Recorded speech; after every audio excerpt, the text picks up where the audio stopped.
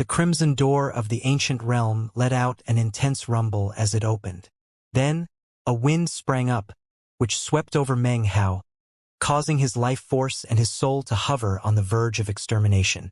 In the face of such danger, Meng Hao let out a hoarse shout.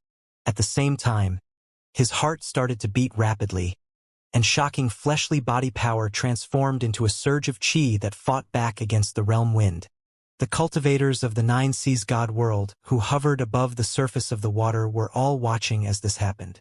After the wind passed, shockingly, something else appeared within the crimson door of the ancient realm. That was a bell. The bell of the ancient realm. The bell of the ancient realm has appeared. When you ring that bell, you can ignite soul lamps. However many times you ring the bell, that's how many soul lamps you can ignite. Generally speaking, it's one soul lamp for every 5 immortal meridians that you have. This Meng Hao, he has 123 immortal meridians. He can ignite more than 20 soul lamps. The more soul lamps you have, the more difficult the ancient realm will be for you. On the other hand, you will be that much more powerful. As the shouts of astonishment rang out, Meng Hao took a deep breath. He was not entering the ancient realm with his cultivation base, but rather his fleshly body. He actually wasn't sure if any soul lamps would appear. Furthermore, Meng Hao had no one to follow as an example. Although his fleshly body appeared to be that of a body cultivator, he was actually different from body cultivators. Body cultivators needed to bathe in the blood of a god to be able to rise up into another realm. Furthermore, their type of cultivation was not separated into immortal and ancient. Meng Hao walked a different path, a path far removed from the norm. His was not the ancient path of body cultivators, but rather a combination of different systems of cultivation. He was walking his own path. Let's find out if I'll get any soul lamps or not. Meng Hao took a deep breath, and without any further hesitation, stepped forward into the great door of the ancient realm. He saw the enormous bell of the ancient realm in front of him, clenched his right hand into a fist, and punched out. The tolling of the bell echoed out, and waves surged across the ninth sea. Everything blurred, and the world distorted. All the cultivators felt their minds reeling. A tremor ran through Meng Hao, and his body showed signs of withering. His life force, as well as his qi and blood, were now being absorbed, not by the bell of the ancient realm, but rather by a black hole-like vortex that had appeared in his chest. Meng Hao took a deep breath and closed his eyes. Moments later, a shocking image appeared in his chest. It was the image of a soul lamp. It looked like a tiny person, a person sitting there cross-legged in the position of Meng Hao's physical heart. So soul lamps really will appear. Stepping into the fleshly body ancient realm also produces soul lamps. This Meng Hao is in defiance of the heavens. To the spectators, shock piled upon shock until it seemed beyond belief. That was because they realized that the tiny person that was the soul lamp was actually not burning, but instead was already extinguished. Everyone was stunned. Normally speaking, striking the bell of the ancient realm caused ignited soul lamps to appear. Later on, those lamps would be extinguished one by one, giving the cultivator increased power. However, Meng Hao's soul lamp was already extinguished. He was exactly the opposite of everyone else. Fleshly body soul lamps did not need to be extinguished, they needed to be ignited. Godmaster's eyes snapped open, and a slight tremor ran through him. His voice hoarse, he said, "Anti-ancient! It's anti-ancient!" An expression of disbelief appeared on Granny Nine's face. Ling Yunzi gasped, and looked shocked. As for the two demonic patriarchs, they looked like they had been struck by lightning. They trembled as they stared in at Meng Hao astonishment. When the soul lamps of the ancient realm fleshly body appeared, that was shocking in and of itself. However, for the lamps to appear in an extinguished state caused the Tao realm patriarchs to suddenly remember a legendary and terrifying stage within the ancient realm. That was the anti-ancient realm. According to the legend, in the heyday of the Paragon Immortal realm, there had once appeared a person whose ancient realm was the opposite of the norm. Instead of extinguishing soul lamps, that person ignited them. The details of that person's life was shrouded in mystery, and subsequent generations knew little about him. All that was known was that it was forbidden to follow in his footsteps. The paragons of the time intentionally wiped out all information about him.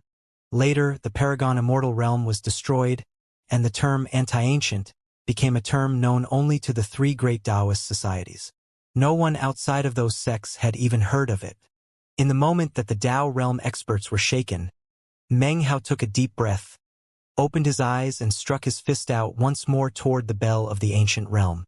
That strike caused the bell to toll, and Meng Hao's body to tremble. He withered some more, and a wave of weakness caused him to shudder. A second soul lamp appeared, this time in his abdomen, absorbing more of his qi, blood, and life force. Fleshly body-soul lamps are so powerful, he thought.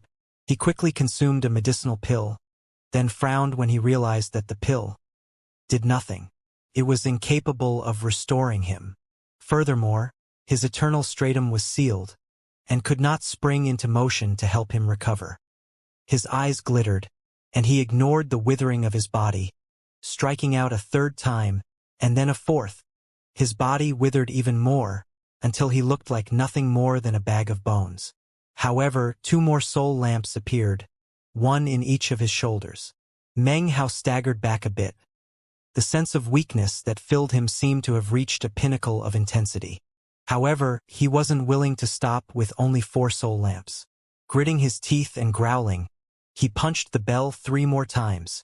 Every strike caused him to wither even more. Instantly, 2 soul lamps appeared in his knees, and 1 in his forehead. By now, he didn't even look like a person, but rather a skeleton. His life force was weak, like a candle on the verge of being snuffed out. This was a type of weakness he had never experienced before, and it made him feel like a feeble old man laying on his deathbed. All of his life force had been handed over to the new soul lamps. Heart, abdomen, shoulders, knees, forehead. A total of 7 soul lamps.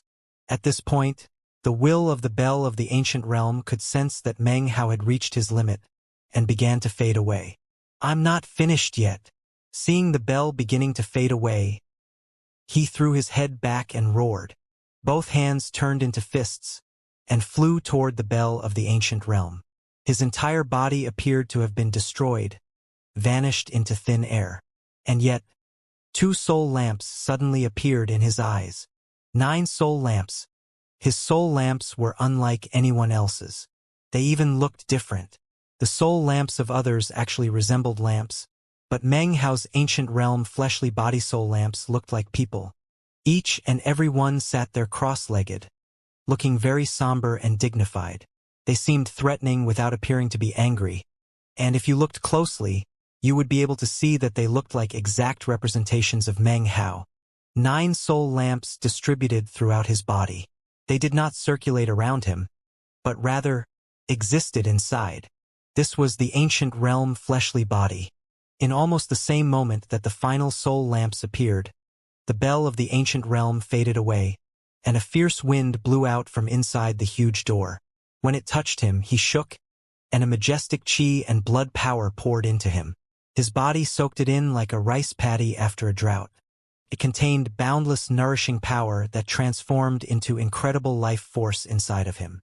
It nourished his blood and flesh, grew his bones, fed his fleshly body. It caused his qi and blood to experience rapid and terrifying growth.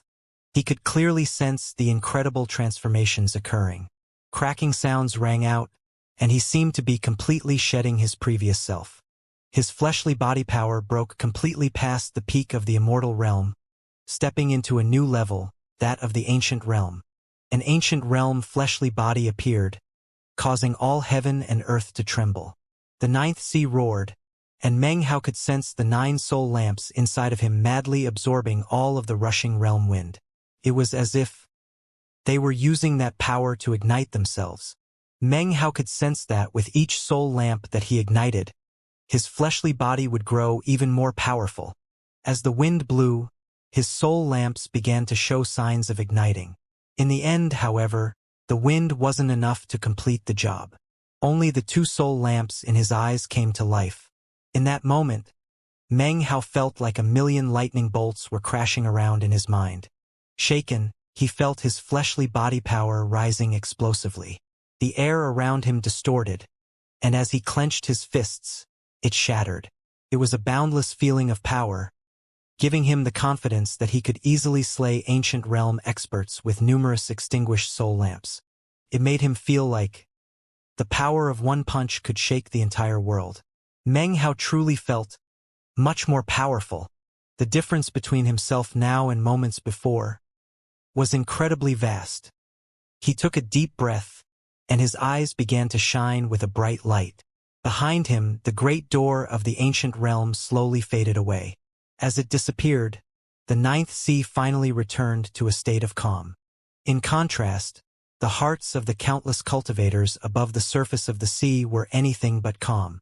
The scene they had just witnessed was the fastest they had ever seen anyone enter the ancient realm, and also the most shocking. That shock would not end, nor would it ever be forgotten. This day could be considered the day that Meng Hao truly rose to prominence in the Nine Seas God world, and was a day that would not be forgotten for countless years to come. Meng Hao turned into a bright beam of light that shot back down into the sea, through the water, into the Nine Seas God world, and then into the Golden Gate stone steel to finally appear beneath the sect in the deep sea. Great waves rolled out across the surface of the sea, and a vortex appeared deep under the water.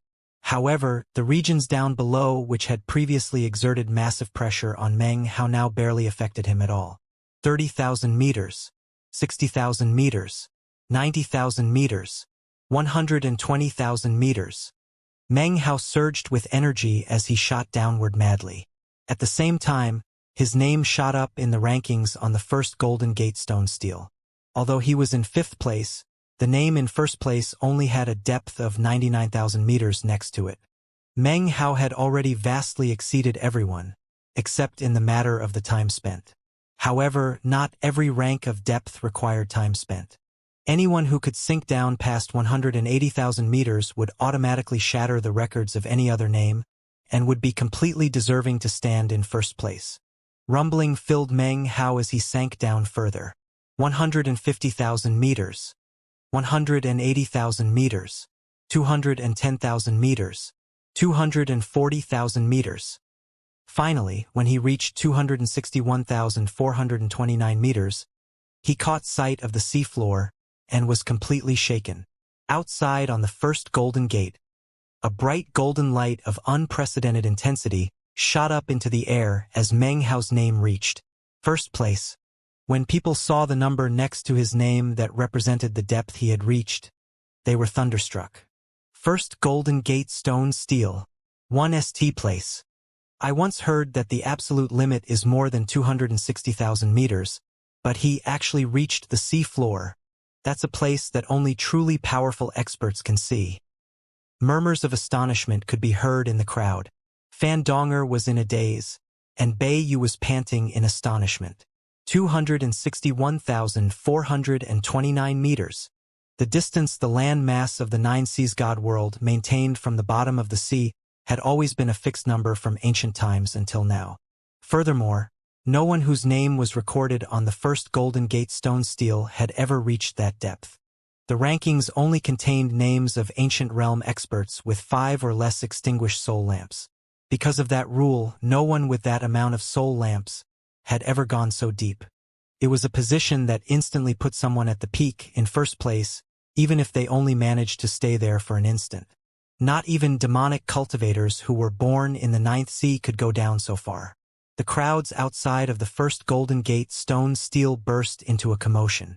Cries of shock rang out, and the astonishment felt by the disciples of the Nine Seas God world reached a tempestuous level that swept across the entire sect. The demonic cultivator horde was equally shaken. When they saw Meng Hao's name on the first Golden Gate stone steel, their hearts were filled with dread. Although they instinctively hated him in the cultivation world, people respected the powerful. The demonic cultivators also held this awe deep in their hearts. So despite their hatred of him, henceforth, they would no longer dare to provoke him further. Meng Hao was using pure power to shake all hearts. Currently, Meng Hao was now down at the bottom of the ninth sea.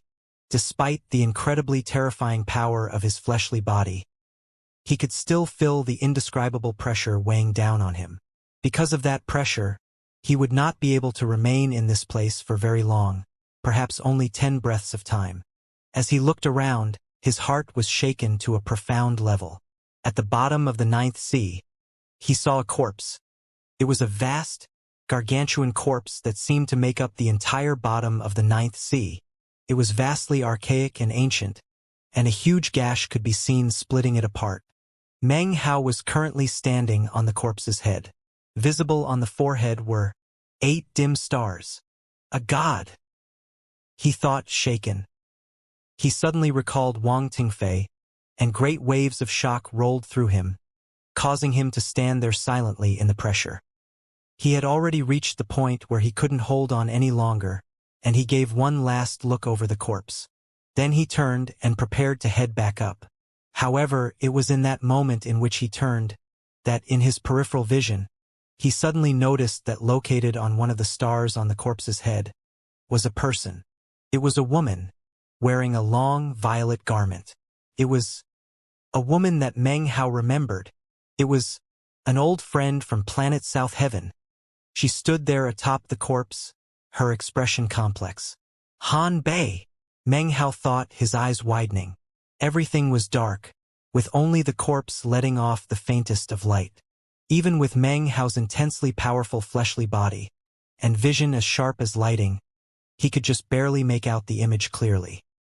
He began to tremble, and opened his eyes widely to look closer, but by that time, nothing was visible atop the star. It was almost as if what he had seen was nothing more than an illusion. Before he could react, the pressure at the sea bottom forced him up. He saw the corpse fading away below him, and his eyes flickered. I feel like what I saw was real. It was no illusion. I'm not sure what caused that to happen, but that woman was Han Bei. Meng Hao was lost in thought as he recalled all the things that had occurred between the two of them. 9 ancient family names. He thought, eyes flashing. Then he thought back to how Han Bei had gone missing back on planet South Heaven. After everyone had returned from the ancient demon Immortal sect, Han Bei had vanished completely. Suddenly, Meng Hao recalled how strange her disappearance was. It was not simply that nobody could find her. Actually, other than him, nobody even seemed to remember her at all. It was something he had analyzed in the past, the fact that after the ancient demon Immortal sect, nobody mentioned Han Bei at all. Regardless of whether any given person personally knew her or not, all traces of her seemed to have been wiped away. Thinking about this now, Meng Hao realized that it was more of a feeling or a guess. There was one way to prove whether or not his theory was right, and that was Chu Yuyan. She was someone who should remember Han Bei. When she woke up, he would ask her. Then he would know the truth. If Chu Yuyan remembered Han Bei, then everything Meng Hao had speculated was simply overthinking. However, if Chu Yuyan didn't remember Han Bei, then it meant Meng Hao would definitely have to think it over some more. I'll know for sure when Chu Yuyan wakes up. Meng Hao glanced back down at the seafloor before shooting up toward the sect. He wouldn't forget the things he had just seen. Shortly, he reached the top and vanished. When he walked out of the first Golden Gate stone stele, he turned back to look at the list of names and smiled. Then he sped toward the second stele. The eyes of all the disciples were involuntarily glued to his back. After stepping into the second Golden Gate stone stele, Meng Hao only needed the time it takes half an incense stick to burn before reaching first place. Boundless golden light erupted out from the stele. This was his second first-place spot. The crowd was shouting and hollering. How could the disciples not realize what Meng Hao was trying to do? He wants to take first place in all the steles. First place in all of the 9 stone steles? It's not even worth talking about. From ancient times until now, the most first-place spots taken by a single person has been 6. And that only lasted for 100 years before the spot was taken by someone else. This Meng Hao, could it be that he's going to pull off another miracle? Rumbling could be heard as Meng Hao flew through the air toward the third Golden Gate. This time he was even faster. He only need 30 breaths of time before his name sailed past all the other names to the first-place position. The third first-place spot. The crowds were shaken and in an uproar. Gasps could be heard as Meng Hao emerged and proceeded toward the fourth Golden Gate stone stele. Moments later, boundless golden light rose up, staining the entire ocean the color of gold. Meng Hao had his fourth first-place spot. For steles, all of them first place. The Nine Seas God world was boiling with excitement. Meng Hao really was pulling off a miracle, and his image was being unforgettably engraved into the hearts of an entire generation. Meng Hao chose not to enter the fifth stele. That one he didn't need. He shot past it toward the sixth stele, entered, and after the time it takes half an incense stick to burn, had yet another first-place spot. Everyone was so excited they felt like lightning bolts were crashing down all around. It had been a very, very long time since something like this had happened in the Nine Seas God world, something that set everyone's blood boiling.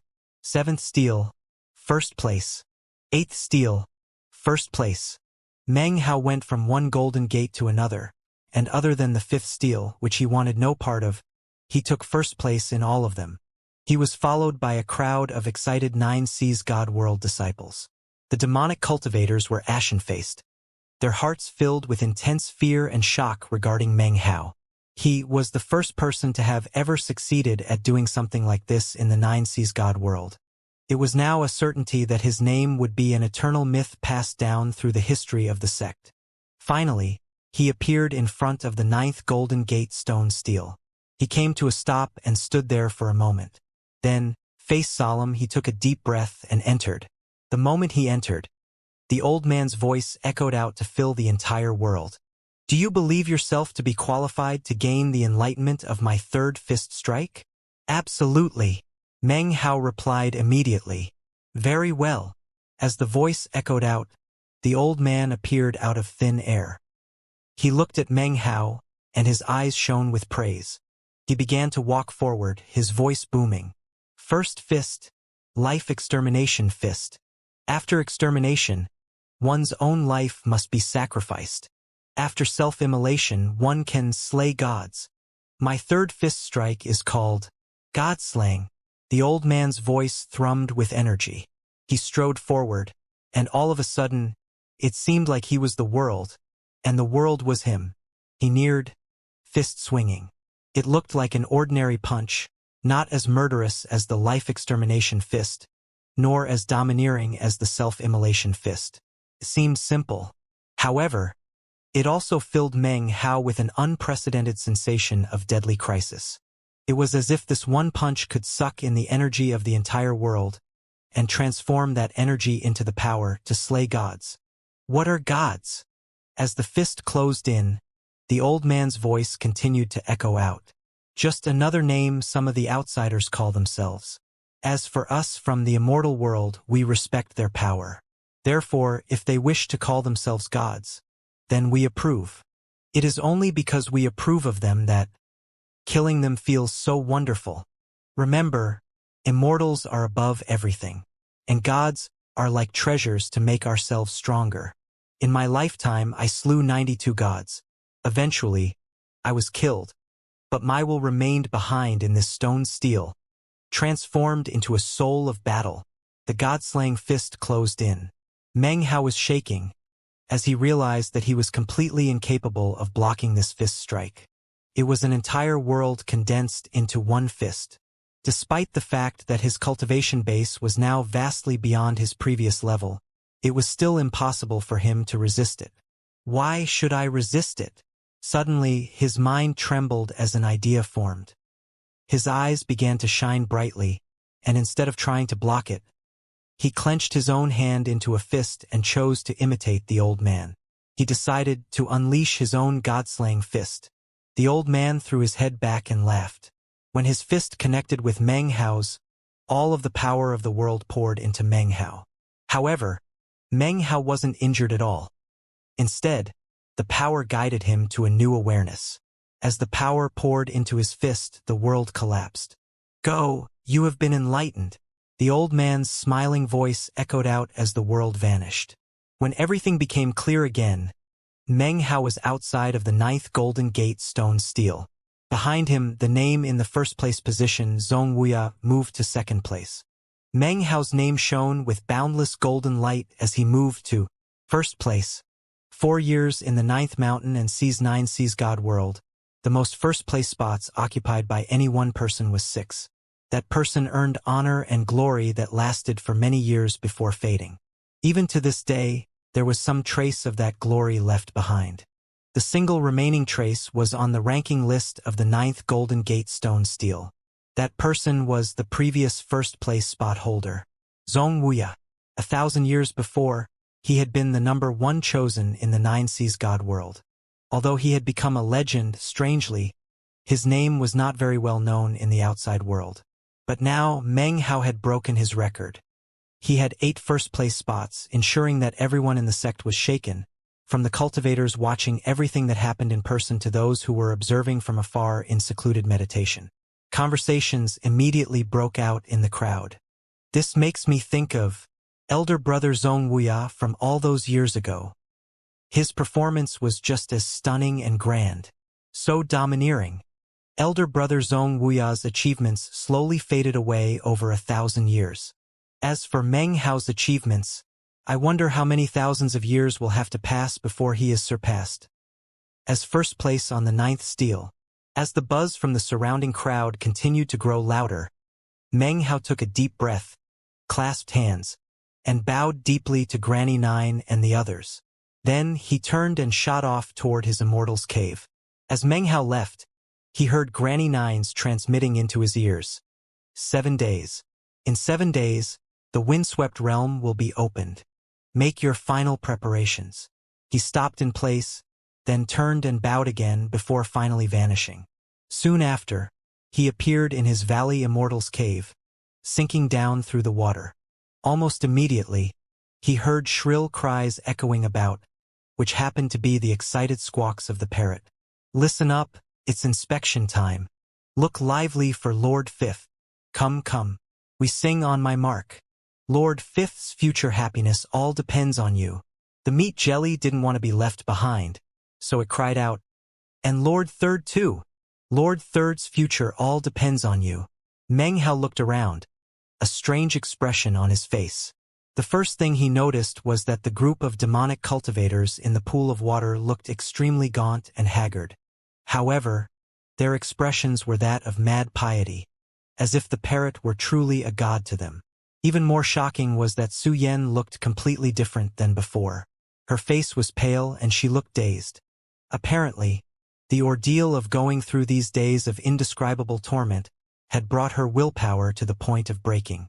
She looked like she was going through the motions on pure instinct. The parrot gave a shout, and the singing began. Everyone belted out the song in harmony, maintaining a strange cadence. Despite having prepared himself mentally, as soon as Meng Hao heard the song, he could barely force himself to keep listening for more than a few seconds. I'm your dear little seafood dish. However you love me, it's never too much. I'm your dear little seafood dish. Sia dish. The parrot looked around arrogantly, especially as the final verse was sung, and the pitch of the song rose up sharply. In the blink of an eye, the sky went dim, and a huge wind kicked up. Meng Hao's eyes went wide as he stared at all of this happening. He took a deep breath, and was unable to stop himself from admiring the parrot and meat jelly. He had handed over a troop of hateful demonic cultivators to the 2 dunces, and they had come back to him with an impassioned, fanatical singing group. Stop! The parrot cried suddenly, flapping its wings to stop the singing. Not a peep could be heard from the singers. Meng Hao didn't even dare to think about what they had experienced to cause them to behave so well. Look, bitches. Don't you remember what Lord Fifth told you? You can't sing that way. You have to have feeling. You need to move your eyes. Enraged, the parrot flew over to a sea turtle and began to beat it viciously with its wings. And you giant scallop, you need to shine. You hear me? Damn it. You idiot. And the rest of you? What are you looking so happy for? What the hell were you doing with that last verse? Huh? What the hell? Lord Fifth wants the tone to rise. Do you understand? Rising tone. After more enraged rebuking, the parrot finally flew over to Meng Hao, looking very apologetic, as if it had failed in its mission. Howie, give Lord Fifth a bit more time. These morons don't listen very well. In Lord Fifth's opinion, if we try to sell them now, we'll really sustain some heavy losses. Just leave them in my hands for a bit longer. Lord Fifth has a dream, and that dream is to have a really top-notch seafood song. I'm going to intensify the training immediately. The day will come when I take them out in the 9th mountain and sea. We'll tour the entire mountain and sea realm. We'll travel through the starry sky. Their song will become the melody of all the heavens. Having found its new ambition, the parrot began to glow with bright light. Meng Hao stared in shock. Before he could even say anything in response, the meat jelly jumped in. Hey, you old pigeon. Why are you glowing all of a sudden? Wah! How'd you do that? I want to glow. It suddenly held its breath, causing its face to turn red.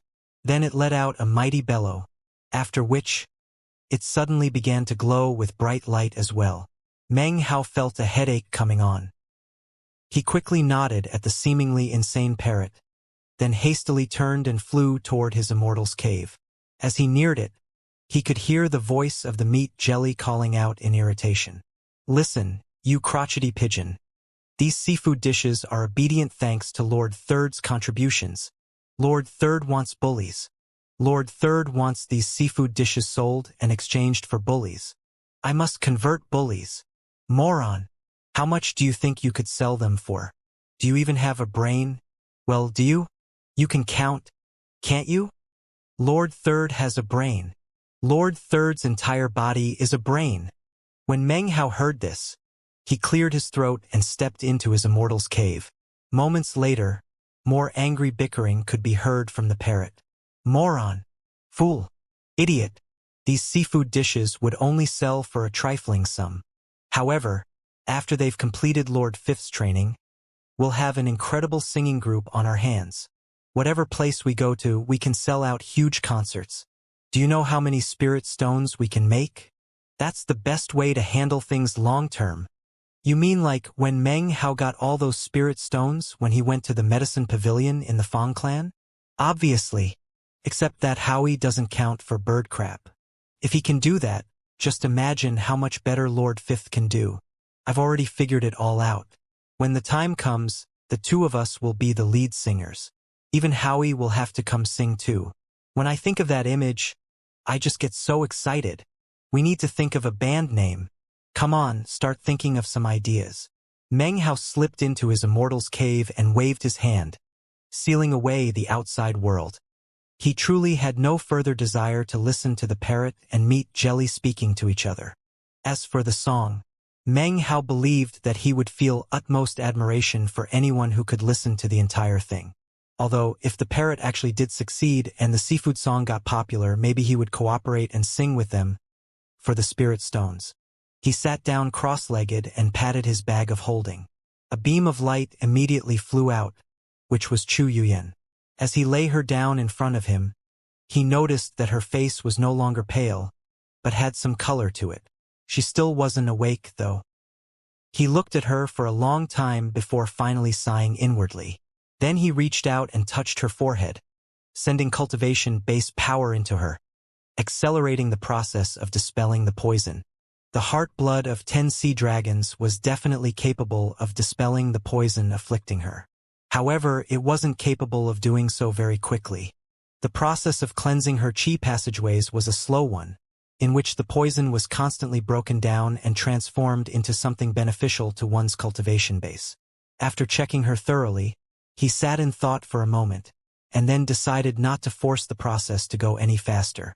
Chu Yuyan's current state wasn't a harmful one to her, and in fact, could be viewed as a type of good fortune.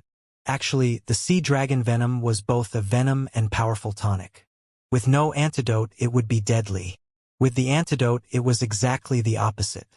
This catastrophe will actually help her to make a huge advancement in terms of her cultivation base, and bring her that much closer to the immortal realm.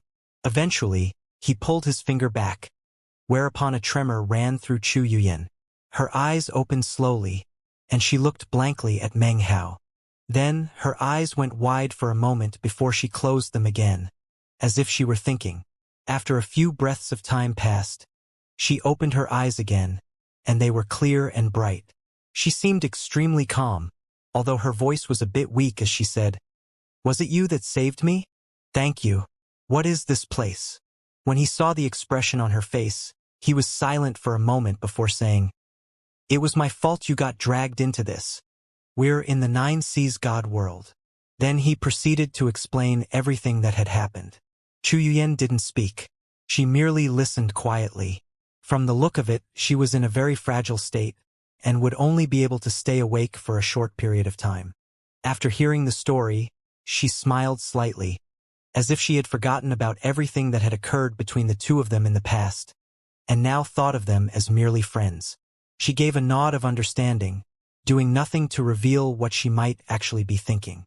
"I never imagined that after all these years, we would meet again like this." Were it not for the words she had muttered back on Sea Jacket Island, Meng Hao would have had a hard time detecting that she was acting strangely. Now that he was looking for it, it was plain to see that she was putting on an act. Furthermore, within her slight smile could be seen a trace of both disappointment and pride. Back on planet South Heaven, she had made a decision. "You have your glory, and I have my pride. It doesn't matter how it all happened," she said. "Thank you. I will remember the kindness you've shown. Maybe I won't ever be able to pay you back, but I won't forget." She struggled to her feet, then gave Meng Hao a curtsying bow. Seeing Chu Yuyan act so politely toward him caused Meng Hao to sit there in quiet reticence. "I've recovered," she said softly. "So, I'll take my leave now. You take care of yourself." Supporting herself by leaning against the wall of the cave, she made to leave, but was too weak. After only a few steps, she staggered, face pale, and began to fall over. Sighing, Meng Hao reached out to steady her. Biting her bottom lip, Chu Yuyan smiled and said, "Well, don't I look silly? Can walk?" Meng Hao, "Thank you." Brushing away his hand, she took a few steps forward, but then her body weakened, and she toppled over. Her forehead smacked into the stone wall, and because of the weakness of her body, and her lack of any of the protection of her cultivation base, it gashed her skin and blood began to flow. She gaped in astonishment, and tears welled up in her eyes. She struggled to rise back to her feet, but couldn't. Meng Hao stepped forward to help her. "Thank you, but I can do it myself," she said with a weak smile. "Chu Yuyan." Meng Hao growled, reaching down and helping her up. Chu Yuyan trembled and took a deep breath. Then she turned slowly to look at Meng Hao and, summoning all the energy she could muster, said, "Let go of me." He frowned. "What, can't keep your hands off me?" she asked derisively. "Just like that year in the volcano? You're very weak right now," he replied calmly, releasing her arm. "Don't be so anxious to leave." "Thank you for saving me," she said, her voice even weaker than before. "As for getting kidnapped, you don't need to feel guilty about that. It's not like you did it personally." She tucked a strand of hair behind her ear and then slowly edged forward, keeping her hand planted firmly on the wall to support herself. Meng Hao did nothing to stop her. Just when she was almost at the exit, her weakness overwhelmed her. Her vision swam, and she lapsed into unconsciousness.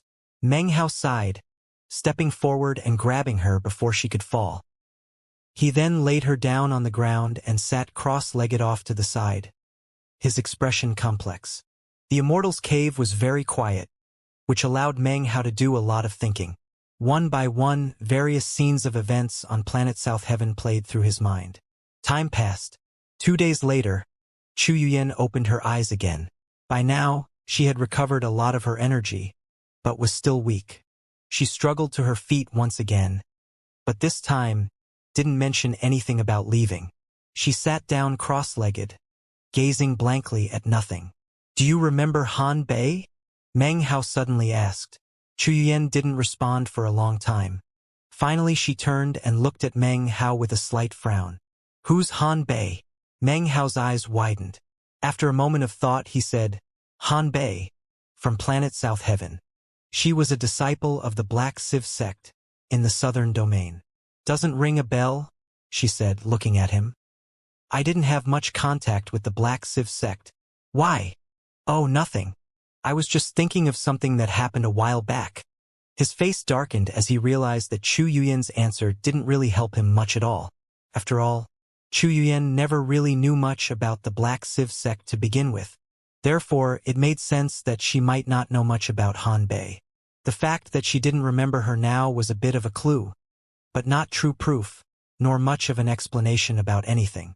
After all, Chu Yuyan's position within the Violet Fate sect had been far different than Han Bei's in the Black Civ sect.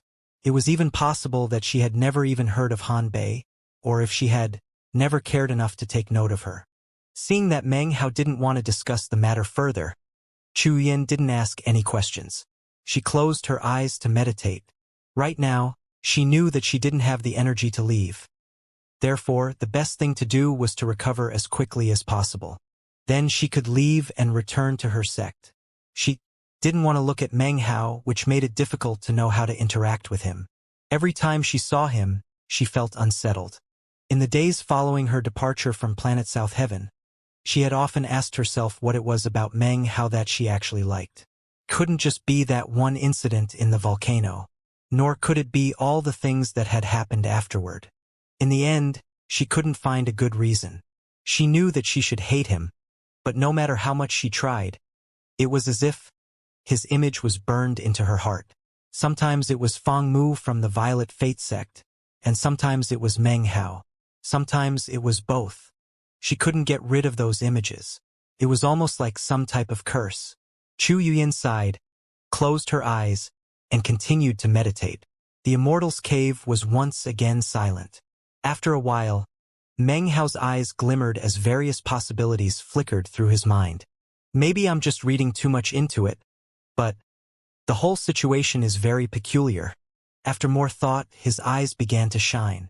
Although the matter seemed relatively simple, the more he thought about it, the more complicated it got. He was finally convinced that there was definitely something extraordinary going on. The easiest way to discover the truth would be to just go back to planet South Heaven. However, the Black Civ sect is long gone, and it would be hard to track down any survivors. Well, Qing'er was there. Once we're reunited, I can ask her and I'll know for sure.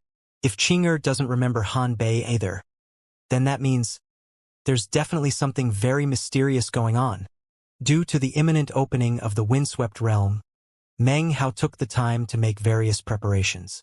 He used spirit immortal stones on all of his black beetles, and even increased the number he fed them in order to speed up the process. In the days that passed, he sealed them away one by one into his bag of holding.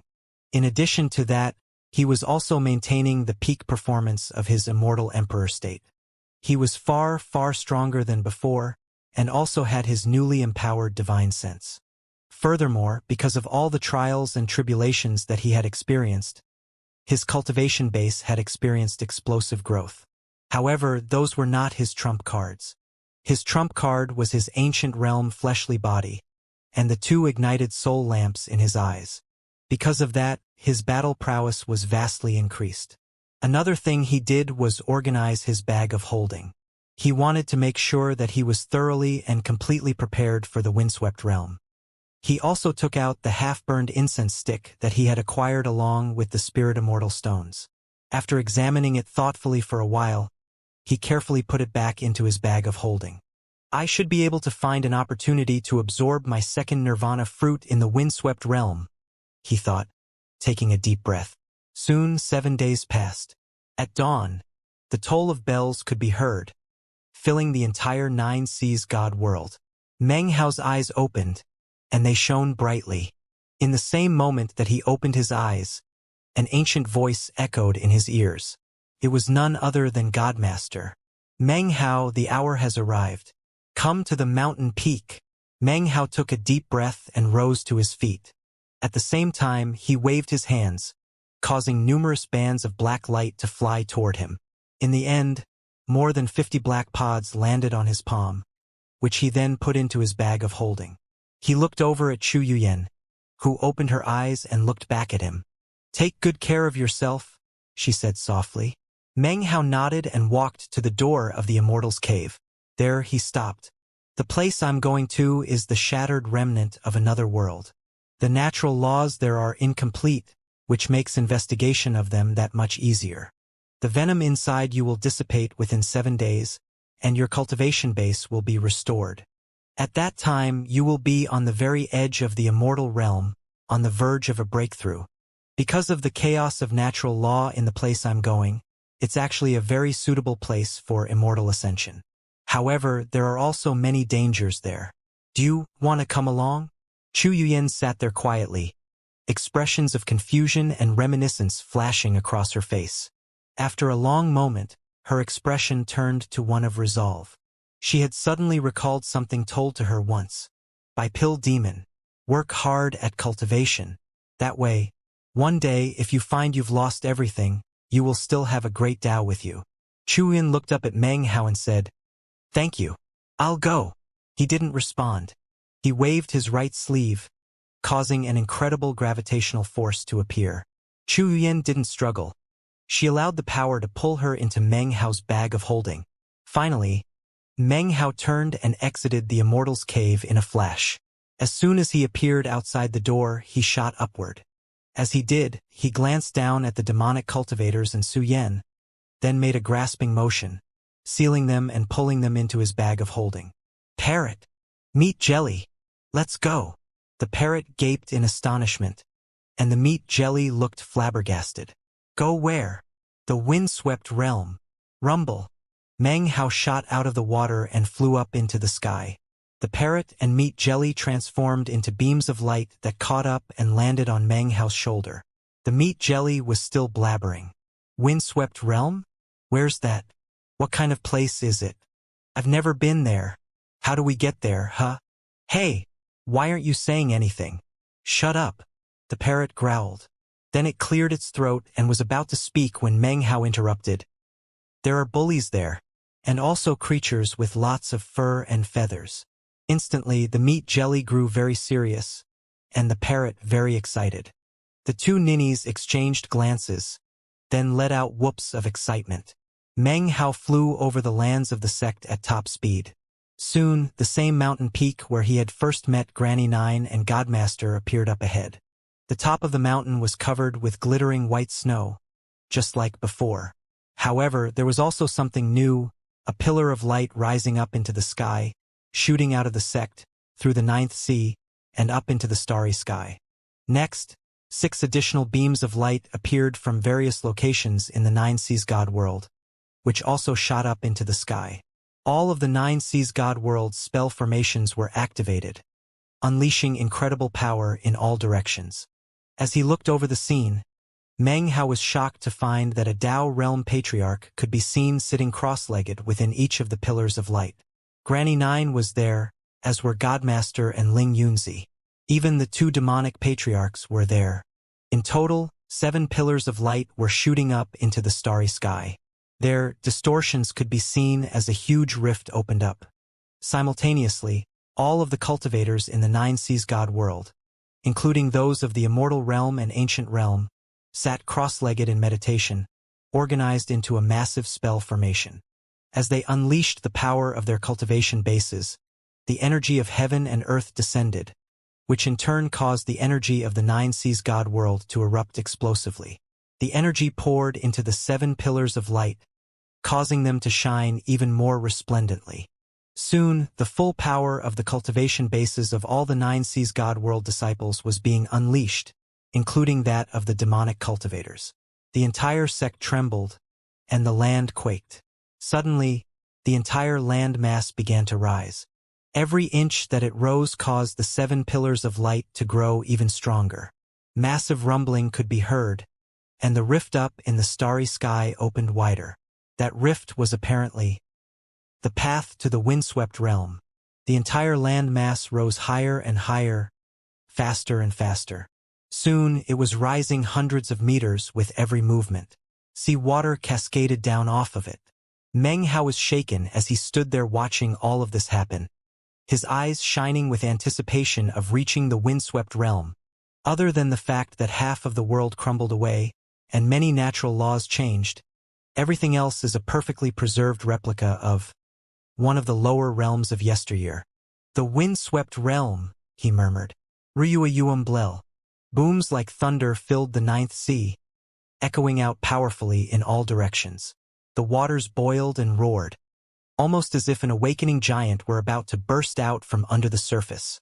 That giant was none other than the nine seas god world. It rose up 300 meters, then 3,000 meters. In the space of a few breaths, massive rumbling filled the entire ninth sea as a huge landmass flew up into the air.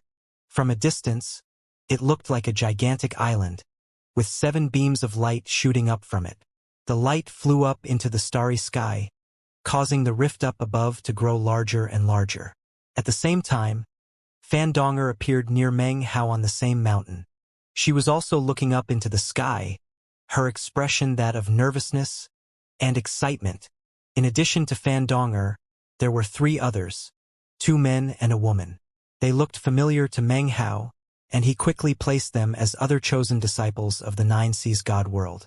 All of them were waiting with keen anticipation. On the other side of the mountain, more figures appeared in quick succession. Beiyu was one of them. She stepped out slowly, flanked by 3 other demonic cultivators. All of them had profound cultivation bases. One of them, Meng Hao recognized. He was none other than the burly body cultivator he had fought not too long ago.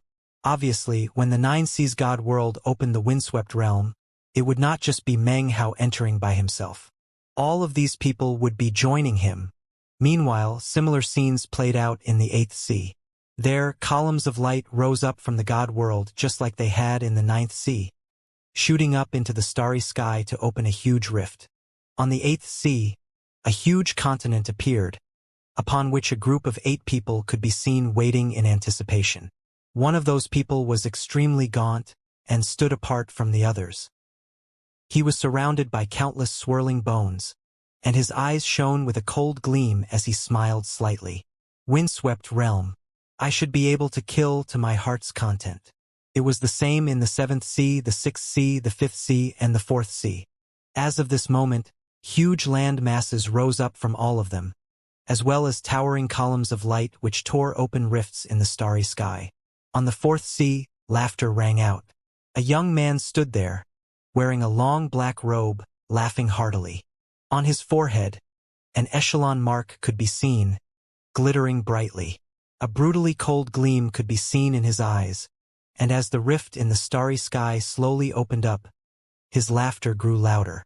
Countless people stood respectfully in front of him, showing incredible reverence.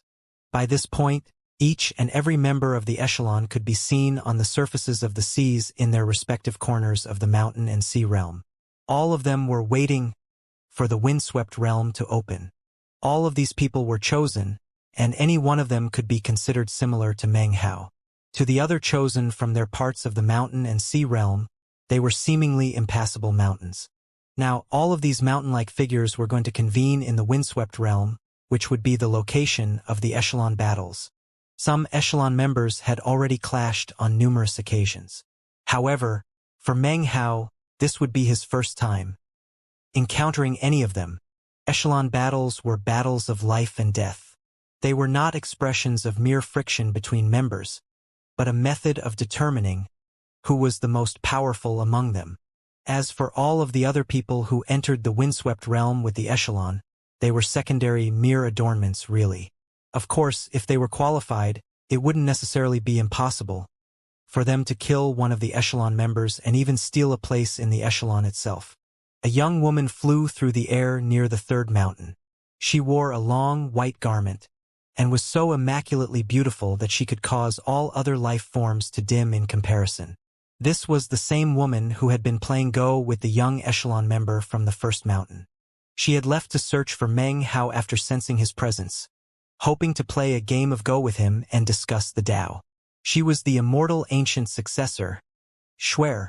She suddenly stopped in place and turned her head. A beautiful smile could be seen on her face, and all of a sudden, the entire world, even the entire starry sky, seemed to shine brightly.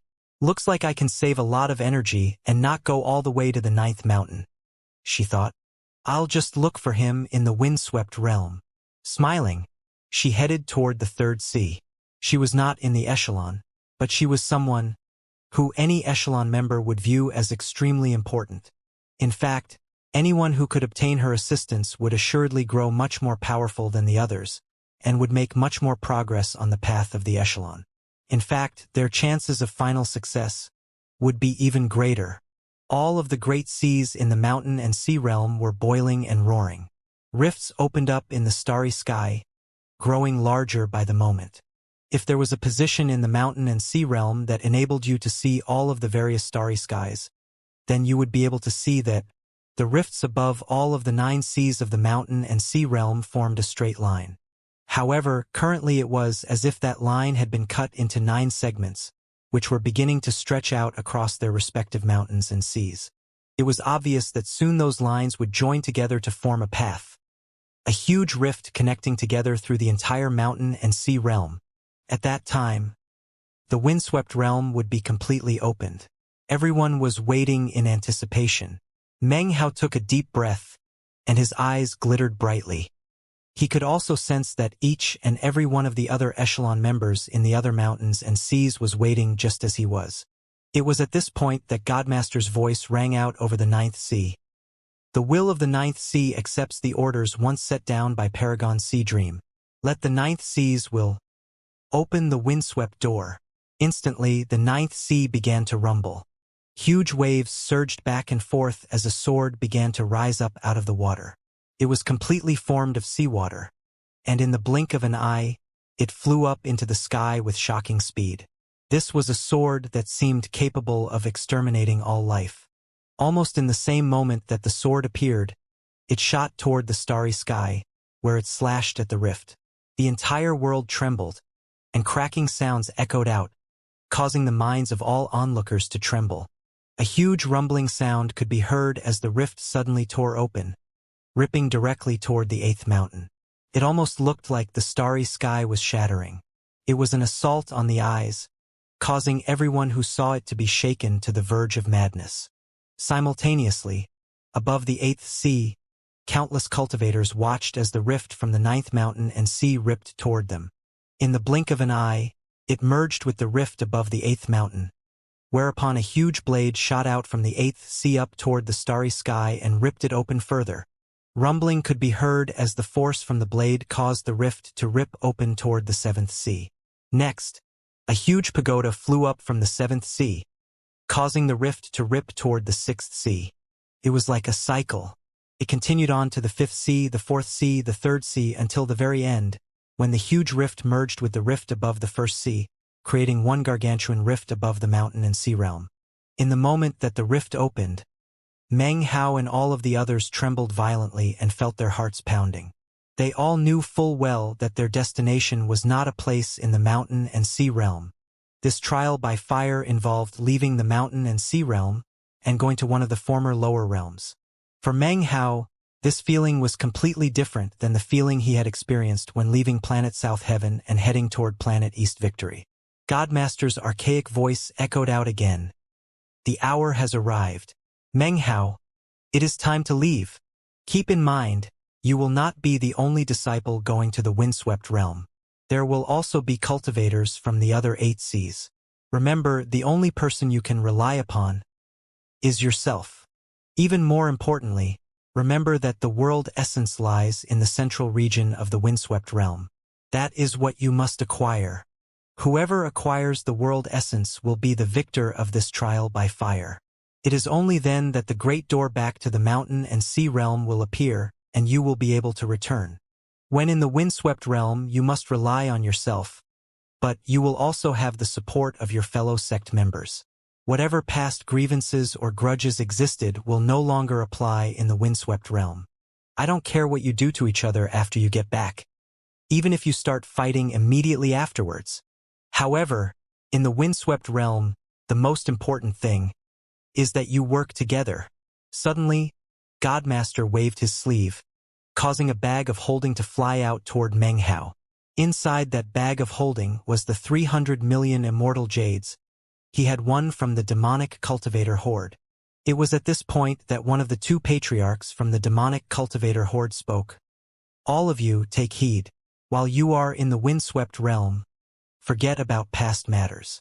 The most important thing is to work as a team. After the words echoed out, Godmaster spoke into Meng Hao's mind. After you get to the windswept realm, it's up to you whether or not to kill the demonic cultivators. Don't think that the things you have experienced recently are unique to the Ninth Sea. All of the other members of the echelon from the other seas have experienced similar dangers. Similar provocative words were spoken into the ears of the demonic cultivators. Rumbling could be heard as Meng Hao suddenly shot up into the air. He was followed by Fandonger and Beiyu, plus the 3 ordinary cultivators and the 3 demonic cultivators. In total, 9 streaks of colorful light shot up into the rift in the starry sky. As they neared, a powerful gravitational force appeared, which grabbed a hold of them and pulled them into the pitch black of the rift. Streaks of light could also be seen above the 8th sea, the 7th sea, all the way to the 1st sea. In each and every case, there were 9 people, no more, no less. The only exception was in the 3rd sea, where the young woman Schwer joined the group, bringing their numbers to a total of 10. All in all, 82 cultivators shot into the rift. Of that entire group, Meng Hao was the first to enter. In this instance, it was the 9th sea which had opened the windswept realm, and Meng Hao was the most qualified from that location. As such, he was the first cultivator to enter the windswept realm. He was in the lead, surrounded by boundless darkness. However, a wind could be felt, a wind which grew stronger and stronger. Eventually, it was like a windstorm which swept about in all directions. Within that windstorm, Meng Hao could see countless corpses and ruins. It looked like the remains of a battlefield, from which he could sense how terrifying the war had been which destroyed all these things. It was even more shocking than the ruins of immortality. Suddenly, an enormous gravitational force appeared within the windstorm, grabbing Meng Hao, Fandonger and the others, and pulling them forward. Up ahead was a rift that bore a strong semblance to a spell formation. It was filled with an ancient aura, making it impossible to determine how long the spell formation had stood there, surrounded by the wreckage of war. There was no time to examine his surroundings. Despite having seen the glow of magical treasures in the surrounding ruins, Meng Hao didn't have a chance to grab any of them. He and the others from the 9th sea shot toward the spell formation rift and were instantly sucked in. In that moment, they were suddenly swept across the void and into a strange world. Before any of them could even see clearly, Meng Hao heard trembling, awestruck voices echoing out around him. We respectfully welcome all higher immortals.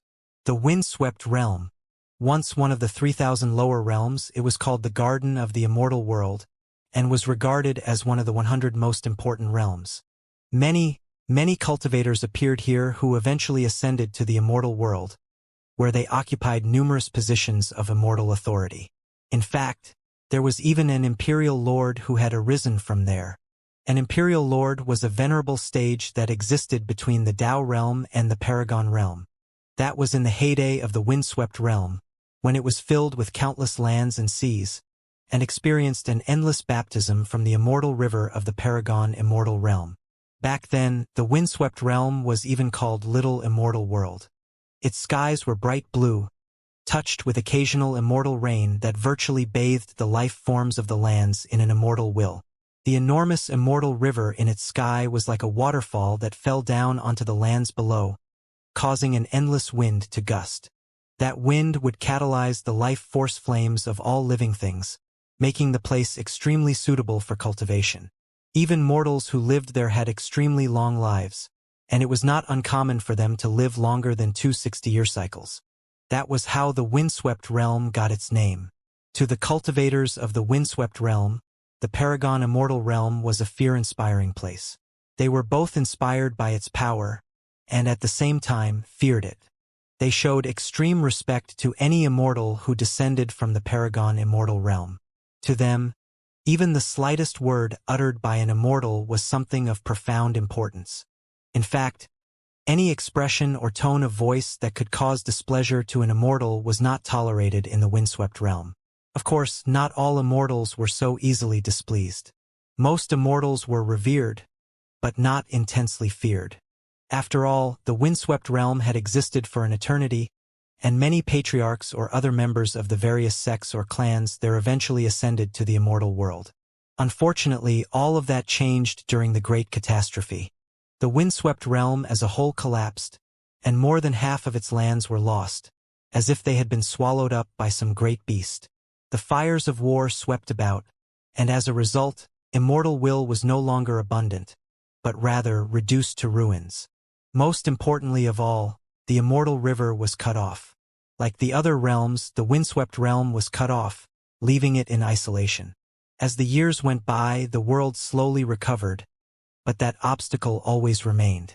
Therefore, the people of the windswept realm were unaware of everything happening outside of their world. They thought that the paragon immortal realm was still as eternally powerful as ever. Therefore, any immortal who visited their realm was met with a deferential respect that was ingrained in their blood, and was as strong as ever. Furthermore, it had been a very, very long time since anyone from the windswept realm had ascended to the immortal world. That led to hesitation on their part. As for their cultivation bases, they were limited to the cauldron-seeking stage, making it impossible for them to advance further into immortal ascension, which would make it possible for them to leave their world. Because of all of that, any immortal who arrived was treated with incredible respect, and was even feared. It also caused the cultivators of the windswept realm to thirst for the good fortune which might be available from the immortals. Therefore, to the people of this generation of the windswept realm, the recently arrived cultivators from the mountain and sea realm were like deities. Meng Hao and Fan Donger, as well as the other 3 ordinary cultivators, plus Bei Yu and the 3 demonic cultivators, all arrived in the southeastern region of the windswept realm, in the middle of a desert. Rolling sands spread out in all directions, and the heat was so intense that it caused everyone to sweat profusely. Despite that, there were nearly 10,000 cultivators present, packed together tightly, prostrated on the ground in the shape of a spell formation. There was no attacking power built into this spell formation. It was merely ceremonial, a show of respect. It was made of men and women, children and old folks. They all prostrated on hands and knees, their expressions that of awe and reverence. Their heads were bowed, and not a single one dared to look up. In the middle of this group of people was a huge altar, covered with numerous carvings that emanated what seemed like an eternal, untouchable power. As of this moment, 9 beams of light could be seen illuminating the sky as they shot down toward the altar. All of the magical symbols on the altar began to shine and glow, as if to receive the incoming guests. The rumbling sounds grew more intense, and the surrounding cultivators began to tremble even harder. None of them dared to even lift their heads. One of them, an old man who was located in the ring of cultivators closest to the altar, called out in a loud voice, "We respectfully welcome all the exalted immortals." His words echoed out for the time it takes about 10 breaths of time, after which, brilliant pillars of light shot up from the altar to connect to them. Then the light slowly faded away to reveal 9 cultivators. Meng Hao was one of them. All of the people from the 9 Seas God world shone with golden light, making them look completely sacred and inviolable. Furthermore, because their cultivation bases vastly exceeded that of the cultivators of the windswept realm, they emanated incredible pressure which pushed down on the surrounding crowd and caused them to tremble. Meng Hao looked out of sorts for a brief moment before recovering. His eyes swept about, taking in the altar they were standing on, and the more than 10,000 cultivators prostrated respectfully.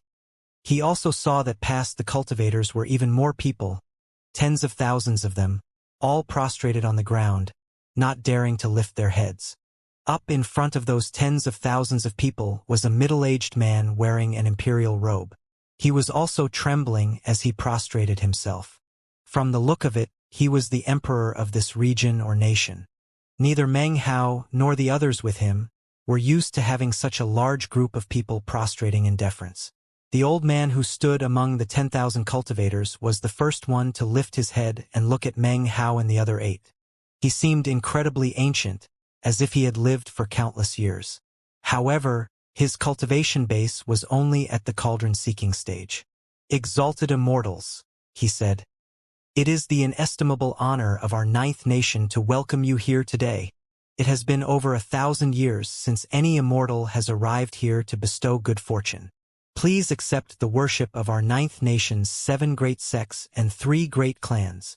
Behind him were 10 old men, who were apparently the patriarchs of the sects and clans he had just mentioned. They radiated respect as they slowly raised their heads to look at Meng Hao and the others, whereupon they once again bowed in worship. "I am your servant Jian Daozi," said the oldest of the old men, the first one to speak. "Exalted immortals, now that you have descended to our lower realm, anything you need or want will be provided you. We will do anything in our power to satisfy your every desire." His eyes burned with passion as his voice rang out. "If we asked all of you to end your own lives, would you?" asked one of the demonic cultivators standing with Beiyu, his voice cold. Meng Hao frowned in response to his words, and even Beiyu looked displeased. However, the old man named Jian Daozi didn't hesitate for even a moment. "Unless another of the exalted immortals interfered, all you would have to do would be to speak the word." The demonic cultivator hesitated for a moment. However, both Meng Hao and Fan Donger, as well as all of the others, could hear the decisiveness and resolve in Jian Daozi's words, as well as the fanatical passion.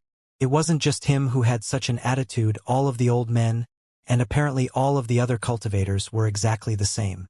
Although not every single individual appeared to be madly fanatical, the reverence that shone in their eyes, the type that an inferior person would show toward a superior, caused Meng Hao's heart to tremble.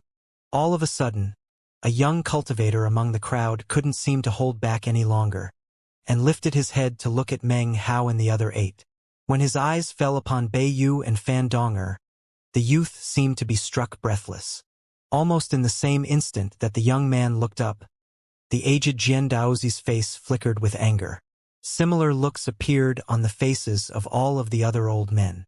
"How dare you!" roared Jian Daozi. The young man's face went ashen, and a look of panic appeared on his face. He quickly bowed his head, but it was too late. "Blasphemy against deities is a violation of the laws of the windswept realm," Jian Daozi said coldly. He waved his finger toward the young man, causing light to slam into his forehead. The young man trembled and then died instantly. This caused Meng Hao's eyes to widen. Everyone else stared in shock. However, that simple action didn't finish things. One of the 10 old men behind Jian Daozi immediately raised his right arm into the air and severed it. His face was pale white as he lifted his severed arm into the air and dropped to his knees. "That young man was a member of my humble sect," he said. "I did not instruct him well, and am thus implicitly involved. I hope my severed arm will lessen the wrath of the exalted immortals." Beiyu was panting, and Fan Donger was completely shaken. Meng Hao stared in shock at everything that had happened. Even his willpower was rocked by the behavior of these people of the windswept realm. The feeling was indescribable, as if, in the briefest of moments, they had all suddenly turned into true paragons. It would be impossible for them to experience such a feeling in the mountain and sea realm, because there would always be cultivators above them who were far more powerful. Although the number of such higher powers was nothing compared to the people who were weaker than them, the mountain and sea realm was simply too vast a place. The mountain and sea realm had its rules and etiquette, which were like layer upon layer of nets that entangled everyone. Such things formed natural law that didn't permit unbridled actions. However, the windswept realm was not only cut off from any other realm, the highest cultivation bases there were not even in the immortal realm. Therefore, Meng Hao and the other 8 really and truly were deities. Power, wealth, and anything else they desired could be had by merely asking. If it was wealth, a single sentence could cause the riches of an entire nation to be handed over. If it was power, then in an instant they could be crowned an emperor. Wherever they went in the 9th nation, if they fancied someone, they could take that person away. They could do exactly as they pleased, and the people below them would not only be incapable of refusing to comply, they would actually feel honored to help. This was true from the moment they arrived. Something as astonishing as this caused the minds of Meng Hao and the others to reel. Finally, they were able to experience what it was like to be completely unconstrained by any rules or customs. In this place, they made the rules. At this moment, similar scenes were playing out in all of the other districts of the windswept realm. Everyone who had arrived was shaken to the core. The echelon members and other cultivators from the 9 seas of the mountain and sea realm all went to different locations. However, each and every one of those locations belonged solely to those people who occupied it.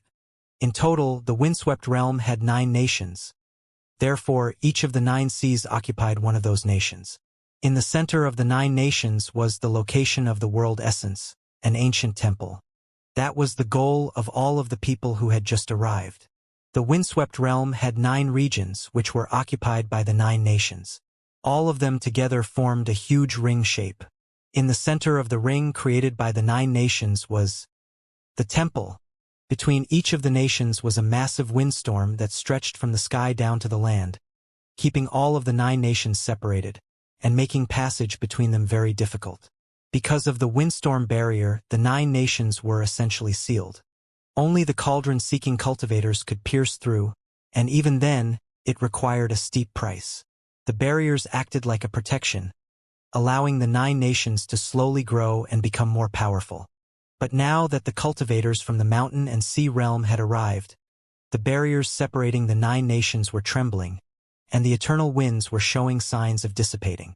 Currently, Meng Hao stood on the altar in the desert of the 9th nation, heart thumping. He watched as the young man was executed for simply looking up, and then saw the old man sever his own arm. The old man acted with complete decisiveness, such that blood was still spurting out of the wound as he dropped to his knees in worship. Apparently, unless one of the exalted immortals spoke, the man would not stop the blood from flowing. Fan Donger was inwardly shaken, as was Bei Yu.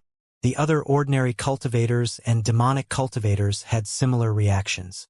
They could count as nothing more than the junior generation in the cultivation world, and had not seen or experienced all the trials and tribulations that the old-timers had.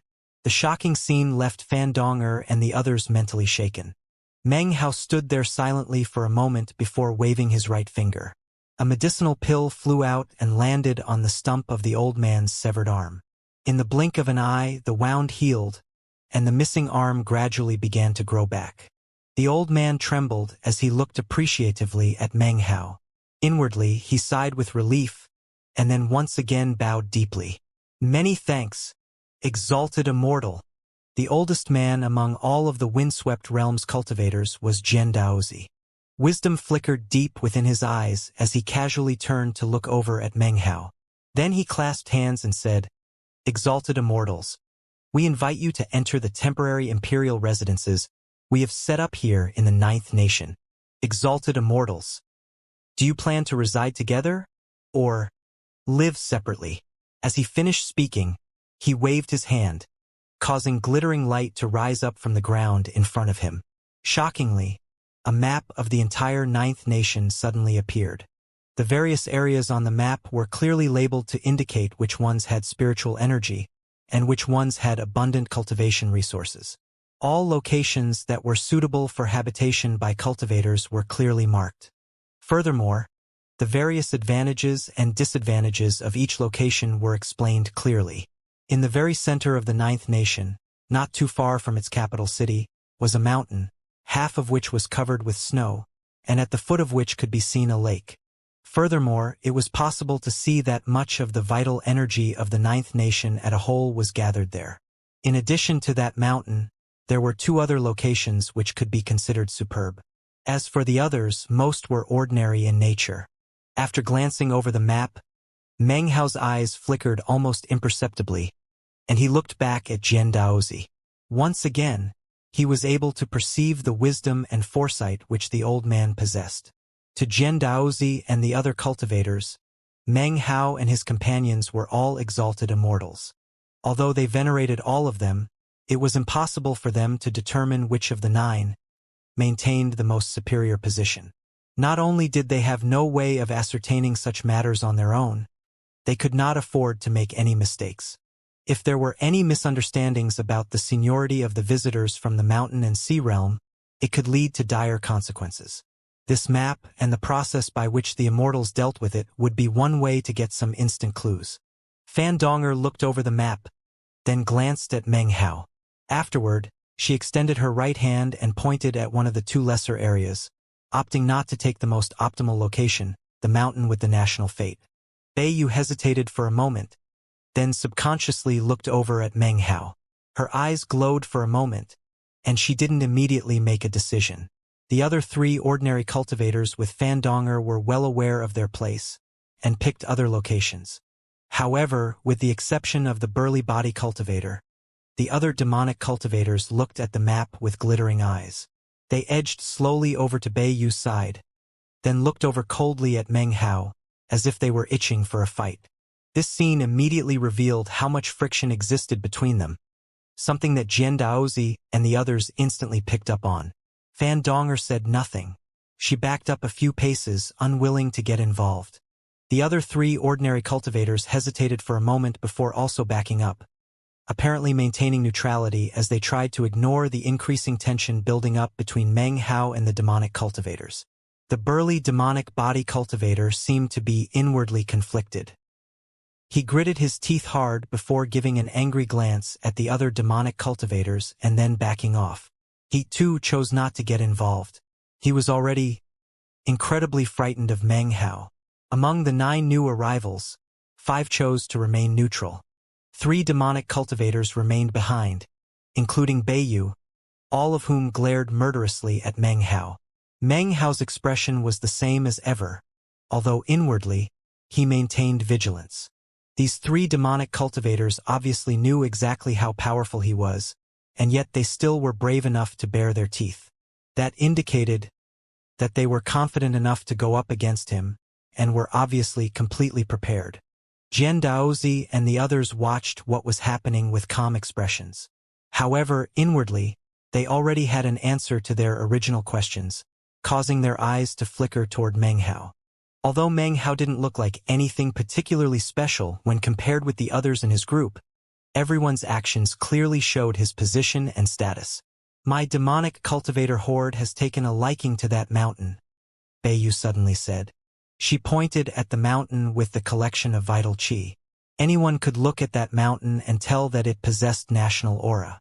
Furthermore, that was obviously the best place to practice cultivation, and most likely the optimal location to gain enlightenment regarding the windswept realm.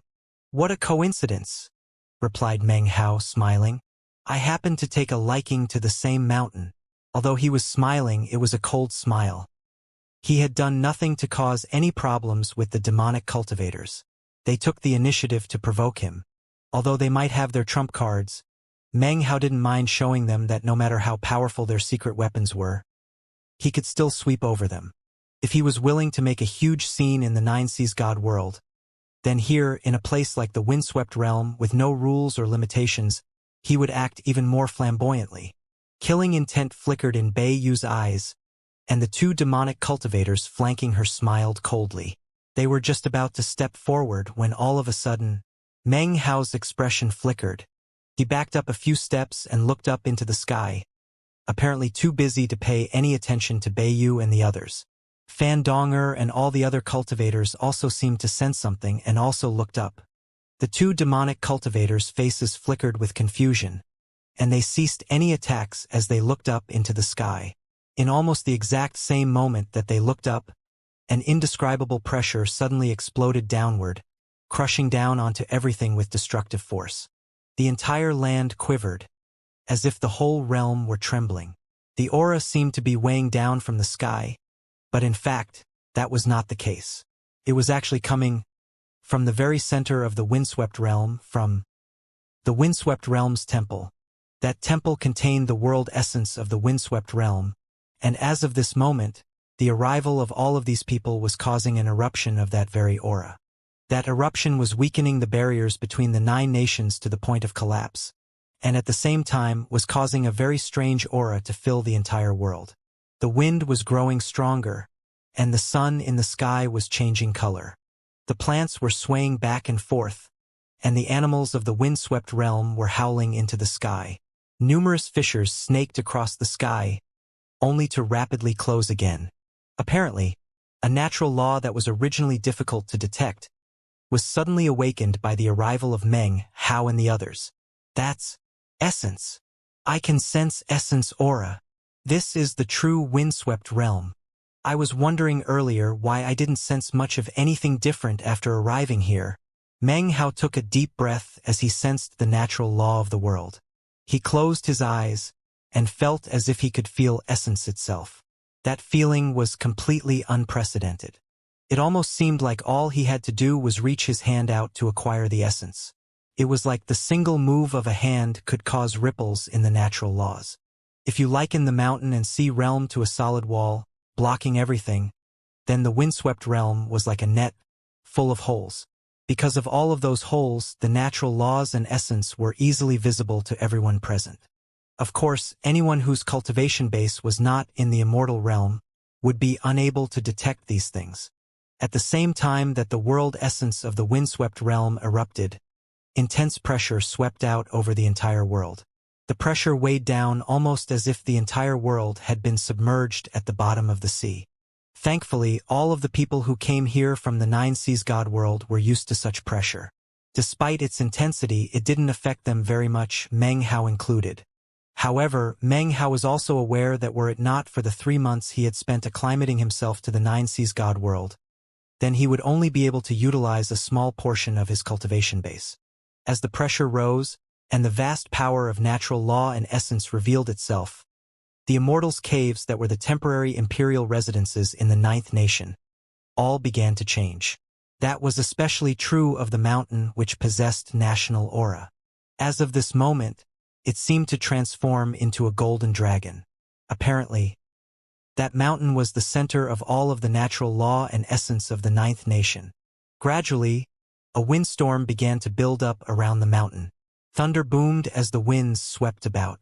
Anyone could sense that this mountain was extraordinary, and that if you practiced cultivation there, the benefits would be extreme. Earlier, Meng Hao hadn't been dead set on acquiring that mountain. But now it was something he had to have. Eyes flickering, he looked over at Jian Daozi and noticed that a very faint smile could be seen on his face. What a cunning old fox, he thought. Meng Hao didn't mind. Without sufficient intelligence and wisdom, the weak could never survive for long in the cultivation world. Many times, the ability to scheme was the greatest type of power. There's something else fishy going on, he thought. It would be far too simplistic if Jian Daozi's scheming were limited to this. As Meng Hao stood there thinking, Beiyu and the other 2 demonic cultivators exploded with killing intent and began to close in on Meng Hao. However, it was in that exact moment that, all of a sudden, a clap of thunder could be heard. The sky exploded, and Meng Hao's face flickered as he suddenly sensed Chu Yuyen, Su Yan, and all of the demonic cultivators in his bag of holding spit up blood. 9. 9 is the limit. A voice rang out. Every sea can send 9 people into the windswept realm. Anyone who exceeds that number cannot stay in the windswept realm, and will be wiped out. Instantly, Meng Hao understood. In the moment that Meng Hao's face flickered, the same reaction could be seen on the faces of Fan Donger and her group of cultivators, as well as Beiyu and the demonic cultivators who had been roiling with killing intent. Only the burly body cultivator's expression was the same as ever, as if he hadn't even noticed anything. Everyone else, on the other hand, could sense reactions from things within their bags of holding. Furthermore, a shining red sealing mark appeared on the hands of all 9 of them, marks that seemed to indicate that they possessed certain qualifications. Damn it! Fan Donger had an extremely unsightly look on her face, as did all the others. The 2 demonic cultivators were no longer even thinking about Meng Hao. They stopped in place and used every possible method available to brace themselves for what was about to come. Obviously, Meng Hao was not the only other person to have brought others with him into the windswept realm. Meng Hao's eyes flickered and he backed up a few steps. He sent some divine will into his bag of holding and quickly sealed the demonic cultivators who the Parrot and Meat Jelly had been training to sing. However, despite being sealed, when the second clap of thunder rang out, the demonic cultivators coughed up more blood, and their bodies withered. Obviously, the sealing did no good. Thankfully, the parrot and meat jelly were not affected at all. Meng Hao frowned as the third clap of thunder rang out. This time, he unleashed the life-death hexing. Ryua Yuam Blel. In the blink of an eye, the demonic cultivators inside of his bag of holding were protected by the hexing magic. Although their faces went pale, they were unaffected, and were not in danger of being wiped out. However, Chu Yuyen and Su Yen had nowhere to flee to. The two women coughed up blood, especially Chu Yuyen, who was already injured. Despite being more than half recovered, she was now on the verge of being exterminated by the thunder. Her injuries were aggravated, and the life-death hexing could not be used on her or Su Yen. After all, if Meng Hao used it and failed, they would be killed and he would be powerless to do anything about it. Su Yen wouldn't be too big a loss, and Meng Hao didn't really care much about her. Anyway, however, he couldn't simply risk Chu Yuyen in that way. Everyone else had reactions to Meng Hao. Fan Donger's face was pale white as she slapped her bag of holding. Two people flew out, both of them young men who wore looks of surprise and shock on their faces. As for the three cultivators behind Fan Donger, they all slapped their bags of holding. In total, they had brought 8 people with them, all of them disciples of the Nine Seas God world. It was the same with Bei Yu, from whose bag of holding flew 2 old women. Both were demonic cultivators with cultivation bases in the ancient realm, with 5 extinguished soul lamps each. As for the other 2 demonic cultivators, 5 people emerged to stand next to them. At a single glance, you could see that the current group vastly exceeded the limit of 9. However, there was one aspect which was shared by all of the newcomers. None of their cultivation bases exceeded 5 extinguished soul lamps. Perhaps their true cultivation bases were higher than that, but at the moment, they had suppressed themselves down to the ancient realm with 5 extinguished soul lamps. That made it such that a single peal of thunder was strong enough to wipe them out. What's going on? The natural laws here are different than last time. Before, we could always bring extra people, as long as they had 5 extinguished soul lamps or fewer. As long as we didn't bring too many, the windswept realm would never cause any interference. Why are things different this time? As everyone cried out in alarm, Meng Hao's eyes glittered. He had never imagined that virtually everyone would try to bring more people into the windswept realm. Granny Nine and the others hadn't mentioned anything about the subject, nor had they provided any warnings. After a moment of thought, Meng Hao realized he had nothing to complain about. I'm an outsider to the Nine Seas God world, he thought, and everything that has happened has been for the sake of mutual gain. They need my echelon status, and I need that status to get more powerful. To prevent me from bringing a bunch of my own clan members in here, they didn't mention the subject, which I suppose is fair play. As he backed up, he frowned. Although he could ignore the actions of the Nine Seas God world, he was getting very nervous because of the threat to Chu Yuyan. Meng Hao's eyes flickered as he looked at the mark on the back of his hand, and he instantly understood the situation. 9 is the limit. Well, in that case, as long as we don't exceed the number of people allowed into the 9th nation, then there shouldn't be any problem. Suddenly, another peal of thunder rang out, and blood sprayed from the mouths of everyone who didn't possess a mark. At the same time, Meng Hao flashed across the altar toward one of the demonic cultivators with a mark on his hand, one of the ones who had been on the verge of attacking him earlier. That mark is the crux of things. If you have that mark, you're qualified to be here. Killing intent swirling, he shot forward as fast as lightning. With the wave of a hand, rumbling filled heaven and earth, and chains of mountains descended, sweeping across everything. The 10,000 cultivators who were prostrated in worship surrounding the altar all remained there with heads bowed, with the exception of Jian Daozi and the other old men. Everyone else didn't even dare to move. Jian Daozi stood there watching silently. However, deep within his eyes could be seen a flicker of derision. As for the other old men, they stood in place without saying a word. Similar scenes played out in the other 8 nations. Apparently, virtually all of the visitors from the mountain and sea realm had brought people to tag along. However, the natural laws of the windswept realm had changed, causing widespread shock. Nobody was prepared for the sudden onslaught of thunder. The pressure intensified, and the people who had been brought along felt grave senses of crisis filling them. They knew that this force, intent on wiping them away, would not stop. Chaotic fighting would soon erupt as everyone realized that each sea could only have a maximum of 9 people in the windswept realm. Without some extraordinary exception, the limit could not be exceeded by even 1. Apparently the third sea contained an exception. Schwer had apparently used some unknown technique to ensure that she would be permitted to stay. Though they had just arrived, the cultivators of the mountain and sea realm began to fight each other. Bitter battles erupted, and the peals of thunder continued to echo out. Since this trifling windswept realm wants to eradicate me, I'll just leave, cried an enraged old man on the altar in the desert of the 9th nation. He was bursting with the power of 5 extinguished soul lamps as he flew up into the air to leave the altar. As he rose up into the air, others on the altar similarly took to flight.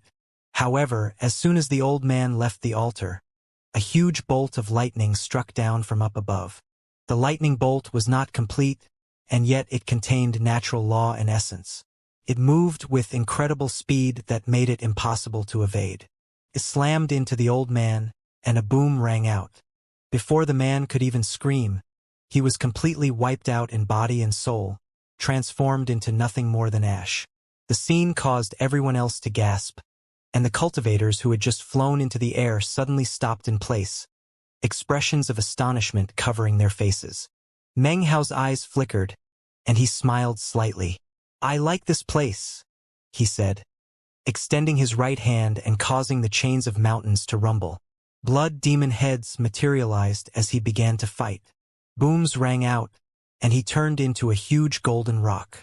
With a flash, he was slashing the demonic cultivator's head, after which he turned and unleashed the life extermination fist on one of the other 2 howling demonic cultivators who had leaped to attack him.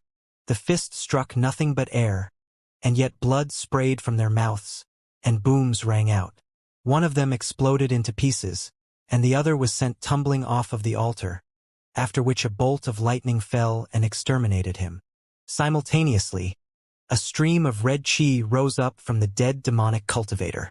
Eyes glittering, Meng Hao reached out and grabbed it, then sent it into this bag of holding, toward the back of Chu Yuyin's hand. It turned into a sealing mark, which instantly put her out of danger. She now had the qualifications to be in this place. He quickly sent her a large quantity of medicinal pills to help her recover. "Meng Hao, what are you doing?" cried Fandonger. The altar was instantly thrown into chaos. The fact that Meng Hao had instantly resorted to violent fighting caused the older cultivators and demonic cultivators to guess about the natural laws of the windswept realm, and they also began to attack. "Can't you see?" Meng Hao said. "Only 9 people are allowed to be here. If we don't kill them, then they'll kill us. It doesn't matter which of us dies. As long as only 9 remain alive, everything will be fine. Even if you don't attack, those stowaways will continue to grow weaker from the thunder. Therefore, their only option is to kill us and take our places." Meng Hao waved his hand, causing his divine flame Immortal Meridian to erupt with power. Flames rolled back and forth, a mass of destruction. In response to Meng Hao's words, the 2 young men behind Fandonger suddenly launched attacks.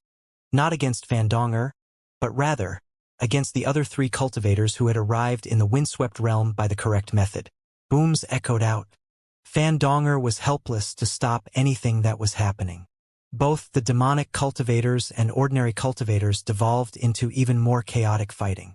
Beiyu looked extremely nervous as the 2 old women next to her looked around angrily and then began to levy vicious attacks in all directions. Of course, the stowaways were the most nervous of all. As the thunder continued to boom, they received continuous injuries. Their current situation was like a sword hanging over their heads. They could see the red marks on the hands of Meng Hao and the others, and knew that they represented the qualifications to be in this place, to be immune to the peals of thunder. If they didn't quickly earn themselves qualifications, they would die without a doubt. Blood-curdling screams rang out constantly, and fierce fighting raged. As more people died, more chances were presented to survive. Under such pressure of life or death, it was a matter of this isn't about you dying. It's about me living. Don't blame me. I don't want to do this, but I have to keep living. The demonic cultivator who had brought up the idea of all the local cultivators ending their own lives ended up dying at the hands of one of the other demonic cultivators that he had brought along. He could only watch helplessly as he heard similarly cold words spoken to him, and then saw the red mark fade from his hand. Die! The cultivators brought by Fandonger were also killed by fellow sect members. They died, eyes wide with regret. Miserable screams rang out constantly as the number of people on the altar slowly grew smaller and smaller.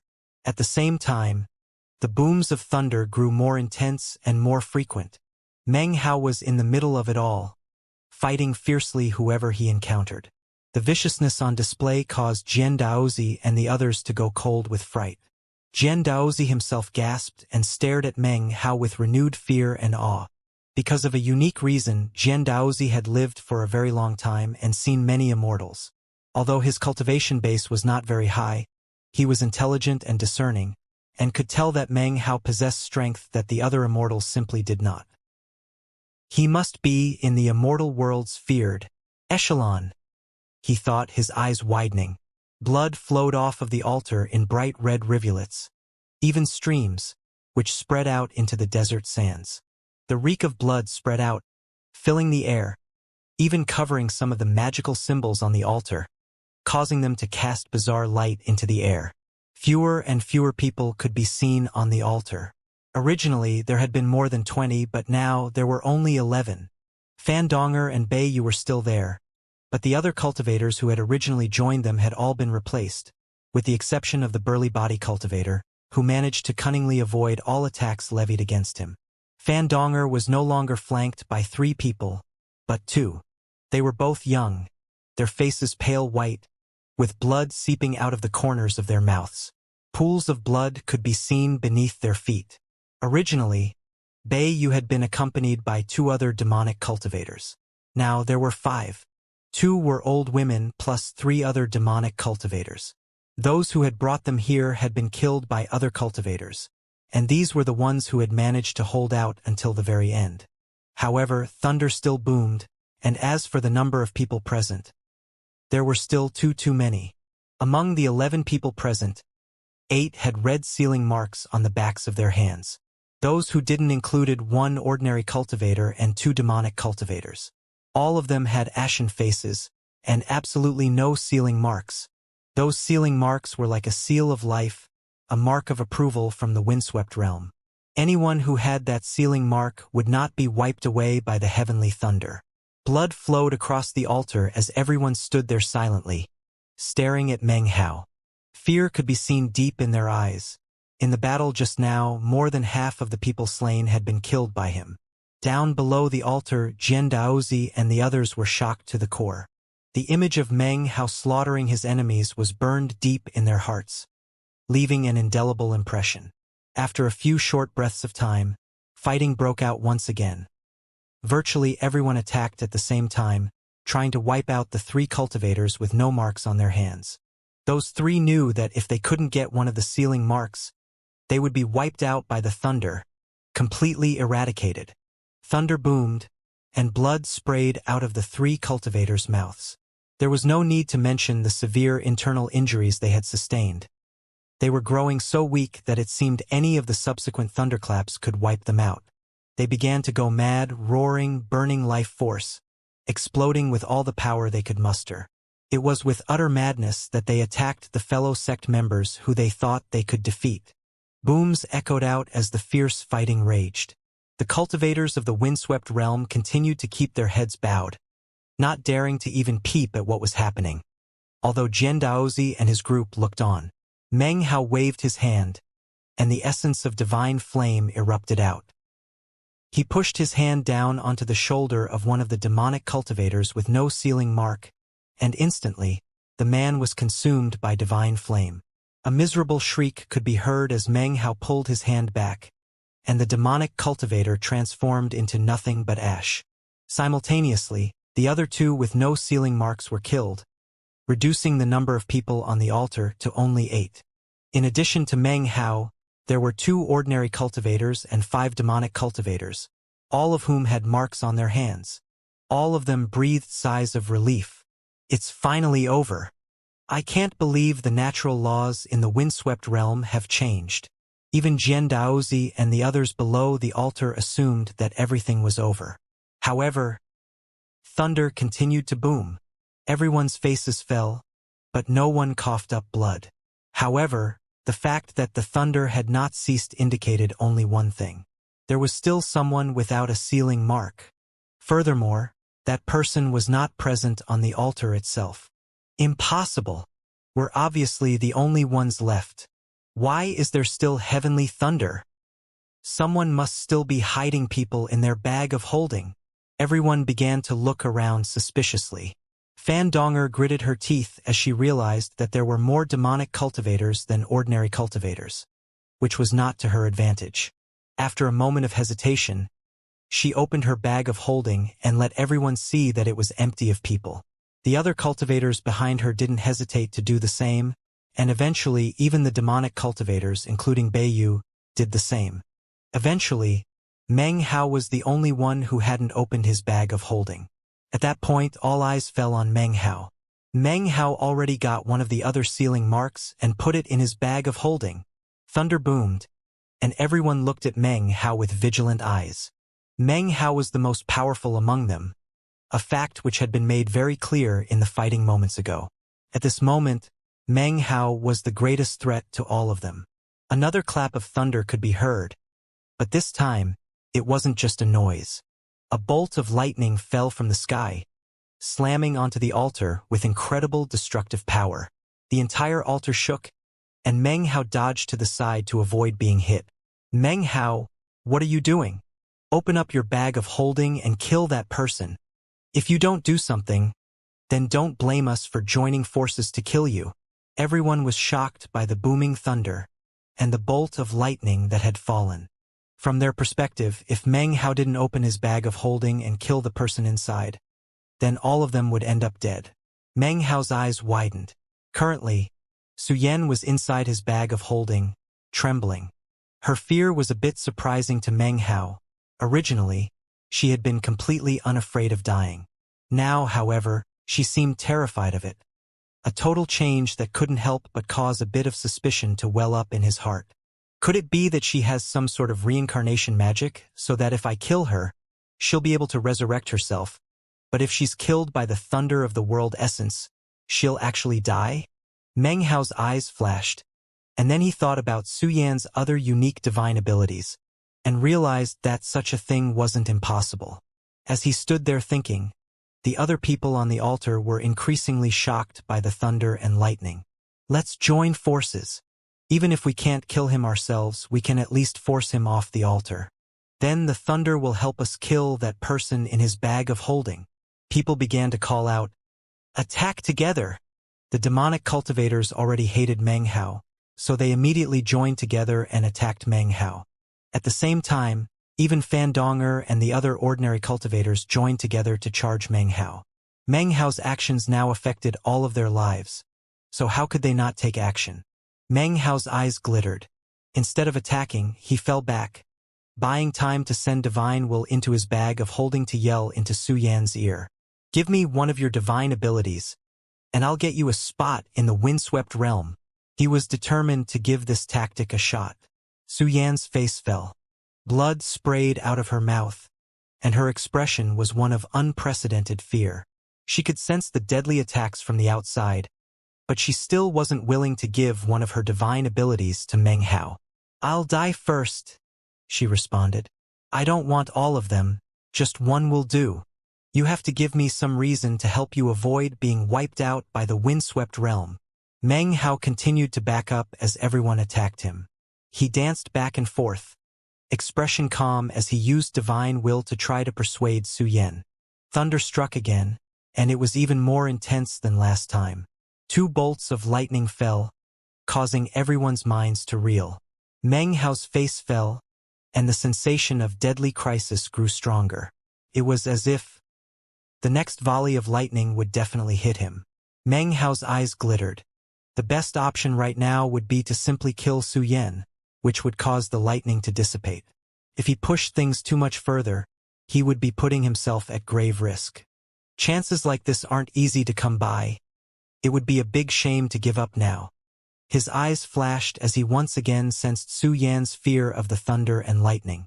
Gritting his teeth, he fell back again, and once again sent out some divine will. Su Yan could sense the will of death in the lightning, and it caused her to tremble. She didn't fear Meng Hao killing her, but she definitely feared being eradicated by the lightning. The sensation of imminent death grew more intense, and she could tell that another round of thunder and lightning was coming. "If I die, you'll die too," she cried. In response, Meng Hao slapped his bag of holding and pulled Su Yan out. Thunder boomed, and 7 bolts of lightning coalesced up above. At the same time, he made as if to throw her out in front of him. "I'll only give you one divine ability," Su Yan shrieked as she looked at the lightning. She couldn't hold on any longer. "Fine. I want your 7 god steps." Meng Hao's eyes glittered, and he pushed his divine will toward her. Su Yan knew that she didn't have much time. Although it irked her, she had no other choice, and so she allowed his divine will to enter her mind and take the 7 god steps Taoist magic. In the moment that Meng Hao acquired the Taoist magic, the 7 bolts of lightning began to fall. Suddenly, Meng Hao spun, and the lightning cauldron appeared in his hand. Electricity danced, and he switched places with one of the old demonic cultivator women. As soon as he reappeared, next to one of the other demonic cultivators, he unleashed the life extermination fist.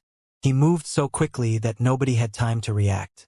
In the blink of an eye, thunder boomed, and the demonic cultivator exploded into a cloud of blood and gore. As soon as the demonic cultivator died, the mark on his hand vanished, transforming into a red chi that then solidified on Su Yan's hand. In that same instant, the 7 bolts of lightning vanished without a trace, and the thunder faded away. There were now only 8 people on the altar again, 1 less demonic cultivator, and an additional trembling Su Yan. If you added in Chu Yuyan, who was still in his bag of holding, that made a total of 9 cultivators. All of them had marks on their hands, indicating that they qualified to remain in the windswept realm. As of this moment, the fighting stopped. No one continued to attack Meng Hao. They all backed up, looking around vigilantly, quietly, expressions of sorrow on their faces. As they looked down at the 10,000 cultivators below the altar, and the tens of thousands of other humans arranged further off, Fan Donger and the others suddenly didn't feel at all like superiors. Instead, they felt like cage fighters, with the people surrounding them being the audience, despite the fact that they didn't even lift their heads to look. The superiors were the show, and the inferiors were the audience. Therefore, just exactly who were the superiors? At this point, it was hard to say who was actually the superior in this situation. On the 9th Nation's altar, Meng Hao stood off to the side, looking up into the sky. He had already resealed Su Yan and tossed her back into his bag of holding. Now he stood there in the desert wind, which sent bits of dust blowing into his hair and onto his robes. Behind him, the others stood by quietly, looking at his back, feeling fear and other complicated emotions. Even Fan Donger was no exception. Meng Hao's fierce fighting had placed him above the others in terms of power, securing his position of utmost seniority within the 9th Nation. Down below, Jian Daozi and the others were also looking at Meng Hao, and their eyes were filled with reverence for immortals. Finally, they lowered their heads and dropped to their knees in obeisance. They knew that, as of this moment, they didn't need to worry about any order given by any of the other immortals. Until Meng Hao left the 9th Nation, or was supplanted by someone else, his words were the only orders to be followed. Meanwhile, the altar in the 8th Nation was littered with bones. An aura of death towered up into the sky, and 8 cultivators could be seen, trembling as they prostrated themselves toward a black-robed young man up in front, who sat on a pile of bleached bones.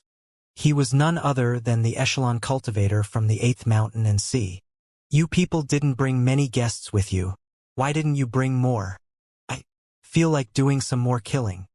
His eyes gleamed with a brutal light as he looked at the trembling cultivators around him. Suddenly, a murderous aura exploded up from him. He was completely surrounded by corpses, none of which remained intact. Blood stained the altar red.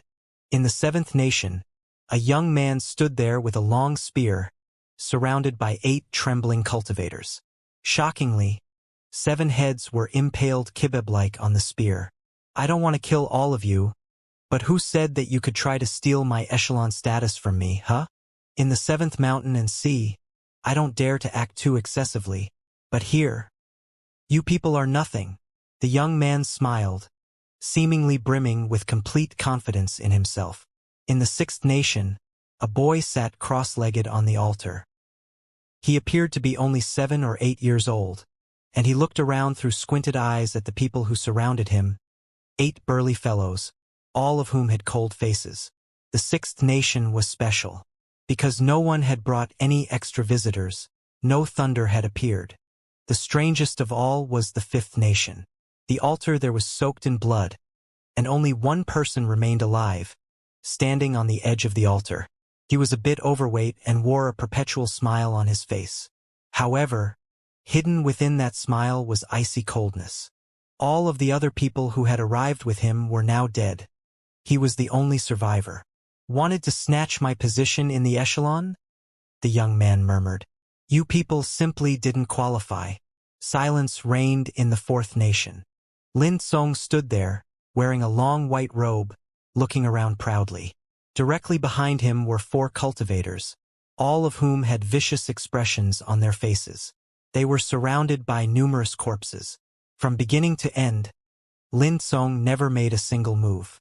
However, his 4 followers had directly slaughtered the other 4 cultivators who had come with them, as well as any stowaways they had brought along. I hope things get a bit more interesting here, Lin Song said with a slight smile. Rivers of blood ran in the 3rd nation. However, there was something different there. Among the 9 people present, not a single one was a member of the echelon. Among those 9 people was a middle-aged man who wore imperial robes. He stood there with a slight smile that contained contentment and anticipation. I've been waiting for far, far too long. At long last, the day has come. The words spoken by the imperial lord turned out to be true. Even as he spoke, he looked off into the distance, toward a figure speeding through the air. It was a woman, the 10th person to appear on the altar. None of the 10,000 cultivators beneath the altar had their heads bowed. Instead, they were looking at the man in the imperial robes, their eyes burning with fanaticism. On the 2nd nation's altar, everything was quiet. In fact, it was so quiet the mood was terrifying. There was no reek of blood, but rather icy coldness spread out, turning the entire altar into a chunk of ice. In the middle of that ice was a man in a blue robe. His eyes were closed, and 8 unmoving corpses lay on the ground around him. The 1st nation's altar was the strangest scene of all. None of the figures beneath the altar were bowing their heads. No, they had been ordered to raise their heads up. They stood there, trembling with fear as they looked at a white-robed man floating above the surface of the altar. His expression was calm, as if he were contemplating enlightenment. He was staring at his right hand, within which could be seen, shockingly, a bolt of lightning.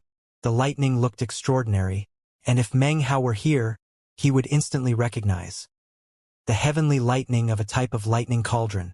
The white-robed man appeared to be contemplating it, as if he were determining a way to control it. With his cultivation base and his level of power, this man could be only one person. The echelon cultivator from the 1st mountain, widely acknowledged to be one of its 3 most powerful members. Behind him were 8 other cultivators who had arrived from the 1st mountain and sea. All of them were his personal followers. Not a single one was a disciple of any other organization in the 1st mountain and sea. These were people he had forced to capitulate during the many battles he had fought.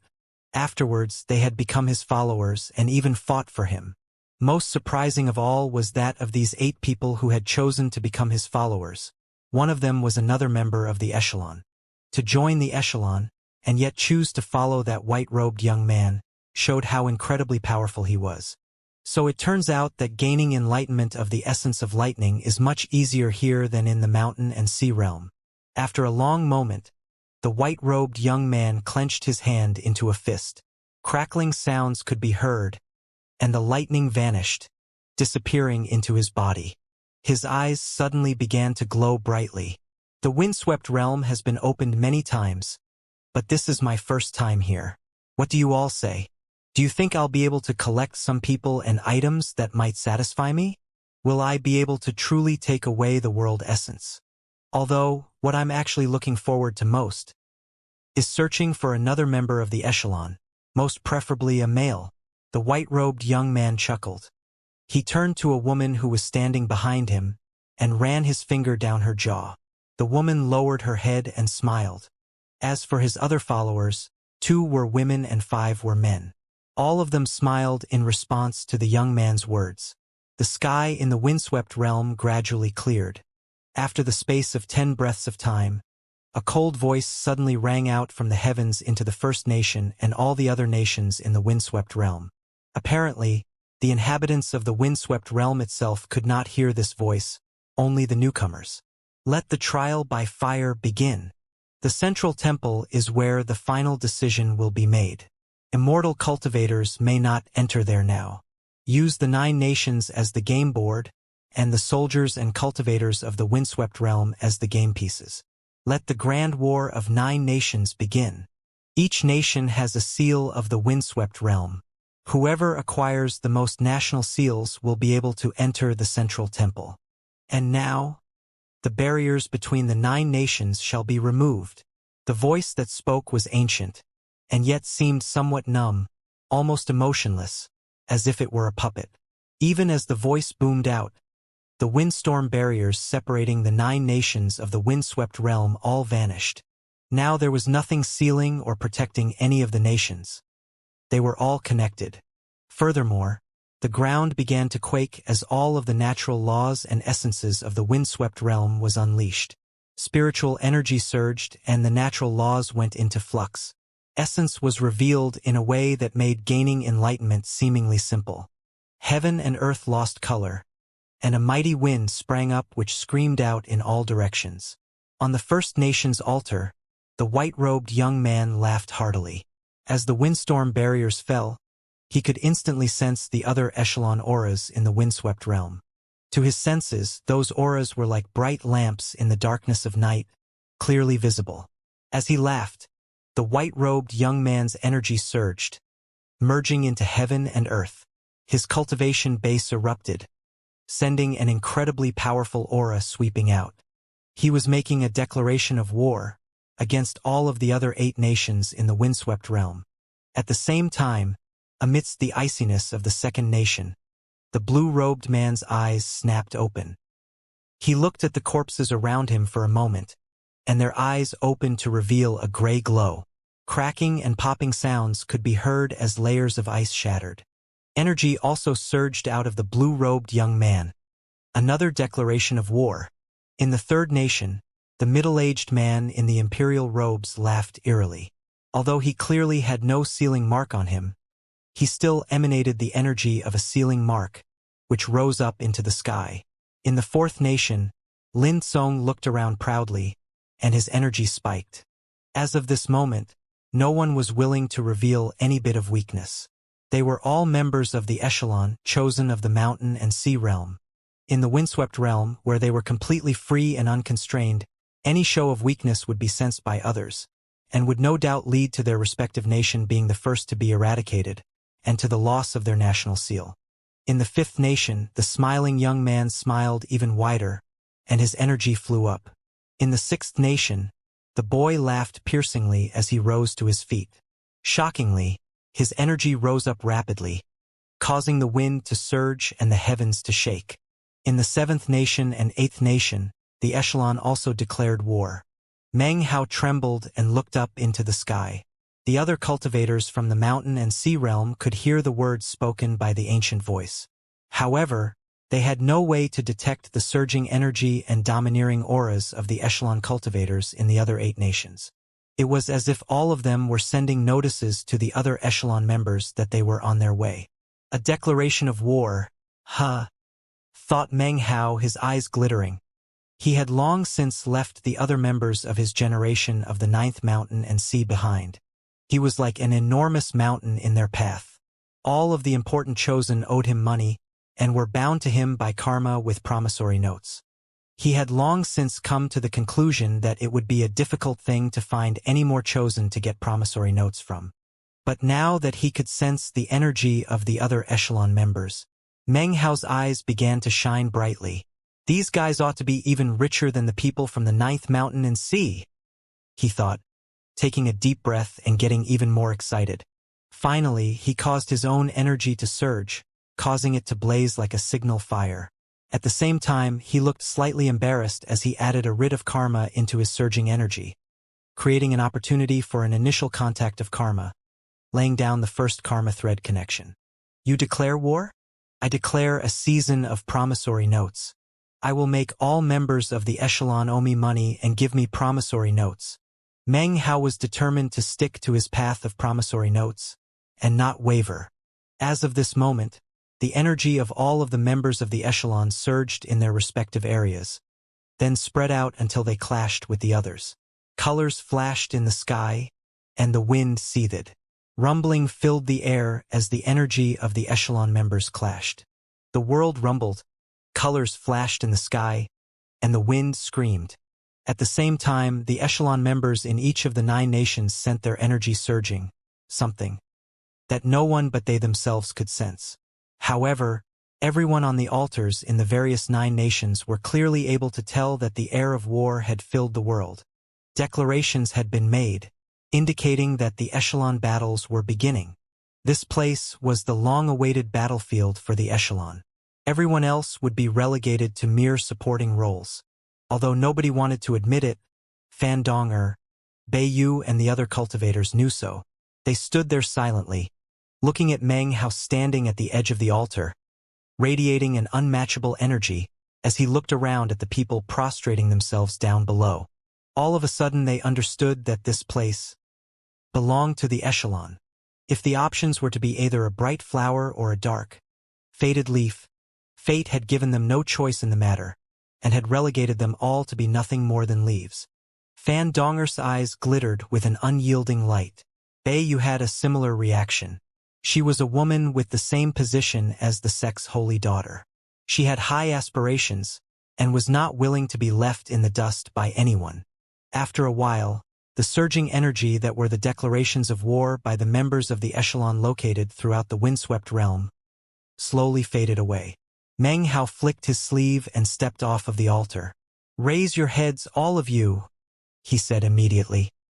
His voice echoed out across the lands into the ears of all of the cultivators of the windswept realm, and into the minds of the tens of thousands of mortals off in the distance. Without even thinking about it, everyone raised their heads and looked at him. As of this moment, all eyes were focused on Meng Hao. He hovered there in midair, his robes swirling, his hair floating around him. The will of an immortal emperor transformed into a unique aura. It was an indescribable aura, but at the moment, it instilled everyone with the impulse to offer worship. "Greetings, exalted immortal!" A chorus of voices echoed out across the lands. As the powerful sound rolled out, Jiandaozi flew up into the air, swishing his sleeve and causing brilliant light to surround him. "Form the grand carriage." Immediately, 1,000 cultivators flew out from the group below and organized into a formation that resembled a flying battleship. They were followed by another 8,000 cultivators, who also formed flying battleships, making a total of 9. It was possible to see cultivators all packed together to form the battleships, their expressions fanatical, as if serving immortals was an unmatchable honor. Each battleship also featured 2 groups of cultivators on the deck, organized in ranks, men and women. Of the male cultivators, each one was extremely handsome, the type that any woman in the mortal world would instantly fall in love with. The female cultivators were incredibly beautiful and pure, and each one could be considered a consummate beauty. All of them knelt there, apparently ready to fulfill any request without the slightest hesitation. "Exalted immortals, please, after you," cried Jiandaozi, dropping to his knees. "Exalted immortals, please after you!" the other old men cried, along with all the other cultivators. Meng Hao stared in shock. Although he had enjoyed the feeling of being completely unrestrained in the windswept realm, he was still not used to situations like this. Using people as a ship? "Jian Daozi, you lead the way. As for this ship, I don't need it," he said slowly, beginning to make his way forward. Jian Daozi stared in shock, and an almost imperceptible flicker passed by deep in his eyes. He looked at Meng Hao for a moment, then, without saying anything, flew to follow by his side.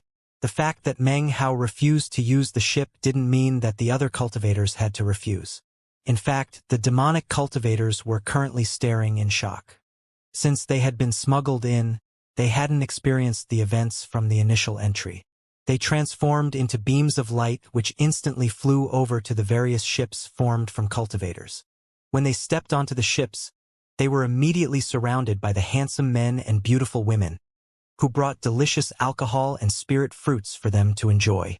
It was an indescribable feeling. The young cultivator behind Fandonger thought for a moment, then flew over to sit on one of the ships. Immediately, one of the beautiful servants stepped forward and bowed down in front of him. The young man took a deep breath as he looked around blankly at the ship and everything else. Eventually, even Fandonger and Bei Yu boarded the ships under the fanatical gazes of the windswept realm cultivators. Rumbling sounds could be heard as the ships then flew up into the air. Down below, the man who appeared to be the emperor of the Ninth Nation led the soldiers into motion. They moved slowly, but there were many of them, and they almost looked like imperial escorts. Meng Hao flew along at the front, silent and taciturn. Jian Daozi followed off to the side.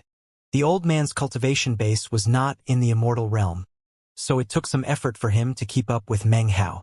Meng Hao looked over at him and waved his hand, causing a bright light to appear beneath the old man's feet, which instantly increased his speed so that he could follow along closely. "Many thanks, exalted immortal," Jian Daozi said, clasping his hands in appreciation. "You can stop it with the false show of respect," Meng Hao said slowly. "It pisses me off. Furthermore, Meng Hao, my surname is not exalted, and my given name is not immortal." He spoke the words without the slightest bit of courtesy. A strange expression appeared on the old man's face. He clasped his hands and respectfully said, "I shall comply with your orders, exalted immortal." Meng Hao proceeded to ignore him. Perhaps because of how they were raised, all of the others from the mountain and sea realm were probably not used to paying close attention to the people they deemed weaker, but Meng Hao, despite having such a high status and even being the crown prince of the Fong clan, had struggled up to that point from a weak and pitiful standing on planet South Heaven. He had experienced numerous deadly circumstances, and had eventually developed extremely keen eyes. Therefore, he was easily able to detect that Jian Daozi had been scheming all along. He could clearly see the various things the old man had done. He had never believed that the people of this world would willingly choose to be inferiors. In fact, the people of the windswept realm couldn't even be called inferiors.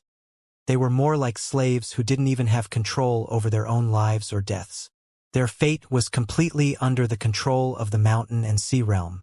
The entire world was destined to flow with rivers of blood every 1,000 years, and the inhabitants were like nothing more than crops to be harvested. Their 1,000 years of rest was merely preparation for another harvest. The natural laws did not change by chance, thought Meng Hao, his eyes glittering. He would not be careless in his activities here. Furthermore, he knew many details of certain matters that Fandonger and the others were unaware of. "Exalted immortal Meng," Jian Daozi said ingratiatingly, "Mount White Seal is the 9th nation's mountain of national aura, the source of our nation's natural law and Taoist magic. It supports our entire world, and even has heavenly power. Exalted immortal, by selecting that mountain, you can receive the added support of the national aura, and will definitely experience cultivation-based growth to a level that you can't even imagine. The legends say that the national aura mountain was refined from a precious treasure. Perhaps with the abilities and resources at hand as a chosen, exalted immortal Meng, you will be able to acquire even greater good fortune. The wind buffeted their faces as they flew onward, and Jian Daozi's words were carried backward so that Fan Donger and the others could hear. Meng Hao suddenly stopped in place, turned, and looked deeply into Jian Daozi's eyes. Then, an enigmatic smile appeared on his face, and his eyes gradually shone with an intense gleam. The look in Meng Hao's eyes caused thumping sounds to pound inside of Jian Daozi. However, he maintained the same smile as ever, and ducked his head respectfully. You know, Meng Hao said coolly, I've killed a lot of people. Many of them were schemers, and when I discovered their plots against me, I removed their heads. For example, you used a simple map to quickly divide 9 exalted immortals without lifting a finger. You benefited from the misfortune of others, and also gained some profound insights. Truly an excellent scheme.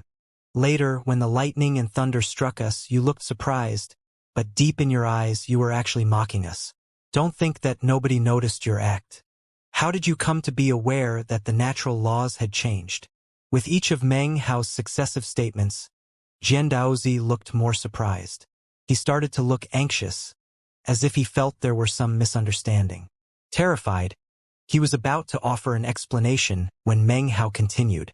One map unleashed internal chaos, he said coolly. One natural law caused a deadly crisis. I honestly don't care much about those things. However, just now, you tried to use that mountain to gain the upper hand again.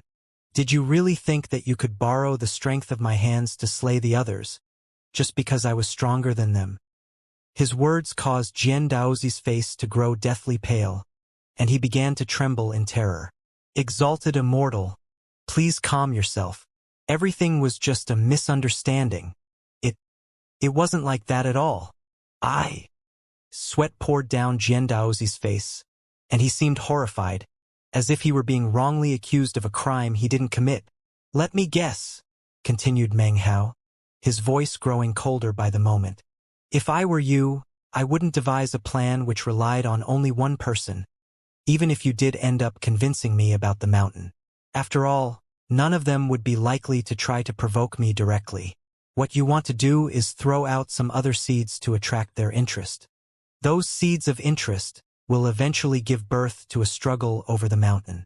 Their obsession over the mountain is like a hidden weapon that would not be easily noticed.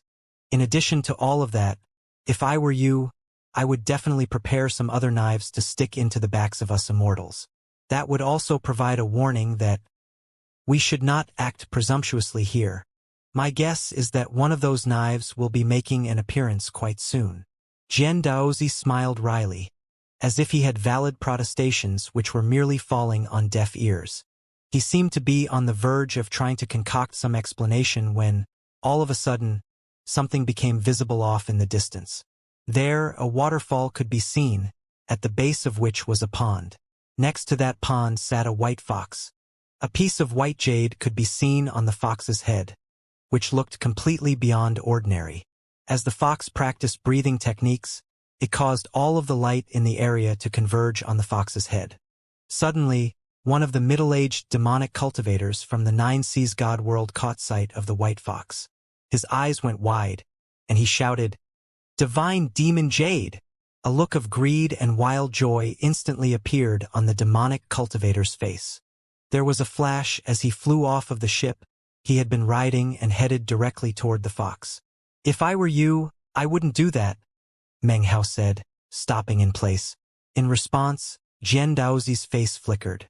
The middle-aged demonic cultivator stared in shock for a moment, then gave a cold harumph. He was well aware of what kind of place the windswept realm was, that there was nothing here that exceeded the immortal realm. It was a place without laws or rules, and therefore nobody could stop him from taking something he wanted. He sent out his divine sense and, sensing nothing abnormal, completely ignored Meng Hao and closed in on the white fox, reaching his hand out to grab to the piece of white jade. Just as the middle-aged demonic cultivator was closing in on the white jade, all of a sudden, a cold snort could be heard echoing out from inside the waterfall. "Scram!" someone said. The single word seemed to invoke thunder and lightning. A shocking energy rose up, causing everything to shake. A windstorm sprang into being, which promptly slammed into the demonic cultivator. Ryua Yuamblel. The demonic cultivator's face flickered, and blood sprayed out of his mouth in a continuous stream as he tumbled backward like a kite with its string cut. He fell back several hundred meters before finally coming to a stop, his face pale, his body trembling. Beiyu sat on her ship, which currently hovered in midair. All of a sudden, her face flickered, and she spoke 4 words, one at a time. Demon mantra. Mesmeric rebuke. One the other demonic cultivators' minds trembled, and expressions of disbelief appeared on their faces as they looked over at the waterfall. Even Fandonger appeared to be shocked. Meng Hao's eyes narrowed. The voice which had spoken just now used only one phrase to unleash unthinkable power. That one phrase was like a magical technique, a divine ability that could shake the mind. Not only did it leave the demonic cultivator's body trembling, it also was a powerful attack on his very thoughts. Meng Hao was familiar with the 4 words that Beiyu had uttered. He knew that it was one of the 3 most powerful Taoist magics of the 9 Seas God World's demonic cultivator horde. Demon mantra. Mesmeric rebuke can turn one's own divine sense into an attack on the self, he thought. It is impossible to defend against, and the stronger one's divine sense, the more terrifying the results. Very few demonic cultivators were able to successfully learn it. In the current generation, only Beiyu and Long Tianhai had ever studied it, as well as the other 8 Sea Realm demons. From the way it had been used, Meng Hao, along with Fandonger and Beiyu, could all tell that whoever was inside the waterfall hadn't attacked with killing intent, but rather was issuing a warning. The demonic cultivator hovered in midair, his face pale white, looking at the waterfall with terror. Finally he clasped hands and bowed deeply, then hurried back to his ship. The white fox hadn't moved the entire time, nor had it even looked up. It simply continued to practice breathing techniques with the white jade. Meng Hao's eyes flickered, but he continued to stand there silently. Beiyu hesitated for a moment, then moved forward toward the waterfall. Feeling she had no other choice, she clasped hands and bowed, then said, "I am Sea Daughter Beiyu of the junior generation, from the 9 Seas God World. Senior, what relationship do you have with our demonic cultivator horde?" Demon mantra. Mesmeric rebuke was an esoteric magic of the demonic cultivator horde, something that no outsider would ever have access to, and yet they had all seen it unleashed right here. There was no response from the waterfall, and eventually, the white fox opened its mouth and swallowed the white jade. Then, it turned, disappearing into the waterfall in a flash of white. Beiyu hesitated for a moment, and finally decided not to risk going into the waterfall.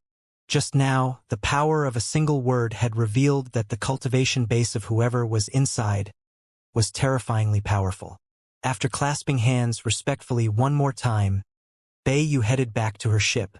It was in that moment that Meng Hao blinked his right eye 9 times in quick succession. Rumbling filled his mind as his view of the world suddenly changed completely. His vision was suddenly empowered to pierce through the waterfall where, shockingly, he saw an immortal's cave and a middle-aged man sitting there cross-legged. Located next to the man was a tomb. It was as if the man had always been there, and always would be, sitting there accompanying the tomb. As soon as Meng Hao laid eyes on him, the man in the immortal's cave suddenly turned to look at him. As their gazes met, an expression of shock could be seen in his eyes, and he waved his sleeve, terminating Meng Hao's vision. Pain filled his mind, and his face reddened, but he quickly recovered. Despite the vision having ended, he could still clearly picture the man's appearance, and remembered that the man had a white scale on his forehead. He was a demonic cultivator, he thought. After a moment, he proceeded forward. Jian Daozi hesitated for a moment, then followed. Soon, everyone else on the ships followed suit. After proceeding onward for a bit, Meng Hao's hand suddenly shot out to grab Jian Daozi.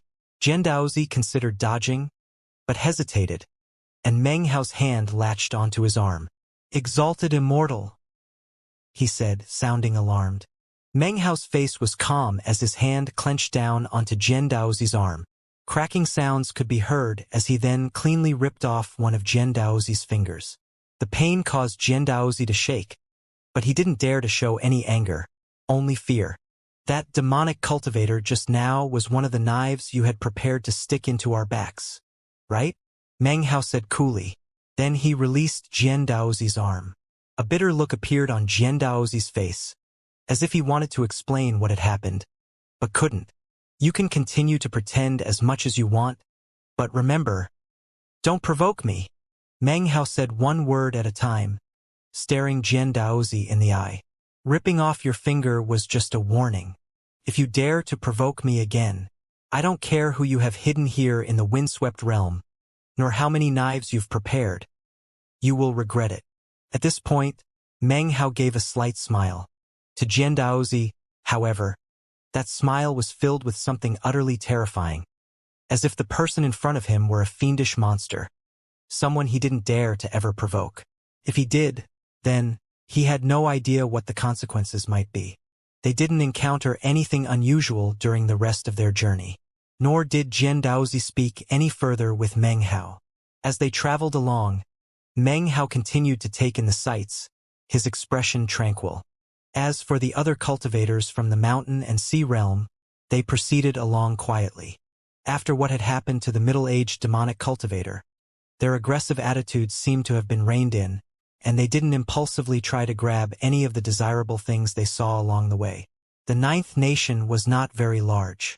After flying for about half a day, Beiyu veered off toward the Immortal's cave she had selected.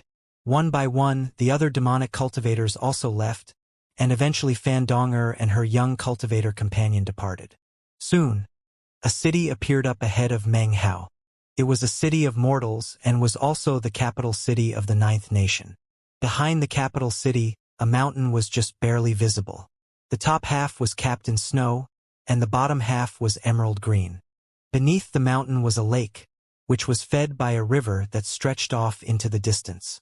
The lake was as smooth as a mirror, without the slightest wave or ripple, revealing a perfect reflection of the sky. Jian Daozi continued to accompany Meng Hao as he flew past the city and across the lake. Soon he was directly in front of Mount Whiteseal.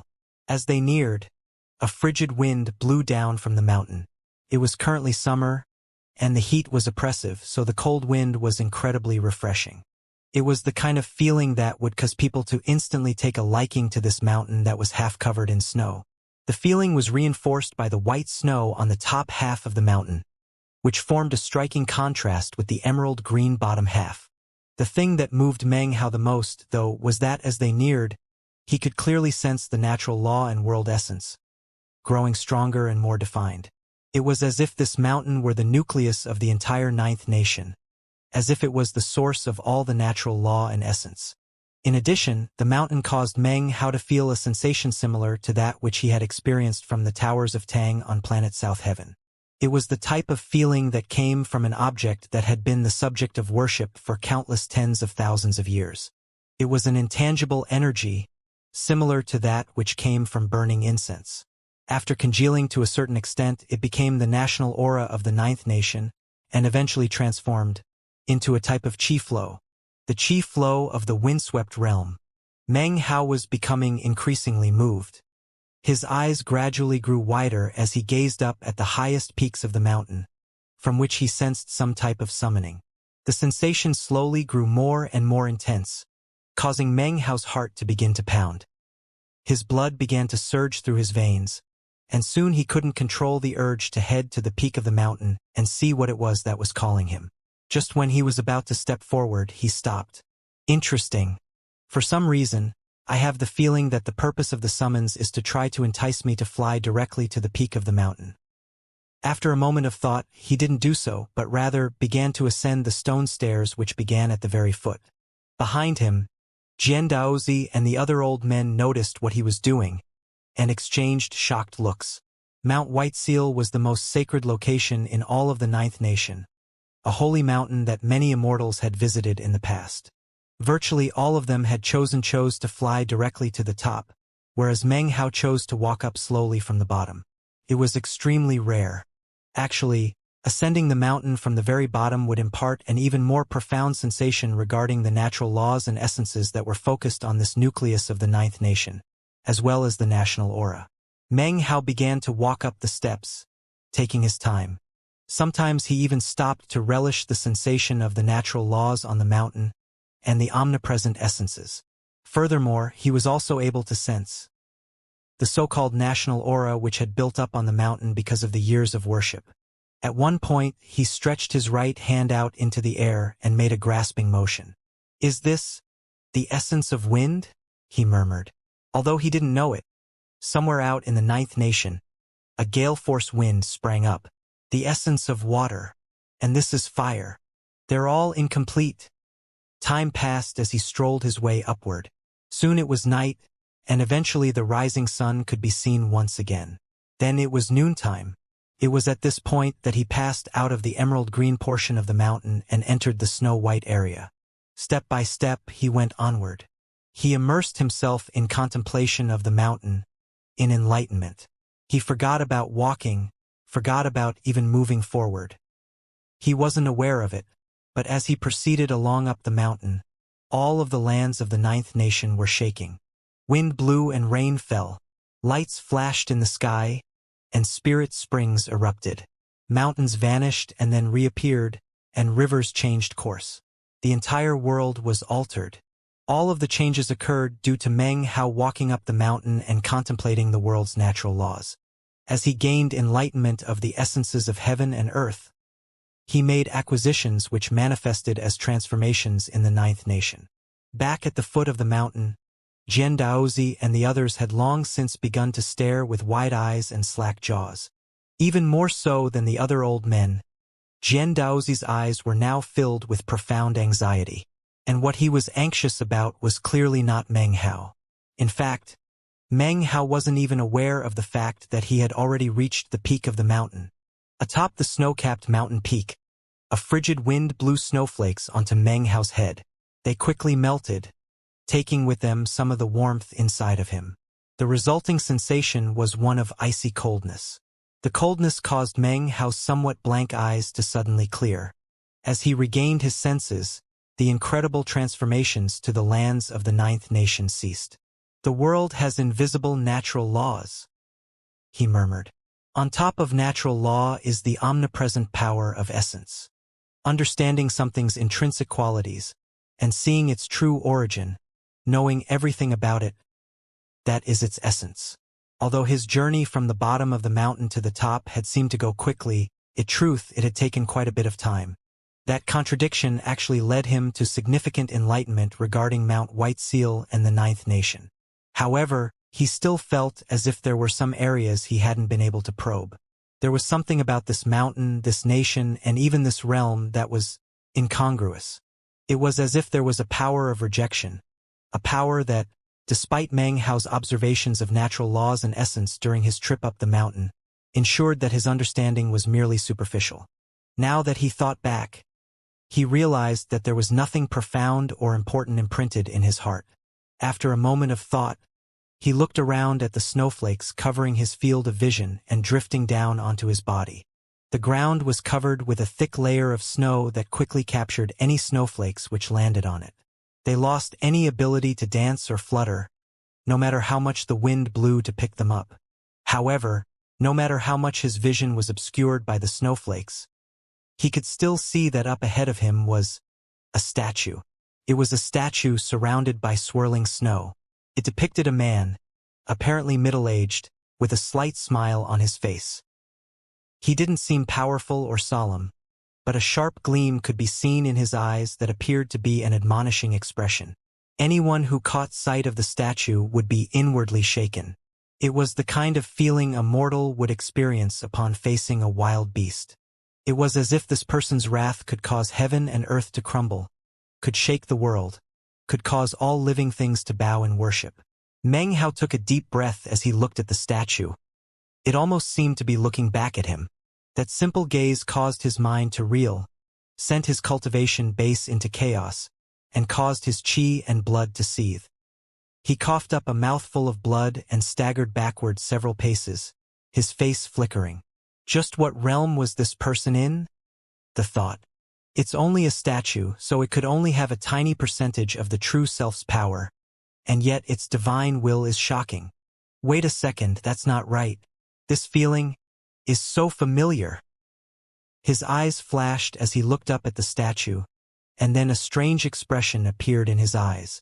I was called here by this statue.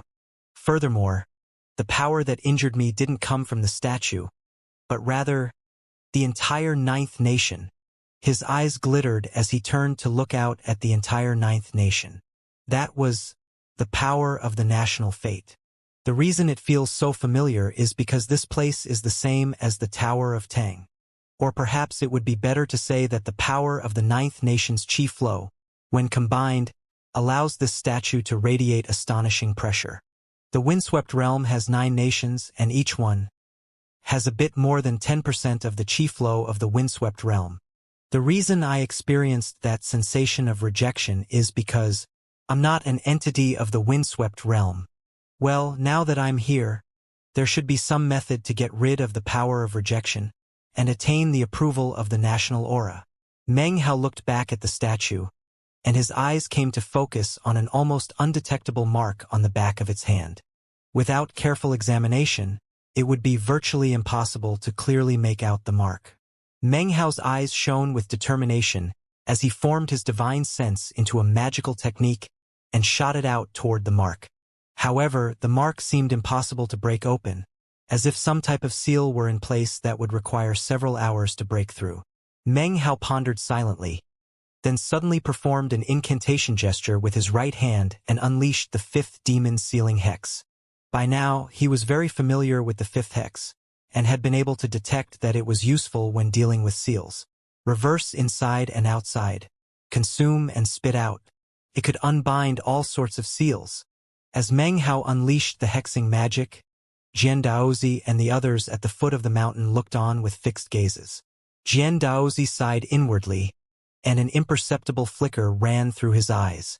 Although he was incapable of making any further cultivation-based breakthroughs in this lifetime, he had been able to utilize a secret magic to extend his longevity for many, many years. In fact, he had lived for so long that he had long since forgotten exactly how old he was. Furthermore, he would never be able to forget how immortals trampled the inhabitants of the windswept realm beneath their feet, humiliating them. He would never be able to forget how it felt to be treated like a slave.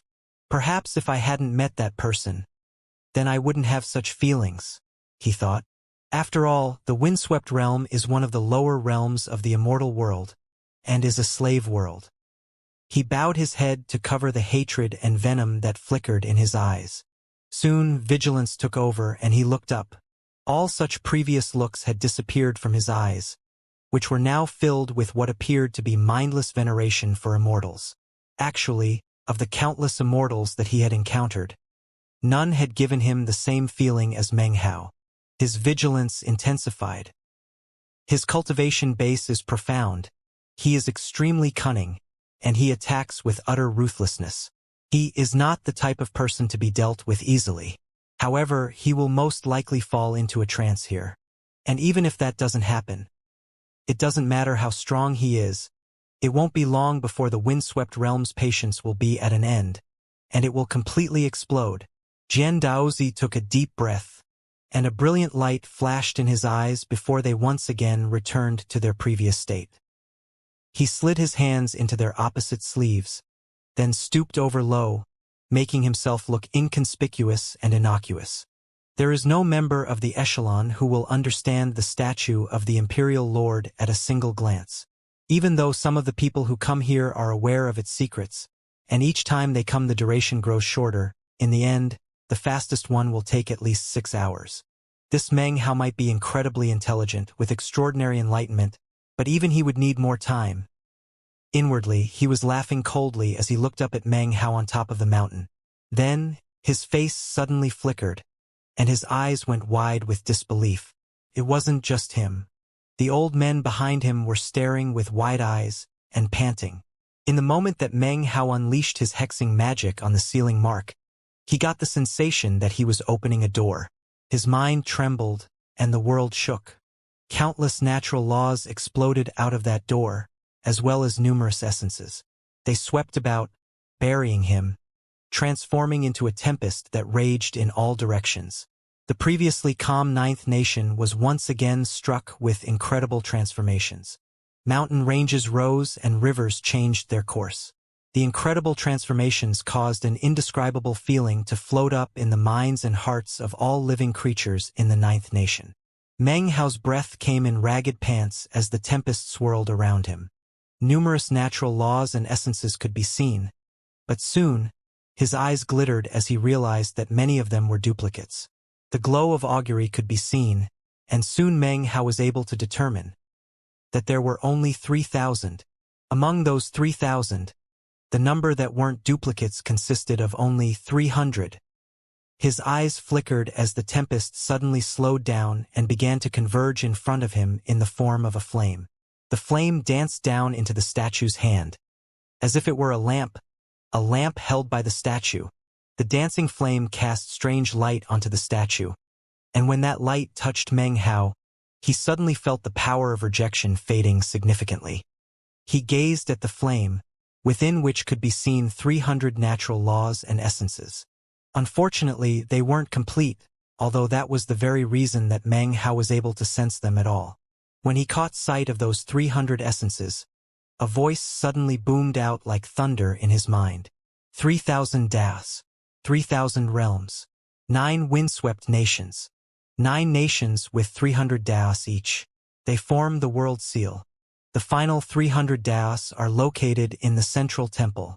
Foreigners, the more great das you come to understand, the more enlightenment you receive, and the sooner the day shall come in which you achieve your Tao. The voice was profound, but Meng Hao had no time to think about it.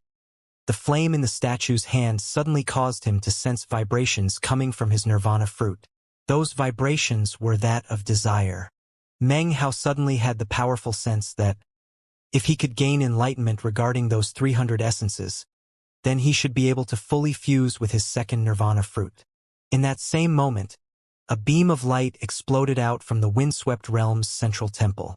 It shot screaming through the air, causing all cultivators in the world to stare at it with wide eyes.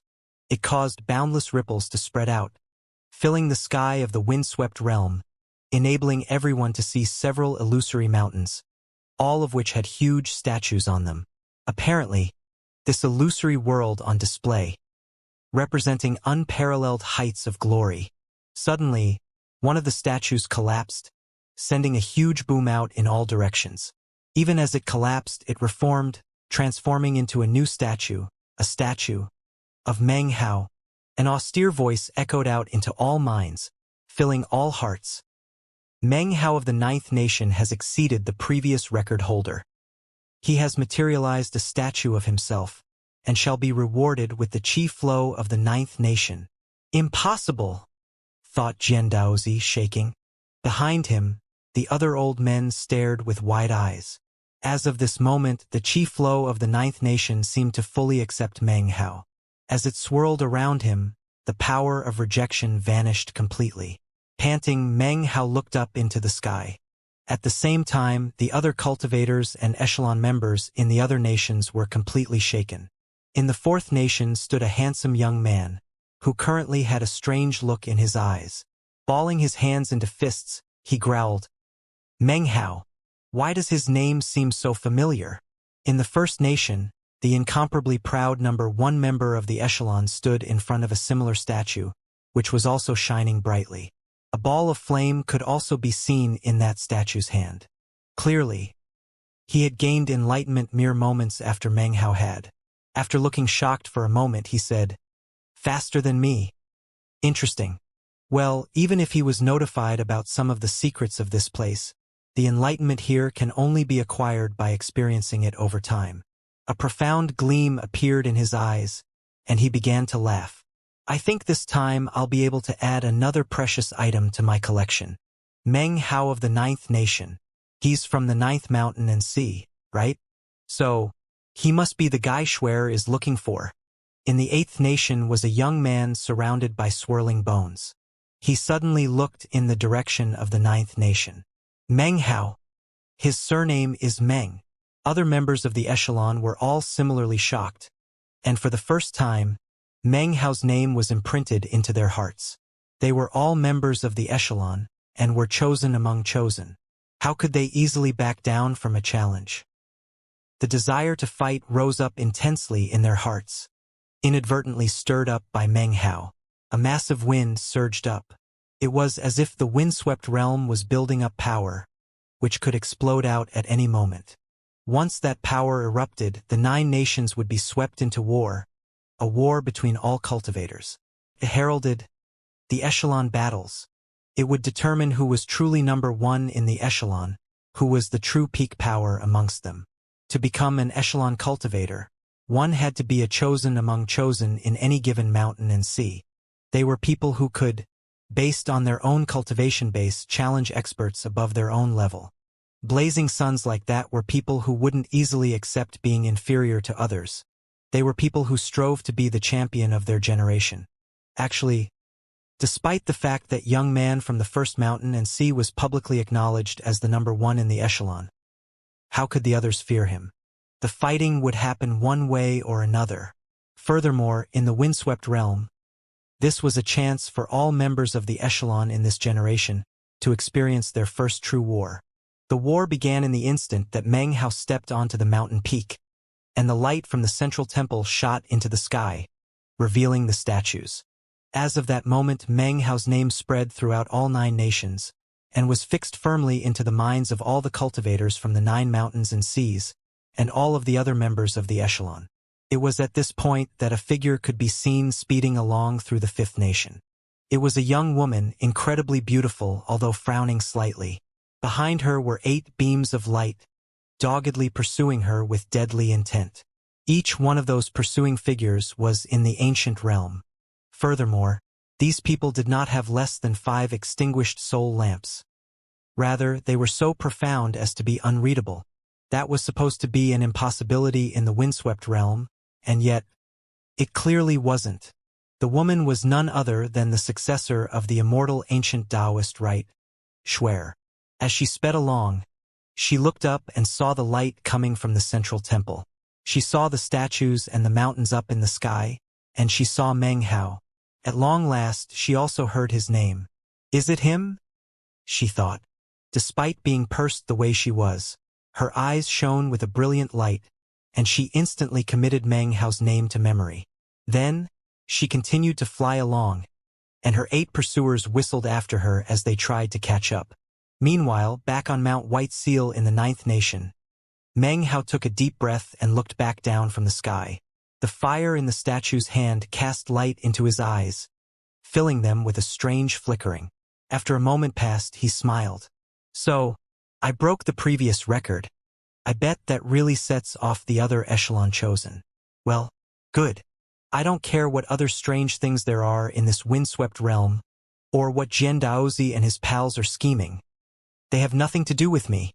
I never imagined that I wouldn't even need to go to the central temple to find a method for fully absorbing my second nirvana fruit, and, stepping into the all-heaven immortal realm, Meng Hao took a deep breath. His heart burst with anticipation, and intense excitement filled him. Without any hesitation, he stepped forward and sat down cross-legged. Next, he released Chu Yuyan from his bag of holding. After looking around for a moment, Chu Yuyan was clearly shaken. She could sense how different the windswept realm was, and without any further prompting from Meng Hao, she sat cross-legged and began to practice cultivation. Her focus was now breaking through into the immortal realm. Meng Hao nodded silently, then sent out his divine sense into the flame. Instantly, he could detect the 300 great Daos inside, the 300 natural laws, the 300 essences. He had the sudden premonition that the more essences he came to understand, the easier it would be to absorb his second nirvana fruit. If one nation isn't enough, then it will have to be 2. If all of the 9 nations and their 2,700 essences are insufficient, then I'll go to the central temple and use 3,000 great Tao essences to fully absorb my second nirvana fruit. He closed his eyes and fully poured his divine sense into the flame. At the foot of the mountain, Jian Daozi's face flickered. Behind him, The other old men were staring reverently at Meng Hao. After a while, they began to disperse. Time passed. A month went by in the blink of an eye. During that time, the windswept realm seemed peaceful and quiet. However, dark undercurrents swept about. Although fighting had not yet burst out between the ordinary cultivators, and the echelon cultivators were still adapting themselves to the locale, the mortal armies of the 9 nations had already begun to wage war. The armies of the 9 nations had long since prepared for this war, and now they began to march toward the center of the windswept realm, to the region of the central temple. That area consisted of an enormous plain, at the very center of which was the temple, which was a restricted area. The grass on that plain was white and the soil was black. Also located on the central plain were 9 towering pagodas. They were ancient and archaic, as if they had existed there for countless years. Each one of the pagodas stood for one of the nations, around which the armies of the 9 nations clustered. Each nation had millions of troops. Added all together, there were a total of nearly 10 million soldiers on the battlefield. Chaotic fighting instantly broke out. None of the nations allied with each other, ensuring a massive battle royale involving all 9 of the nations. Miserable screams rose up into the air, along with the cries of rage that came before death as countless soldiers were slaughtered. The blades and spears that they wielded seemed to indicate that their mission was to cover the black soil with blood until it turned purple. Under the orders of their marshals and generals, the armies rapidly turned the entire area into a sea of blood. There was no right or wrong in the fighting. No one questioned why it was happening. They simply fought an eternal battle, and sometimes it seemed as if they weren't fighting for the right to live, but the right to die. As the casualties piled up, the 9 pagodas began to glow with the color of blood. Shockingly, the brightest glow was coming from the 3rd nation, from which a pillar of blood-colored light rose up 300 meters into the air. The blood-colored beams rising up from the other pagodas were all several dozen meters high. As for the 2nd nation, the 6th nation, and the 9th nation, their blood-colored beams were only about 30 meters. The only way to get those beams of light to climb higher was to fight and kill. The more enemies they killed, the higher the blood-colored beam would climb. Almost in the same moment that the blood-colored beams rose up from the 9 pagodas, the echelon cultivators on the various national aura mountains throughout the 9 nations all felt the chi flow and the speed of their enlightenment changing. In the 3rd nation in particular, the chi flow surged up, such that it seemed as if those who were there were receiving the aid of a divine blessing in terms of gaining enlightenment. There were transformations in the other mountains as well. In the 2nd, 6th, and 9th nations, the national aura was out of balance, causing the mountains to tremble. Apparently, the contemplation of enlightenment there was unstable, as if something were obstructing it. The national aura scattered, causing pressure to weigh down on the nations. The mortals could only vaguely sense it, but to the cultivators it was very obvious. That was especially true of the cultivators from the mountain and sea realm, who were far more sensitive to it. Fandonger, Beiyu, and the other demonic cultivators could all sense the incredible pressure, and their faces flickered as they looked off into the distance. The pressure rapidly increased, weighing down over them like a sword. It was a very uncomfortable feeling that, if it went on for too long, would significantly restrict their cultivation bases. Meng Hao's eyes flashed as he emerged from contemplation. Moments ago, he had failed in his enlightenment. Not only was the task more difficult, much of the chi flow on the mountain had scattered. In addition, some of the defensive mechanisms built into the mountain had been weakened.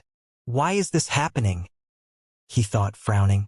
He quickly realized that he simply didn't understand enough about the windswept realm. He rose to his feet and looked out in the direction of the central temple. Although it was quite a distance away, he could sense it, and knew that the armies of the various nations were engaged in bitter fighting. He could also sense the rising columns of blood-colored light. After observing for a moment, he spent a moment in thought and suddenly reached a new conclusion. The mortals' war can influence the chi flow. The more people are killed, the stronger the national aura will get. Conversely, if the mortal army of the nation is weakened, then the national aura protecting the mountain will be influenced, as well as making it more difficult for me to gain enlightenment. Meng Hao's eyes flickered as they narrowed. But I didn't give any orders for the Ninth Nation to send its army into battle. Well, no matter what, if they're defeated on the battlefield outside of the central temple, not only will it influence the speed of my enlightenment, the defenses formed by the national aura will also be weakened or even disappear. If that happens, then the dangers of having the sealing mark stolen will be increased. Perhaps that is the whole purpose of this trial by fire? After a moment of thought, he understood why the mountains and seas sent 9 people. The other 8 were most likely intended to be sent into battle. Although they couldn't be used to kill mortals, they possessed many other methods that could let them influence the tide of battle. It seems I need to send some people to help with the battle. Unfortunately, I can't go myself. He frowned, then spent another moment to confirm his line of thinking. He couldn't even leave Mount White Seal. Once the process of contemplating enlightenment was begun, it could not be paused.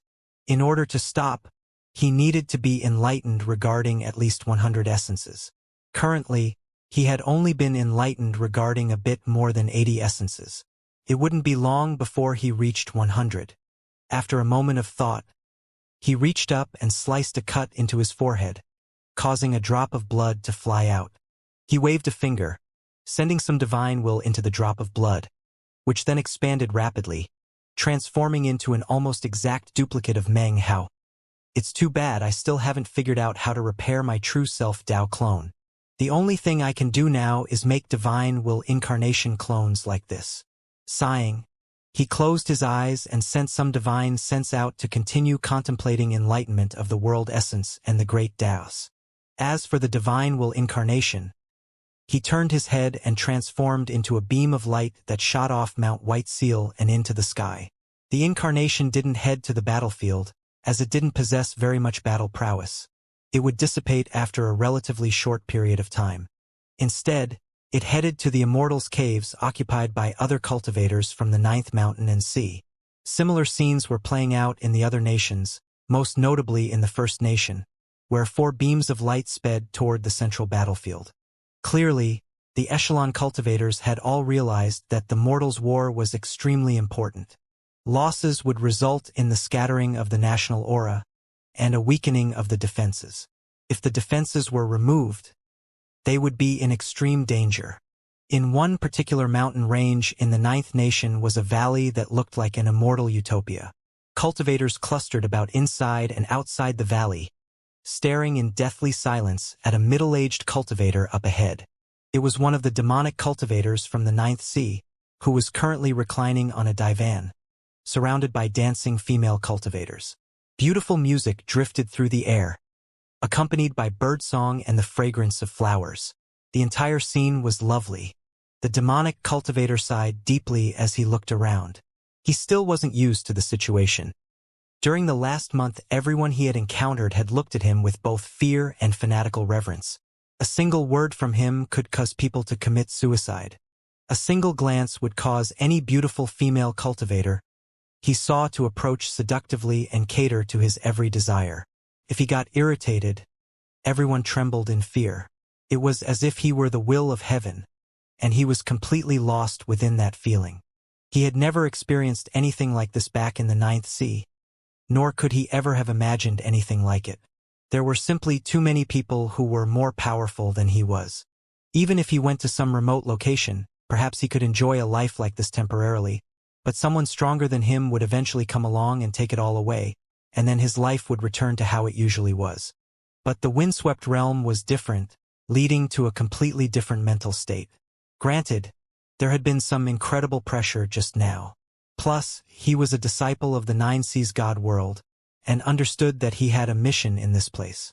However, he just couldn't hold back from indulging in the pleasures of the windswept realm. As he thought about this, he reached up and slowly ran his finger down the cheek of one of the beautiful women. When he saw the awe in her eyes, the demonic cultivator laughed loudly, and was just about to say something when, all of a sudden, his face fell. He looked up and saw a beam of light flying toward him through midair, which then transformed into Meng Hao. Meng Hao! The demonic cultivator's eyes widened, and he rose to his feet, instantly on guard. Then he realized it was nothing more than an incarnation. Of course, despite being only an incarnation, it was still Meng Hao. "Go to the central temple battlefield immediately," Meng Hao said. That simple sentence caused the demonic cultivator's face to distort with rage. "You don't have the right to order me around." "Maybe not, but I'm strong enough to kill you," Meng Hao responded coolly. His words were filled with infinite coldness. He might be only a weak incarnation that couldn't do anything to the demonic cultivator, and yet his words were filled an inarguable murderous aura. "Go. That is your mission in this place. It doesn't matter what pleasures you've enjoyed or how much you've fallen in love with them. If you forget your mission, then there's no reason for me to keep you alive." With that, Meng Hao spun and shot off into the distance. The demonic cultivator stood there silently for a moment, then threw his head back and roared. He might be furious, but he had no choice other than to comply.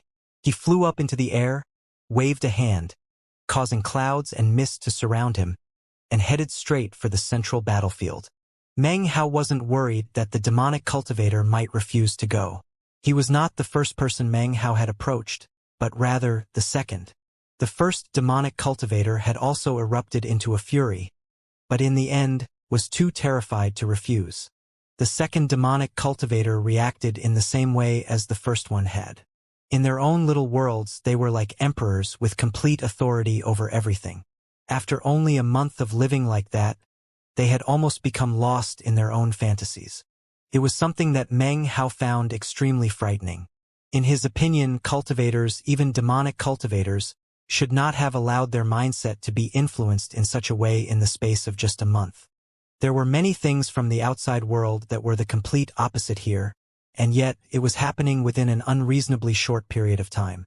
It was almost as if there were some bizarre power in the windswept realm that amplified one's desires by multiple orders of magnitude, making them more intense and pronounced. "Have I been influenced as well?" he asked himself, but had no answer. With a flash, he sped toward the location of the next demonic cultivator. His destination was a small city, within which was a blacksmith shop. A burly man was there, bare-chested, and the clang of metal striking metal could be heard as he worked with iron. He occasionally pulled a piece of iron from a furnace, examined it, then began to strike it with a hammer. The weather was oppressively hot, ensuring that not many people were out in the streets.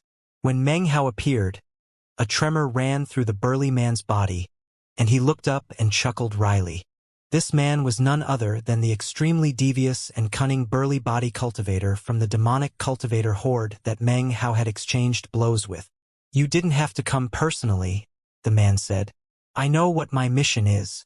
Once I finish with this sword, I'll be on my way." The man lifted up the bright red strip of metal he had been working with, then shoved it into cold water. Hissing sounds and steam rose up, and after a moment, he pulled the metal back out. It was a blade, riddled with tiny holes, yet overflowing with a murderous aura. "You're different from all the others," Meng Hao said coolly. He looked around at the blacksmith shop, which appeared to be completely ordinary, without the slightest bit of extravagance to be seen. From what he could tell, the inhabitants of the city had no idea that this burly man was actually an immortal. "My desires are unique," the man said, "and unusually strong. Because of that, they are hard to fulfill." After a moment of thought, the man tossed the huge blade into his bag of holding, grinned at Meng Hao, and then walked out of the shop. For some reason, the man's style seemed to be very different from before, causing Meng Hao to stare at him for a moment. "I hope you stay this way," he said suddenly. "That's the plan," was the reply. The burly man laughed loudly, then flew into the air. He quickly disappeared over the horizon. Meng Hao's eyes glittered, then he turned and vanished, to reappear directly in front of the man. Although it had seemed that the man flew off toward the central battlefield, he actually ended up fleeing in the opposite direction. As soon as he saw Meng Hao blocking his way, he laughed heartily. "Oops, I took a wrong turn. My mistake," he said. Then he turned and headed toward the central battlefield. Meng Hao watched him disappear. After a moment of thought, he looked back at the blacksmith shop for a moment, then left. He didn't force anyone else to fight. Instead, He merely inspected the Immortal's caves of the other cultivators in the Ninth Nation. His incarnation was slowly fading away, and perhaps because of that, it was becoming more and more difficult for anyone to detect him. He saw Beiyu, surrounded by a sea of flowers. There were also countless cultivators and mortals who were tending to the flowers like gardeners, while Beiyu practiced cultivation in the middle. Although the entire scene seemed harmless at first, Meng Hao was able to see that the seeds of desire were slowly taking root within her. He found Fan Donger, whose situation was quite unique. Not a single person could be found in her vicinity, and in fact, she had placed herself in secluded meditation, choosing to have no contact whatsoever with the outside world. He stood outside her Immortal's cave for quite some time, watching thoughtfully. Eventually, he left. Just before his incarnation faded away, he found the only other human cultivator besides Fan Donger, the young man from the Nine Seas God world. In general, he appeared to be refined and even scholarly, and yet the world he had created was like a scene from hell. The mortals there trembled, and the cultivators were in terror as they excavated immortal jade out of an enormous mine. When Meng Hao saw the immortal jade, his mind trembled slightly, and he began to pant. It was as if some enormous power had surfaced in his mind, urging him to instantly slaughter the young cultivator and take all of the immortal jade for himself. The impulse rose up without any warning, and was so strong that Meng Hao's eyes were instantly shot with blood. His cultivation base surged, and he waved his hand, causing incredible pressure to weigh down on all life forms in the area. Their minds reeled, and a bellow of rage could be heard as the young cultivator suddenly flew up into the air. Meng Hao, what are you doing? He roared. Meng Hao's incarnation suddenly collapsed into pieces, transforming into nothing more than ash. It wasn't something done intentionally. Rather, the incarnation had reached its limit, and the surge of Meng Hao's cultivation base had caused any remaining life force it had to vanish. The young man stared in shock for a moment, and then his face darkened. He looked in the direction of Mount White Seal and snorted coldly before floating back down to the ground. Back on Mount White Seal, Meng Hao was seated cross-legged next to the statue. Suddenly, he coughed up a mouthful of blood, and his face went pale. He opened his eyes, and a shocked expression could be seen on his face. He immediately performed a double-handed incantation gesture to ensure that his contemplation of enlightenment was not interrupted. If a backlash during the process of contemplating enlightenment of essence did not destroy him in body and soul, it would still shatter his cultivation base. Enlightenment like this could not be interrupted. Complete focus was required. It's like I wasn't under control of myself, he thought, shaken. As soon as I saw that immortal jade, the impulse I felt was too strong. It was indescribable. Most terrifying of all was that in that moment, I didn't even have the inclination to fight back against it. He took a deep breath, suddenly aware of how truly mysterious the windswept realm was. Furthermore, he had the feeling that he was probably being influenced in certain ways that he wasn't even aware of, perhaps from the moment he had arrived in the windswept realm. His heart had grown colder than it usually was, and the thought of that caused him to tremble. Desires are amplified. Thankfully, that was an incarnation, and it ended up self-destructing. If it had been my true form, he could only imagine what would have happened in that case. After a moment of silence, he once again immersed himself in contemplation. However, the vigilance in his heart remained at a peak.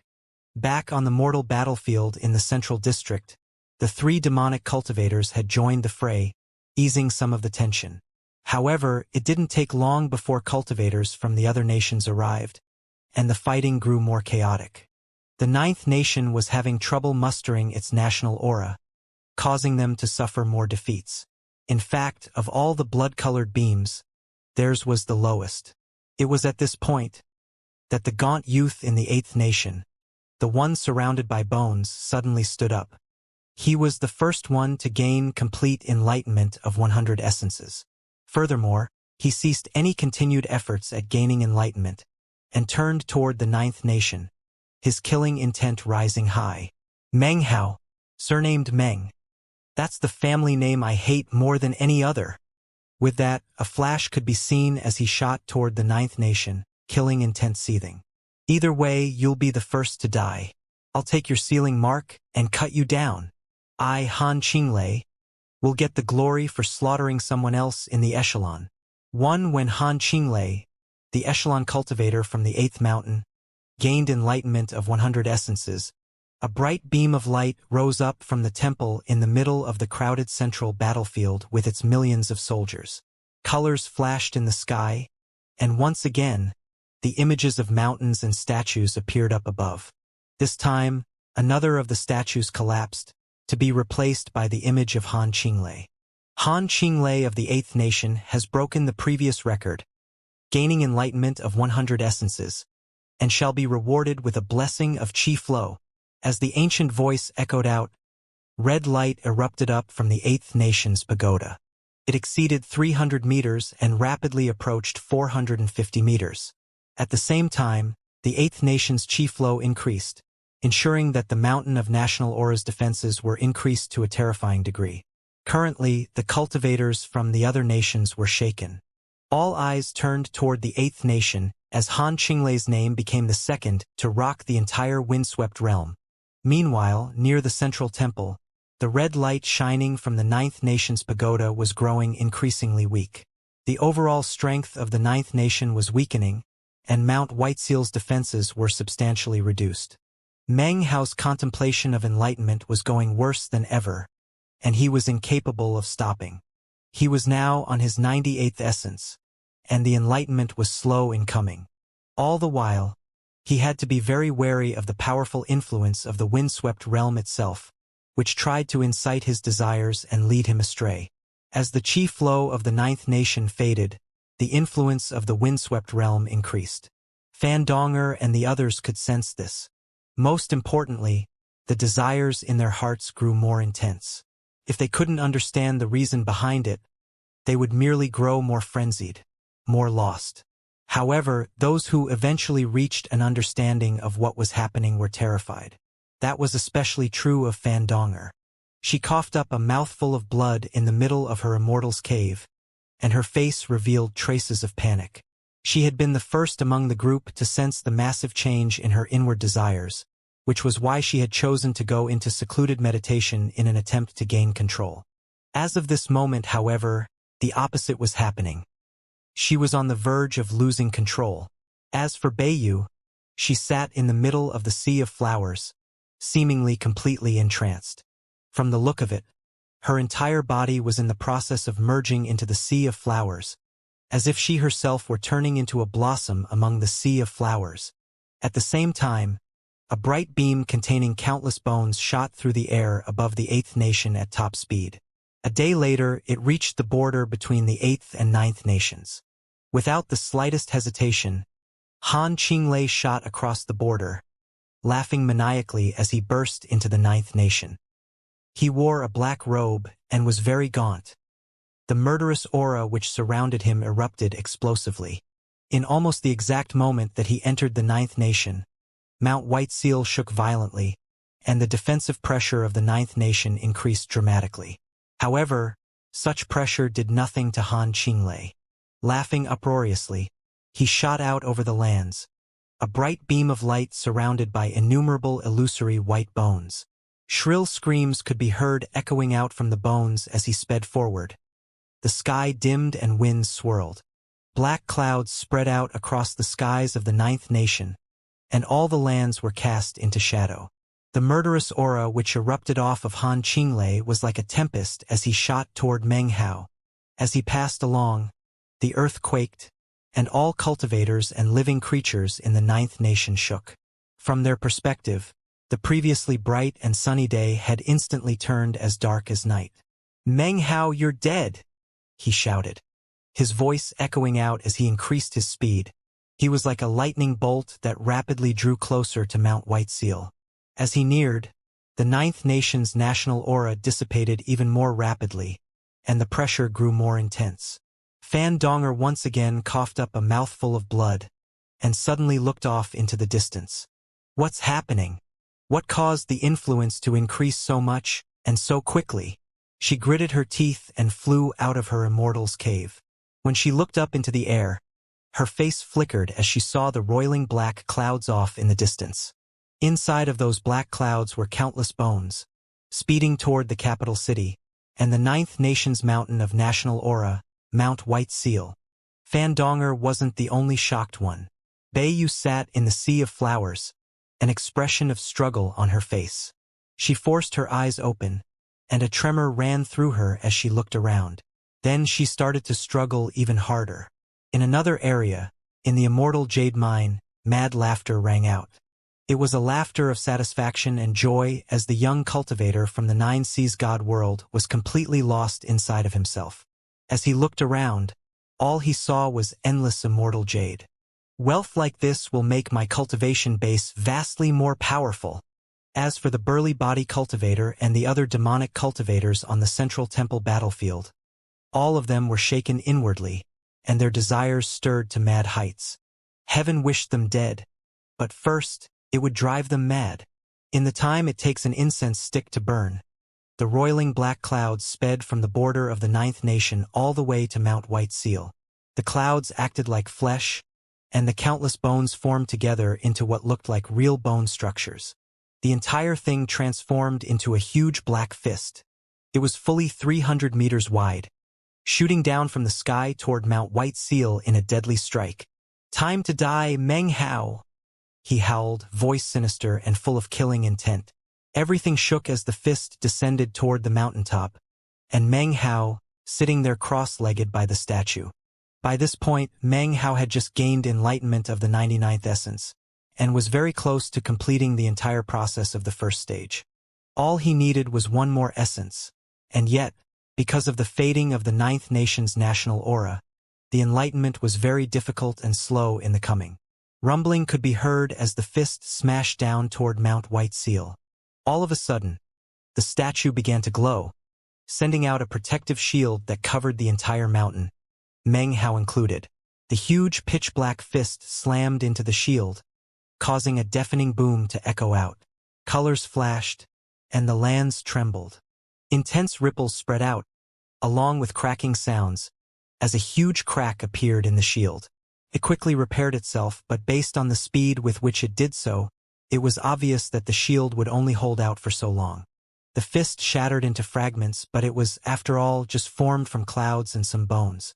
Han Qinglei appeared, then transformed into a black bolt of lightning which smashed into the shield. "Open up!" he roared. Although he was gaunt, he radiated terrifying energy. His cultivation base was only in the immortal realm, but he was capable of rocking the ancient realm. An intense power radiated out from him, causing countless bolts of lightning to spring up. Shockingly, they rapidly transformed into 9 lightning dragons. Mount White Seal shook, but Meng Hao remained there with his eyes closed tightly. He could not halt his enlightenment before it was complete, and he was focusing his mind in an attempt to speed it up as much as possible. "Give up!" Han Qinglei roared. "You'll die today, and the 9th nation's world seal will be mine. I'm also going to wipe out your echelon qualifications. I, Han Qinglei, was the first to reach a full 100 essences. I can kill anybody, but the main reason I'm picking you is because you're surnamed Meng. After you die, remember to tell your ancestors that the person who killed you was Qinglei of the Han clan." It was at this point that, all of a sudden, Fandonger appeared in midair. Killing intent swirled in her eyes, and the wave of her hand caused numerous imprints of magical items to appear on her body. They rapidly expanded, as the hundreds of magical symbols grew to the size of a small mountain. The sight was monumentally shocking. Fandonger had no choice but to show up. She knew that if she didn't, and the attack against Mount White Seal succeeded, the World Seal would be taken away. The result would be that she could no longer resist the influence of the windswept realm without any national aura. She could also see that Meng Hao was at a critical juncture, and wouldn't be able to do anything, so she had no choice but to interfere, for her own sake. If I can just buy enough time, Meng Hao will come out eventually. This guy might be powerful and might be in the echelon, but Meng Hao is too. Gritting her teeth, Fandonger closed in and attacked Han Qinglei. Han Qinglei's eyes flashed as he caught sight of Fan Donger, and he smiled. "You think a bit too much of yourself," he said, his voice booming like thunder. "I think I need to show you why people like you don't even qualify to fight the echelon." He waved his right index finger, sending 4 roaring lightning dragons toward Fan Donger. Simultaneously, rumbling sounds could be heard as Bayu, no longer in the middle of the sea of flowers, also closed in at high speed. One of her eyes was confused and vacant, but the other was clear, and even before she was close, she shouted out, causing invisible divine sense power to coalesce into a needle, which stabbed viciously toward Han Qinglei. Han Qinglei's face flickered, and he waved his left hand, sending 4 more lightning dragons charging out.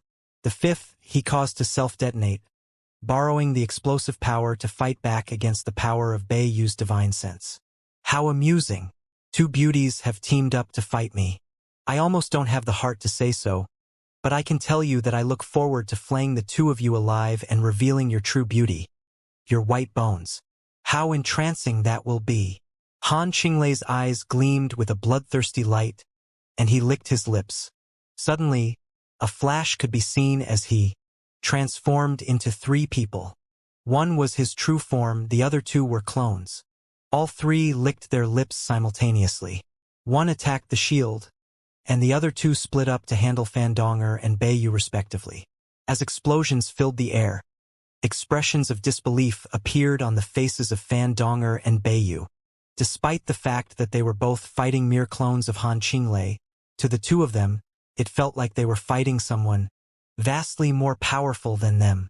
"Is everyone in the echelon this strong?" thought Fan Donger. Shaken, she looked over at Meng Hao sitting there cross-legged in meditation. "Hurry it up, Meng Hao." Han Qinglei, echelon cultivator from the 8th mountain, was so powerful that Fan Donger and Beiyu were both completely shaken. To them, any person who could rock the ancient realm while being in the immortal realm well deserved to be referred to as a blazing sun. As far as Fan Donger was concerned, Meng Hao was actually more powerful than those blazing suns. But now that she had met Han Qinglei, she had to admit that he was terrifyingly powerful. The sensation she had experienced when fighting Meng Hao had now appeared for a second time. Are echelon cultivators powerful because they're in the echelon, or is it their power that earns them a place there? Fan Donger couldn't quite accept it. She was the divine daughter of the 9 Seas god world, and before meeting Meng Hao, she had viewed herself as being above all others, the center of all attention. However, Meng Hao's appearance on the scene had changed everything. Even now, she could remember the first time she had met Meng Hao back on planet South Heaven. Back then, he hadn't been as terrifying as he was now. Furthermore, the speed with which he had risen to prominence made the entire situation difficult to accept. Before she could even come to terms with it, he was already far ahead of everyone else. Wherever he went, he became a huge mountain blocking the paths of everyone else. A boom rang out, and blood oozed out of Fan Donger's mouth. She fell back at top speed, waving her hand to cause numerous sealing marks to appear. They merged together in front of her to transform into a magic bottle, which then shot toward Han Qinglei's hideously grinning clone. Han Qinglei's clone laughed coldly and performed an incantation gesture with his right hand. Instantly, a flower of white bones materialized. It spun through the air, radiating a white light as it slammed into the magic bottle. Massive rumbling could be heard as Han Qinglei shot forward. As he extended his hand, the flesh and blood suddenly transformed into bleached bones. He touched Fan Donger's forehead and a boom rattled out. Blood sprayed out of her mouth, and she went pale white as freezing cold spread through her. Her vision swam, and a sensation of crisis welled up. Suddenly the air behind her shattered, and a female corpse appeared. Fan Donger had kept the corpse hidden up to now, but because the blow had sent her mind into chaos, she could do so no longer. Immediately, an aura of death exploded out, completely astonishing Han Qinglei. Being the cautious person that he was, he immediately fell back. In that same instant, the space he had just occupied was inundated by countless black strands of hair, which then exploded out in all directions. "Interesting," the clone said, smiling. It seems I'll need to take things a bit more seriously. Off to the side, his second clone was steadily forcing Beiyu backward. Beiyu's divine abilities and magical techniques caused rumbling sounds to fill the air. Her divine sense magical art sent innumerable invisible needles stabbing forward in attack. However, the mere wave of a hand by Han Qinglei's clone caused a suit of bone armor to appear. He allowed the divine sense to strike him, and it did nothing. Then, the bone-armored clone stretched out both hands, and his fingertips turned into sharp claws which he waved through the air like the weapons of a celestial warrior. Instantly, Beiyu was put into a very dangerous position. Meanwhile, Han Qinglei's true form was performing numerous incantation gestures to unleash all sorts of divine abilities. Bright, multicolored lights slammed into the protective shield, causing it to twist and warp. Cracking sounds could be heard, and more fissures spread out.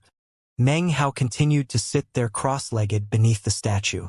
He was currently contemplating the final essence, and at the same time was feeling extremely anxious. However, there was nothing he could do but focus all of his power and energy on the enlightenment. All of a sudden, Han Qinglei and his two clones suddenly stopped in place and fell back. All three figures then flew toward each other and, instead of merging together, smiled viciously and then levied palm strikes against each other's chests. At the same time, the three figures cried out, "Three-body Dao!" At the same time, an unbelievably powerful sound like a crack of thunder rang out. After striking each other with their palms, the three figures' cultivation bases rocketed up, and their battle prowess increased dramatically. In fact, in this state, they were apparently more powerful than Han Qinglei when he was not split into three. Bone Tomb Magic. The three figures split apart and shot toward Fandonger, Beiyu, and Mount Whiteseal's shield, bursting with incredible energy. They moved so fast that they looked like black arrows, and in the blink of an eye, one of the figures was in front of Fandonger. He waved his hand, causing countless white bones to descend, which then transformed into the shape of a tomb, with Fandonger stuck in the middle. A similar bone tomb appeared around Beiyu, and another one descended toward Mount Whiteseal. The three Han Qingleis all cried out together, "Three-body Dao! Bone Tomb Magic! Slaughter by time!" Their voices echoed out, seemingly ancient and filled with the aura of time. The three bone tombs rumbled as they began to spin. Shockingly, bone headstones appeared on top of each of them, upon which shapes began to form, as if images of Beiyu, Fandonger, and Mount Whiteseal were being etched on their surfaces. The image of Beiyu was the first to be completed. A miserable shriek rang out, and she coughed up a mouthful of blood. Instantly, her body began to wither, and she seemed to be crumbling under intense pressure. She was incapable of escaping, trapped in the pressure of the bone tomb as it pushed her down toward the surface of the ground. It was turning into a real tomb. Inside the tomb, Beiyu was ashen, losing consciousness, her body rapidly aging as her life force was sucked away. Fandonger struggled to fight back, but she was no match. Despite the boundless will of death from the female corpse, she couldn't fight back against the pressure. Rumbling could be heard as Fandonger was forced down toward the ground, crushed by the bone tomb.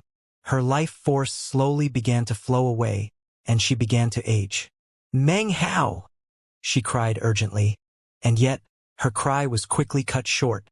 At the same time, the third bone tomb was crushing down onto Mount Whiteseal's protective shield. Because of the losing battle on the central battlefield, the shield had been greatly weakened, and so under this attack the already fractured shield instantly fell to pieces and was destroyed. Fandonger was being crushed. Beiyu had lost consciousness. Mount Whiteseal's shield exploded. From all of these, it was possible to see exactly how powerful Han Qinglei was, and also how strong echelon cultivators were. Each and every member of the echelon was an incredibly powerful expert, someone who was above all other blazing suns. Furthermore, the only people of their generation who qualified to fight echelon cultivators were other echelon cultivators. "Alright, Meng Hao, let's see how you fight back this time. Killing you like this might be a bit of a bore, but considering that you're surnamed Meng, even if you aren't connected to the Meng clan, I'm elated to have the chance to slaughter you," Han Qinglei laughed uproariously, and killing intent roiled up from his 3 bodies. As Mount Whiteseal's shield shattered, he instantly pounced down toward Meng Hao. However, in almost the exact moment that he closed in, Meng Hao's right hand slapped down onto his bag of holding. Then he waved his hand, sending numerous black pods flying out, his eyes tightly shut the entire time. Magic pod soldiers. Popping sounds could be heard as the black pods transformed into vicious imps, who screeched as they opened their mouths to reveal long, sharp teeth. There were a total of 50 black pod imps, and as soon as they appeared on the scene, they shot toward Han Qinglei's 3 bodies. "That's all you've got?" Han Qinglei laughed coldly. Despite his words, he was inwardly vigilant. He had in no way underestimated Meng Hao, as he knew that weaklings would never be able to get into the echelon. Although he wasn't sure what exactly was so special about these black pod imps, the fact that Meng Hao had unleashed them at such a critical point in the battle led Han Qinglei to believe that they were not something to be taken lightly. On the surface, he seemed to be acting rashly, but it was actually his clone that shot forward first while his true form held back. The 50 black pod imps screamed as they shot through the air toward the clone. A boom could be heard as more than 30 were sent tumbling away, although they didn't seem to have received very serious injuries. Han Qinglei was instantly shocked, and his eyes widened. As for the dozen or black pod imps that remained on the clone, they opened their mouths wide and began to chew into it. Han Qinglei snorted, allowing the clone to block the black pod imps as his true form and his other clone closed in on Meng Hao. "Those black pod imps are pretty impressive, Meng Hao. After I kill you, I'll collect them up as souvenirs." Han Qinglei and his clone increased their speed as they charged toward Meng Hao. A tremor ran through Meng Hao. He was at a critical juncture, and was just a sliver away from achieving complete enlightenment. Han Qinglei wasn't giving him enough time. It was at this point that Meng Hao suddenly heard a deep growl, as if something which had long since been sleeping in his bag of holding were finally beginning to wake up. It was a very familiar feeling, and after a moment of considering, Meng Hao realized that it was the aura of his blood mastiff. "Is the mastiff going to wake up?" he thought, his mind spinning. However, what appeared was not the mastiff. Instead, as his bag of holding opened up, an archaic voice echoed out, accompanied by the sound of flapping wings. "Yo! This mountain belongs to Lord Fifth, the heavens belong to Lord Fifth, the earth belongs to Lord Fifth, and this little Howie is also Lord Fifth's. Lord Fifth has appeared. Are you scared?" The parrot flew out in between Meng Hao and Han Qinglei, one wing flapping madly in place, the other pointing out accusingly at Han Qinglei. On the parrot's ankle was a bell, upon which the face of the meat jelly appeared, which proceeded to yell in an attempt to sound archaic as well. "That's right. This mountain belongs to Lord Third too, the heavens belong to Lord Third, and the earth also belongs to Lord Third. Howie is also Lord Third's. Are you scared?" "Well, are ya? Screw off," said Han Qinglei, smiling coldly. The killing intent in his eyes exploded to incredible heights. Everything shook, a massive wind kicked up, and the darkness intensified.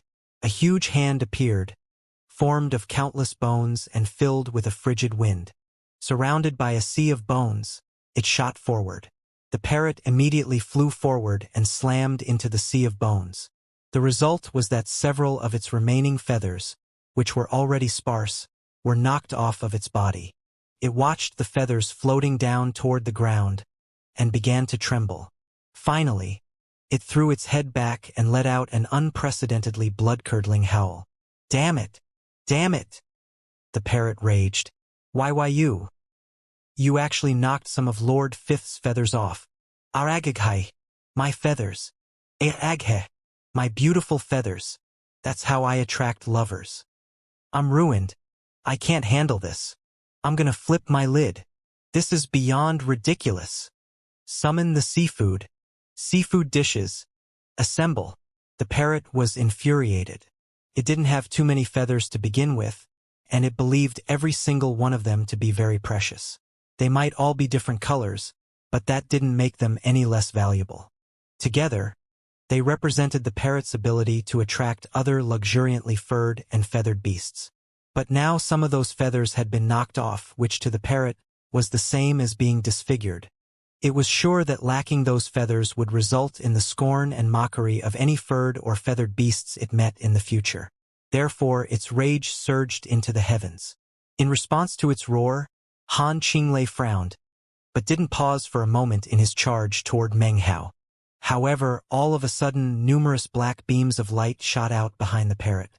In the blink of an eye, a large group of demonic cultivators had appeared. These demonic cultivators were not in human form. Instead, they looked like an assortment of seafood. There were shells, shrimp, crabs, a sea turtle. "It's time to sing for Lord Fifth," the parrot squawked. "This bastard dared to ruin some of my feathers. Crush him." In response to the parrot's orders, the demonic cultivators immediately formed up and began to sing. "I was a bad kid when I was young. I'm a little seafood dish, la la la la la, little seafood dish, doby doby doo, little seafood dish." When Meng Hao had listened to this song before, he always assumed that it was simply uncomfortably discordant. However, when the group started singing this time, all of a sudden, thunder began to rumble, and bolts of lightning instantly shot down toward Han Qinglei. Han Qinglei's face flickered with shock, and he fell backward in retreat, staring at the clamorous parrot and his singing seafood dishes. He began to pant in disbelief as the singing apparently began to affect the natural laws and essence of the windswept realm. A powerful energy of expulsion began to gather around Han Qinglei, causing his face to fall. "What is that thing?" he gasped, looking at the parrot in astonishment. Thunder crashed, and wild colors flashed in the sky. Black clouds gathered, and numerous lightning bolts converged. Han Qinglei's scalp began to go numb. A single glance told him that this song was completely beyond ordinary, as if it had become the heavenly will of the windswept realm, and could control natural laws, and even essence, something terrifying to the extreme. If that were all there were to it, it might not be a big deal, but even more shocking to Han Qinglei was that the singing instantly caused moisture to build up in the area. Apparently, the song was able to materialize a sea, complete with raging waves. "Impossible!" he cried. The parrot looked extremely pleased with itself, and whooped out in excitement. "Scared yet? Damn it! You dared to pluck some of Lord Fifth's feathers. You dared to ruin Lord Fifth's good looks.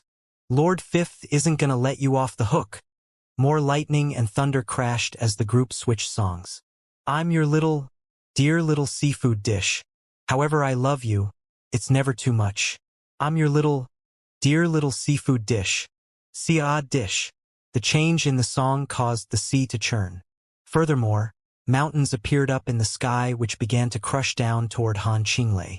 The booms from the mountains crashing against the ground almost sounded like musical instruments, pounding out a rhythm to go along with the song. Spell formation. It's a spell formation that incites the essences of heaven and earth. What kind of bird is that?"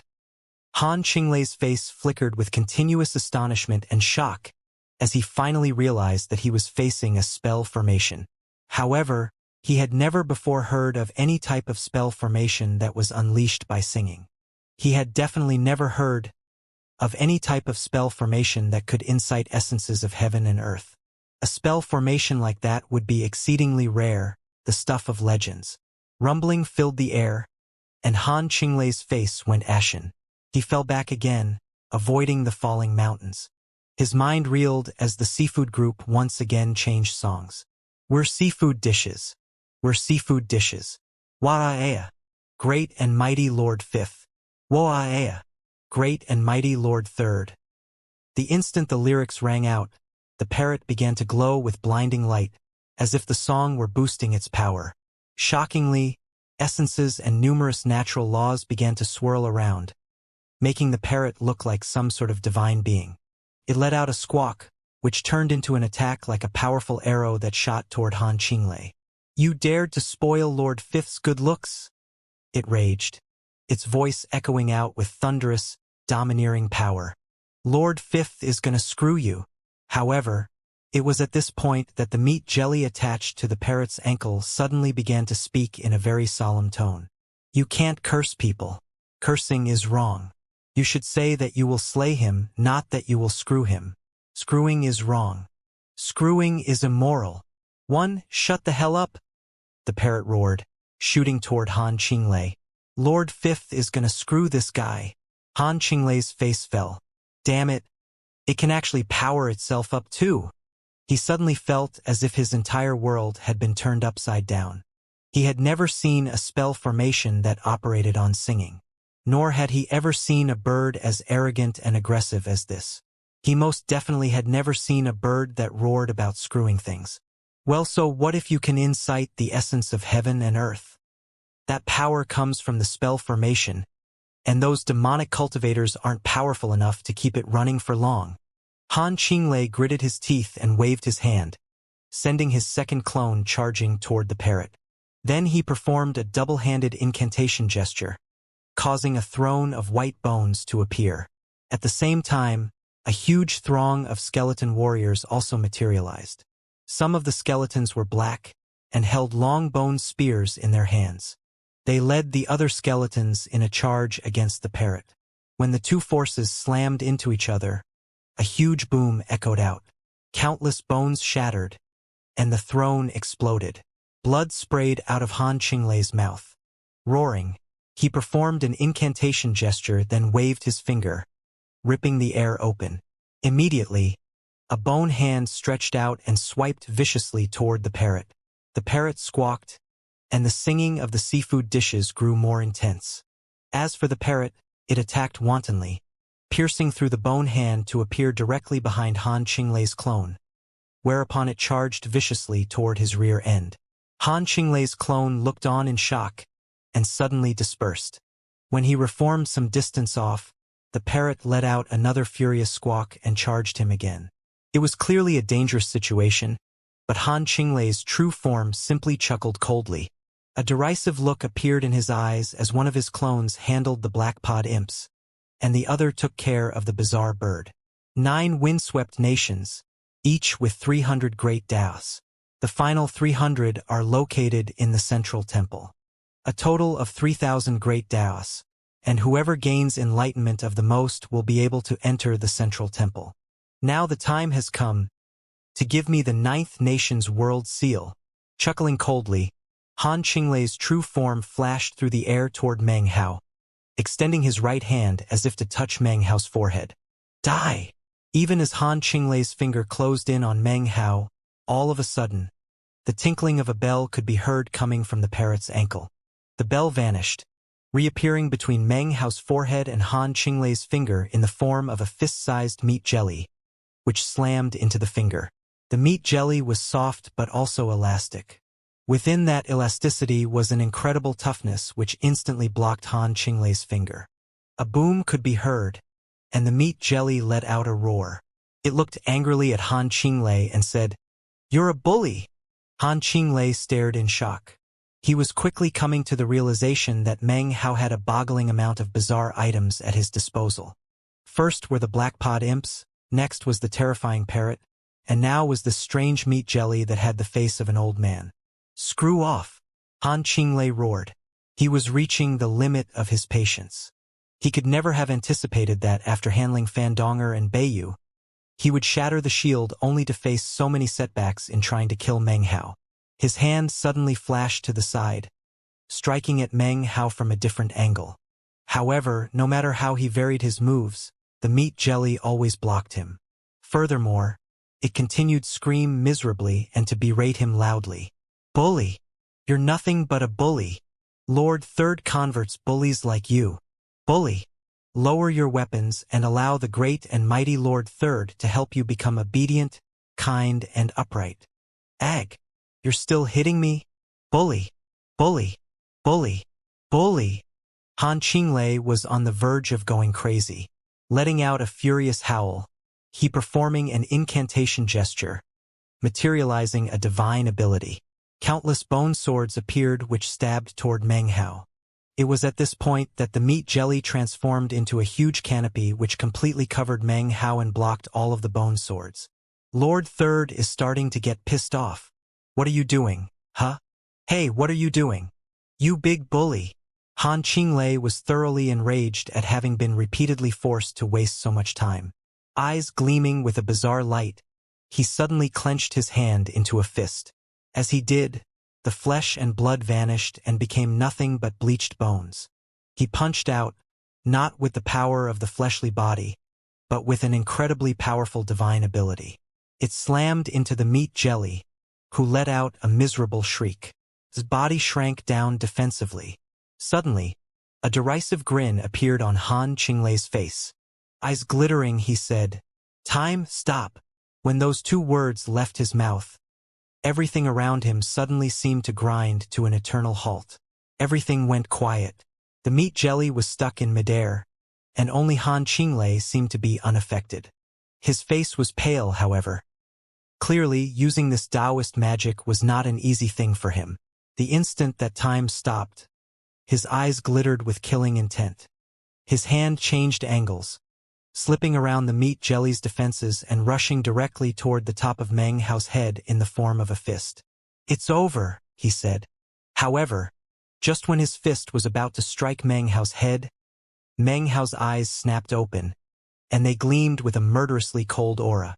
His right hand shot up, leaving behind afterimages as it sped to meet Han Qinglei's fist. Their eyes suddenly locked. One of them had a look of shock. The other had a cold gleam in his eyes. At the moment, one of them looked vicious and cruel, and as for the other, the coldness in his eyes was like that of a sharp blade.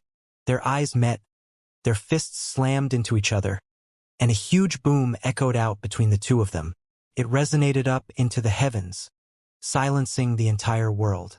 A massive wind kicked up, and nearby mountain peaks shook violently. The shaking caused crevices to open up in the ground. The meat jelly returned to its normal state, and, seeing that Meng Hao had awoken, quickly retreated. Han Qinglei was hit by a huge backlash, shoving him backward. The air was ripped to shreds as a succession of 9 booms echoed out before Han Qinglei finally ground to a halt. His face ashen, blood oozing out of the corners of his mouth. Meng Hao was also shoved backward. He now hovered in midair, his face slightly flush, but his eyes as sharp and penetrating as ever. "You're right. It is over," he said coolly. "For you. I've had enough your crap." He suddenly shot forward like a lightning bolt, using his unique battle style, charging Han Qinglei in an overwhelmingly domineering fashion. His cultivation base exploded with power. Moments ago during that critical juncture, he had finally gained enlightenment regarding the 100th essence, and was able to come to his senses. Han Qinglei's face fell, but he didn't retreat. Gritting his teeth, he also shot forward in attack. Booms rang out as they met in midair, exchanging hundreds of moves in a few seconds. Meng Hao waved his hand, causing numerous mountains to descend, crushing down onto Han Qinglei. Han Qinglei performed an incantation gesture, summoning his throne of bones, along with countless other white bones, all of which formed together into a huge bone giant that attacked the mountains. Meng Hao gave a cold snort and advanced, transforming into a golden rock. A brutal air rose up as he slashed his claws viciously at Han Qinglei. Rumbling sounds echoed out as Han Qinglei performed another incantation gesture. This time, a swarm of bone swords materialized, forming layers of walls that blocked Meng Hao and fought against him viciously. Booms echoed out in all directions, the air distorted, and the sky dimmed. Blood sprayed out of Han Qinglei's mouth, and Meng Hao's golden rock faded away. However, in that same moment, Meng Hao's right hand clenched into a fist. The life extermination fist. Up to this point, Meng Hao still had not revealed any hint that he practiced body cultivation. He had only attacked with divine abilities and Taoist magics. Now that he was using this fist, Han Qinglei's face instantly fell. "A body cultivator," he gasped. As the fist neared him, he shrieked and quickly performed an incantation gesture, causing multiple bone shields to appear. However, no matter how many of them appeared, all of the shields collapsed, layer after layer, until the fist slammed into Han Qinglei. Boom! Blood sprayed out of his mouth, and he tumbled backward, completely astonished by Meng Hao. However, he was still filled with the desire to do battle. One punch sent Han Qinglei falling backward. Meng Hao didn't immediately pursue him, but instead waved a finger toward the two bone tombs, causing them to explode. Fan Donger appeared, face pale, just having regained consciousness. On the other side, Bei Yu was completely pale and still unconscious. Time magic, Meng Hao murmured. He performed an incantation gesture and waved his finger, causing the air around Bei Yu to distort. A feeling like that of time radiated out, causing Bei Yu to immediately recover. Meng Hao had a deep understanding of time, but wasn't able to actually manipulate its flow. However, what he was doing now was not that. Instead, he was simply breaking Han Qinglei's magical technique. You definitely deserve to be in the echelon like me, Han Qinglei said. In that case, let's fight. He wiped the blood from his mouth and chuckled. Eyes burning with intense killing intent, he shot toward Meng Hao in a flash of light. This time, his two clones threw their heads back and roared, then burned their life forces to shove the black-pod imps away and knock the parrot aside. They joined Han Qinglei's true form to charge Meng Hao. The parrot was still furious, but after a moment of thought, it wasn't confident enough to pursue the clone. Instead, it angrily shouted, "Howie, crush him to death for me. That damned bastard dared to ruin Lord Fifth's good looks. I want him screwed. In fact, why don't you screw him for me? Wait, no. Don't screw him. I want the first go." A strange expression could be seen on Meng Hao's face as he looked over at the parrot. After thinking about how the parrot had protected him just now, he cleared his throat and nodded. Next, his cultivation base erupted with power. 123 immortal meridians surged. 33 heavens descended with full power. The aura of an immortal emperor radiated out, transforming into a tempest that rose all the way up into the sky. Meng Hao hovered in the middle of it all, his hair flying about, his eyes glittering like lightning as he exuded a massive pressure. "You want to fight? Fine, let's fight," he said, his voice booming like thunder. This was the most formidable member of his own generation that Han Qinglei had ever encountered. Even as Meng Hao's words rang out, his three bodies arrived at Meng Hao. The three figures slapped their palms together. Three body Dao. Bone tomb magic. Slaughter by time. Their cultivation bases rocketed up, causing them to look like three long spears stabbing toward Meng Hao. Meng Hao's face was calm, and he did not fall back. Instead, he took a step forward. Massive winds surged around him as he clenched his right hand into a fist and punched out. Bedevilment fist. The striking fist caused colors to flash in the sky, and at the same time, a will of self-immolation to the point of bedevilment exploded out. That fist seemed to represent the darkness of night. The sky above turned black, and the darkness of a devil crushed down onto the lands. Boom! As the fist struck out, and darkness fell, Han Qinglei's three forms transformed into a huge bone tomb. However, that tomb instantly collapsed into pieces, and the time magic inside was shattered. Blood sprayed out of the three figures' mouths as they fell back. However, their will to fight was as strong as ever. "Meng Hao, you qualify to see my complete state. Three-body unification." Han Qinglei threw his head back and howled. At the same time, his two clones began to glow with boundless light. In the blink of an eye, they shot toward Han Qinglei, merging into him, forming a shocking, three-headed, six-armed figure. The three heads radiated an intense murderous aura as the six arms all performed incantation gestures, unleashing divine abilities and Taoist magics with unmatchable speed.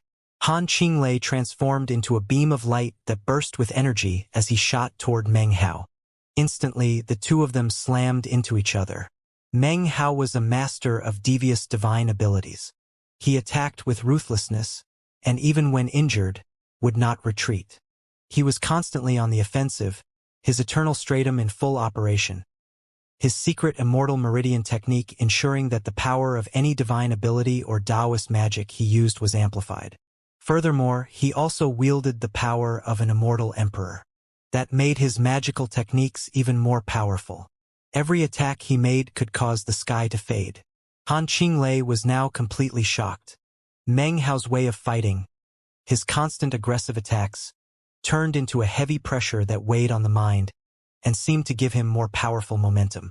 Han Qinglei was being forced back, and thus losing any opportunity to land a decisive strike. Damn it! How can this Meng Hao be so strong? Han Qinglei's face fell, and he gritted his teeth. 6 arms all performed incantation gestures, causing a shocking, magical wheel to appear in front of him. The wheel was not complete, and in fact only about 10% of its full state was corporeal, with the rest being illusory. Numerous magical symbols covered it, and it emanated an ancient and primordial aura. This was the paragon magic that Han Qinglei had used to earn his spot in the echelon. The Wheel of Time. This wheel had a mysterious origin, and had the power to manipulate time. Because of it, Han Qinglei had been enlightened regarding paragon magic, and was endowed with a mysterious might. Paragon magic, Tao of Time. Han Qinglei's hands flashed with incantation gestures, and the magical wheel began to rotate. Time seemed to flow, spinning toward Meng Hao, ripping open the air as it neared him. Shockingly, numerous images manifested by time appeared, filling the area with countless scenes of the past eras from the surrounding lands. Paragon magic, huh? Meng Hao gave a cold harumph. He waved his right hand, and the sky trembled. A huge bridge descended, which was none other than the Paragon Bridge. As soon as the Paragon Bridge appeared, the magical wheel trembled, as if it wasn't even able to match up. Han Qinglei's face fell. As the 2 Paragon magics collided, everything trembled violently. It almost seemed as if the world was going to collapse. Intense shaking filled all of the cultivators in the windswept realm. Rumbling booms could be heard as the magical wheel collapsed. Although the Paragon Bridge was slightly shaken, it continued to emanate intense pressure. Blood sprayed out of Han Qinglei's mouth, and his body began to fall apart. 2 of his heads exploded, and 3 of his arms were destroyed.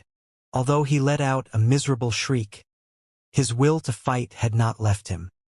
His remaining 3 arms performed incantation gestures, and threw his head back and roared. All of a sudden, a bone statue appeared in front of him, emanating an astonishing aura. This was one of his trump cards, a bit of good fortune that he had acquired. Now that he was using it in battle, Meng Hao waved his hand, causing the essence of divine flame to appear. Essence? Impossible! For the first time, Han Qinglei was inwardly shaken, and felt terror rising up in him. This fear was something that caused Han Qinglei to feel extremely humiliated.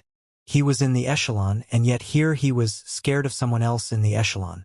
He wanted to pull his emotions into check, but just couldn't stifle his terror. There are a lot of things which you might think are impossible, but really aren't, Meng Hao said coldly. You just lack experience. As he closed in on Han Qinglei, the world trembled. Fan Donger and Bei Yu looked on with complete shock. They knew Meng Hao and yet were still astonished. It was as if Meng Hao was even more powerful than they had imagined. It was as if in this battle, Han Qinglei was completely suppressed, totally on the defensive. In fact, the awe-inspiring way he had fought against them moments ago now seemed like nothing. Han Qinglei was forced into retreat over and over. His face fell, and soon he began to laugh bitterly. However, his eyes gleamed with focus. You're strong, he said. Much stronger than I imagined. You're surnamed Meng, but there's no way you could have anything to do with the Meng clan. However, it will definitely be amusing to kill you with one of the Meng clan's own divine abilities. Laughing maniacally, he extended his right hand and waved a finger through the air. Azure lightning. As he spoke, his body trembled, and blood sprayed out of his mouth, as if making this attack pushed him to the boundary of his limits. Innumerable lightning bolts crackled around him, spreading out, transforming into a lake of lightning. Up in the sky, a bolt of azure lightning crackled down, connecting to Han Qinglei, causing his energy to rise dramatically. Meng Hao's eyes glittered, and a sensation of imminent crisis welled up in him.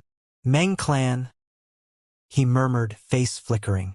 As Han Qinglei's energy spiked, Meng Hao took a deep breath and suddenly stepped forward. That step caused everything to shake dramatically. At the same time, a massive foot appeared in the sky, crushing down toward Han Qinglei, instantly interfering with his rising energy. Shockingly, Meng Hao was now unleashing the divine ability he had acquired from Su Yan, the 7 God Steps magic. The second step caused the entire world to tremble, and the wind to churn violently. Meng Hao didn't stop. He took a third, a fourth, and a fifth step. Each step caused wild energy to surge up around him. It wasn't his own energy, but energy from the magical technique, summoned from the void, from the world, from heaven and earth. When Su Yan had used the 7 God Steps on him, Meng Hao had been thoroughly shaken. She even used it to resist his paragon magic. That was what had originally caught his interest, and was also why he had chosen to take this particular Taoist magic from her. Of all the Taoist magics he was familiar with, none could compare to the 7 God Steps in terms of the momentum it could unleash. This magic was a Tao of momentum. As he took those 5 steps, nothing about him looked out of the ordinary. However, for some reason, the feeling he gave off was that he existed above heaven and earth. Massive energy swept out and crushed down toward Han Qinglei. Han Qinglei's face drained of blood. His azure lightning was based on energy, and caused the will of lightning inside of him to form together into heavenly might, which he could then use to crush his enemy. But now, he was shocked to find that Meng Hao was even more powerful than that. "Impossible!" he gasped. Then Meng Hao took a 6th step and finally a 7th. He now seemed vastly higher than anything in existence. Heavenly might formed a gigantic foot that crushed down onto Han Qinglei. "And no!" he cried miserably. He quickly performed an incantation gesture, causing azure lightning to shoot out from him toward the descending foot. Roar! When they slammed into each other, the foot crushed the lightning without even pausing and kept going, stomping viciously down onto Han Qinglei. A huge boom could be heard, and the lands quaked. A gigantic footprint appeared between Mount Whiteseal and the capital city of the 9th Nation, which sunk deeply down into the earth. Blood sprayed out of Han Qinglei's mouth, and his body withered. His aura was severely weakened as he stood there in the middle of the footprint. Laughing bitterly, he crushed a jade slip, which caused a mist to appear that surrounded him and carried him away rapidly. He was fleeing, and it caused his heart to drip with blood. He was utterly humiliated by his complete and utter defeat in battle. He had been the invader in this instance and also the one to flee. He had never imagined that he would be forced to escape via this particular jade slip during a battle with someone of his own generation. And yet, here he was, fleeing in the face of death by crushing that jade slip. "Think you can just leave?" Meng Hao said, appearing in midair, his face somewhat pale. This battle had been somewhat difficult, but it was nothing compared to the deadly ambush set up for him by the demonic cultivator horde. With a cold snort, he waved his hand, and a strange light began to gleam in his eyes. He suddenly waved his finger toward Han Qinglei. "A writ of karma," he said, his voice echoing out, filled with sternness, austerity, and holiness. "Call upon karma to form ties of destiny. You owe me money." Meng Hao had sown karma with the other echelon cultivators using a writ of karma when he was the first person to break through the previous record atop Mount Whiteseal. At that time, his name was spoken throughout the windswept realm. Everyone came to know him, and invisible connections of karma were created. Using karma in such a way was completely domineering. In fact, before Meng Hao created a writ of karma, nothing like it had ever existed. Based on the enlightenment he had experienced at that time, and his own personality and requirements, he had created a completely unique and domineering Taoist magic, something that could forcefully create ties of destiny. It was impossible to evade or resist. Furthermore, as long as karma had been sown, it would definitely be reaped. Even as he fled, Han Qinglei felt a tremor run through him. All of a sudden, he felt as if his fate were being adjusted. The abrupt sensation caused his heart to begin to thump. He wasn't sure why, but he suddenly couldn't think about anything except Meng Hao. Meng Hao's name seemed to fill his mind, almost like a curse weighing over him. What's going on? I owe him money. Han Qinglei's face fell, and he wanted to struggle, but found that he couldn't. To his terror, his mind and heart were filled with Meng Hao. Most horrifying of all were the words that were echoing out like thunder in his mind. You owe me money. You owe me money. You owe me money. The voice boomed like thunder, and caused Han Qinglei's face to grow even paler than before. What magical technique is this? Damn it! He was completely alarmed to realize that this was a type of magic that he had never even heard of before. When Meng Hao waved his finger, the entire world changed in his eyes. Everything shook and time seemed to slow to a crawl. Faintly, he could see numerous karma threads stretching away from the heads of everyone visible. Han Qinglei himself had an abundance of karma threads, so many that it made it difficult to distinguish the individual threads. However, there was one thread connecting him to Meng Hao. That thread might not bind them together very strongly, but it was there, glowing with intense light. A writ of karma. The deeper the relationship between the caster and the target, the stronger the karma threads. The stronger the karma threads, the more domineering the effect of the magical technique. The first thing that happened was you learned my name, Meng Hao said somberly, his expression dignified, as if he were describing some holy aspect of heaven and earth. Then you were completely defeated by me. What's happening right now can be described as karma. Karma serves as destiny. Heaven and earth bear witness. An indelible brand is created which manifests as a promissory note. The day your debt is paid back, the karma will be dispersed. He waved his hand as if he were writing something, and then colors flashed in the sky, and the wind screamed.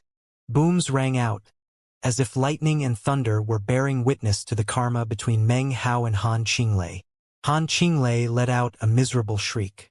Despite the fact that he was surrounded by mists and shooting away at top speed, his mind still filled with a roaring like that of thunder. At the same time that Meng Hao unleashed his magic, Han Qinglei felt a faint aura being pulled up out of his body. It was an astonishing sensation, and also horrifying. He had the sudden premonition that Meng Hao was marking him in a way that would affect him for the rest of his life. "No!" he roared. However, struggling was useless. By now, he had no choice but to ignore the shame he felt. His body trembled, and he wanted nothing more than to be gone from this place.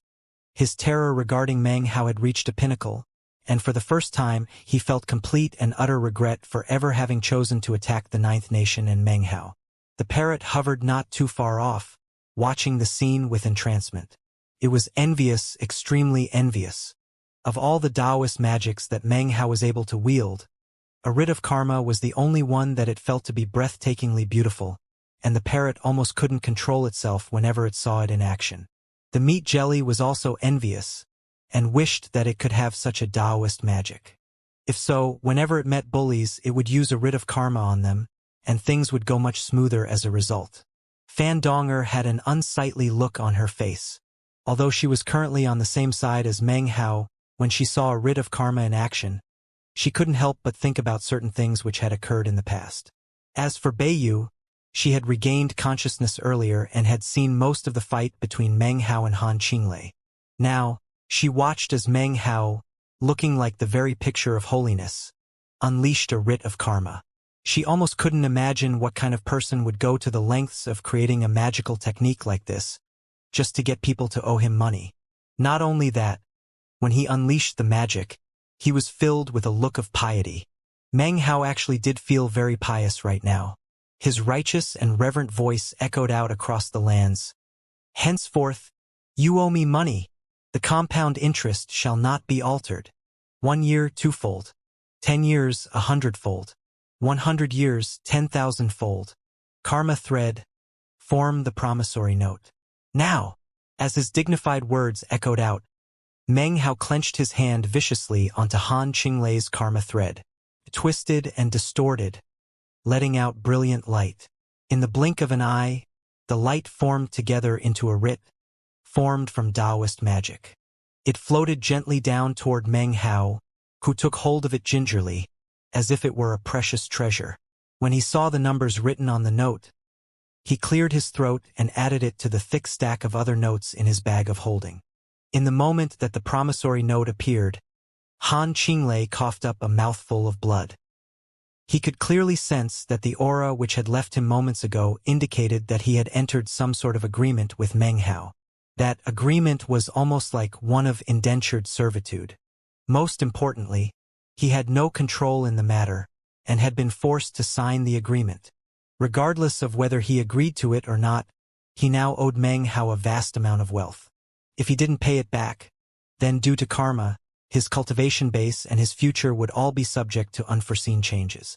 A situation like this, and a Taoist magic like this, caused Han Qinglei to tremble violently. In his terror, he suddenly recalled a terrifying sort of Taoist magic. Fate! This is a magic of fate. He actually knows fate magic. This is impossible. In all of heaven and earth, from ancient times until now, no one has ever achieved enlightenment of the Tao of fate. Blood sprayed from his mouth, and he let out a mighty roar.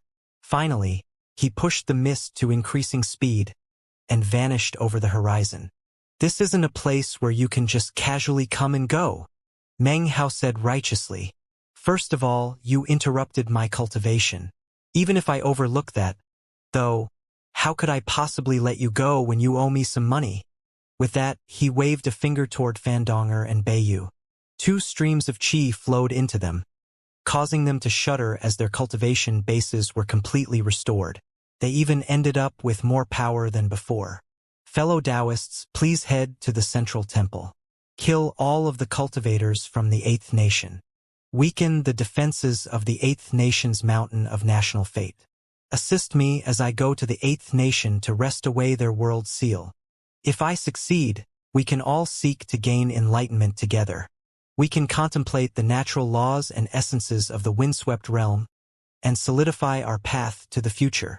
In response to his words, Fandonger and Beiyu's eyes glittered. They were intelligent people and instantly understood Meng Hao's plan. This opportunity was definitely a rare one, and besides, Meng Hao had now offered them a promise. The two women exchanged a glance, and then nodded. Immediately, they transformed into beams of light that shot off toward the central temple, where they would work hard to assist Meng Hao. In the moment that Fandonger and Beiyu left, Meng Hao took a step forward, heading in the direction in which Han Qinglei had fled. He employed full speed as he raced to catch up. Don't run, Han Qinglei. Pay me back that money. As his voice boomed out, the black pod imps, the meat jelly, and the parrot all turned into beams of light that shot through the air behind Meng Hao. As for the seafood dishes, the parrot used a cosmic storage technique to tuck them away into its wings. Then, it arrogantly cried out, "Don't run, Han Qinglei. Lord Fifth hasn't screwed you yet. How dare you flee?" Beams of light shot through the air, causing everything to shake. Han Qinglei was still fleeing, coughing up blood as the mist around him faded away. This was his life-saving magic, and was something that couldn't be sustained long-term. It was merely a temporary boost in speed, something that would enable him to flee from a deadly crisis. The incredible speed ensured that he was able to leave the 9th nation and return to the 8th nation almost instantly. His face was pale, and the sensation of imminent crisis still hadn't left him. He could sense that the terrifying Meng Hao was currently chasing him down. As soon as he entered the 8th nation, his voice roared out, bolstered by a magical technique. "Troops of the 8th mountain, come post-haste." His voice echoed out through the 8th nation to all of the other 8 cultivators who had come from the 8th mountain. Of that group, 4 were fighting in the region of the central temple. Their bodies trembled, and they immediately employed their top speed to leave their current locations to speed toward Han Qinglei. Time passed. An hour later, Han Qinglei was still speeding through the air, occasionally coughing up blood. The mist that had surrounded him and hauled him along was now completely gone. Instead, 4 imposing beams of light surrounded him in a protective formation as he flew toward the 8th nation's mountain of national fate. "I need to get back to the mountain of national fate as soon as possible. I can use the defensive measures there to fight back against Meng Hao." That will at least give me some time to recover from my injuries. Meng Hao won't be able to spend too much time trying to catch me. If he does, he'll leave the Ninth Nation vulnerable to attack by other members of the echelon. As long as I can buy enough time, I'll definitely be able to get through this deadly crisis. Han Qinglei's eyes were crimson red as he shot through the air. It was at this point that Meng Hao suddenly appeared at the border between the 8th and 9th Nations. He looked like a celestial warrior, and as soon as he entered the 8th Nation, all of the cultivators there could feel the pressure radiating off him, and they trembled. When receiving guests, it is improper not to return favors. Since you decided to come to my home and stroll around, I've decided to come to your home to collect my interest. Meng Hao cleared his throat and looked somewhat apologetic, although he didn't hesitate for a moment before heading immediately toward the 8th Nation's mountain of national fate. Rumbling filled the air as he closed in. The pressure weighing down from the 8th Nation grew stronger. By this point, Han Qinglei had reached the mountain. As soon as he set foot on it, his voice rang out. Defend this location to the death. Don't allow anyone to step even half a foot inside. Han Qinglei sat cross-legged on the 8th Nation's National Aura Mountain, face pale, coughing up mouthfuls of blood. He nervously produced medicinal pills, which he immediately consumed. Not only had his little excursion resulted in significant loss, he was now being chased by Meng Hao. However, in all of the windswept realm, there was no safer place for him to be than on this National Aura Mountain. As he sat there cross-legged, his wounds slowly began to heal. At the same time, the 4 middle-aged cultivators from the 8th Mountain and Sea remained outside of the mountain, both on guard, and at the same time, looking at each other in dismay. All of them were clearly shaken. They knew Han Qinglei, and they had never encountered a member of the current generation who could outmatch him in this way. Therefore, seeing Han Qinglei's injuries left them completely unnerved. After all, they were aware that he had previously headed toward the 9th Nation. Was it the echelon cultivator from the 9th Mountain who did this? Meng Hao? It must be him. Han Qinglei was heading toward the 9th Nation, so they must have ended up fighting. The 4 took deep breaths, and their expressions turned very serious. However, they had no choice in the matter. Regardless of whether it was because of their mission, or the effect it would have on their own chances for success in the windswept realm, giving up was not an option. Time passed, and the 4 men kept their cultivation bases rotating the whole time. Soon, a bright streak of light appeared on the horizon, and before they could even react, massive rumbling sounds filled the air. It was none other than Meng Hao. After entering the 8th Nation, he had caused an enormous pressure to spread out over the entire nation, in much the same way that Han Qinglei had when he had entered the 9th Nation. The feeling experienced by Fandonger and the others was now occurring among all the members of the 8th Nation. The 4 men's faces flickered as they looked toward Meng Hao. Before Meng Hao even made a move, the 4 men clenched their jaws tightly and performed incantation gestures to summon divine abilities. In unison, the men howled, "For holy beasts' formation!" The sky flickered, and the earth quaked. These 4 men were not in the immortal realm, but rather the ancient realm. All of them had cultivation bases with 5 extinguished soul lamps, which was the absolute limit for the windswept realm. Their attack caused a massive wind to spring up and roaring sounds to fill the air as a huge white tiger appeared. The white tiger was fully 300 meters long, and was clad in a suit of armor. It radiated a terrifying energy, along with a towering murderous aura. Next was a black turtle, extremely domineering and fierce. It was surrounded by rushing black waters, which roiled up into the heavens. A seemingly infinite power seemed to surround it as an illusory land mass appeared beneath its feet. Next was a vermilion bird, surrounded by a majestic sea of flames that rose up into the sky. Last was an azure dragon, whose roars caused the heavens to distort. All 4 holy beasts materialized, causing lightning to dance and extraordinary energy to surge. For holy beasts' destruction, the 4 cultivators roared. Immediately, the images of the 4 holy beasts roared and leaped toward Meng Hao amidst churning, seething clouds. The speeding white tiger was the first to arrive, bursting with a murderous aura. Meng Hao's eyes flickered, and he gave a cold snort as he stepped forward and waved his hand. Immediately, the mountain-consuming incantation materialized, causing countless mountains to descend, crushing down onto the white tiger. Rumbling could be heard as the tiger was pinned in place. Meng Hao subsequently descended, then reached out and viciously smacked the tiger on the head. The smack caused a huge tremor to run through the white tiger, after which it let out a miserable shriek. Finally, its head exploded, and one of the 4 cultivators coughed up a massive mouthful of blood. However, despite losing its head, the white tiger wasn't dead. After all, it wasn't a real animal but rather a magical construct. It still slashed out ruthlessly at Meng Hao with its claws.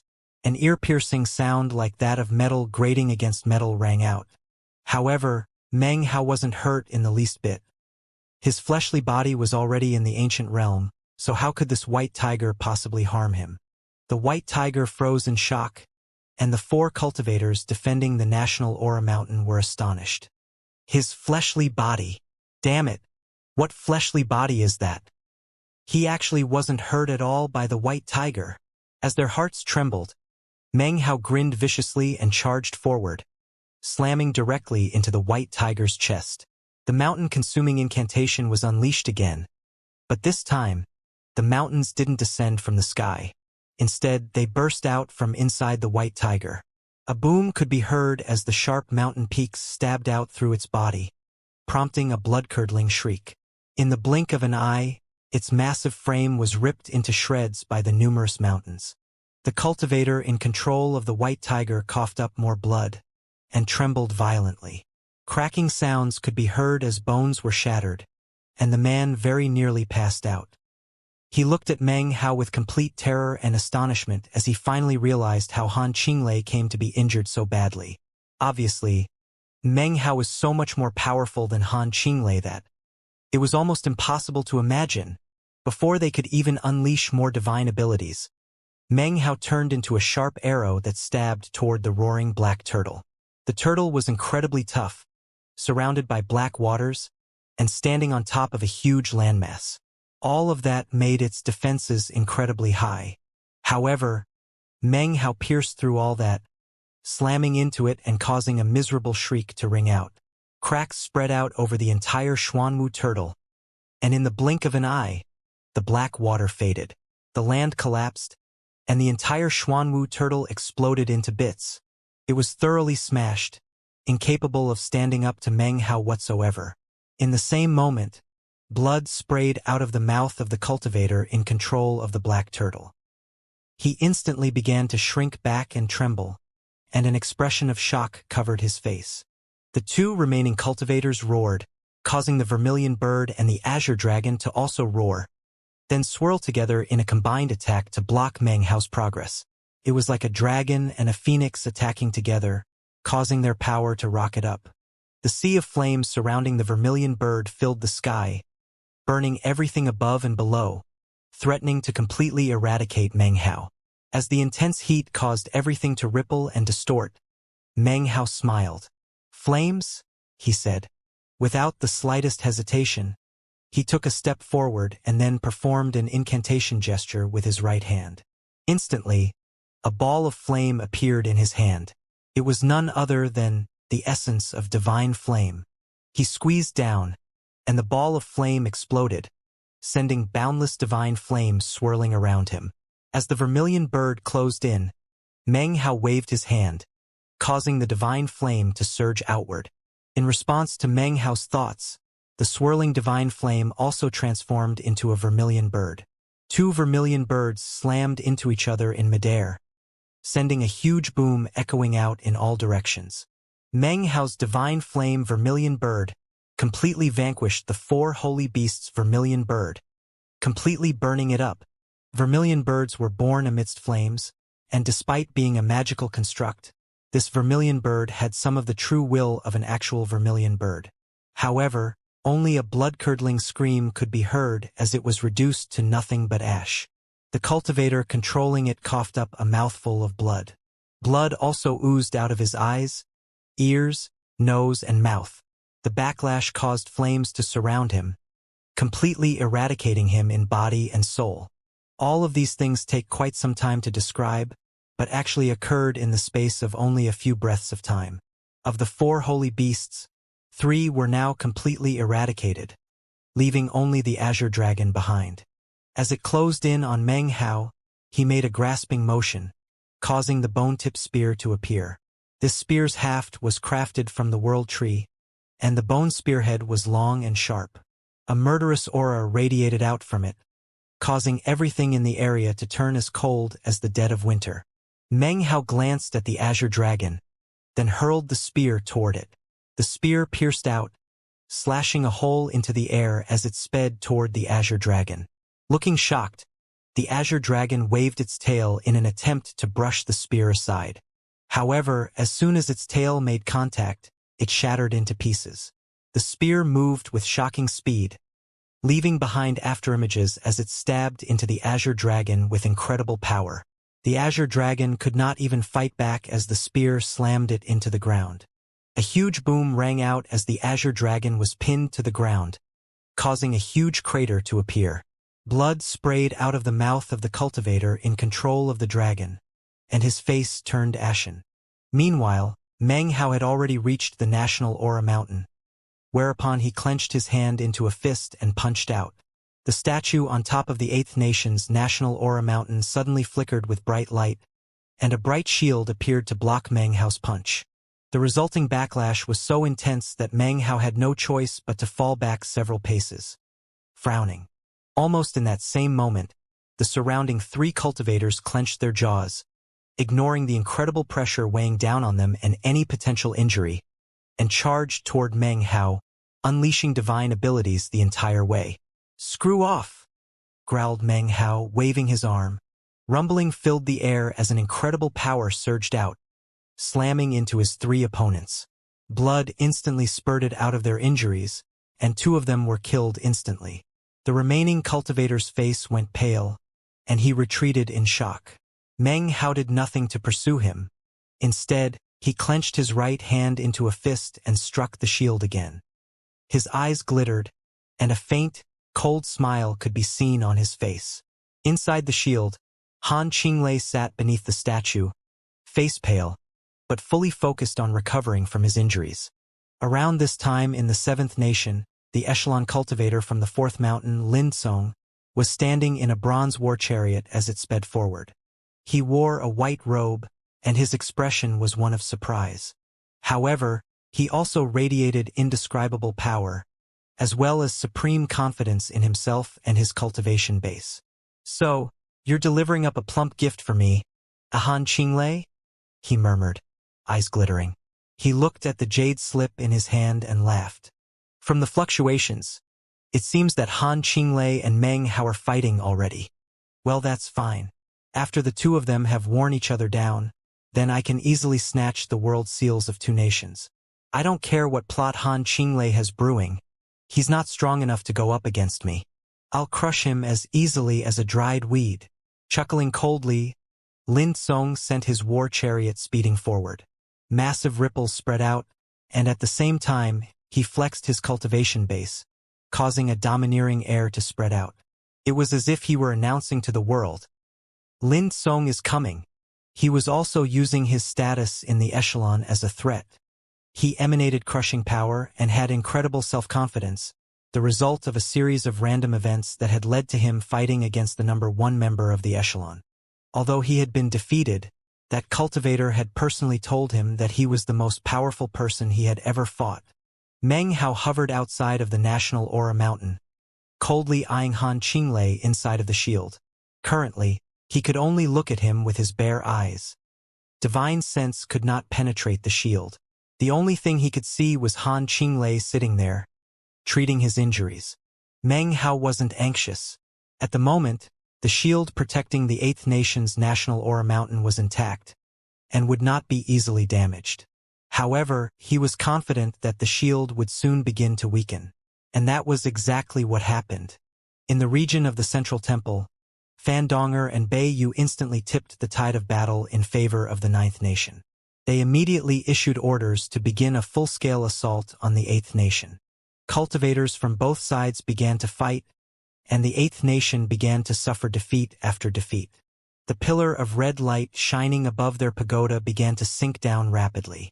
As it did, the shield surrounding their national aura mountain began to ripple. Soon, it was visibly growing thinner, causing Han Qinglei's eyes to widen with shock. From the look of it, this was not what he had anticipated happening, and it caused him to stare murderously at Meng Hao. When their gazes locked, Meng Hao suddenly got an uneasy feeling. Han Qinglei's expression seemed to be the appropriate one, but Meng Hao simply couldn't believe that Han Qinglei, being qualified to join and maintain his position in the echelon, would be so easily defeated. People like him would definitely have tricks up their sleeves. It would be impossible for him to have overlooked the fact that if he retreated here because of being pursued by another, that this safe haven could be weakened because of the situation on the central battlefield. Meng Hao's eyes flickered, and he clenched his right hand, unleashing the life extermination fist onto the shield. The shield continued to hold strong, making it impossible for him to observe Han Qinglei with divine sense. Therefore, he decided that he might as well just do his best to destroy the shield. Then all would be laid bare. Booms filled the air, and the shield rippled. Meng Hao transformed into a gust of wind, battering the shield with fists and magical techniques. Soon, the shield was flickering with colorful lights and emanating constant booms. Han Qinglei's face fell as he looked at the shield. He knew full well that it wouldn't be able to last for very much longer, and that once it was broken open, there would be nothing stopping Meng Hao. Han Qinglei gritted his teeth, and an expression of determination appeared on his face. Suddenly, he began to laugh maniacally. I never imagined that I, Han Qinglei, would be forced into such a tight spot. Meng Hao, you're definitely strong enough to be in the echelon. You might not be a match for the #1 echelon cultivator, but you're probably powerful enough to fight with Lin Song from the 4th mountain. I didn't want to have my cultivation-based breakthrough so soon. I was planning to hold off for a bit longer. I have no desire to be a 1st echelon cultivator to break through to the ancient realm. After all, the more deeply you prepare in the immortal realm, the more powerful you will be after your breakthrough. But since you've pushed me this far, fine. I'm going to break through, and then we'll resume our battle. Even as his words continued to echo about out, Han Qinglei performed a double-handed incantation gesture, then pushed his palm down onto his chest, causing cracking sounds to echo throughout his body. The aura of a cultivation-based breakthrough exploded out, merging with the windswept realm as a whole. Meng Hao's eyes widened, and his uneasy feeling got even stronger. When I wasn't attacking, his expression seemed normal. But that's not right. As soon as I attacked, he saw the shield falling apart, and then suddenly chose to make a cultivation-based breakthrough. Meng Hao frowned, but didn't stop unleashing attacks. More distortions appeared on the shield, and cracking sounds could be heard as fissures spread out. As the Eighth Nation suffered successive setbacks in the battle near the central temple, the red light shining from their pagoda continued to fall. At the same time, their shield grew weaker and weaker. A boom could be heard as a huge crack spread out from where Meng Hao's fist had just slammed into the shield, piercing halfway into it.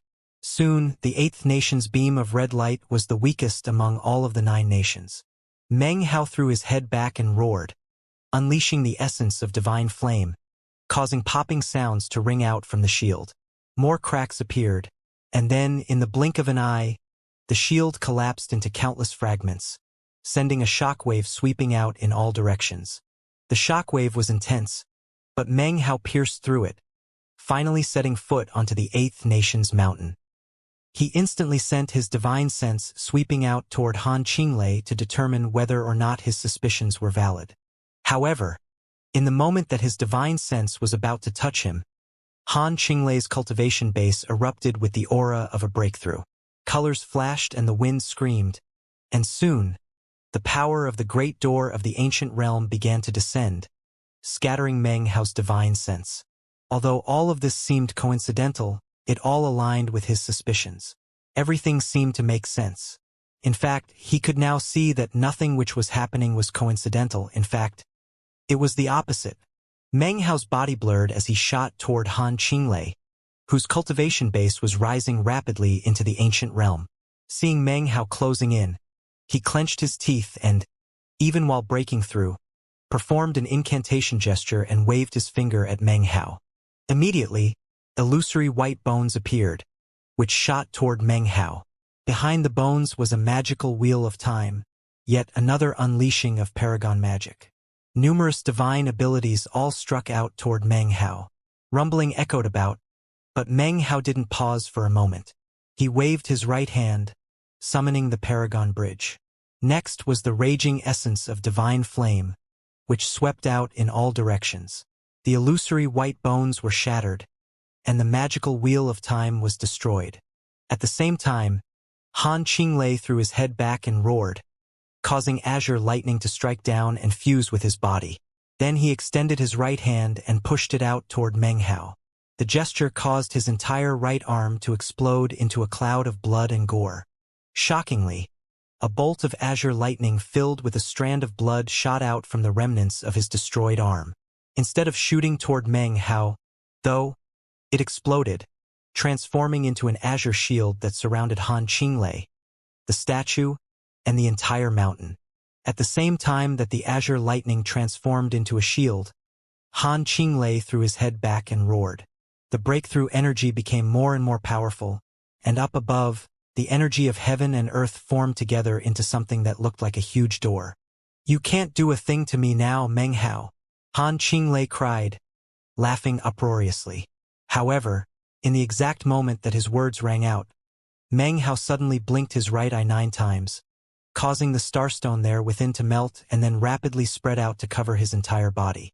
In the space of a few breaths, he completely transformed into a planet. This was none other than the Fang clan Taoist magic.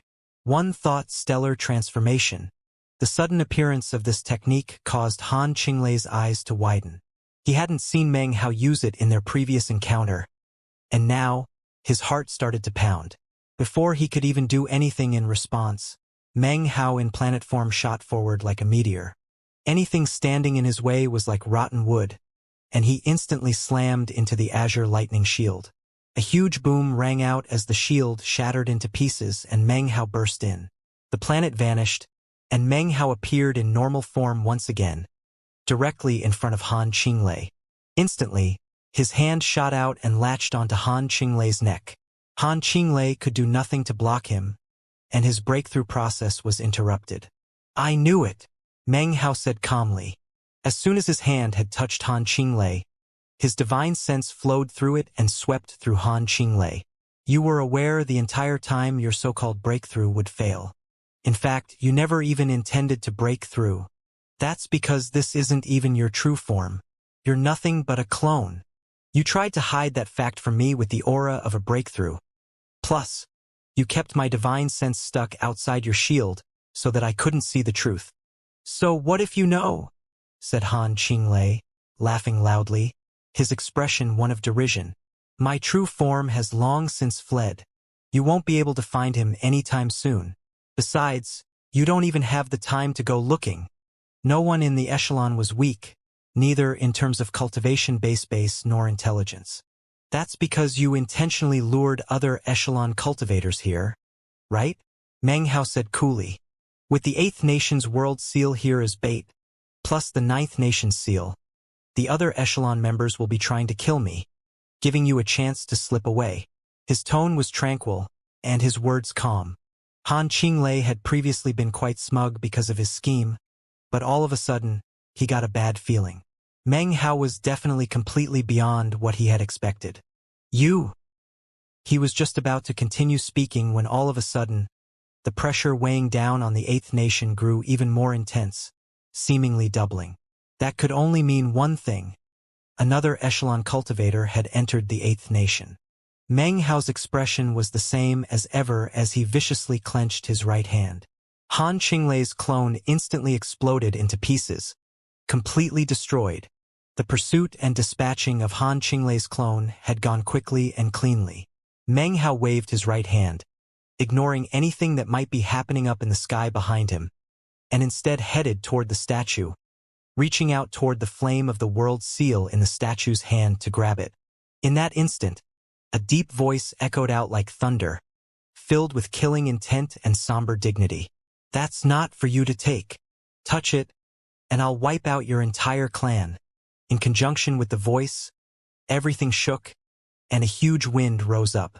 The clouds parted to reveal a war chariot emanating a black light like a will of extermination. It radiated a domineering air and an intense pressure as it rumbled down from above.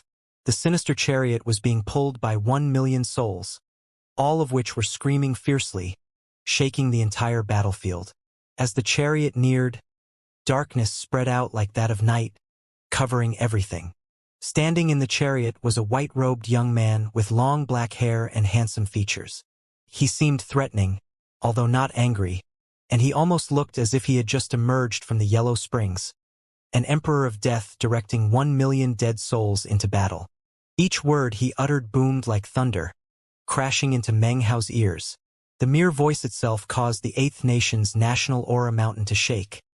Cracks spread out, and the mountain seemed to be on the verge of collapsing. Meng Hao started laughing as he looked up at the war chariot. Then his smile turned cold, and he said, "Wipe out my entire clan? You don't qualify."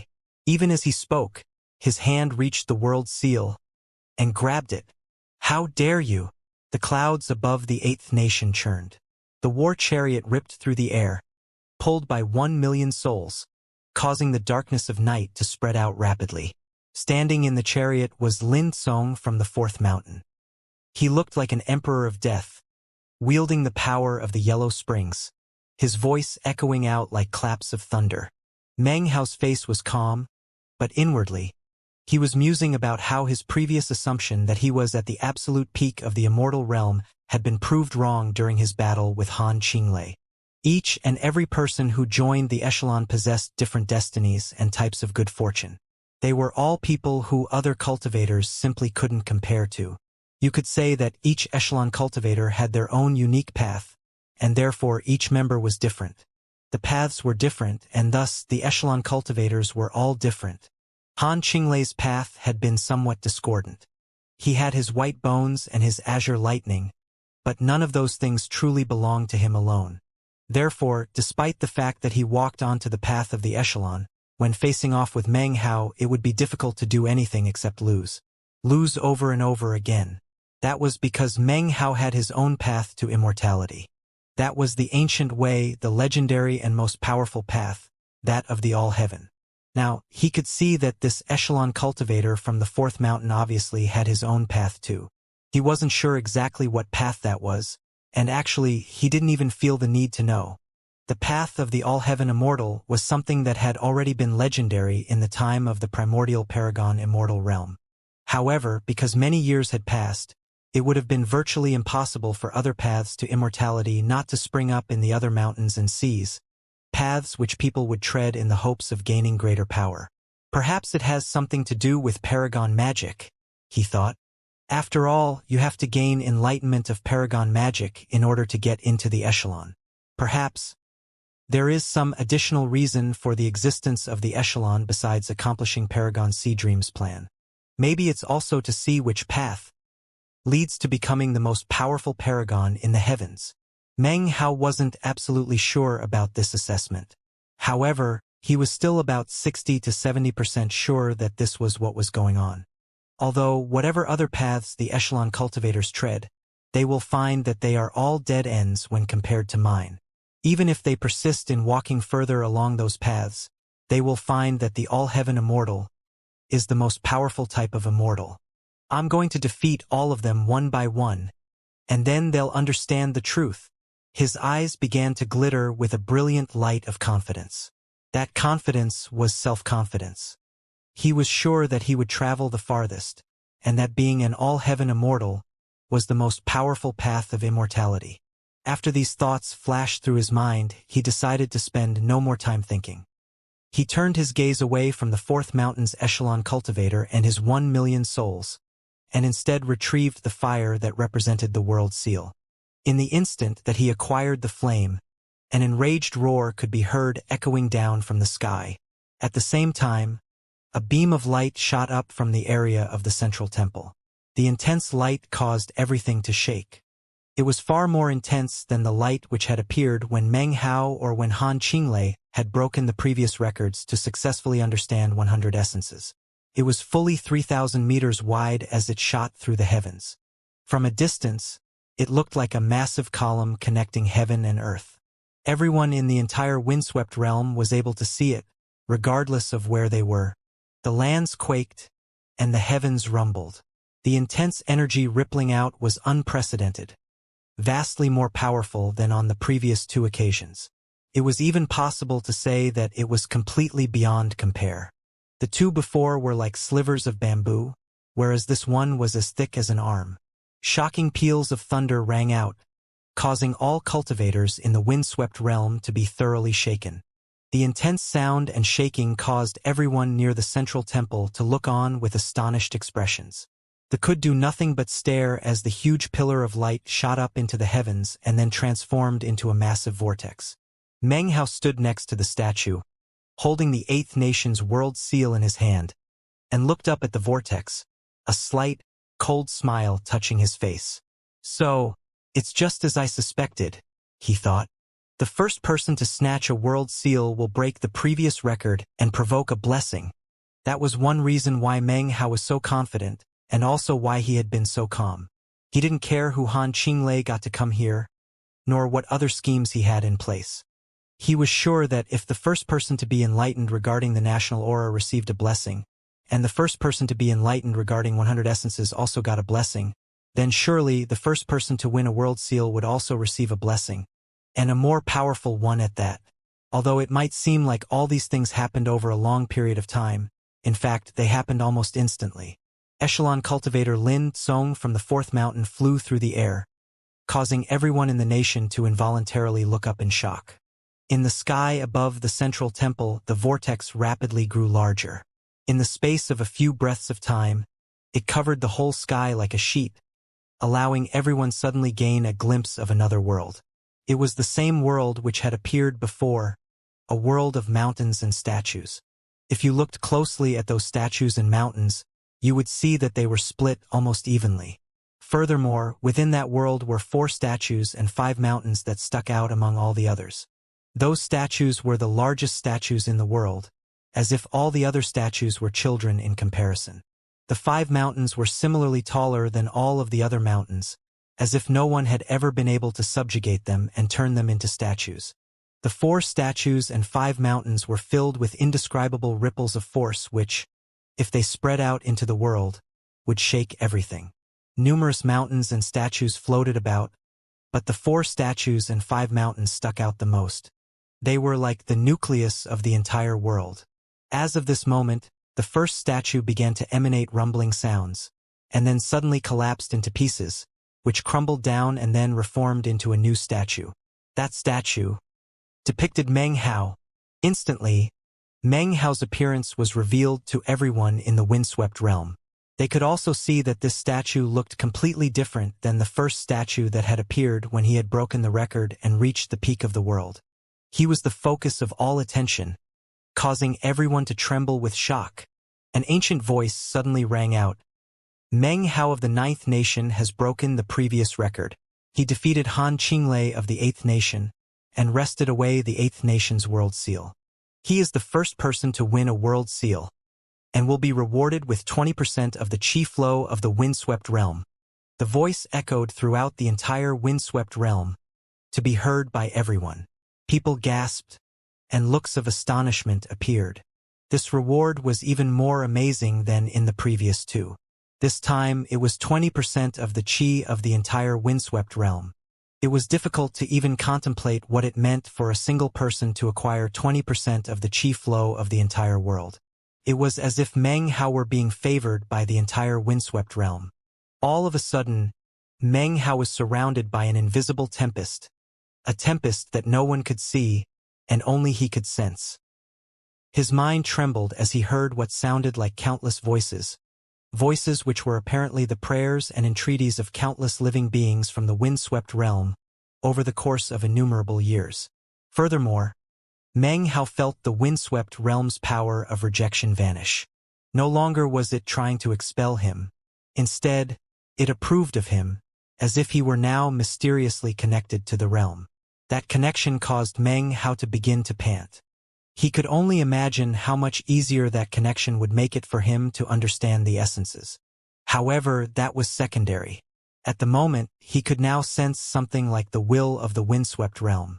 What caused him to pant even more than anything else was that the will of the windswept realm now viewed him with kindness and wished to protect him. 20% of the chi flow indicated that any opponent who faced him directly could be struck dead by lightning. Furthermore, if that chi flow ever reached 100%, then, even if Meng Hao were a mortal who could wield no magic whatsoever, he would still be like an imperial lord within the windswept realm. He closed his eyes and focused fully on connecting with the will of the windswept realm within the tempest. Meanwhile, in the First Nation, the most powerful echelon cultivator sat there cross-legged. Suddenly, his eyes snapped open, and they were filled with unprecedented focus. Chi flow, he murmured. So, this reward is chi flow too. That's completely different than in times past. The cultivators sitting around him all looked very serious. A similar scene played out in the Second Nation. However, on the Third Nation's national aura mountain was a cultivator who was not from the Third Mountain, but had an echelon mark on his forehead nonetheless. He was a middle-aged man, and currently he was frowning. "I will lead the windswept realm back to prominence," he murmured coldly, his eyes flickering with killing intent. "As the former sole imperial lord of the windswept realm, what reason do you have to resist me?" The Third Nation was special, but as for the Fifth Nation, the Sixth Nation, and the Seventh Nation, all members of the echelon, and all other cultivators, were shaken by the reward being given to Meng Hao. At the same time, Meng Hao's name was deeply imprinted onto their hearts. In the Sixth Nation was a young woman, currently involved in a deadly chase.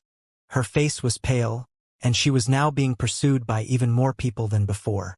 3 records broken, and 2 of them were him, she thought. As she sped through the air, she looked up at the statue of Meng Hao in the sky, and a gleam of anticipation appeared in her eyes. "Soon. I have the feeling that we'll be meeting soon," she murmured. "Meng Hao, could you be the person I've been waiting for? If you are, then I'll help you become the most powerful cultivator in the echelon. That's my mission. If it's not you, well then I'll just have to go with the echelon cultivator from the First Mountain." This woman was none other than Xuer, the successor of Immortal Ancient. As these world-shaking events occurred, in a city of mortals in the Eighth Nation, a young student sat in a house reading a bamboo scroll. Actually, he only appeared to be reading, and was in fact trembling slightly. He could sense all of the things happening in the world outside. You could even say that those things were happening because of him. After a long moment, he put the bamboo scroll down and looked out of the window up into the sky. His face darkened, and after a moment of hesitation, he sighed. "Meng Hao, so that's why you were so calm.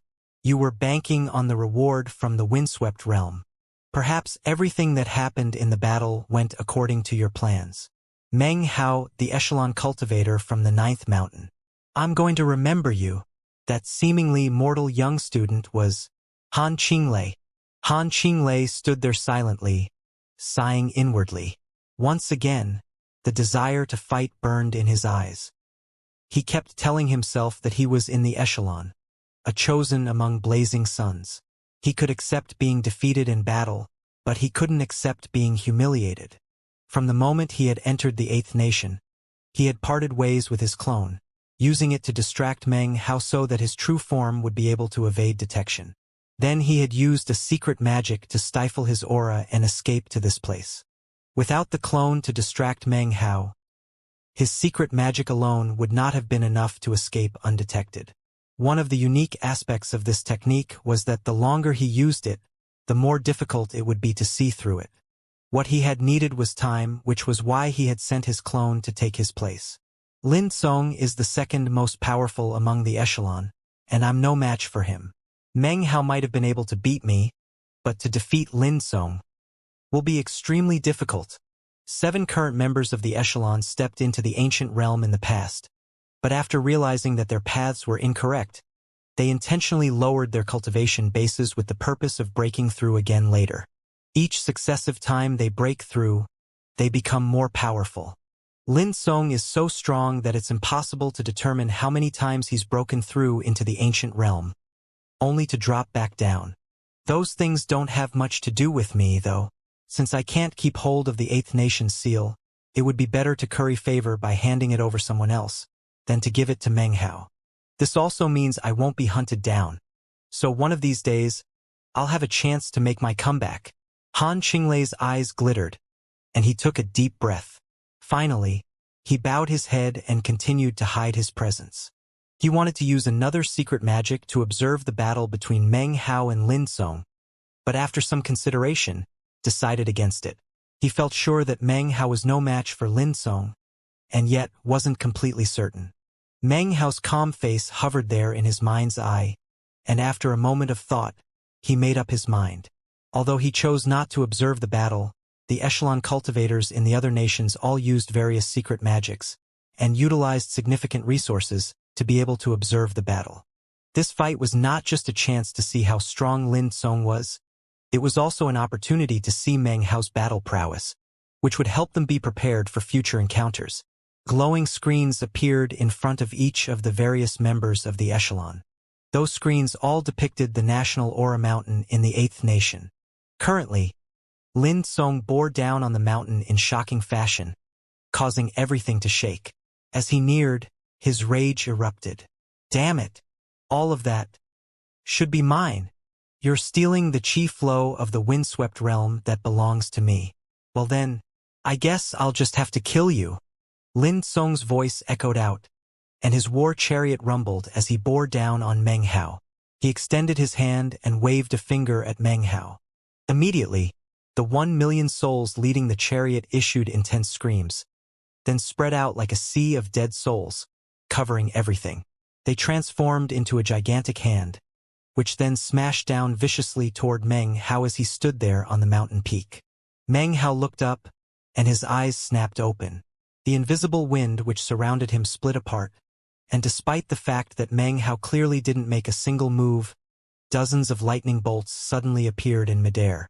They stabbed down, smashing into the ground in front of Meng Hao, blocking the enormous, pitch-black hand of dead souls. This was one of the benefits Meng Hao received after acquiring 20% of the chi flow of the windswept realm.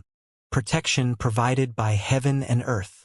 Booms echoed out as the lightning slammed into the 1,000,000 dead souls.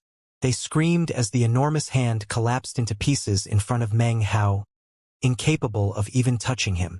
Almost in the exact moment that the 1,000,000 souls fell apart, Meng Hao's energy spiked through the roof.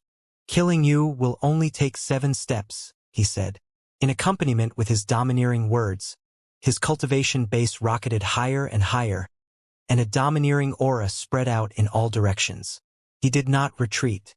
He did not dance about with fancy fighting moves. He just went in for the kill. However, when his words entered the ears of the other echelon cultivators in the other nations, they were met with cold laughter. This Meng Hao is way too arrogant and conceited. He thinks he can kill Lin Song with only 7 steps? Not even the echelon cultivator from the first mountain could do that. What makes Meng Hao think he can? Lin Song is powerful. He might be quite a bit beneath the echelon cultivator from the first mountain, but it's real grandstanding for Meng Hao to claim that he can kill him with 7 steps. In the First Nation, the most powerful echelon cultivator, the white-robed young man from the first mountain, coolly said, "It's good to be confident, but reality won't match up." Of course, Meng Hao couldn't hear the words being spoken. However, even if he could, he wouldn't pay them the slightest heed. His path was that of the legendary All-Heaven Immortal, and in his heart, he knew that to be the most powerful path. To tread such a path required unflinching determination. Furthermore, he would crush anything that stood in his path, walk to the peak, and smash all the other echelon cultivators. He would use his actions to show that he was the most powerful in the echelon. Boom! Meng Hao stepped forward to begin the 7 god steps. Lin Song in his war chariot threw his head back and laughed. It was an icy laughter, filled with both killing intent and fury. Never had anyone in his generation dared to say anything like that to him before. Only 7 steps were needed to kill him? The domineering air of those words prompted Lin Tsong to laugh maniacally. Not even the echelon cultivator from the first mountain would be confident enough to say something like that to me. Meng Hao, you're the first. By the time Lin Tsong's words finished echoing out, Meng Hao had taken his first step. That step took him from the peak of the mountain to a position in midair. He was now in front of the chariot, causing the scattered remnants of the dead souls to tremble and flee in all directions. They were screaming, as if there were some powerful energy exploding off of Meng Hao, something that, if it struck them, would exterminate them for all eternity. As the dead souls screamed, Meng Hao unleashed a punch, the life extermination fist. That fist slammed into the war chariot, unleashing a massive force onto Lin Kong. Lin Tsong was just about to use some divine abilities and magical techniques, but the force interrupted him. His face fell when he heard a muffled boom coming from his war chariot, which was then shoved backward by 300 meters, boundlessly domineering. In the same moment that the war chariot was thrown back, Meng Hao took a second step. His energy once again erupted, making him multiple times more powerful than before. Heaven and earth shook as the step landed him in front of the war chariot once again, whereupon he unleashed yet another punch. Yet again the life extermination fist, as boundlessly domineering as before. Booms rang out as the war chariot, with Lin Tsong inside of it, was shaken violently. Yet again his magical techniques were interrupted. From the very beginning until now, he hadn't even had a chance to fight back. He's not just getting in lucky shots, he thought, inwardly shaken. You couldn't blame him, really. Anyone who ended up fighting Meng Hao would encounter the same domineering battle tactics. He destroyed opportunities to attack, and would always aim to seize the initiative and the first blow. Everyone back in the 9th Mountain and Sea had experienced that, and now it was time for other cultivators to learn exactly how domineering Meng Hao was. 3 steps, 3 punches. Booms echoed out continuously as the chariot was again shoved backward. For steps, for punches. Massive rumbling filled the air as Meng Hao dazzlingly set out to prove that he could back up the domineering nature of his words and kill Lin Tsong with only 7 steps. If he could, then his self-confidence would grow even greater, his momentum even stronger. His name would rocket to the very top of the echelon. Even if Lin Tsong didn't die in the end, in the future, his mental state would collapse whenever he saw Meng Hao. Lin Tsong was flabbergasted at how he was being completely subjugated. This is impossible. No one in my generation has ever completely suppressed me during a fight. Booms shook the sky as Meng Hao attacked with frantic madness. For steps, for punches. Each one of those punches was the life extermination fist, which continuously interrupted Lin Tsong's magical techniques, making it very difficult for him to unleash any magic at all. The 4th punch caused cracks to spread out over his war chariot, which then exploded into pieces. Lin Tsong let out a bellow of rage and waved his hand, using the opportunity to try to release a divine ability. The will of death swirled around him, as if the yellow springs themselves were rising up from the underworld. He had to go all out with everything to fight back. He couldn't allow Meng Hao to build up any more momentum, or for himself to be any further suppressed.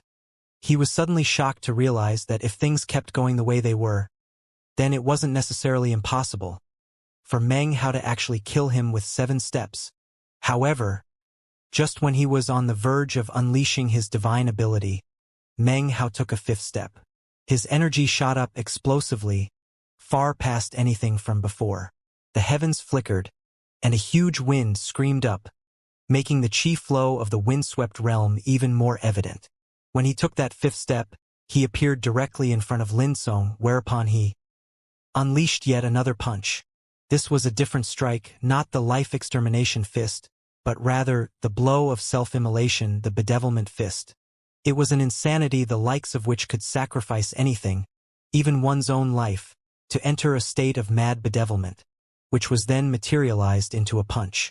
As of this moment, only one thought existed inside of Meng Hao's head. Because he was bedeviled, that fist possessed both form and will. Lin Tsong's eyes went wide, and his heart filled with astonishment. He was aware before that Meng Hao was not weak. After all, he had defeated Han Qinglei. However, he had never imagined that Meng Hao would be this powerful.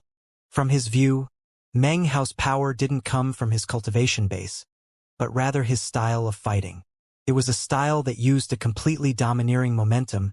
It left the opponent incapable of even breathing, all the way until they were destroyed. Meng Hao's way of fighting was something completely unique, something he had never before encountered. Ryua Yuum Blel. One shocking punch destroyed Lin Song's divine ability as if it were a rotten log. The mad, bedeviled fist exploded on toward Lin Song, bursting with power. Blood oozed out of Lin Song's mouth as he was shoved backward. He let out a miserable shriek, feeling completely and utterly humiliated as Meng Hao took a sixth step. When that step landed, the world crackled with thunder. Countless lightning bolts exploded up around him as his energy flew even higher. Even the mountain down below was shaking violently.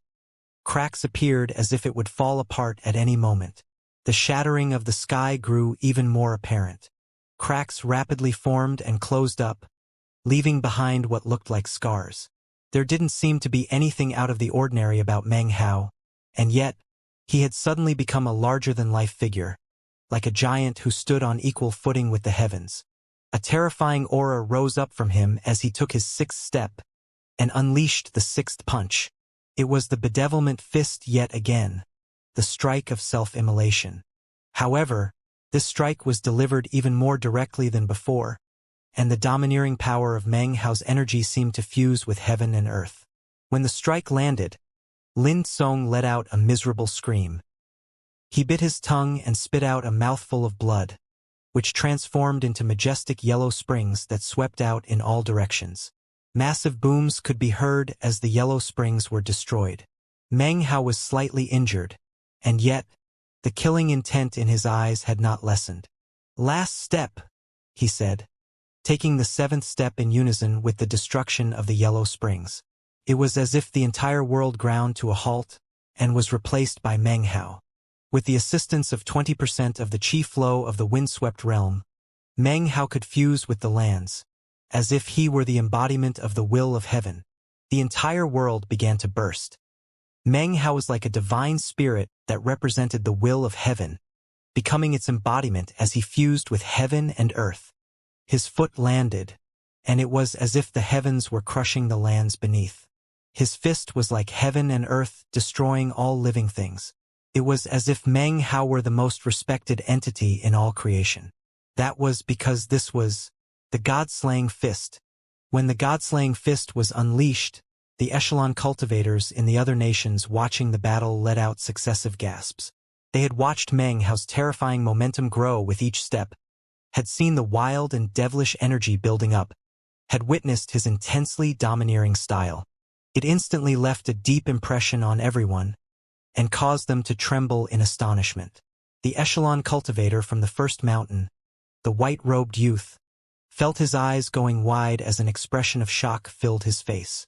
Meng Hao's way of fighting left even him astonished. Meng Hao seized the initiative and pressed forward, crushing everything in front of him like dead weeds. All of the echelon cultivators were completely astonished by this fist strike.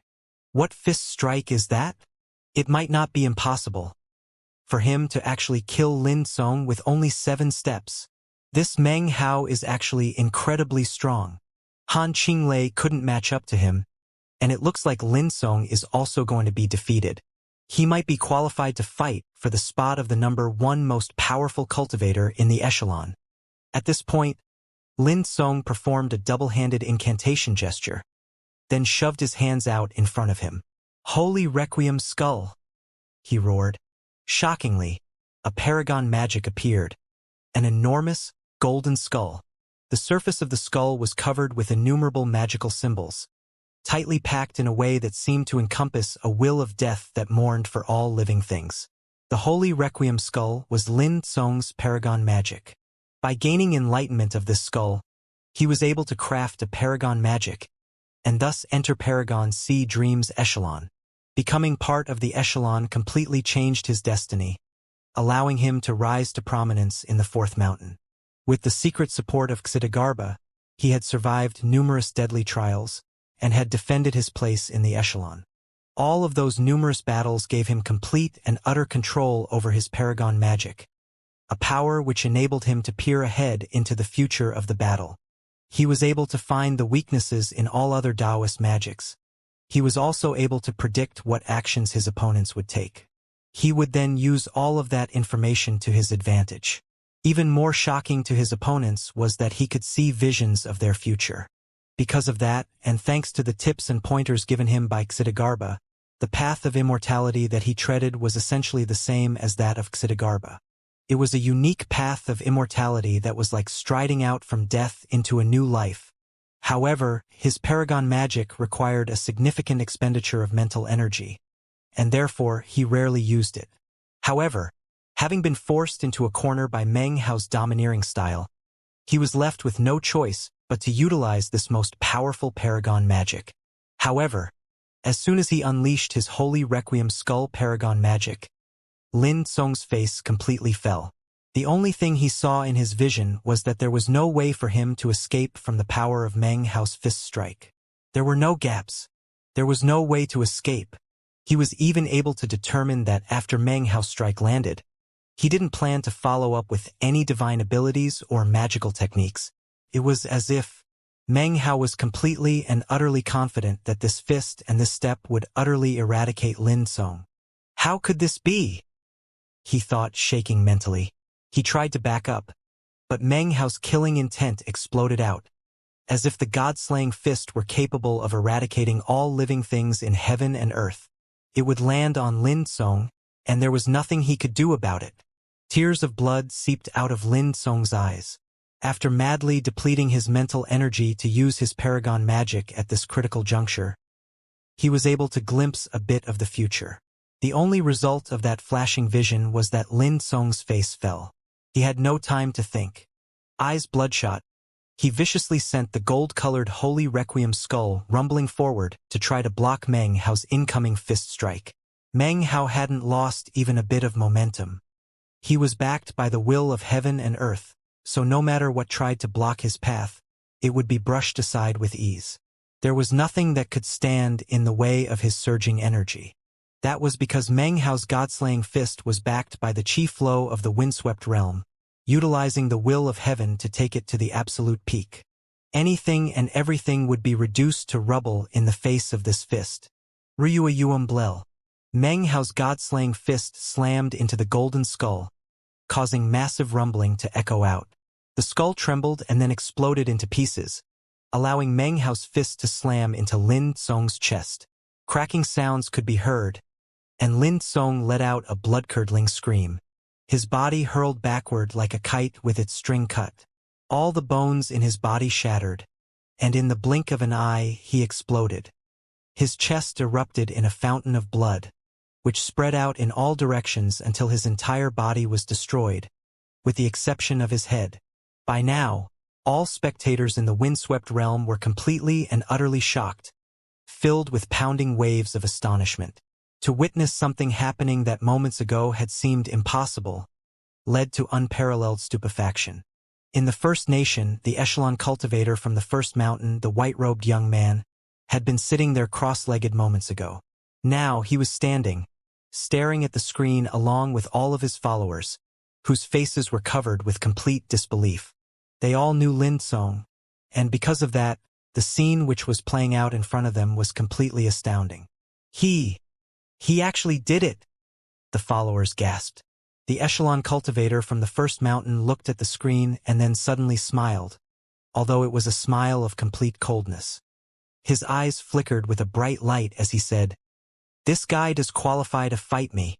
In the second nation, on the national Aura Mountain, everything was freezing cold. Countless snowflakes swirled around a man who sat there on the mountain peak.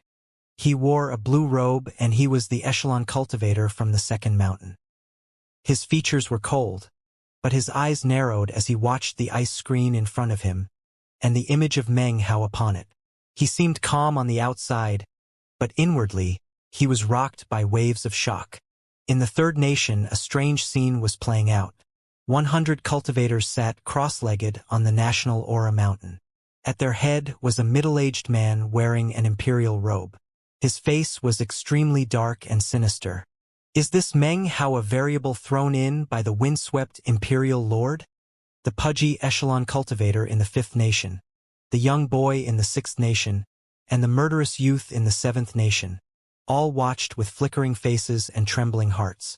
Earlier, they didn't think that Meng Hao could kill Lin Song with a handful of steps, but now they had personally witnessed the battle and seen Meng Hao's power and domineering style. It instantly turned into a massive pressure weighing down on them. Now, not a one of them dared to underestimate Meng Hao. Although they coveted his 2 world seals, as of now, they were forced to weigh the risks associated with trying to take them. You could say that Meng Hao's battle just now had completely cowed the echelon cultivators in the windswept realm. At the same time that all the echelon cultivators were shaken by Meng Hao, Lin Song's body exploded in the air above the 8th nation. Just when his head seemed on the verge of exploding, killing him in body and spirit, golden light suddenly began to shine up from the shattered golden skull. It transformed into a golden vortex which surrounded Lin Song's head, as if to teleport him away. There was still a bit of life force left in Lin Song's head, thanks to his special way of practicing cultivation.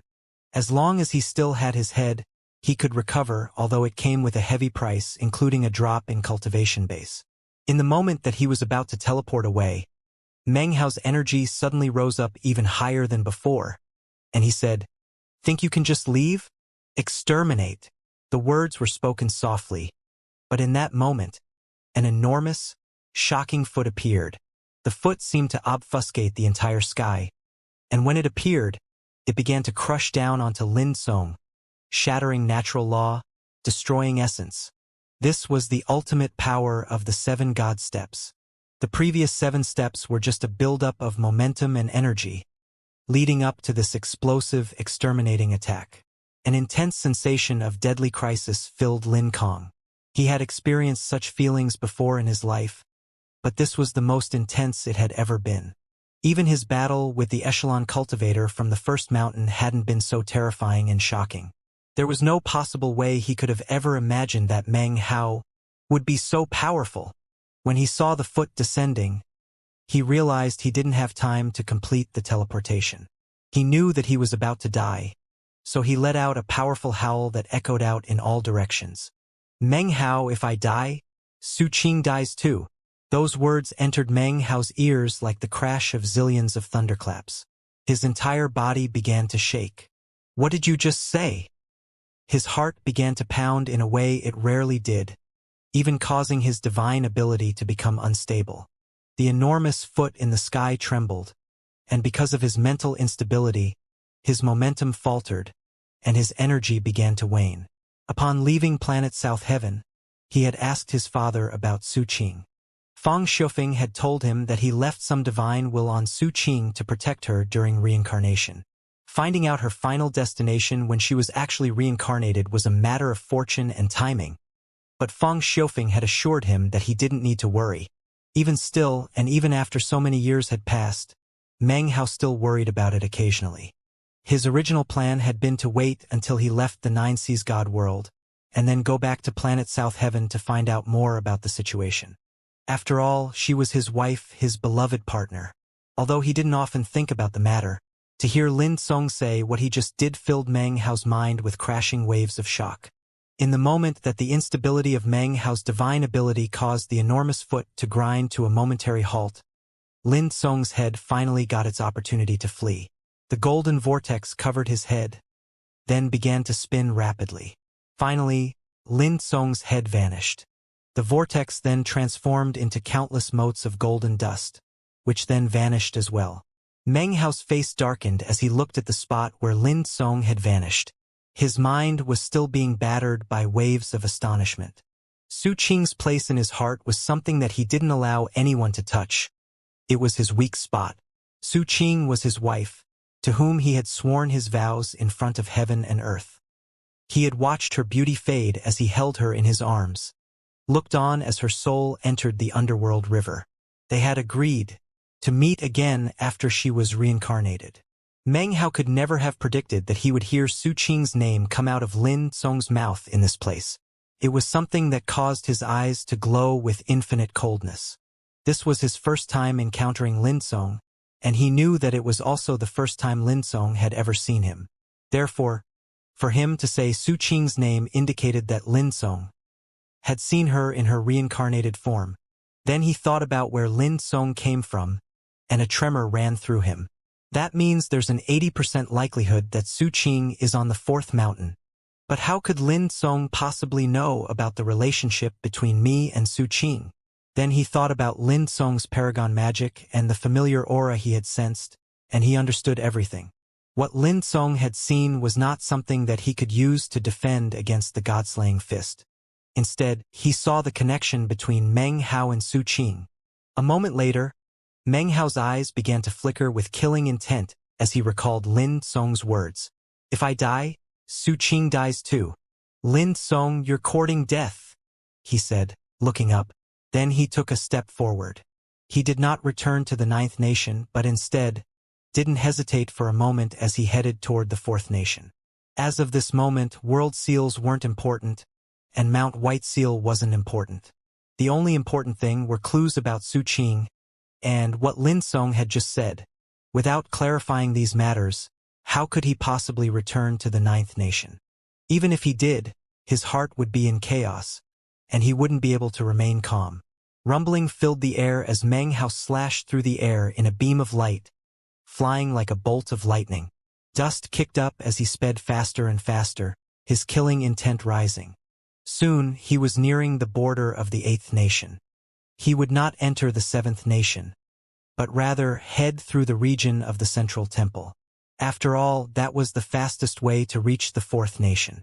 He had no way to know whether or not Lin Song took this route, but there was no time to pause and consider the matter.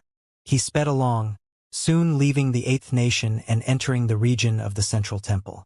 When he looked down, he saw the fierce, bloody fighting, and the countless soldiers engaged in battle. The entire land was stained red with blood. He merely glanced at it as he sped by, piercing through the air with shocking momentum. The other cultivators from the mountain and sea realm saw him, and were instantly shocked. That's Meng Hao. That's the echelon cultivator from the ninth nation, Meng Hao. Why is he here?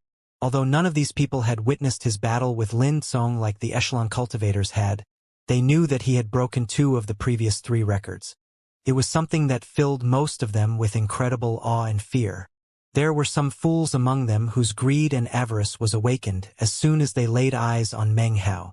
From what they understood, if you could kill someone in the echelon, then you could get their echelon mark.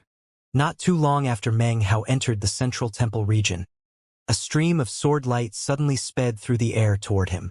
The sword chi was shocking, filled with a murderous air, and was apparently imbued with natural law as it stabbed toward Meng Hao's neck.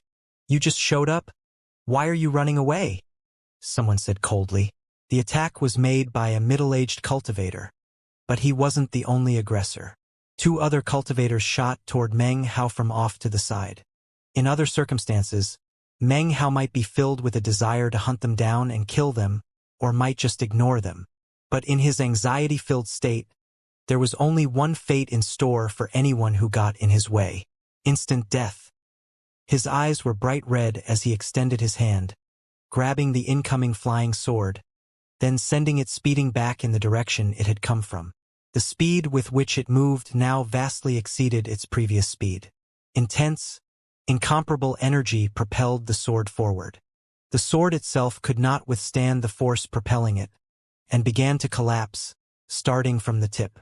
Before it could even collapse by half, though, it stabbed into the forehead of the cultivator who had thrown it so hard that even the hilt blasted through him. The speed was so indescribable that, despite the extraordinary cultivation base of the middle-aged cultivator, he didn't even qualify to try to dodge it. He was dead instantly. This scene caused the other 2 cultivators to gasp and fall back. Other restless cultivators off in the distance looked on with shock, and didn't dare to attempt to get in Meng Hao's way.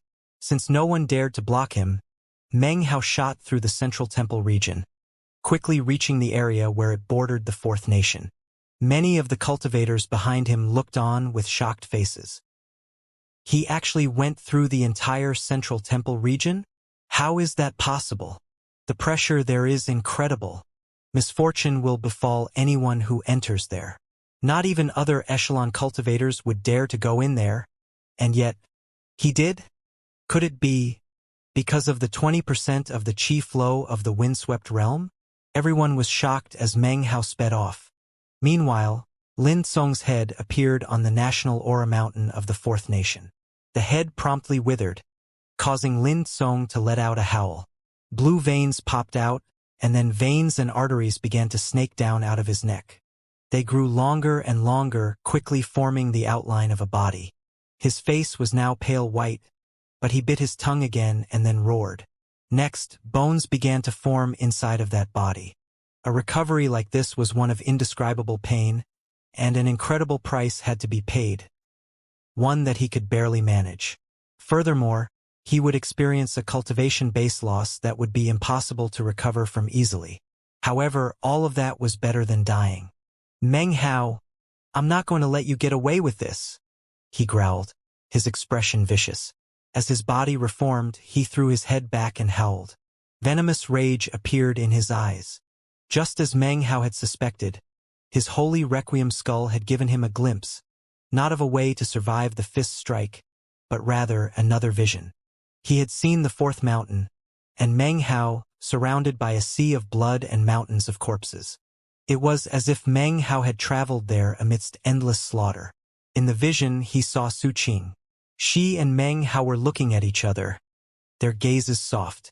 The vision not only caused him to feel jealous, it gave him the opportunity he needed. Faster. Must go faster. I don't know exactly what type of relationship Su Qing and Meng Hao have, but seeing how nervous he got, she's obviously his weak spot. As soon as I said her name, he just about went crazy. He's definitely on his way here to kill me. I have to recover so that I can flee. He gritted his teeth hard as his body restored itself. Time passed. More than an hour went by, during which time he continued to pay a heavy price for the recovery process. When his body finally reappeared, he coughed up a massive mouthful of blood. This body was incredibly weak. He now possessed only about 60% of his original cultivation base. This was actually the weakest he had ever been since joining the echelon. His face was ashen as he reached up and grabbed the world seal from the statue. He then flew off of the national aura mountain, eyes glittering as he was surrounded by 4 figures, those followers of his whom he had brought with him to the windswept realm. After a moment of hesitation, a look of determination could be seen in his eyes, and he said, "Activate the stellar alteration grand magic." His 4 followers didn't respond. However, their appearances gradually began to change until they all looked like Lin Kong. Even their auras seemed the same. Then, they sped off in 4 different directions. As for Lin Song, he picked a different direction to flee in. Almost in the same instant that Lin Song's 4 followers sped off, incredible pressure suddenly weighed down on the fourth nation. The lands quaked and the air distorted. Lin Song and his 4 followers all trembled. He's here. How could he be so fast? This is impossible, Lin Song said, his face falling. He instantly unleashed a secret magic, dispersing his aura and fleeing at top speed. Meng Hao's killing intent raged as he entered the fourth nation. He immediately sent his divine sense out and, in the blink of an eye, sensed the 5 auras. He frowned, then sped toward the nearest one. Booms echoed out through the fourth nation. It only took the space of 10 breaths for him to reach the source of one of Lin Song's auras, and what he found was a cultivator who looked exactly like Lin Song. As soon as the cultivator saw him, his face fell, and he backed up. Meng Hao waved a finger to employ the 8th demon sealing hex, causing the man to lurch to a stop. Next, his entire world was overturned by Meng Hao's palm, which latched onto the top of his head. Soul Search. Meng Hao's voice was as cold as the wind in the middle of winter.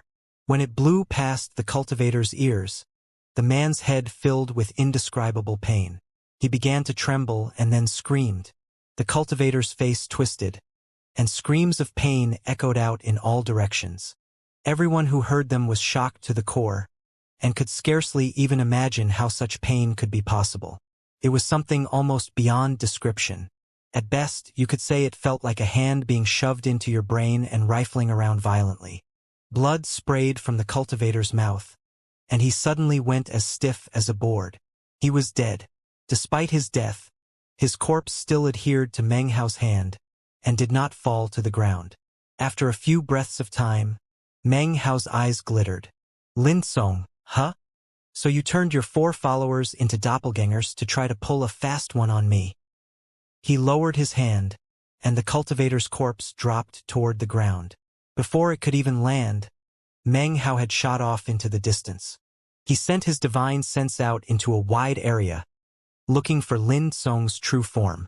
However, Lin Song's magical technique was strange, and Meng Hao could find no weaknesses in it.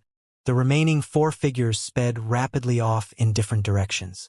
Another strange thing was that their auras were all slowly fading. It wouldn't be too long before they would disappear from Meng Hao's divine sense altogether.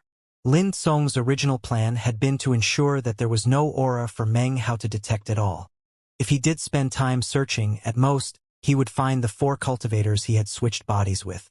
However, Lin Song could never have predicted that Meng Hao would arrive in the 4th nation so quickly.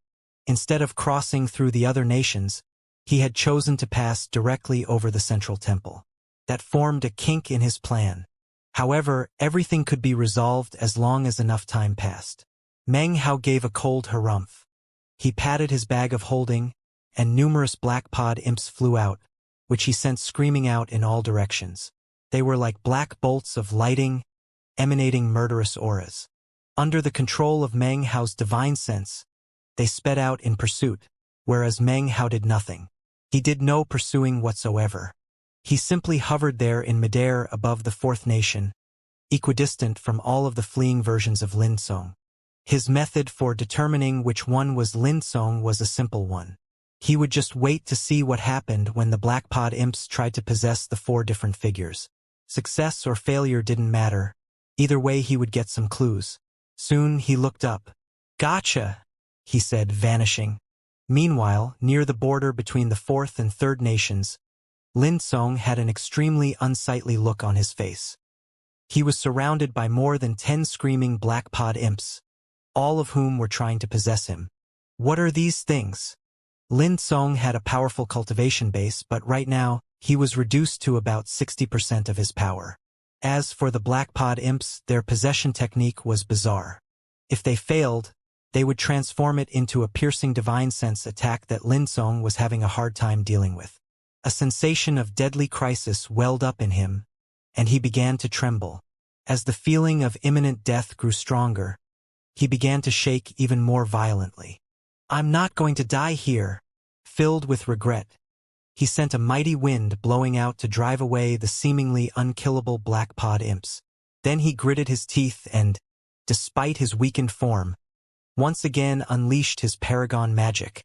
The golden holy requiem skull materialized in front of him, not as a way to attack the black pod imps, but as a means of trying to find a way out of his current situation. Lin Song's face went pale as he realized there was no such way out. Impossible. Heaven never cuts off all paths. There's always hope in every situation. Eyes gleaming with a vicious look, he bit the tip of his tongue, causing his body to wither rapidly. His hair even turned white. He went all out, sacrificing even his longevity in an attempt to get his paragon magic to reveal a means of escape. Rumbling could be heard, and Lin Song's body continued to wither, when finally, he found what he was looking for in the holy requiem skull. After he saw it, he gaped in shock, then, laughing maniacally, viciously smacked his own chest. A huge blob of blood spurted out, which then splashed down onto the ground. His laughter grew more and more intense as he spun around, a look of determination on his face. He then pushed his finger down onto his forehead, sending a tremor through his body.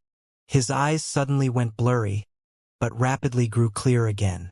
He glanced at the holy requiem skull and realized that he was now missing some of the memories he had had before. Expression serious, he headed off into the distance.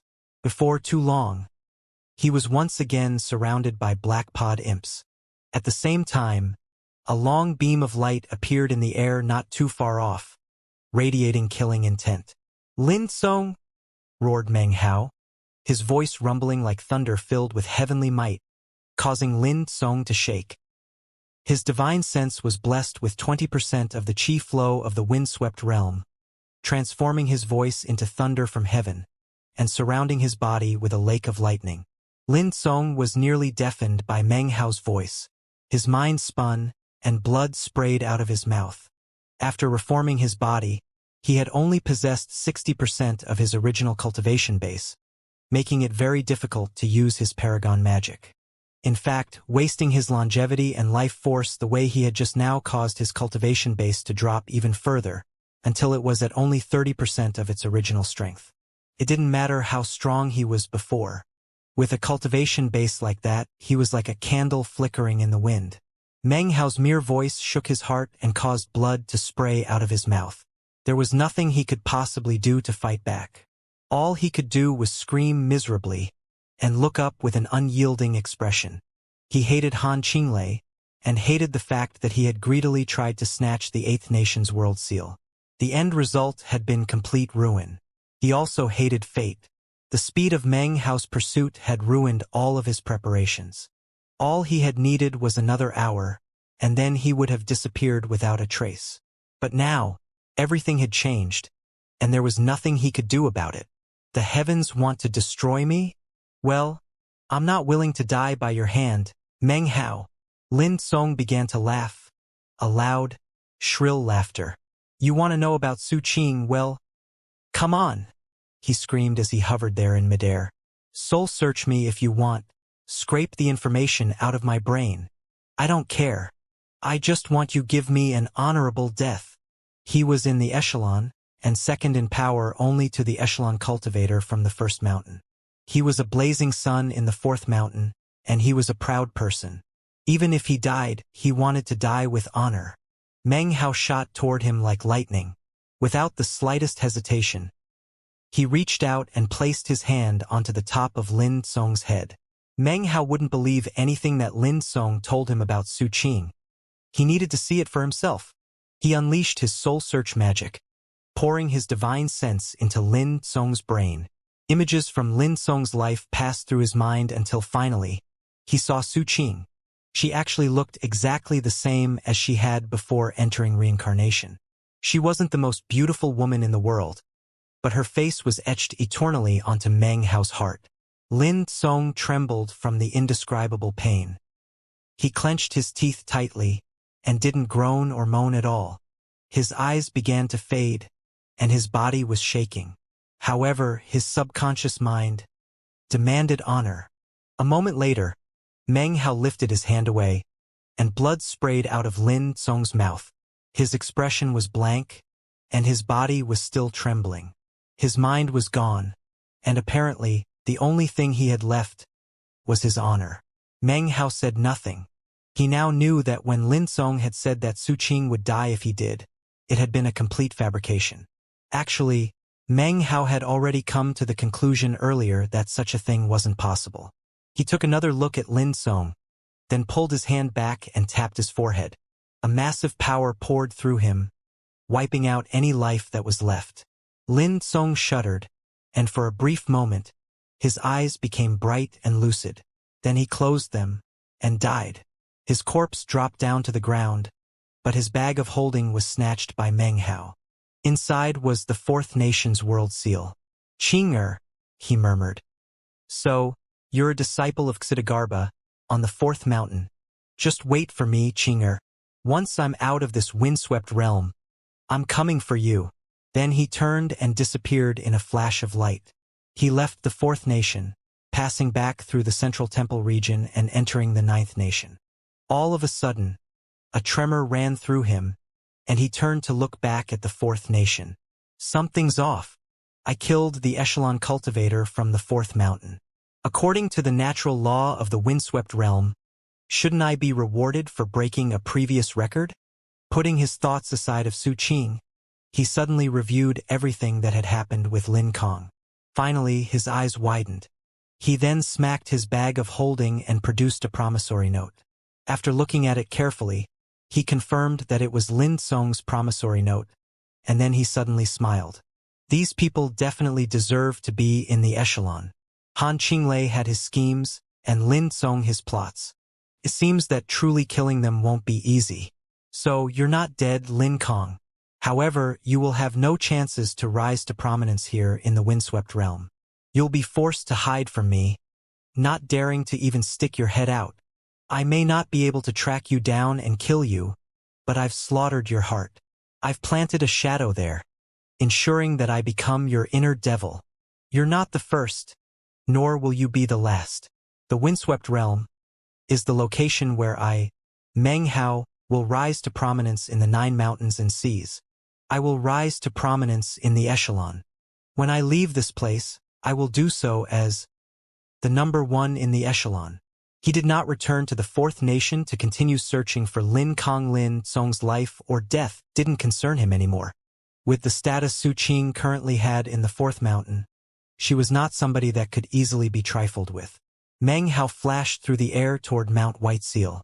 After all of his years practicing cultivation, it was only during these battles that he had gradually formed a unique, domineering style that was all his own. Hidden beneath the domineering air, however, was something others could never detect: the con. For example, Lin Song's promissory note. Even Lin Song knew nothing about that. He had unwittingly fallen for Meng Hao's scheme. That promissory note had come during their first battle, when Meng Hao utilized the 7 God steps. When Lin Song's attention had been fully preoccupied by the surging energy created by it, he secretly went about creating the promissory note. He did it that way intentionally, just in case he didn't manage to kill Lin Song, or if he escaped. That way, he wouldn't come out completely empty-handed. At the very least, he would have a promissory note. Then, the next time they met, he could loudly declare that Lin Song owed him money.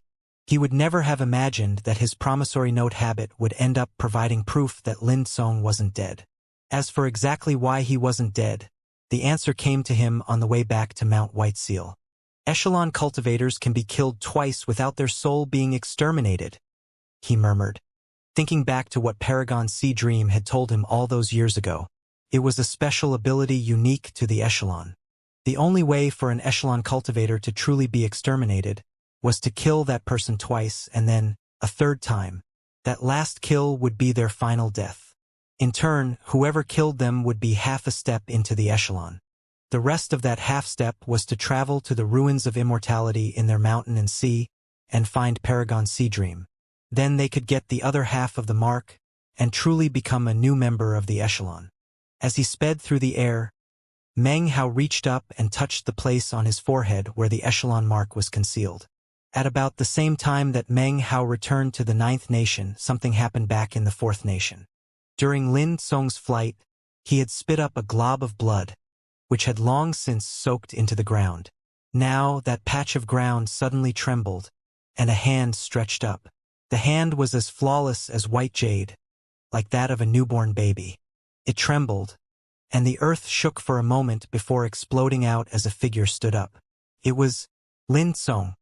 His face was pale, but his cultivation base was different than it had been earlier. Apparently, it was completely restored to its original peak. However, his body was trembling. After taking a few breaths, he roared, "Meng Hao!" His face twisted with intense rage and hatred. In the 4th mountain and sea, in all the deadly situations I encountered, I never used up one of my lives. I never imagined that you would actually push me into a corner and kill me. The enmity between us is irreconcilable. He gnashed his teeth, and he even thought about retaliating against Su Qing after he got back to the 4th mountain, to use her to get revenge against Meng Hao. However, when he considered that Su Qing was the princess of the 49th cavern, he realized that despite the fact that she was Meng Hao's weak spot, it was actually impossible for him to do anything to her. The realization filled him with bitterness. He suddenly realized that, even though he was still alive, Meng Hao had become his inner devil. He stamped his foot down onto the ground, and then flew into the air toward the National Aura Mountain. There was no way to vent his overflowing hatred. Even if he felt that he couldn't exist under the same sky as Meng Hao, the next time they met, all he would do was flee. He did not dare to go up against him. Currently, he was even wondering if Meng Hao knew that he wasn't dead. Naturally, Meng Hao was completely aware of that fact. Currently, he was landing on Mount White Seal, where he sat down cross-legged and flicked his sleeve to produce 2 tongues of flame. These were none other than the world seals from the 4th nation and the 8th nation. The 2 flames flickered up into the hand of the statue, where they lined up with the 9th nation's world seal. The 3 flames made the essences and natural laws even more majestic. Meng Hao took a deep breath. Not wasting any time, he focused on contemplation. He had long since realized that, after taking the world seal of the 4th nation, he no longer possessed 20% of the windswept realm's chi flow, but rather 30%. As he contemplated enlightenment, time passed. The overall structure of the windswept realm changed due to the defeats of Lin Song and Han Qinglei. The 4th nation and the 8th nation were routed and were eliminated from the central battlefield. The other 6 nations continued to fight their bloody battles. However, the 9th nation had risen to prominence in the war, causing the cultivators from the other nations to join forces against it in resistance. Before long, the intense fighting led to a chaotic battle situation. Fan Donger and Beiyu began switching off with other cultivators from the 9th mountain and sea, so that there were some of them constantly fighting, almost as if they were unwilling to return from the battlefield. It was as if they could find peace in the fighting, and would not be influenced by their desires. Half a month flashed by. The speed with which he was gaining enlightenment of the 3 world seals was rapidly increased because of the blessing of 30% of the chi flow of the windswept realm. By this point, he had gained enlightenment of nearly 500 essences. And he wasn't finished. During the half-month, the fighting in the central region changed as more echelon cultivators gained enlightenment of their respective world seals. The battles grew even more chaotic. In order to snatch the world seals from other nations, it was first necessary to weaken them, which could only be done by gaining an advantage in the central region. Under the control of the echelon cultivators, the armies in the central region fought with increased intensity. Occasionally, certain countries would suffer defeats, and the red beams of light coming from their pagodas would grow dim. At that point, other echelon cultivators would enter that nation to begin fighting. During the half-month, fierce fighting went on in virtually all of the national aura mountains of the various nations. There were both victories and defeats, but through it all there were only 2 mountains that no one dared to enter. One was the First Nation's Mountain of National Fate, which was controlled by the echelon cultivator from the First Mountain. No one dared to encroach on his territory. The second nation was Meng Hao's Mount White Seal, in the 9th nation. Although all the other echelon cultivators were aware of how many world seals he had, after his battle with Han Qinglei, and then his defeat of Lin Song, he had settled his position. None of the other echelon cultivators were confident enough to take him on. It was in this fashion that 7 more days passed. Suddenly, a boundless light rose up from Mount White Seal, within which Meng Hao opened his eyes. He slowly stood up and made a grasping motion with his right hand, causing the 3 flames to fly over into his palm, where they vanished. 3 world seals, 900 great Daos, 900 essences. All of that information was burned into his heart. Although he wasn't able to actually wield any of them, the sense of accomplishment he felt caused his aura to be completely different than before. He looked more elegant than before, and as he stood there, it seemed as if he were connected with the whole world. The light began to fade away, and he closed his eyes. When he opened them again moments later, he suddenly produced his second nirvana fruit. His eyes glittered as he pushed the fruit into his forehead. In the instant the nirvana fruit contacted his forehead, a familiar sensation filled him. A massive tempestuous roar filled his mind, causing him to feel as though his head were about to explode. He began to grow taller. 15 meters, 24 meters, 30 meters, 39 meters. His fleshly body was ripped and torn, and intense pain rushed through him that was nothing like the last time he had temporarily absorbed the second nirvana fruit. This time, his fleshly body was not in the immortal realm but rather in the ancient realm. His ancient realm fleshly body rumbled as it grew. Of his 9 soul lamps, 2 had previously been lit. Now the third and fourth began to burn, and a tiny spark appeared in the fifth. His fleshly body power was increasing explosively. His heart began to pound loudly, and then thunder began to boom around him, as if it were cheering him on. A power more terrifying than his ancient realm fleshly body began to flourish within him. Soon he was 60 meters tall, and he looked like a giant. His head raised, surging energy giving rise to madly whipping winds. Roar! He trembled as a tempest raged inside of him, tearing him apart. It was almost as if his chi passageways were going to be completely destroyed. The nirvana fruit was like a key that unlocked terrifying power within his blood. Once again, shocking fluctuations began to flow through his veins. Meng Hao could clearly sense that his 123 immortal meridians were now ripping apart and then forming back together into a single immortal meridian. Although it was only one immortal meridian, it formed something like a painting which showed the outline of a perfect circle. His cultivation base rose up rapidly, and his every breath seemed to cause peals of thunder to echo out as he sucked in all of the energy of heaven and earth that existed in the area. Power like this was something that far exceeded the immortal emperor realm. The mountain shook and the lands quaked. All of the living things in the ninth nation could suddenly sense the shocking and domineering power that now existed on Mount White Seal. The people who could sense it most clearly were the disciples of the various sects in the ninth nation, especially Jian Daozi. His face fell as he and all the other cultivators of the ninth nation looked off into the distance with expressions of shock.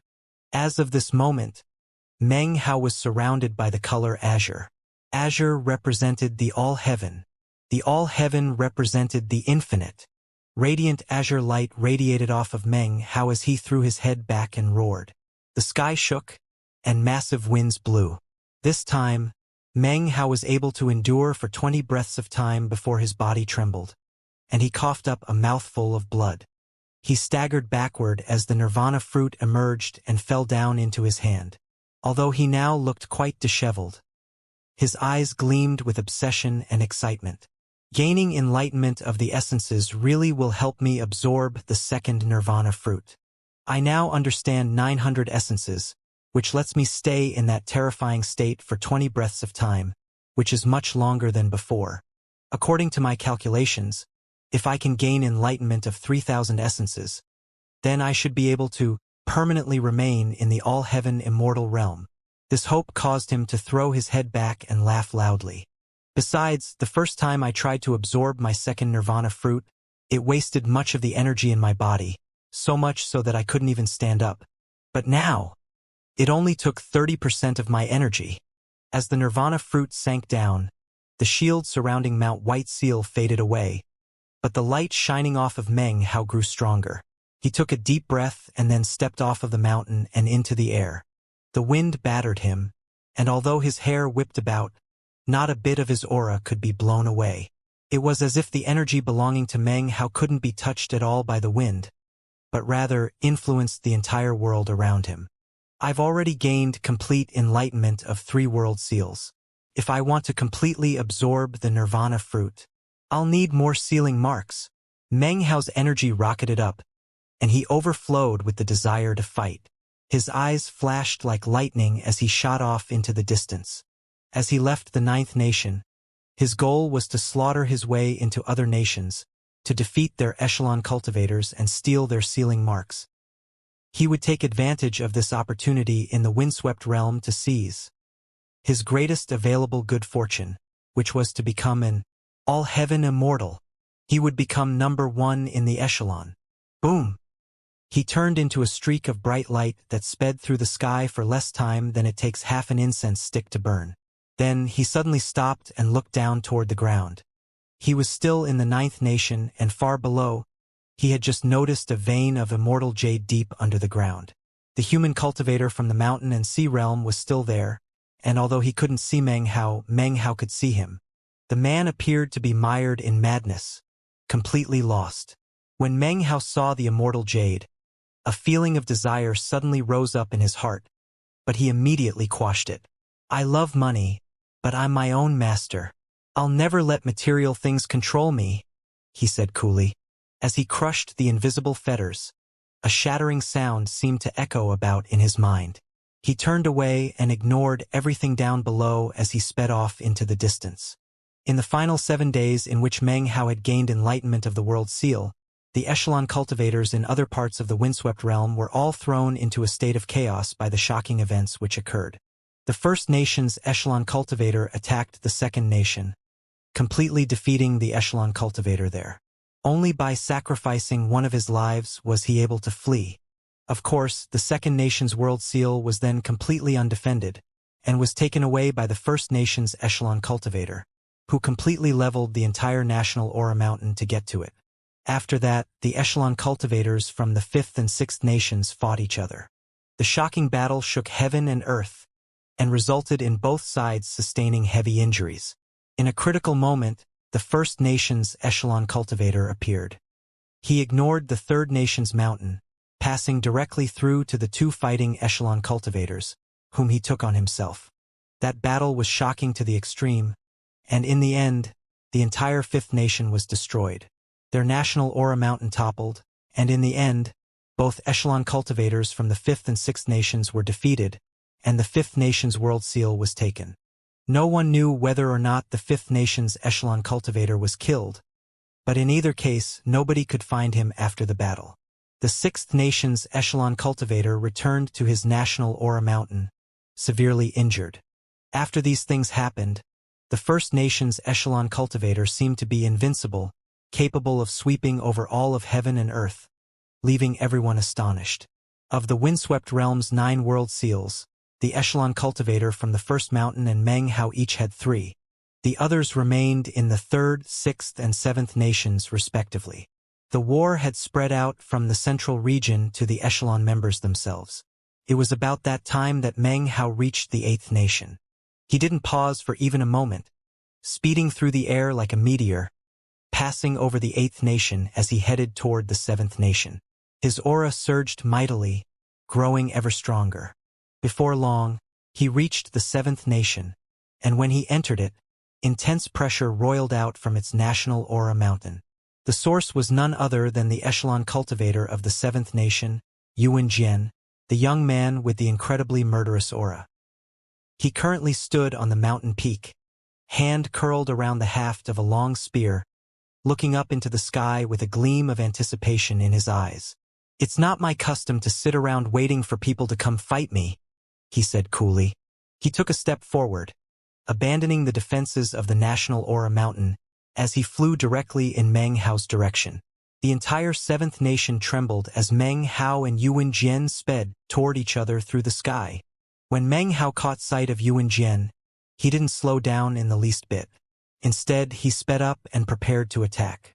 When Yuan Jian saw Meng Hao, he let out a cold snort. His murderous aura exploded to the sky, and just like Meng Hao, he didn't hold back, but instead pushed himself faster. In the blink of an eye, the two of them collided in midair above the Seventh Nation. A huge boom rang out, and everything shook. A massive fissure ripped open in the sky between them, and a huge shockwave exploded out. "Meng Hao!" cried Yuan Jian, flying backward. Blood sprayed out of his mouth, after which he threw his head back and laughed. His entire person exploded with the desire to do battle.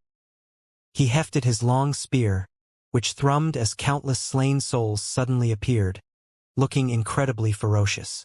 "Listen up, fool. I'm Yuan Jian, echelon cultivator from the Seventh Mountain. Meng Hao, do you dare to make a bet with me? If you win, I won't just hand over the Seventh Nation's World Seal, but I'll trade it with you. The prerequisite is that you qualify to fight me. If you lose, then you have to give one of your 3 World Seals to me." Yuan Jian's voice echoed about, and he took a step forward, a domineering air swirling around him continuously. Meng Hao also began to stride forward, eyes glittering. From their initial contact moments ago, Meng Hao could instantly tell that Yuan Jian's fleshly body was at roughly the same level as his own. A body cultivator, he thought, his eyes gleaming brightly. He had an ancient realm fleshly body, yet didn't come close to being an authentic body cultivator. In fact, the only true body cultivator he had ever met was the burly demonic cultivator. However, that man was an amateur and couldn't be considered truly powerful in terms of body cultivation. But now, Meng Hao could sense that Yuan Jian was a true body cultivator. Looking him over, he could see a faintly red glow coming off of Yuan Jian. He must have bathed in the blood of a god, he thought. Well, do you dare? Asked Yuan Jian, his voice booming. He swept his spear out in front of him, causing a massive rumbling sound to ring out. The air vibrated, and even seemed to be on the verge of shattering, as a massive energy surged off of Yuan Jian. He stood there like a celestial warrior, bursting with the mad desire to fight. I could fart better proposals than that bet of yours, Meng Hao said coolly. But as for your challenge to a duel, how could I not accept? He clenched his right hand into a fist and then unleashed a punch. His fist and Yuan Jian's spear almost instantly slammed into each other, and an ear-splitting boom rang out.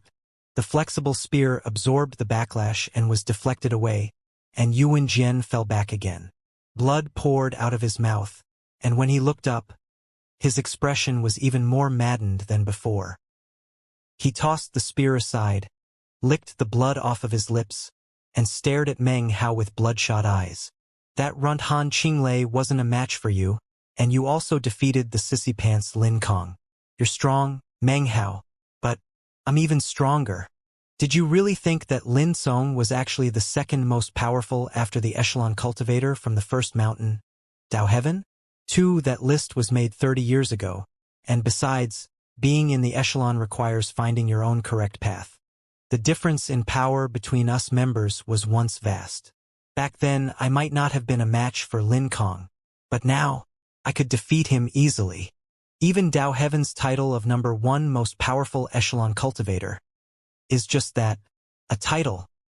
He isn't necessarily the most powerful. Yuan Jian laughed, and his desire to do battle surged. He then charged toward Meng Hao in a blur, unleashing a vicious palm strike. As the palm ripped through the air, sonic booms echoed out. The air around Meng Hao distorted, as if power from all directions were being sucked in by Yuan Jian's palm strike. Meng Hao didn't flinch back. He strode forward, unleashing the 7 god steps.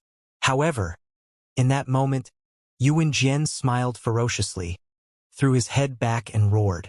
Sealing magic, he cried, causing the sky to tremble. The power of a sealing mark descended not toward Meng Hao, but the area around him. It transformed into a cage, with Meng Hao and Yuan Jian being locked inside.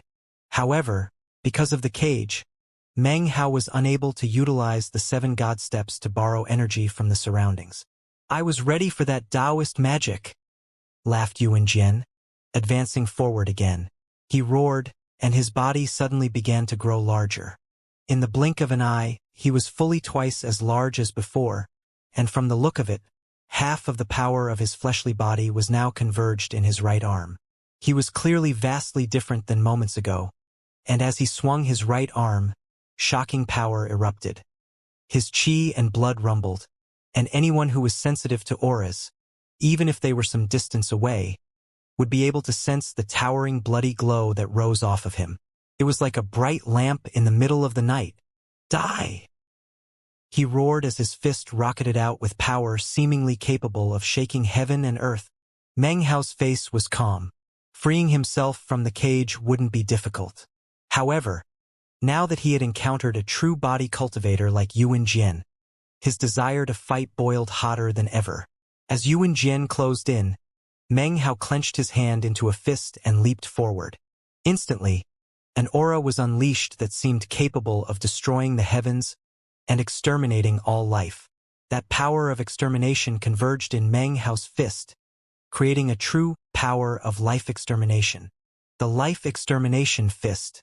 The air around them shattered as 2 streaks of light could be seen speeding through the air toward each other. Then, Meng Hao's punch collided with the power of Yuan Jian's fleshly body, and a huge boom echoed out. Ryua Yuan Blel. Heaven was rent and the earth collapsed. Everything quaked violently. Vibrations ran through Meng Hao as he fell back several dozen paces. The shocking power from body cultivator Yuan Jian left him shaken and visibly moved. And yet, his desire to fight grew stronger. Blood sprayed out of Yuan Jian's mouth as he staggered backward several hundred meters. When he looked up, an invincible will to fight could be seen in his eyes. He threw his head back and laughed uproariously. Exhilarating. All right, Meng Hao, let's see if you can handle another punch. If you survive, then I'll happily loan you my world seal to contemplate. As Yuan Jian's laughter rang out in the air, he suddenly took a deep breath, and then a sound like that of a windstorm exploded up around him. The air in the area collapsed, as if his single breath was sucking in all of the energy of heaven and earth around him to merge into his body. The result was that his body grew rapidly until he was over 18 meters tall. 6 times 9 God body.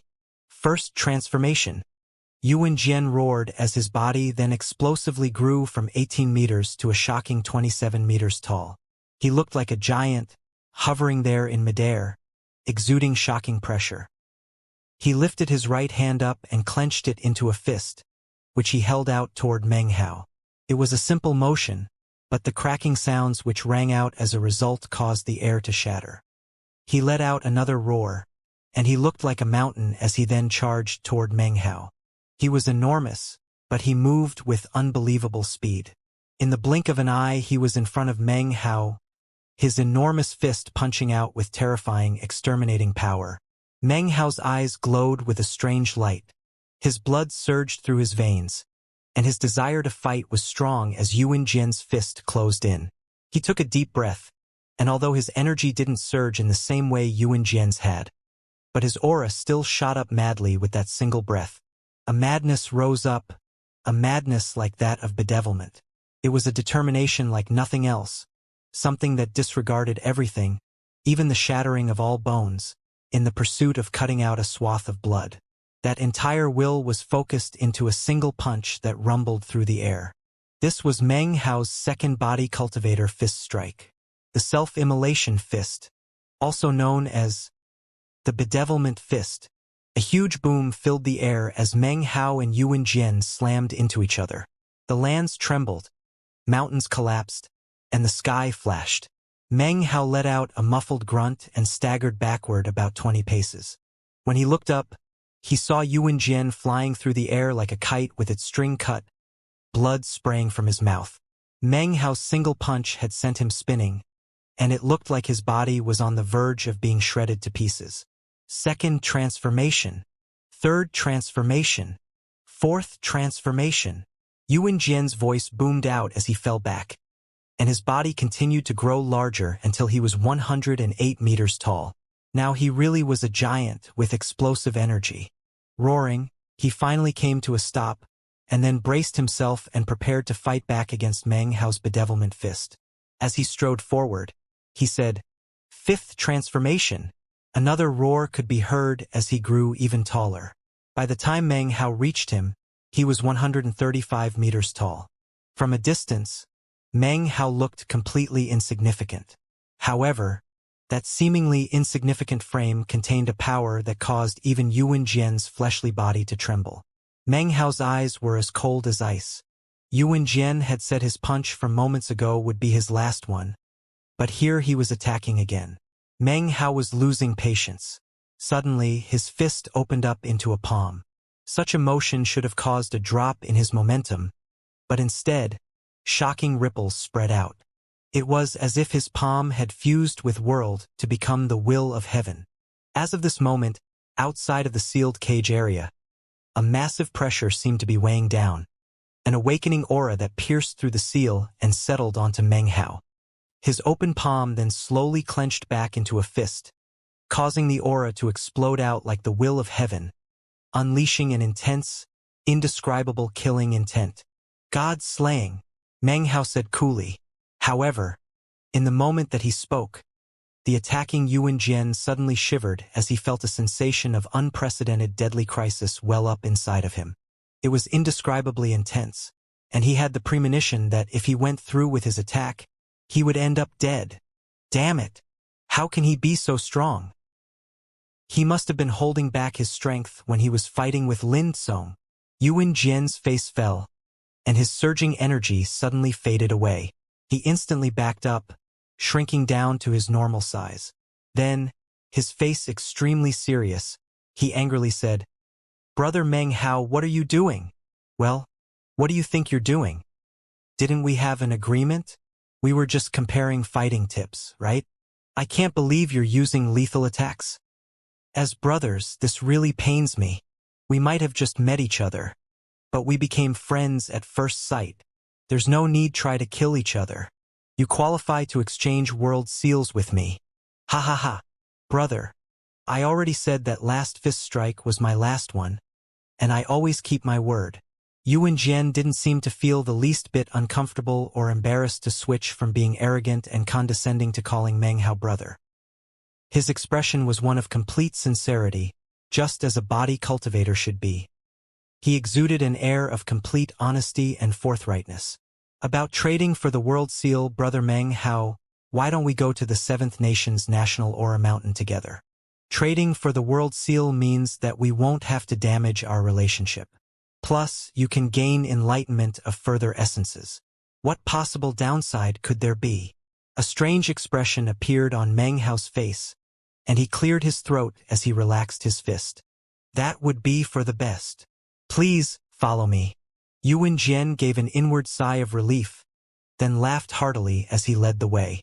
He and Meng Hao transformed into two beams of bright light that shot toward the Seventh Nation's National Aura Mountain. Before long, they arrived, and since Meng Hao had been invited by Yuan Jian, the National Aura Mountain's defenses did not target him. Once they arrived at the statue, Yuan Jian made a grasping motion, causing the flame of the world seal to float over and hover atop his palm. Meng Hao's expression was the same as ever as he extended his hand in a similar fashion, causing a world seal flame to appear.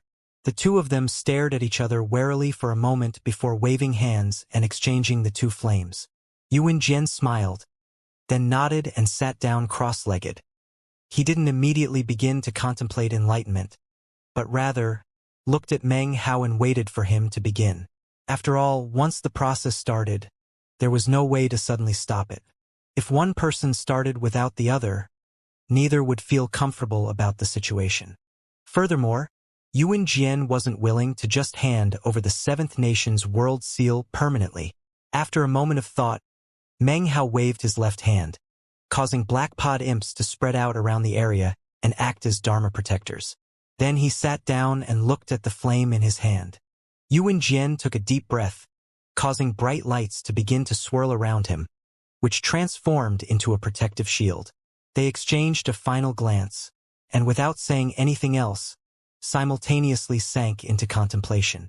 Immediately, tremors ran through their bodies.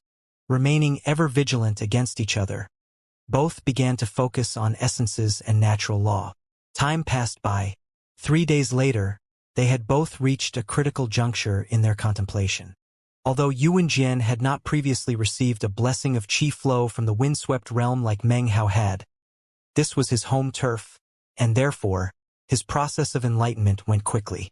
Conversely, Meng Hao was not on his native Mount White Seal, but instead on the Seventh Nation's National Aura Mountain. That should have made his speed of enlightenment much slower, but he had the benefit of the chi flow of the windswept realm. Therefore, although his speed was slightly slower, it was a speed that he could accept, putting him just slightly ahead of Yuan Jian. However, on the fourth day, just when Meng Hao was on the verge of completion, the pressure in the Seventh Nation increased dramatically, and rumbling sounds filled the air. Yuan Jian's eyes snapped open, and a grim look appeared on his face. "Someone's coming," he growled. Being in the midst of contemplating enlightenment, however, there was very little he could do. He looked over at Meng Hao, who had also opened his eyes, and was frowning as he looked off into the distance. Not too much time passed before 3 beams of light appeared, speeding through the air. In the lead position was a young man with half-black, half-white hair. He wasn't just handsome, he was beautiful, and had a glittering echelon mark on his forehead. He was followed by 2 other cultivators, a man and a woman. Both appeared to be young, but they emanated terrifying cultivation-based auras. They were in the ancient realm with 5 extinguished soul lamps each. Furthermore, the feeling they gave off was not that of ordinary ancient realm cultivation bases. They seemed more powerful, indicating that these were chosen. Dao Heaven's #1 follower, the 11th echelon cultivator, Hai Qingdong. Yuan Jian's face flickered, and his eyes went wide. Follower? Hai Qingdong? Meng Hao asked. Hai Qingdong used to be like me, an echelon cultivator from the 7th mountain. However, after he was defeated by Dao Heaven, he inexplicably joined his entourage. As an echelon cultivator, it's a complete disgrace to become the follower of some other person. Yuan Jian gritted his teeth and stared at the 3 incoming cultivators. Damn it! Shouldn't Dao Heaven's goal be the 3rd and 6th nations? I can't believe he's ignoring them and focusing here. Yuan Jian's face flickered, and he cursed inwardly. His contemplation of enlightenment was still incomplete, making it impossible for him to fight. Do you have a grudge with Hai Qingdong? Meng Hao asked suddenly. Yuan Jian's face darkened further, and he nodded. I killed him once years ago. Considering that they were both echelon cultivators from the 7th mountain and sea, there was little wonder that they had a hard time maintaining a good relationship, and had ended up fighting to the death. Meng Hao sat there quietly for a moment while Yuan Jian ground his teeth. Although Yuan Jian couldn't attack personally, he could summon help. He smacked his hand down onto the ground, and rumbling sounds echoed out through the 7th nation. Shockingly, numerous holes suddenly appeared all over his body, which then exploded, revealing a group of figures. They were puppets, dozens of them with powerful cultivation bases. Meng Hao's eyes widened slightly, but given that Yuan Jian was also in the echelon, it was only natural that he would have some tricks that he wouldn't reveal without good cause. Almost as soon as the puppets appeared, Hai Qingdong began to descend from above, his hair floating around him, his body radiating shocking energy. So, we meet again, Yuan Jian. Hatred gleamed in Hai Qingdong's eyes. His voice was soft and effeminate as he floated over. His gaze then shifted to Meng Hao. Meng Hao, I never imagined I would find you here. Oh well, it doesn't matter. I guess today I'll get to take 4 world seals for elder brother Dao Heaven. Yuan Jian's eyes went wide, and he started cursing loudly. Elder brother Dao Heaven? What bullshit. You're nothing more than Dao Heaven's lackey.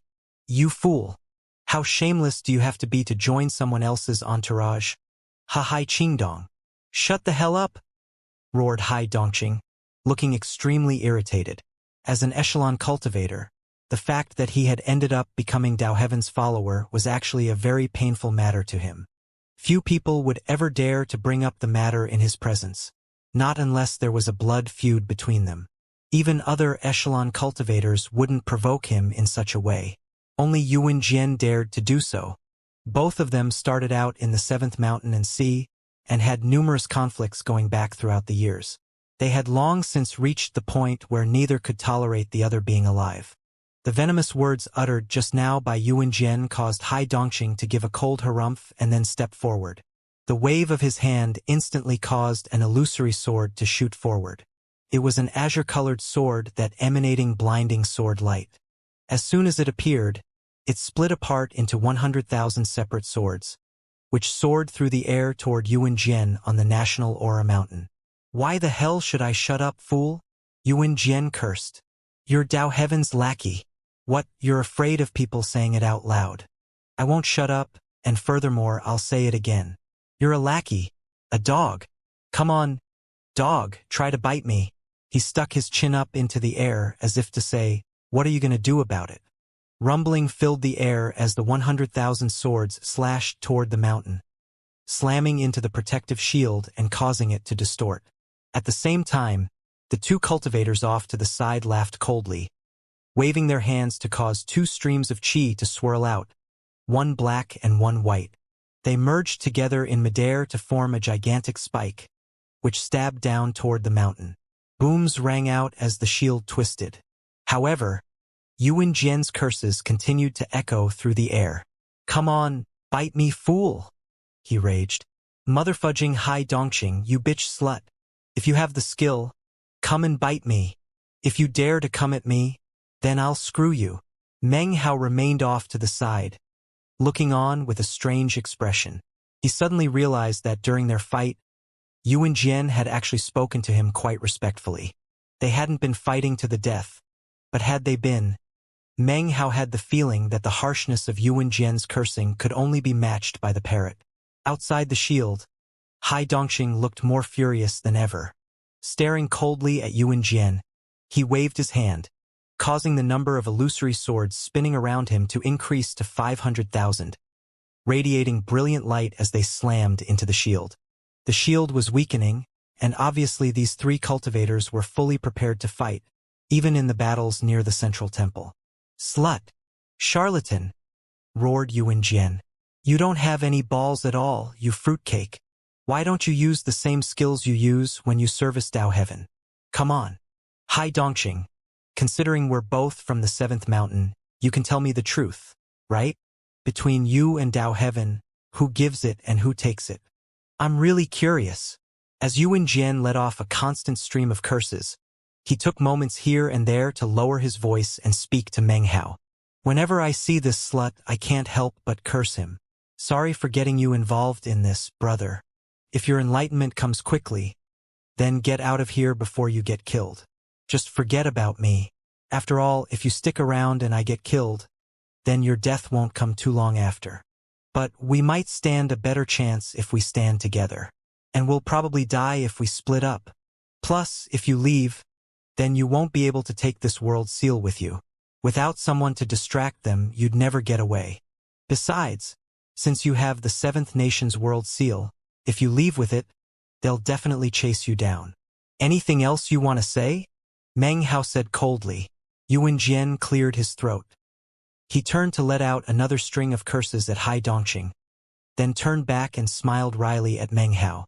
"Of course there's more, but there's not enough time to explain it clearly. Anyway, go ahead and leave, brother. I'll hold them off for as long as I can." Even as he spoke, a huge crack opened up in the shield. Tearing sounds could be heard as the rip expanded, causing the entire shield to ripple. Clearly, it would only be able to hold out for a little bit longer. Hai Dongxing's bone-deep hatred for Yuan Jian caused him to attack with increased fervor. The male and female cultivator had profound cultivation bases. Although they weren't in the echelon, and the feeling they gave off couldn't compare exactly, it was similar. They made another attack, causing 2 huge spikes to stab down toward the shield. Murderous gleams could be seen in their eyes. They weren't here to interfere with the matter between Yuan Jian and Hai Dongxing. They were here for Meng Hao, and would surely receive an incredible reward if they killed him. The man and the woman were both staring at him with clear killing intent, and even a gleam of avarice. They obviously wanted to take advantage of his inability to attack, to cut him down. It was at this point that Meng Hao suddenly rose to his feet. He clenched his right hand into a fist, causing the 7th nation's world seal to fuse into his hand. Next, he performed an incantation gesture, then waved his finger toward the shield. Immediately, numerous mountain ranges appeared outside, which smashed down toward Hai Dongxing and the other 2 cultivators. "Finished with your enlightenment?" Yuan Jian asked, eyes glittering brightly. Meng Hao snorted coldly. Ignoring Yuan Jian completely, he shot up into the air toward the shield. As he appeared outside, he waved his hand, summoning the Paragon Bridge. As the Paragon Bridge descended, Hai Dongxing's face flickered. He quickly performed an incantation gesture, causing a sword to appear that radiated an ancient aura. The sword was broken, with only a finger-length segment of the tip remaining. However, it radiated a frigid aura that caused a huge wind to whip up as soon as it appeared. At the same time, the aura of a paragon spread out. This was Hai Dongxing's paragon magic. With a roar, he shoved both hands out in front of him, causing the broken sword tip to fly toward the Paragon Bridge. As soon as these 2 grand Paragon magics appeared, Meng Hao extended his right hand, within which appeared the lightning cauldron. His eyes glittered, and electricity danced around him. Suddenly, he switched places with the female cultivator. In the blink of an eye, and before anyone could react, Meng Hao performed an incantation gesture with his left hand and then waved his hand toward the male cultivator. The essence of divine flame erupted out explosively, causing the man's face to fall. He tried to retreat, but before he could get very far, Meng Hao transformed into a golden rock, attacking in unison with the flames to slash violently at the man's chest. Flames engulfed the man, and he screamed miserably. At the same time, brilliant light flickered around him, and he performing an incantation gesture, causing a suit of armor to cover him. Although it provided some bit of protection, the divine flame still bored in, inflicting intense pain. He gritted his teeth, forcing his mind into clarity, then began to fall back. However, how could Meng Hao possibly let him flee? The golden rock flickered as he returned to human form, then clenched his right hand into a fist and unleashed the bedevilment fist. A boom rang out as he struck the man's chest. The armor exploded and blood sprayed out. A look of shock covered the man's ashen face. He quickly crushed a pearl between his teeth, and as Meng Hao's second punch closed in, his body turned illusory, and the fist struck nothing but air. The man fell back anxiously, screaming, "Save me!" That pearl was a life-saving magical item, something he hadn't used for a very long time, and normally kept concealed inside of his tongue. However, it only took a few moments of battle with Meng Hao before he was forced to unleash its power. Everything that was happening takes some time to describe, but in truth, from the time Meng Hao unleashed the Paragon Bridge to the moment he attacked the man, only enough time passed for a spark to fly off of a piece of flint. It was so quick that no one had any time to react. Hai Dongxing unleashed his Paragon magic a bit too slowly, making it difficult to come to the man's aid. As for the woman, she was now quite some distance away. She was about to use a minor teleportation, but apparently Meng Hao had predicted that would happen. He performed an incantation gesture with his right hand and then waved his finger at the woman. The eighth demon sealing hex transformed into invisible ripples that caused a tremor to run through the woman. She was now incapable of teleporting, or of doing anything else to interfere. Killing intent flickered in Meng Hao's eyes. Without speaking a word, he shot toward the man like lightning. With the wave of his hand, 123 immortal meridians exploded with power, and 33 heavens descended. They transformed into the paw of a beast, which slashed at the retreating cultivator. A boom could be heard, and the man let out a miserable shriek. His chest burst into a cloud of blood and gore, and a look of complete and utter panic filled his face, as if he could sense death closing in on him. How could he ever have imagined that he would collapse like a brittle branch under the attacks of his opponent, without even the chance to fight back? He couldn't help but think back to the fight between Meng Hao and Lin Song, and now he knew how Lin Song felt. He was denied any chance to do anything, and only continued to descend into further danger. Hai Dongxing was in a rage. His body flashed as he performing an incantation gesture, causing 1,000,000 streams of sword chi to burst out, slashing toward Meng Hao to block his path to the male cultivator. The woman's face was filled with a murderous look, and she looked incredibly anxious. She and the man were beloved partners, so at the moment, her heart was tearing apart. She even burned her life force to extricate herself from the eighth hex. Blood sprayed from her mouth as she charged toward Meng Hao. "Stay your hand!" she screamed shrilly. The man, who had just been on the receiving end of a series of successful attacks on the part of Meng Hao, gritted his teeth and fell back again. As long as he could hold off long enough for his partner to arrive, he would be saved. Only a few breaths of time would be sufficient. However, it was in this moment that Meng Hao suddenly burst into action. He took a few steps and his energy surged dramatically. The air around him distorted, causing Hai Dongxing and the female cultivator's minds to reel. Heavy injuries were instantly inflicted upon the male cultivator. He let out a blood-curdling scream as Meng Hao closed in and unleashed another fist strike onto his chest. The man's body instantly exploded into pieces. However, he wasn't dead yet. His immortal soul shot out intact, and quickly made to flee. However, Meng Hao let out a harumph. The sound contained the power of his Tao divinity scripture, an intense divine sense attack that caused the man's immortal soul to tremble. In the same moment, Meng Hao's right hand made a grasping motion, and the bone-tipped spear appeared, which he then hurled toward the immortal soul. Before even waiting to see the result, Meng Hao turned and let out a punch toward the shrieking female cultivator. Booms echoed out as blow landed. Blood sprayed out of the woman's mouth, and she was sent tumbling backward. The shockwave from the impact spread out and slammed into the incoming beams of sword chi from Hai Dongxing, causing them to stall in midair. It was in that moment that the bone-tipped spear stabbed into the forehead of the immortal soul. It trembled, and a look of disbelief appeared on its face as the soul shattered into pieces, completely destroyed. "No!" screamed the woman, trembling, her eyes filling with a look of disbelief and madness. The actual time it took all of these things to happen was only 10 breaths. 10 breaths of time earlier, Meng Hao had emerged from within the shield. 10 breaths of time later, one enemy was already dead. That was a true fatality, simultaneously taking on 3 people and killing one of them almost instantly. It was quick and efficient, without the slightest bit of sloppiness to it. Meng Hao had anticipated every move up to the killing blow precisely and accurately.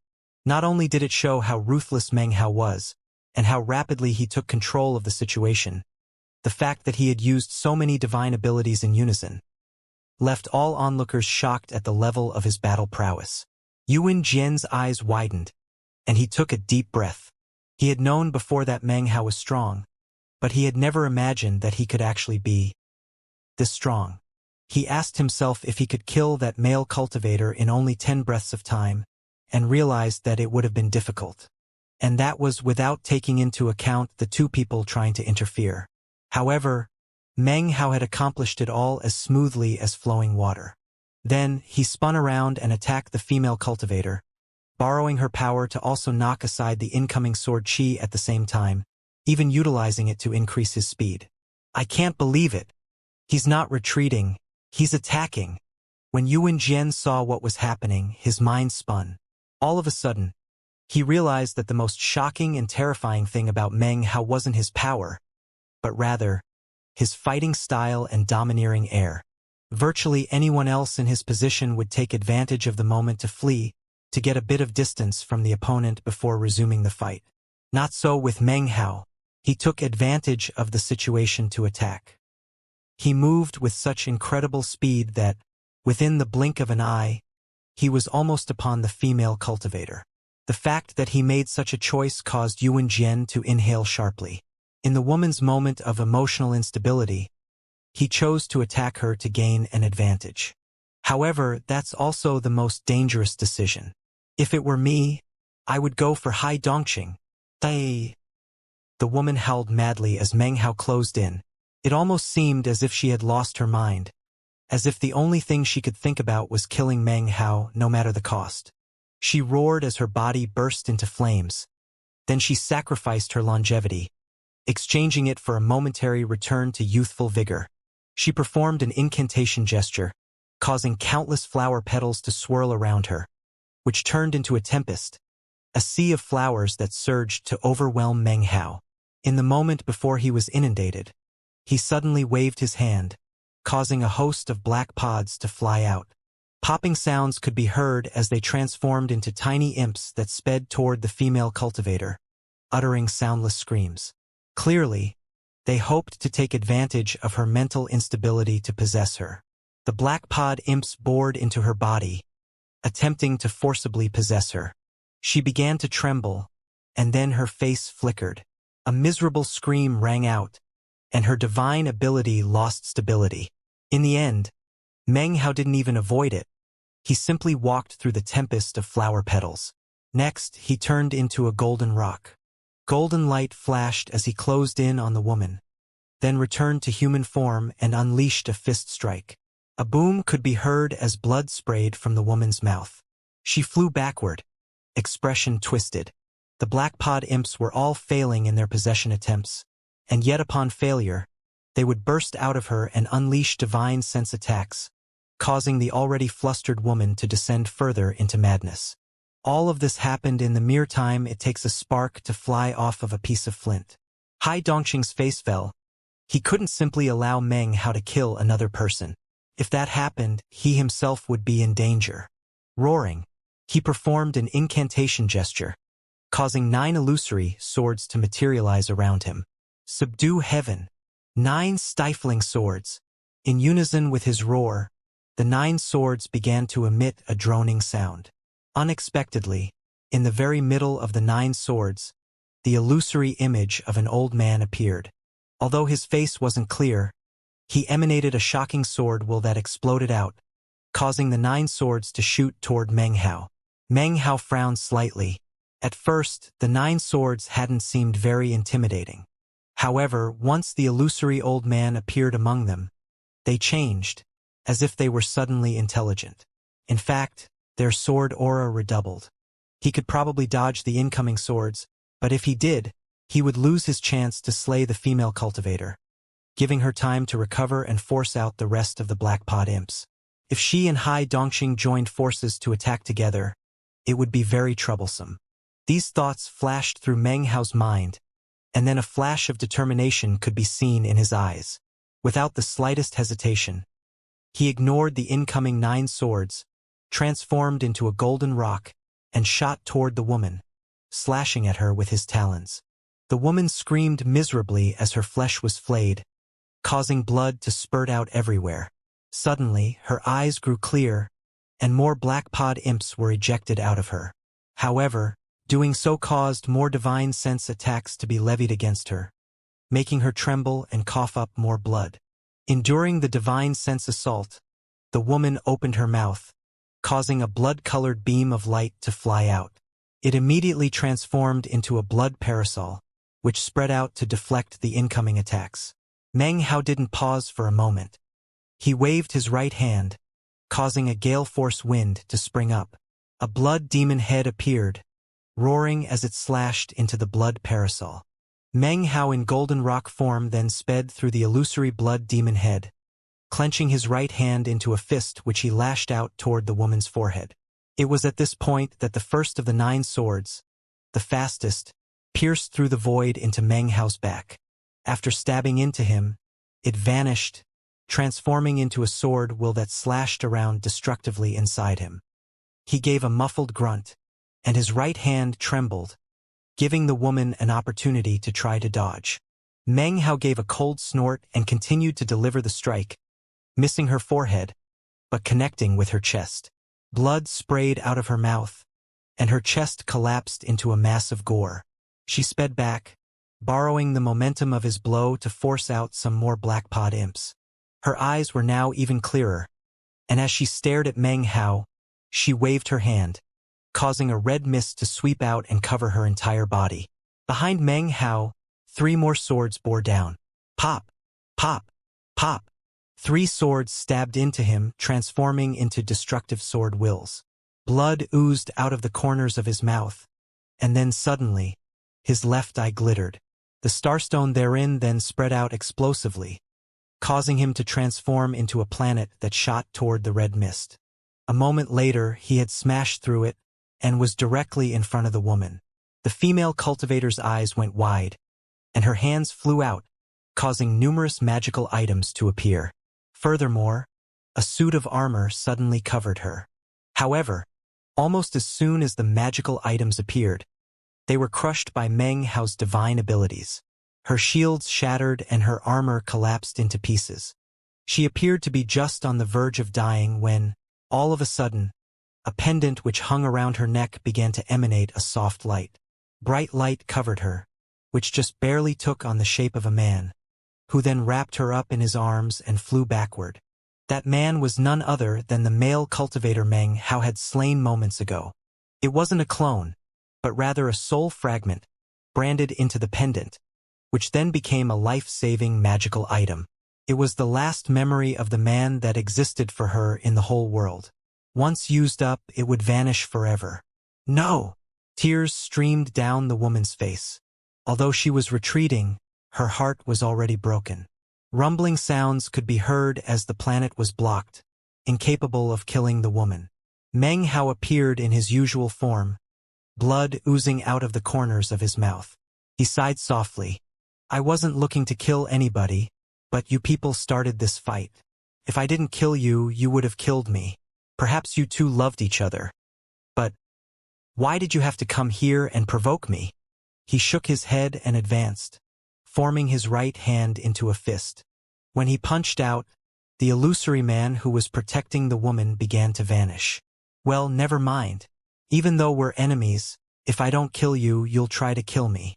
Considering how you feel about each other, I'll help you out a bit. With that, he stopped punching, and instead waved his hand to cause divine flame to explode out. It transformed into a sea of fire, which he sent to engulf the woman and the soul fragment. The weakened woman instantly began to be burned up by the flames. Her body rapidly turned into ash, but her immortal soul didn't vanish. Instead, both of their souls were wrapped up by the divine flame, which then began to carry them up into the heavens. This divine flame will open the river to the yellow springs. The natural laws of the windswept realm might be incomplete, but it surely still has an underworld. He then punched upward toward the heavens, causing the sky to tremble. The divine flame ripped open the sky to reveal a huge illusory river, pitch black, within which flowed numerous sleeping souls. The souls of the man and the woman entered the black river at the same time. As they sank down into the river, the man's soul fragment turned to look at Meng Hao. There was no longer any hatred in his eyes, but instead a complicated look that eventually turned into gratitude. Then they vanished.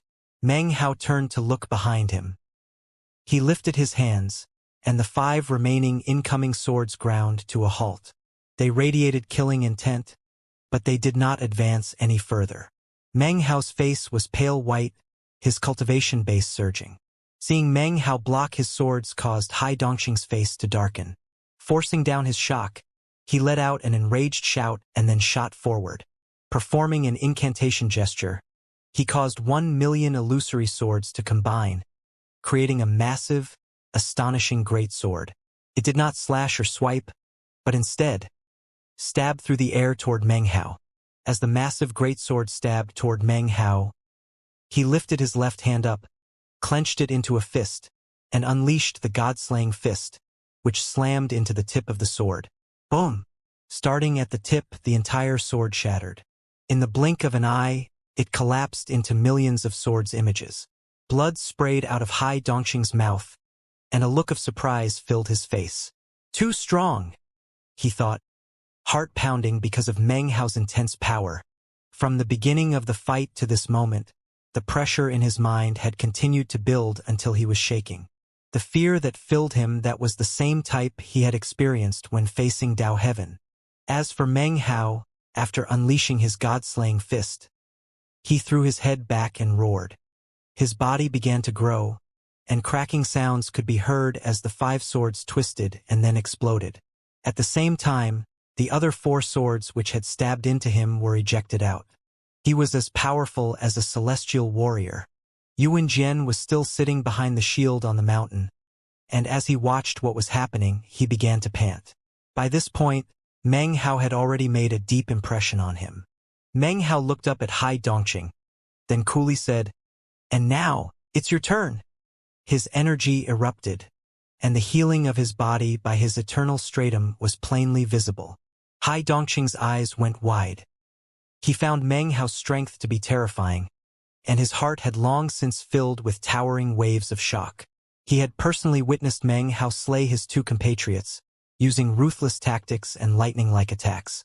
The whole thing caused his heart to pound. This Meng Hao is too strong. I can't handle him. Only Dao Heaven could possibly take him out. When he realized this, he immediately decided to retreat from the battle. The shadow of death seemed to fill his mind, covering every aspect of his thoughts. Without any further hesitation, and in almost the exact same moment that Meng Hao looked over at him, he turned and fled for his life. "Think you can just leave?" Meng Hao said. He began to walk forward, and his energy spiked as he unleashed the 7 God steps. 1 step, 2 steps, 3 steps. With each step he took forward, his killing intent surged. Although he physically looked no different than before, the sky flashed with bright colors, the heavenly bodies trembled, and a huge wind kicked up. To Hai Dongxing, It almost felt like Meng Hao was growing larger with each step, until he was so huge he could hold up the heavens. Hai Dongqing's face fell as he recognized the magic. He had personally been watching on a projection screen when Meng Hao used this art to defeat Lin Kong. However, in this critical moment of the battle, Hai Dongqing had no time to flee very far. He quickly performed a double-handed incantation gesture, then pushed his hand down toward the ground.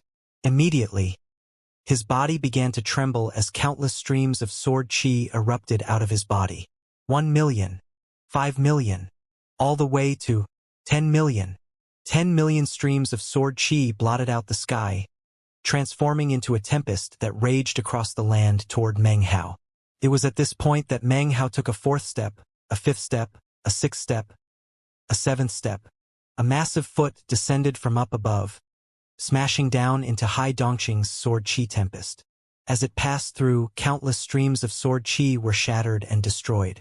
In the blink of an eye, the 10 million streams of sword chi, incapable of standing up to the power of the foot, were crushed. The foot stamped through the air, destroying all resistance as it slammed toward Hai Dongqing.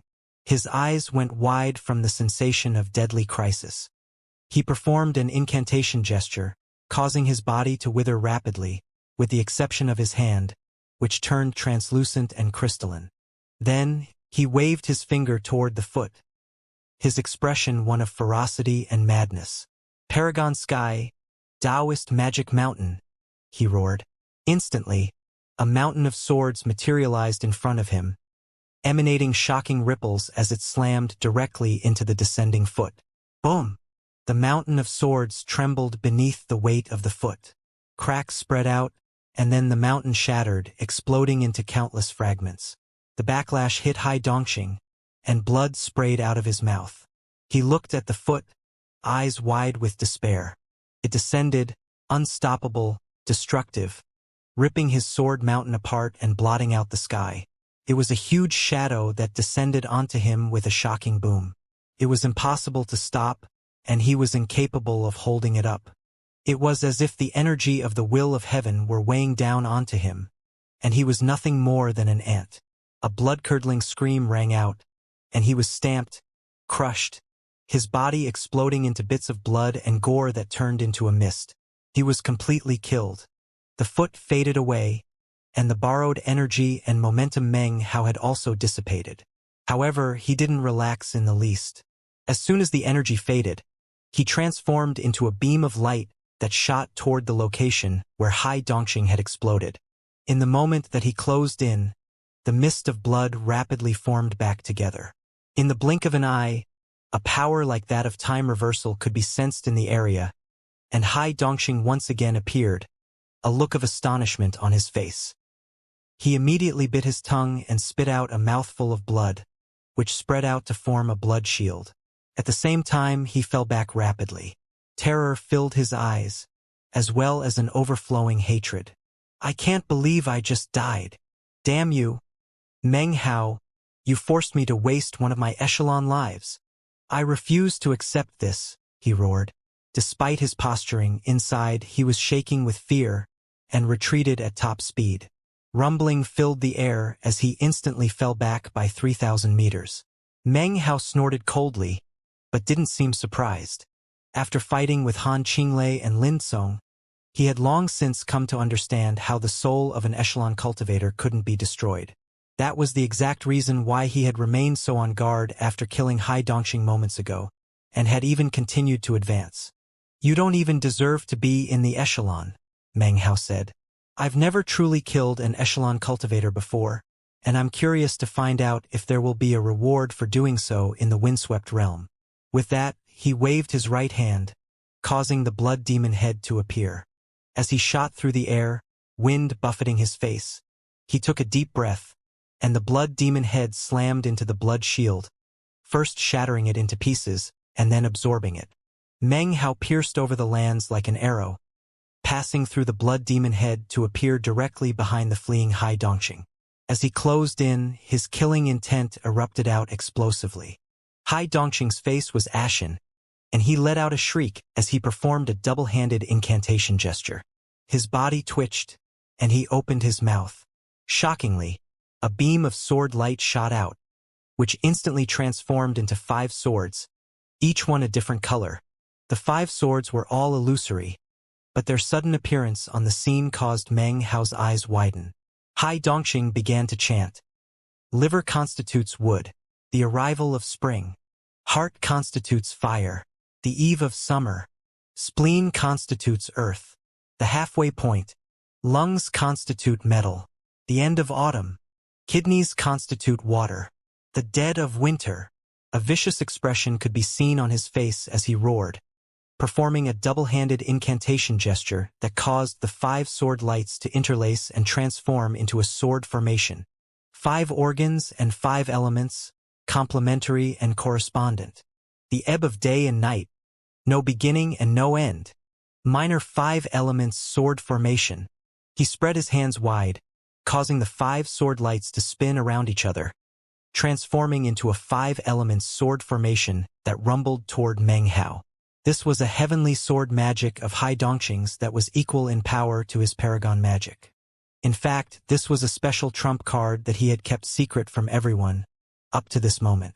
Not even Dao Heaven knew that he had this technique hidden up his sleeve. In fact, the main reason he had kept it hidden was that he hoped to use it to free himself from Dao Heaven one day in the future. After all, no echelon cultivator would ever willingly become the follower of another echelon cultivator. Although he pretended not to care about the matter, he cared very much. Meng Hao's eyes glittered as the minor 5-element sword formation shot through the air toward him. Then he laughed, and instead of retreating, he pushed forward faster. As he and the 5-element sword formation closed in on each other, he suddenly extended his palm out ahead of him. 5th demon sealing hex, inside-outside hex, he said coolly. The 5th demon sealing hex could break through all sorts of restrictive spells and spell formations, and as soon as he unleashed it, a rift appeared on his palm. Usually when such a rift appeared, it would consume and absorb. However, this time it was the opposite. Everything was switched, and as Meng Hao pushed his hand forward, a rumbling sound could be heard. The 5-element sword formation began to tremble, and was then shoved backward. It was as if some incredible, invisible power were pushing the sword formation out from the inside, causing it to expand. Meng Hao appeared in just that moment. As the sword formation was spread out thin, he passed through a gap in the middle of it, shooting forward like lightning to appear in front of Hai Dongxing. Hai Dongxing was astonished, and could hardly believe what was happening. Just when he seemed to be on the verge of going mad, Meng Hao's right hand snapped out and pressed down onto the top of his head. Almost in the same moment, though, Meng Hao inexplicably shot backward, not even taking the time to perform an incantation gesture. Hai Dongxing threw his head back and laughed maniacally, and a rumbling sound could be heard coming from inside of him as he chose to self-detonate. Rather than allow Meng Hao to kill him, he killed himself. A huge boom could be heard as he exploded, transforming into a tempest that swept out madly in all directions. Meng Hao was shoved backward by the shockwave. However, in the same spot where he had self-detonated, a mist of blood could be seen that once again transformed into Hai Dongxing. This time, his face was ashen. Without the slightest hesitation, he shot backward in retreat. He was trembling, and the courage he had felt when he self-detonated was now gone. That was because he knew that this was his last life. The next time he died, he would be completely destroyed in body and soul. Echelon cultivators had 2 lives. When he had fought Dao Heaven, there were special circumstances that led to Han Dongxing choosing to capitulate instead of giving up one of his lives. Were it not for that, he really would have died just now. Trembling, he went all out to flee, raising his right hand to slap down onto his chest. Blood sprayed out of his mouth, and his body withered. At the same time, though, his head grew larger, giving him a bizarre and deformed appearance.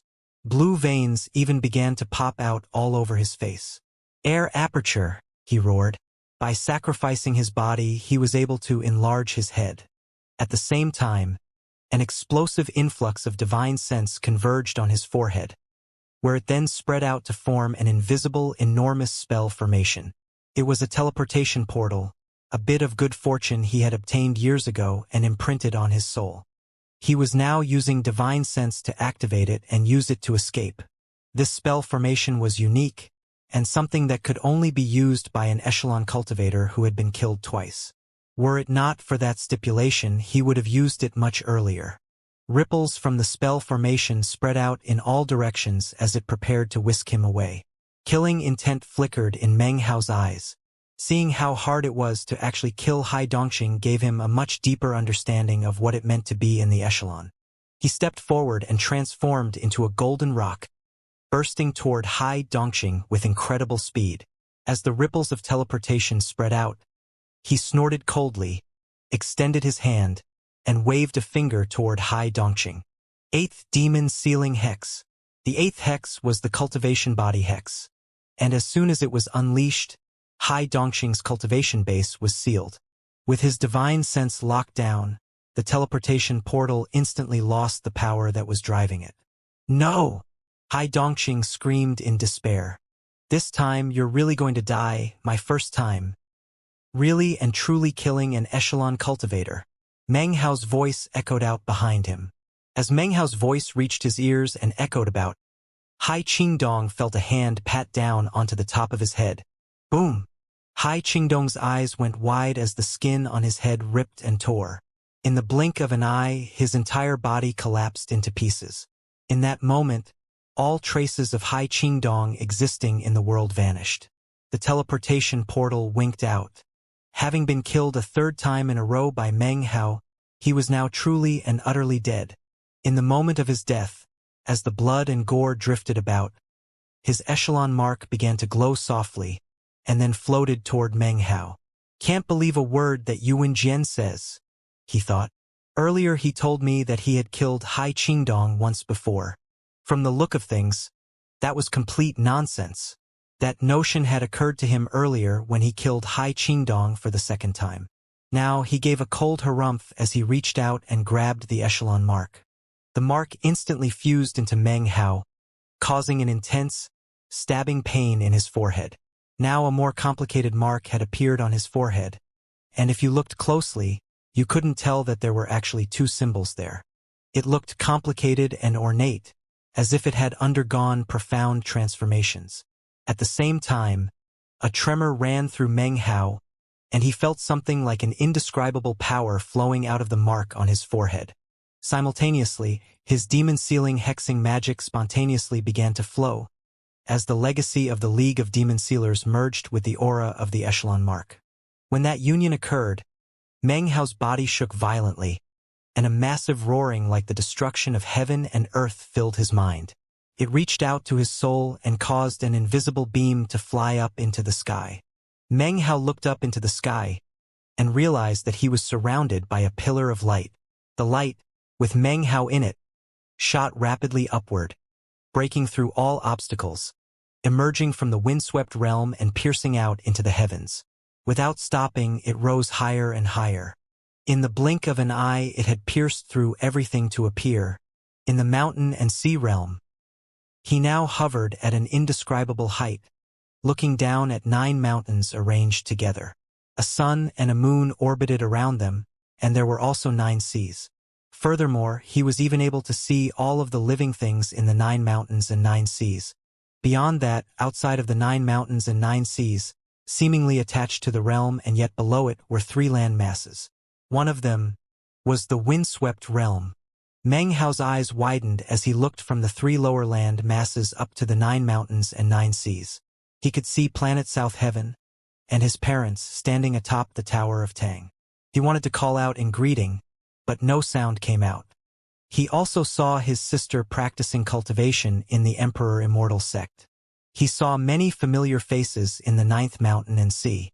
He saw Fatty, Chun Fan, Wang Yukai, and in the 9 seas god world, he saw Granny 9 and the others sitting cross-legged in meditation as they waited for the windswept realm to reopen. Feeling mentally shaken, he looked over at the 9th mountain, and on the very peak, he saw an enormous eye that suddenly turned to stare at him in confusion. He saw Kojusi sitting in meditation in the ancient demon Immortal sect. He looked over at planet East Victory and saw the clone of the Fang clan patriarch. The clone originally was sitting there like a statue, But then suddenly he raised his head and peered through the void toward Meng Hao, looking slightly startled. Meng Hao began to pant as he looked over all of the 9 mountains and seas. This was not his first time experiencing such a thing. He remembered something similar happening aboard the ship in the Milky Way Sea. Right now, he couldn't help but think of the deep impression left upon him by the old man on that ship. As Meng Hao hovered there silently, he couldn't hold back from turning his head to look toward the 4th mountain. He began to tremble when he saw Su Qing. Obviously, she had no way of knowing that he could see her. He felt very close to her, and at the same time, oh so far away, which caused his heart to twinge with pain. She sat cross-legged in a river of stars, with Dharma protectors meditating close by. She looked exactly as she had before reincarnation, simple and cold. Qing-er, he murmured. Almost as soon as the words left his mouth, a tremor ran through Su Qing. Her eyelashes fluttered as she opened her eyes. A look of confusion could be seen in her eyes. Some of the old women sitting next to her immediately approached. "Mistress, what's wrong?" Su Qing didn't respond at first. She just stared out into the void. Finally, she said, "It was like someone was calling out to me." Her gaze eventually came to rest in the direction of the 9th mountain and sea.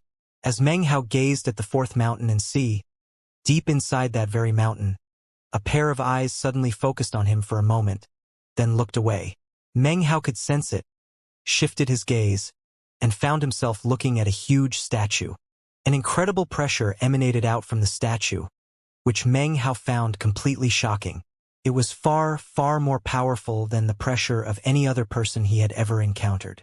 Suddenly, an archaic voice projected out from the statue. "Ah, so you're on a mental journey.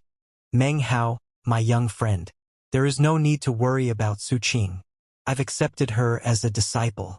Young friend, I wish you a safe and sound mental journey."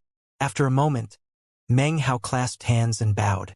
Then he looked deeply at Su Qing one more time, before turning his attention back to the 9 mountains and seas at large. He saw Patriarch Reliance floating through the starry sky of the 8th mountain, humming a little tune, seemingly without a care in the world. All of a sudden, a tremor ran through him. He had no hair on his body, but if he did, they would all be standing on end. "Who is it? Who's spying on me?" he roared. "Damn it, it feels like that little bastard Meng Hao. Oh, the Patriarch has fled all the way here, and why you just won't give up, huh?" After looking around for a moment, he stared off blankly into the void for a while, then suddenly began to laugh heartily. "Oh," he roared complacently. "So you're way over there. Come on, you bastard scoundrel. Come get me if you can." Meng Hao snorted coldly, but then suddenly his eyes went wide. Because of the current state he was in, he suddenly saw something on Patriarch Reliance's back, in a seemingly ordinary corner of the state of Zhao. There on Patriarch Reliance's back, right in the middle of the state of Zhao, was a door. That door radiated soft light, and as soon as Meng Hao caught sight of it, his heart seized. There was something very familiar about that door, something like the aura of the ancient demon Immortal sect. The legacy of Lord Li. Meng Hao's eyes widened, and his heart began to pound as he realized that apparently, the legacy of Lord Li was actually on Patriarch Reliance's back. He had little time to consider the matter as he found himself rising higher up within the pillar of light, flying higher and higher up into the void above the mountain and sea realm. He brought the trembling of his heart under control as he looked up into the vault of the void, and suddenly, a gleam of anticipation appeared in his eyes. He realized that all of this was most likely happening because of the echelon. Although he wasn't sure exactly what was happening, he did know exactly what the mountain and sea realm was. 33 heavens, huh? According to what I learned from the 6th generation demon sealer, breaking through the 33 heavens is the mountain and sea tribulation. His eyes glittered as he began to speed faster and faster. He wasn't sure how much time passed, but eventually he broke through some sort of barrier and found himself looking at a path among the stars. There were 33 realms on that path, which seemed like 33 layers of successive seals that completely enveloped the mountain and sea realm. The beam of light took him along the path, and he pierced through one realm after another. Eventually, he broke through the 33rd realm, and it seemed like he was just on the verge of being able to see the truth about what was beyond. However, in that exact moment, a beam of golden light glittered in his eyes, until that was all that he could see. Everything shattered. A tremor ran through him, and the light around him began to collapse. The stream of his soul that was in the light began to recede, but before it did, a heaven-rending, earth-crushing voice boomed out. "Thou shalt call me Dao Feng." Back in the mountain and sea realm, in the windswept realm, on the national aura mountain of the 7th nation, Meng Hao trembled, let out a cry, and then coughed up a massive mouthful of blood. He staggered backward, his face pale white. The mark on his forehead flickered rapidly, then slowly faded. His demon-sealing, hexing magic also faded away. What was that golden light? And that voice? Dao Feng. Dao Feng. Why does that name sound so familiar? Where did I hear it before? He began panting, and before he could recall anything more about the name, a brilliant beam of light rose up from the central temple of the windswept realm. It was fully 30,000 meters wide, and it shot up into the sky as if to tear open the heavens. Indescribable ripples spread out, and once again, that world of mountains and statues opened up. All eyes were fixed up above, including all of the echelon cultivators. No matter what they were doing at the moment, everyone felt their hearts pounding as they looked overhead. The entire battlefield surrounding the central temple went silent, and everyone looked in shock at the unprecedentedly bright pillar of light. In the world up above, there was a mountain hidden in the mists behind all of the other mountains and statues. It was the tallest mountain in that world, and all of a sudden, that mountain crumbled into pieces and then reformed into a statue. That statue looked like a celestial warrior, shocking to the extreme. As soon as everyone saw the face of the statue, they were astonished to see Meng Hao. At the same time, a cold, archaic voice echoed out, seemingly emotionless. It filled the entire windswept realm, echoing out through the sky. Meng Hao, echelon cultivator from the 9th nation, has killed another echelon cultivator, a criminal act. Before the voice could finish speaking, more words echoed out, although this time, they didn't seem to be completely devoid of emotion like before. Grim ripples spread out, and if you listened closely, you would be able to tell that the voice actually seemed to be different than the first one. The reward is an ancient treasure, heavenly champion Immortal axe. As soon as the voice echoed out, everything shook.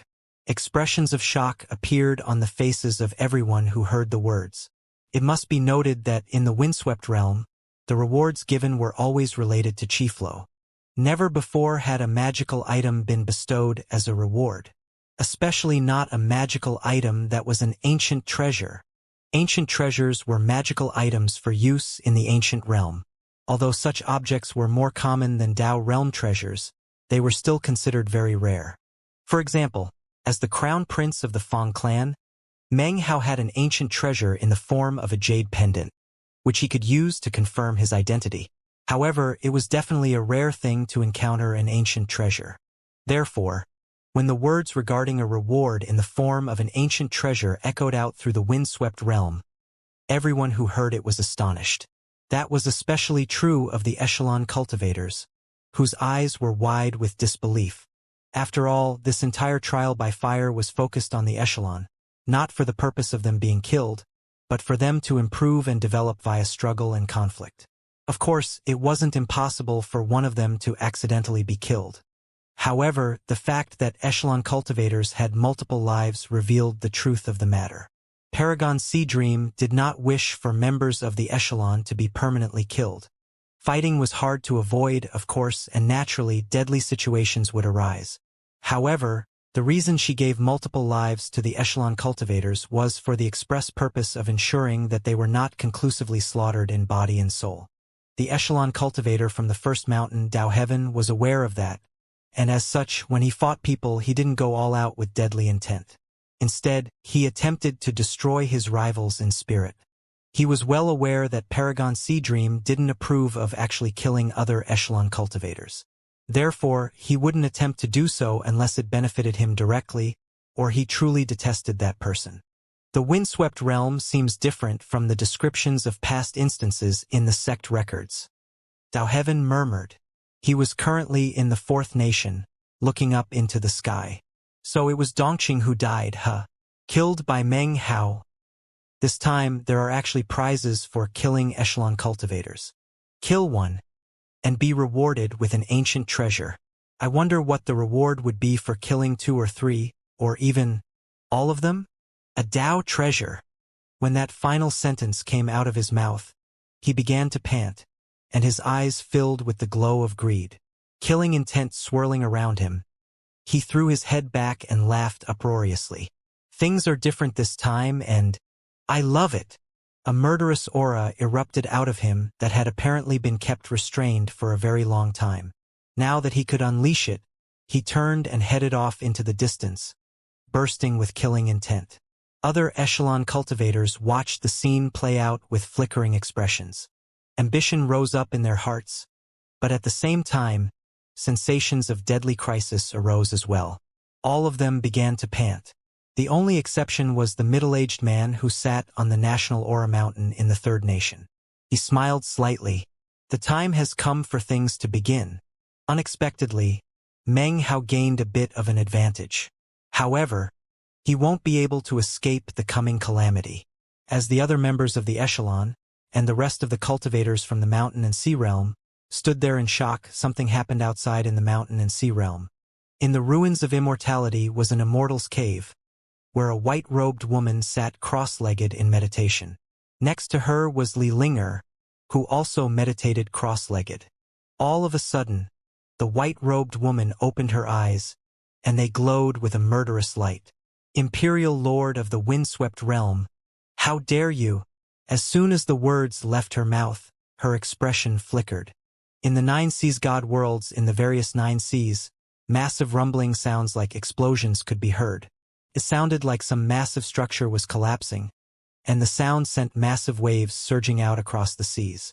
The sounds echoing out through the god worlds provoked instant reactions from all of the Dao realm experts, who were currently waiting patiently for the windswept realm to reopen. What's happening? This? I'm suddenly unable to sense the windswept realm. Not good. Numerous cries of alarm rose up from the various god worlds. The 9 seas god world in the 9th sea was no exception. Granny 9 and the other Dao realm experts, including Godmaster and the 2 demonic cultivator horde patriarchs, all began to tremble. Finally, they couldn't endure any longer, and blood sprayed out of their mouths. As their eyes went wide, the pillars of light stretching up into the sky shattered, and their connection to windswept realm was broken. Impossible! Godmaster's face fell. He shot to his feet and looked up into the sky. The windswept realm has been struck by some massive upheaval. Damn it! Our connection to it was actually severed. Meanwhile, out in the vast darkness of the void surrounding the mountain and sea realm, the vast lands of the windswept realm trembled slightly. A sound like cracking or shattering echoed out as the previous orbit of the entire realm was suddenly changed, and it began to float up toward the 33 heavens up above. Of course, nobody in the realm itself could sense that. Paragon Sea Dream jumped to her feet, a murderous aura swirling around her. Imperial Lord of the windswept realm, are you looking to die?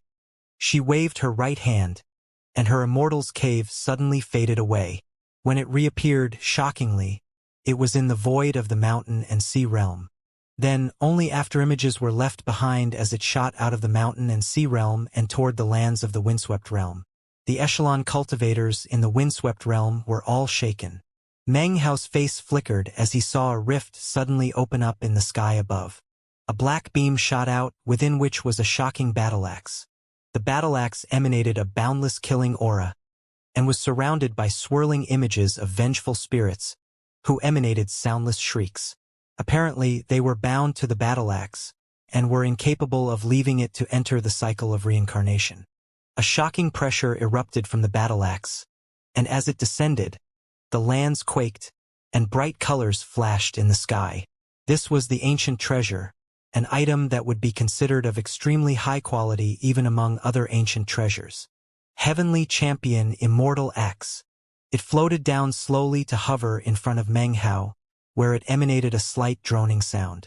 Meng Hao's eyes went wide, and his throat went dry as he stared at the pitch-black axe. Finally, he took a deep breath, reached out, and grabbed it. The instant his hand closed around the haft, an explosive power surged through him. He trembled, and his hair flew up around him. He then flew up into the air, his cultivation base surging. He swung the axe, and a black beam of light shot out of it, slamming into the ground and cutting out a huge 9,000-meter-long gash. The Seventh Nation's National Aura Mountain was right in the middle of that gash, and was cut directly into two pieces. Its already weakened shield was completely incapable of standing up to such power, which clearly showed how terrifyingly powerful the axe was. Meng Hao's heart trembled as he sensed the incredible energy inside the battle axe. Yuan Jian still sat on top of the National Aura Mountain, which had just been cut into two halves. His scalp began to tingle as he stared at the two cliffs formed by the blow. He felt like his head was about to explode, and a powerful sensation of deadly crisis rose up in him. Several moments passed before the resulting windstorm died down. Meng Hao waved his hand, and the battle axe disappeared. A strange light appeared in his eyes as began to think about the circumstances in which he was rewarded with the axe. There were two voices just now, not one, he thought. The first voice was the same as the voices from before. It was cold and emotionless, presumably because it was following orders.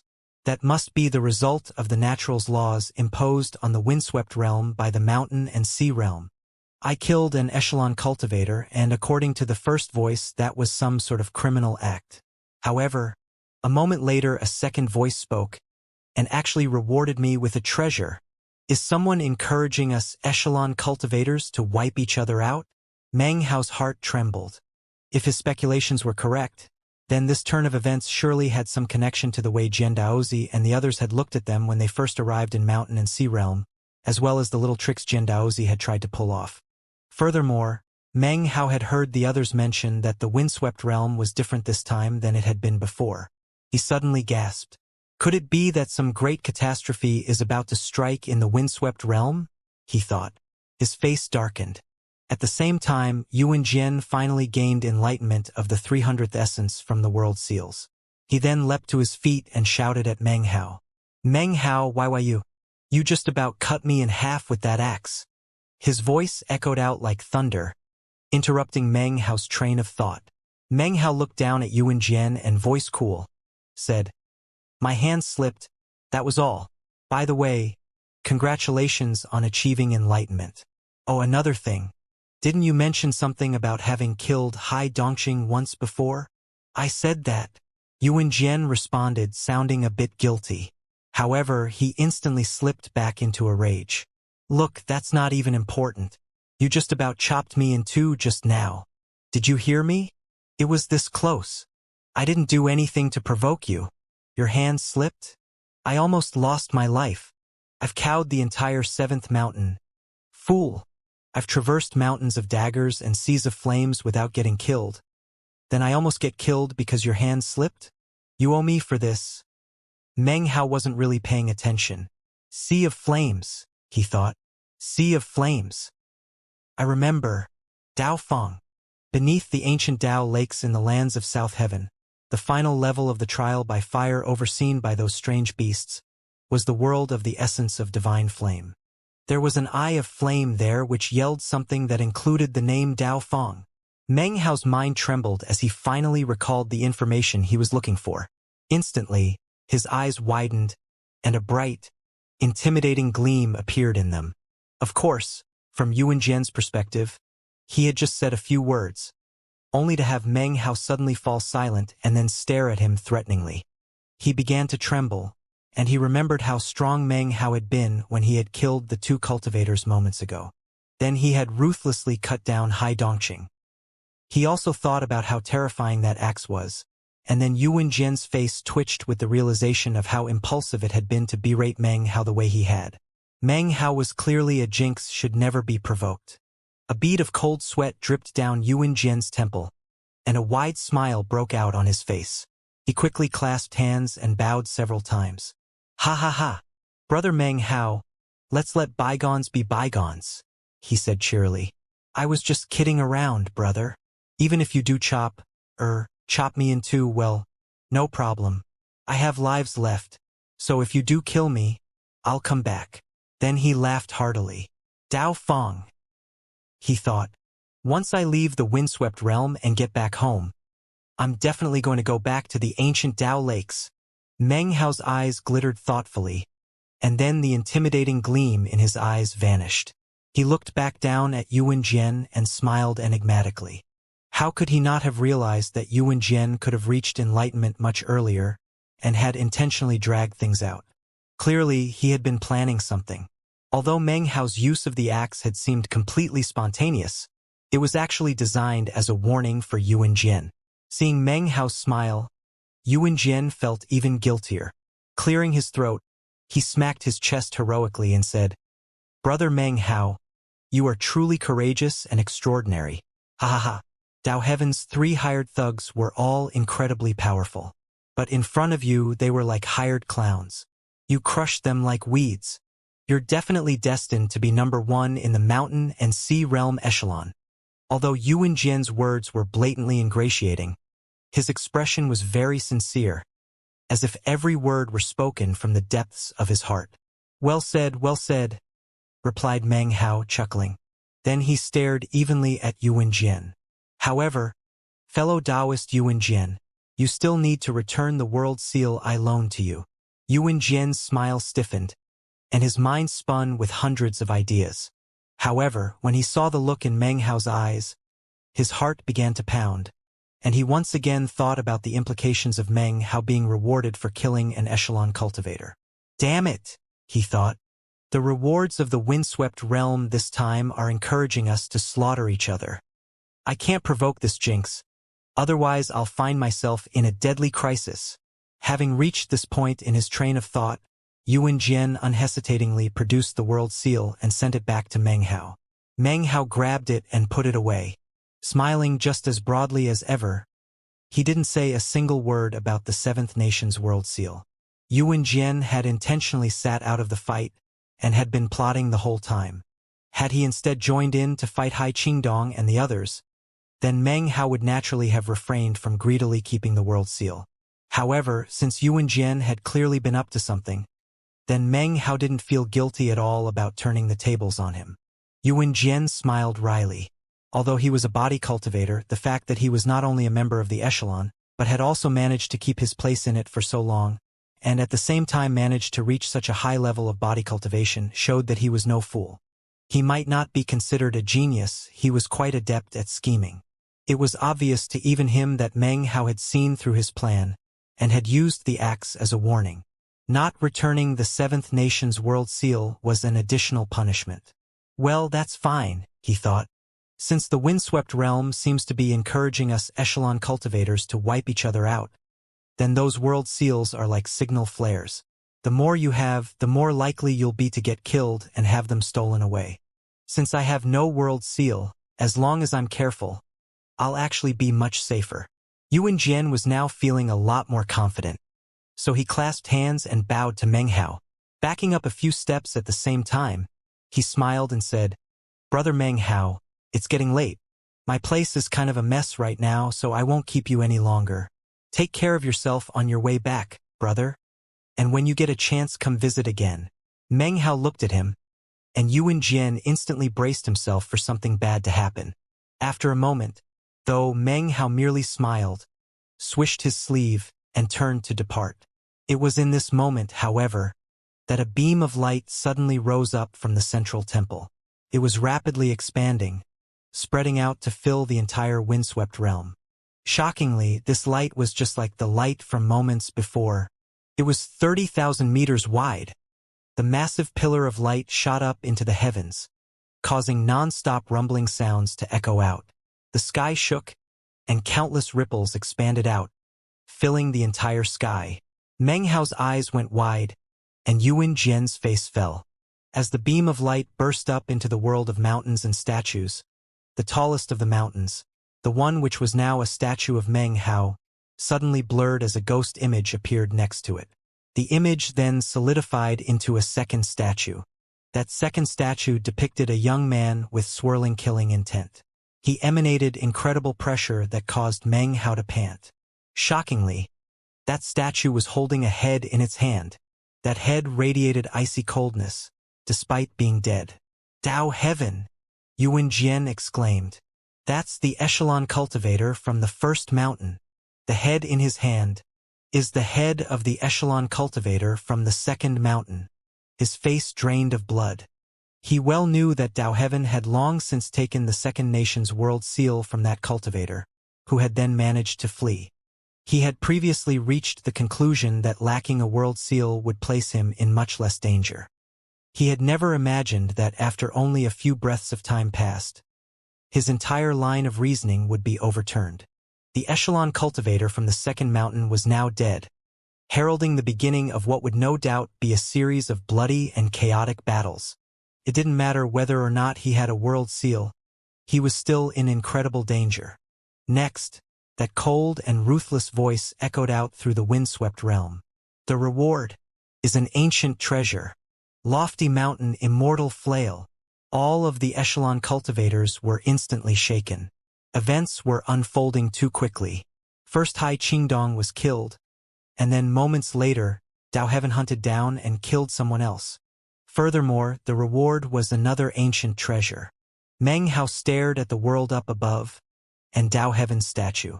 His eyes then began to gleam with an intimidating light. Even though he wasn't sure how strong this Tao Heaven was compared to Hai Qingdong, from what he could sense, he was incredibly powerful. "Tao Heaven," he thought, eyes glittering. Just when he was about to leave, Yuan Jian suddenly flew up into the air and cried out, "Brother Meng Hao! Ha ha ha! Look, it's getting pretty late. There's no need to hurry off. Why don't you stick around for a few days?" Yuan Jian was scared. So how could he possibly allow Meng Hao to leave so easily? If Meng Hao stayed behind, then there would be two of them to fight against Tao Heaven if he came looking for them.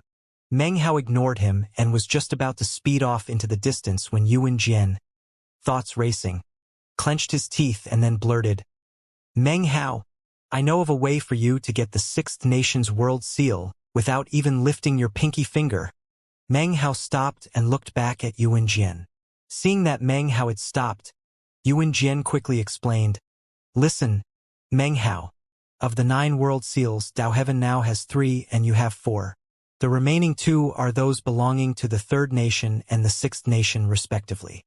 The echelon cultivator in the Sixth Nation is that Kid Hong Bin. We went through some dangerous situations together and became friends. How about I take you to the Sixth Nation and persuade him to give you the world seal?" he declared, slapping his chest. "That way you'll have 5 world seals, and will definitely have the upper hand. As long as you're not scared of Tao Heaven, then the Sixth Nation's world seal is yours." Meng Hao stared at him coldly. He didn't trust Yuan Jian very much. Although they hadn't known each other for long, he got the feeling that Yuan Jian was about as unreliable as Patriarch Reliance. "I don't trust you," Meng Hao said slowly. Looking insulted and a bit angry, Yuan Jian said, "Brother Meng Hao, it really hurts me to hear you say that. You know what type of person I am? I'm just like the Jianjian character in my name.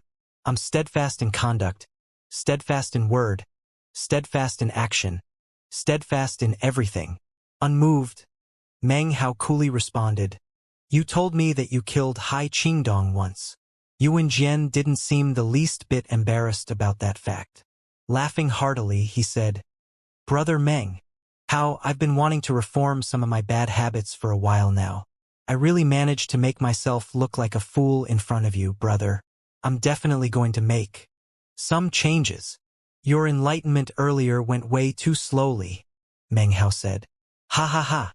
Brother Meng Hao, there's no need to go out of your way to give me face. I wasn't slow, I was just distracted. For that, I must apologize.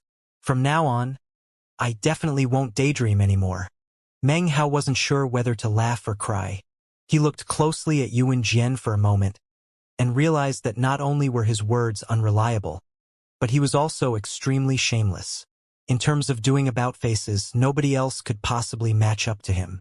Yuan Jian's expression was extremely sincere. Smacking his chest, he declared, "Brother Meng Hao, this time, you just have to trust me. I really am friends with Hong Bin. I saved his life once." After a moment of silence, Meng Hao looked at Yuan Jian and calmly said, "If you don't get me that world seal, then you'll see what happens when I really flip out." It was no threat. His calm words instantly caused Yuan Jian to become nervous, and he nodded. No more words were exchanged. Yuan Jian led the way, and the two of them became bright beams of light that shot through the 7th nation toward the 6th nation. They moved with incredible speed, so it wasn't long before they arrived. As soon as they entered the 6th nation, intense pressure weighed down on them, a warning of sorts. The boy Hong Bin currently sat cross-legged on the 6th nation's national aura mountain, and as soon as he sensed them, his face flickered. The national aura mountain's shield sprang up, and Hong Bin was immediately surrounded by several followers, who formed a defensive spell formation. "Damn it," he said out loud. "Is it Dao Heaven? Or is it just someone passing through? Either way, keep the spell formation ready. If it's Dao Heaven, we can teleport out of here." Hong Bin was extremely nervous. Currently, the two people he feared most were Dao Heaven and Meng Hao. Both of them had killed other echelon cultivators, and had been rewarded with ancient treasures. How could he not be afraid? He didn't want his own life to be the price paid to get either one of them another ancient treasure. As he sat there vigilantly, two streaks of light pierced through the air outside of the National Aura Mountain. Yuan Jian was in the lead position, and as soon as he got close enough, he urgently shouted, "Hong Bin, old pal, it's Yuan Jian. Come to pay respects." Almost as soon as the words left his mouth, Hong Bin caught sight of Yuan Jian. Instantly, his eyes blazed with anger, and he shot to his feet. "Damn it, Yuan Jian. You duplicitous bastard.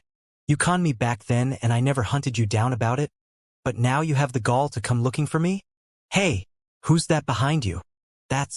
Damn it. I can't believe you brought him here. I won't rest until you're dead, Yuan Jian." As soon as Hong Bin's shrill voice echoed out, Yuan Jian glanced embarrassedly over at Meng Hao. What he saw was Meng Hao looking back at him with an icy smile. "Brother Meng Hao," he gushed. "Just give me the time it takes half an incense stick to burn. Don't worry, I'll definitely succeed." In a flash, he sped toward the National Aura Mountain. On the 6th Nation's National Aura Mountain, the boy Hong Bin sat grim-faced, surrounded by 9 followers. His teleportation portal was ready to be used at a moment's notice. All it required was a bit of divine will, and then he would be teleported away. He held the world seal of the 6th nation tightly in his hand as he stared coldly at Yuan Jian. However, he did not teleport away. Yuan Jian hurried over until he was right outside the National Aura Mountain's shield. Of course, without Hong Bin's permission to enter, all he could do was hover outside and smile wryly. "Brother Hong Bin, listen. Beat it. Whoever you call brother gets struck with bad luck." Hong Bin had a very unsightly look on his face. He glanced over at Meng Hao off in the distance, eyes wide. Originally, he hadn't thought much at all about this latest addition to the echelon. However, Meng Hao's display of power in the windswept realm completely swept away any cavalier attitudes toward him harbored by the other echelon cultivators. He had defeated Han Qinglei, routed Lin Song, and had then gone on to slaughter another echelon cultivator. Such achievements in battle ensured that he rose to prominence like a blazing sun, and was a person that no one would take lightly. Hong Bin gritted his teeth and said, "I'll let you say 3 more things, and after that you'd better get the hell back to wherever you came from. Otherwise, I'm outta here." "Outta here? To where?" Yuan Jian shouted, looking righteously at Hong Bin. "It's not like you can leave the windswept realm. No matter where you run to, if Dao Heaven thinks it's worth it to track you down, do you really think he'll let you get away?" Hong Bin grimaced. He was also aware that fleeing was not a good long-term option. However, there was really no other choice. Dao Heaven was simply too powerful. "You can say 2 more things. Hong Bin said, his face grim. You're powerless to defend yourself, Yuan Jian continued. And so am I. All because of this damned windswept realm and the changes to the rules. Don't try to convince me that you haven't noticed the writing on the wall. Furthermore, don't try to get me to believe that you don't know why I brought Meng Hao here.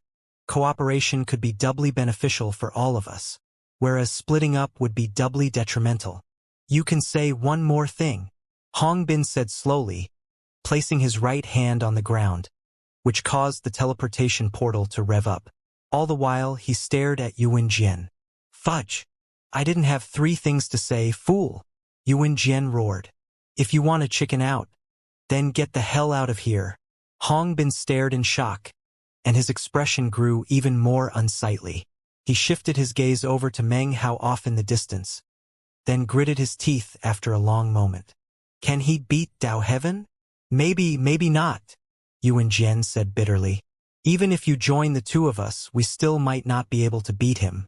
But this is the only way we'll even have a chance. The alternative is just waiting for Dao Heaven to slaughter us all one by one. Hong Bin replied with silence. If Yuan Jian had said that he was sure they could beat Dao Heaven, Hong Bin would have teleported away immediately. Generally speaking, he didn't trust anything Yuan Jian said. However, for Yuan Jian to unexpectedly respond in this way caused Hong Bin to hesitate. What does he want in exchange for my help? Hong Bin asked, looking at Yuan Jian. Yuan Jian looked back silently at Hong Bin for a moment before replying, Do you really need to ask? After another moment, he continued, Fellow Taoist Hong Bin, I might have conned you in the past, but you have to admit that when I didn't hurt you in any way. Hong Bin clenched his jaw, then waved his right hand. The Sixth Nation's world seal flew out, piercing through the shield and flying past Yuan Jian toward Meng Hao. If he was going to purchase a favor, it would be better to have Meng Hao owe him than Yuan Jian. Meng Hao's eyes glittered as he reached out toward the incoming world seal. Fellow Taoist Meng Hao, Hong Bin said, one word at a time. I'm not sure what this shyster Yuan Jian told you, but since this is our first time meeting, I want to make something clear. Dao Heaven has started killing people, and I don't want to end up a victim. Neither does Yuan Jian. As for you, if you want to fight Dao Heaven, you'll need our help. At the very least, you'll need us up until Dao Heaven is dead. Meng Hao caught the world seal. After a moment of silence, he nodded. You're right, he said slowly. So, are you guys ready? Such a response from Meng Hao caught Hong Bin off guard.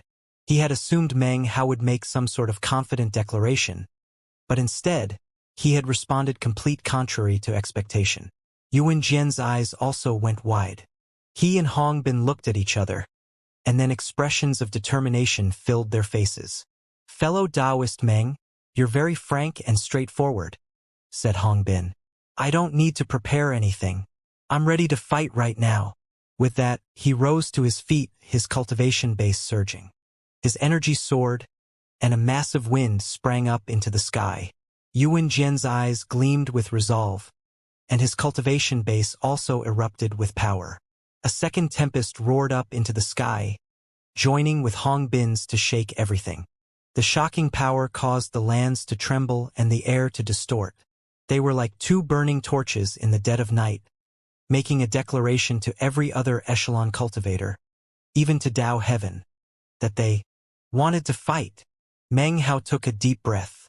He put away the Sixth Nation's world seal and then also unleashed his power. Massive rumbling could be heard as his energy quickly surpassed Yuan Jian and Hong Bin's, causing everything to shake violently. These were 3 echelon cultivators, simultaneously powering up, creating a will to fight that shook everything, issuing a direct challenge to Dao Heaven. This was no plot, scheme, or trick. This was an open and above-board declaration of war. The mortals in the windswept realm didn't notice anything more than a sudden increase in the air pressure. However, the cultivators could detect the shocking transformations, the trembling of the lands and the chaos up in the sky. As for the raging will to fight cast off by Meng Hao, Yuan Jian and Hong Bin, only other echelon cultivators could detect it. Han Qinglei and Lin Song were no longer in their original nations. Both were hiding in random places in the windswept realm. In one particular mountain cave, Han Qinglei suddenly looked in the direction of the sixth nation, and his face flickered. Lin Song was sitting cross-legged at the bottom of a lake. When the lake water began to vibrate, he suddenly looked up, and his eyes flashed. In the fourth nation, Dao Heaven was flying at top speed through the air when all of a sudden, he stopped in mid-flight and looked in the direction of the sixth nation. A bright gleam appeared in his eyes, and a faint smile turned up the corners of his mouth. He could sense the will to fight in those three bursts of energy, and could tell that they were issuing a challenge to him. "You want to fight? Well then, let's fight," he said proudly. Then, he exploded with massive speed, transforming into a blue dragon that roared off into the distance. The roaring shook heaven and earth, causing a massive wind to kick up and the sky to move backward. When compared to the energy of Meng Hao and the others, his energy was actually slightly greater. At the same time, he pushed himself with greater speed, piercing through the air and leaving behind only afterimages as he shot toward the sixth nation with indescribable speed. Outside of the sixth nation's national aura mountain, almost as soon as Meng Hao and the others unleashed their energy, they felt the response from Dao Heaven. Yuan Jian's face darkened. Damn it! He's even stronger than before. Meng Hao's eyes went wide. He had never met Dao Heaven from the first mountain, but had heard his name mentioned by other echelon cultivators. He knew that Dao Heaven was strong, and that 30 years ago he had earned the title of number 1 in the echelon. In the subsequent 30 years, other echelon cultivators would have had the chance to catch up, putting them in the position to fight him.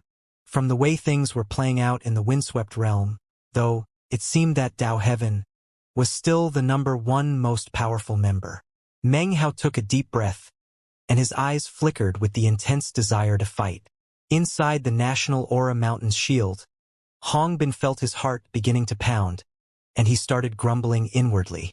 Now that Dao Heaven had revealed his energy, the bravery he had felt moments ago was waning. After a moment, though, his eyes flickered, and he said, "I'm adept with Taoist magic.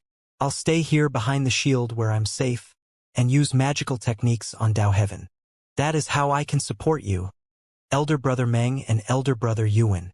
Yuan Jian hesitated for a moment, then gritted his teeth. Determination shone in his eyes, and it looked like he was ready to throw caution to the wind. "I'm a body cultivator, and I have my 6x9 god body," he said. "Brother Meng Hao, you might be the most powerful fighter among us, but you've never tangled with Dao Heaven. Let me take the lead in the battle. I'll buy you some time to analyze him." Yuan Jian's sudden statement caused Hong Bin to stare in shock. Yuan Jian was the type of person who seemed honest, but was actually very treacherous, so Hong Bin would never have guessed that he would choose to do as he just had. Meng Hao also looked at Yuan Jian with a strange expression. After a moment of thought, he nodded. "Very well. It will help to have some time to study him." The three of them spoke no more words. They sat down cross-legged, Yuan Jian and Meng Hao in midair outside of the shield, Hong Bin inside. All three remained in their peak states as they waited for Dao Heaven's arrival. Eventually, Yuan Jian took out a bottle of medicinal pills and quietly consumed one. Rumbling sounds emanated out from inside of him, and he began to shine with a red glow. "God blood?" Meng Hao asked suddenly. "My last drop," Yuan Jian replied, crushing the bottle to show that it really was the last drop inside. "How did you get it?" Meng Hao asked. "By killing a god," was the cool response. "Brother Meng Hao, if you're interested, then as long as I don't die in this fight, I'll take you to the 7th mountain one day. We can take a trip to the god domain and slay some gods." Meng Hao nodded. "Deal." Time passed. Soon, Dao Heaven was shooting over the sky of the 5th nation, causing rumbling sounds to emanate out. The ground quaked, and rifts tore open in the sky. All of a sudden, a crimson chain appeared, wrapped around Dao Heaven's arm, which emanated the aura of an ancient treasure.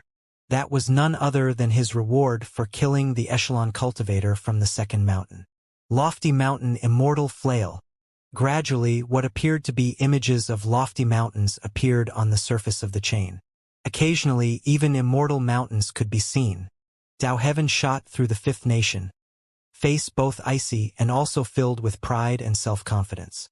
Eventually, he reached the sixth nation. As soon as he passed over the border, incredible pressure weighed down on him. Back on the sixth nation's national aura mountain, Hong Bin suddenly said, "He's here."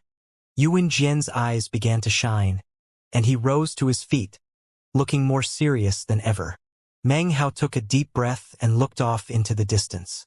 In that direction, he sensed a heaven-shaking, earth-shattering power of qi and blood, rumbling in his direction. Dao Heaven had arrived. The sky churned and the lands shook. It was as if the king of all the heavens had arrived. As soon as he set foot onto the lands below, a seemingly invincible energy radiated out with each step he took. Every step caused the land to quake, and huge footprints to appear in the ground. It was as if an invisible giant were treading forth. Dao Heaven wore a long white robe and had flowing black hair. He was handsome, seemingly having cast off all traces of mortality. His eyes shone like stars, and anyone who looked into them would feel as if they were being sucked into their depths. 30 years ago, he had been named the #1 cultivator in the echelon, its most powerful member. He did not wear a crown, and yet anyone who looked at him would find him kingly. He wore no imperial robes, only a white garment, and yet he appeared to represent the heavens. He strolled along, seemingly in no hurry, and yet filled with icy coldness. The way he looked down at Meng Hao and the others made it seem as if they were ants to him. Apparently, it was only Meng Hao himself whom he seemed to find even the least bit interesting. "So, the three of you want to challenge me to a fight?" he said coldly as he hovered in midair. His simple statement echoed out like thunder, tearing through all obstacles to pound into the ears of Meng Hao, Yuan Jian and Hong Bin. Yuan Jian's face went pale, and he trembled as he took a few steps backward. Then he threw his head back and howled, "Dao Heaven!"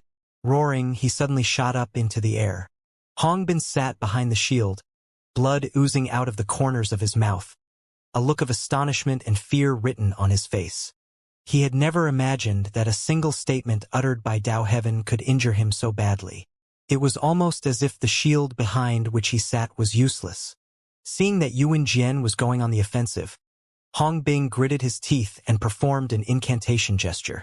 Then he waved his finger toward Dao Heaven, causing numerous stars to materialize up above. The stars flickered and then smashed toward Dao Heaven. In addition, multitudinous complex lines spread out around Dao Heaven, forming spinning spell formations that seemed designed to entangle and kill him. Meng Hao took a deep breath. Although Dao Heaven's words didn't affect him very much, now that he was face to face with the young man, he could sense an incredible might emanating off of him.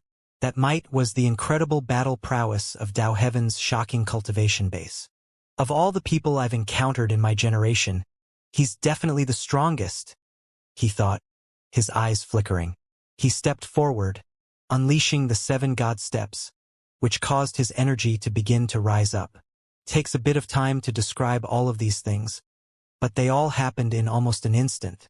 Dao Heaven smiled indifferently, as if he didn't even care about his 3 opponents.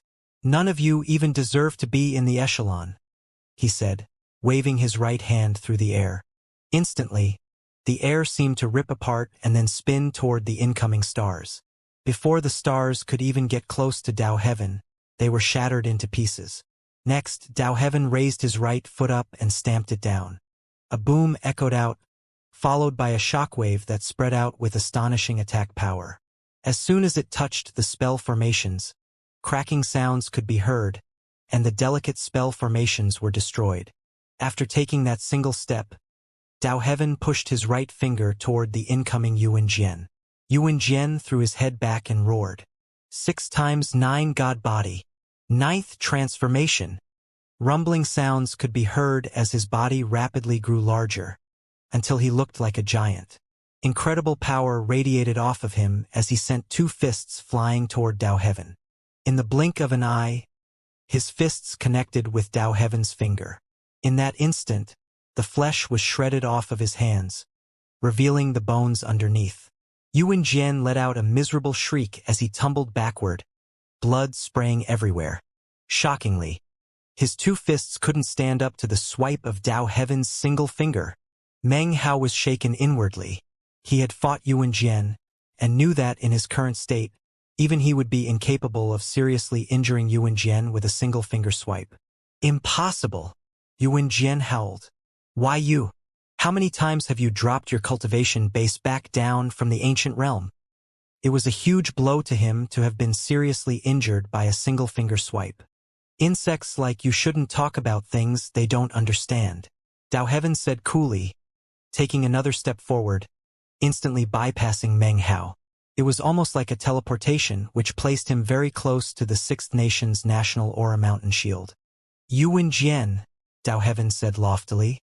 You don't deserve to be in the echelon. And you, Hong Bin, you deserve it even less.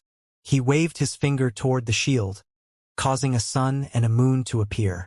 They swirled around each other as they sped through the air and then smashed into the shield. A vicious expression appeared on Hong Bin's face. He performed a double-handed incantation gesture, causing numerous streams of light to explode up. 10 million of them spread out, creating a bright river that surged toward Dao Heaven. Dao Heaven's expression was as lofty as ever as his finger touched the shield. A boom rang out, and the shield trembled, distorting even more violently than before. Instantly, cracks spread out from the point where his finger had touched it. Break, he said. The cracks expanded rapidly, and in the blink of an eye, the entire shield suddenly shattered.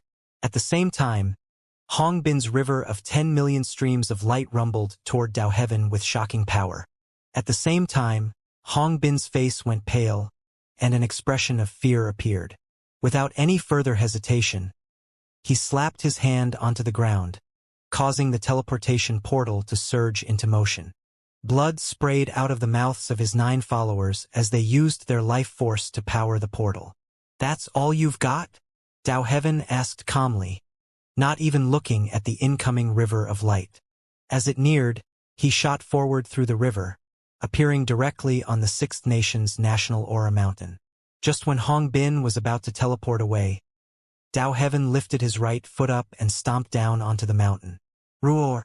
A massive energy erupted out from him, causing the entire national Aura Mountain to shatter and collapse. Countless rocks and rubble tumbled out in every direction, and Hong Bin's 9 followers exploded into bits.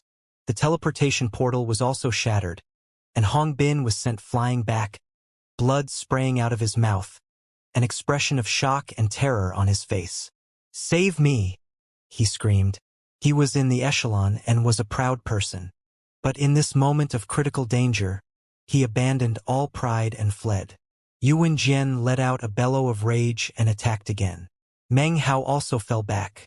The level of power on display by Dao Heaven had already struck him deeply.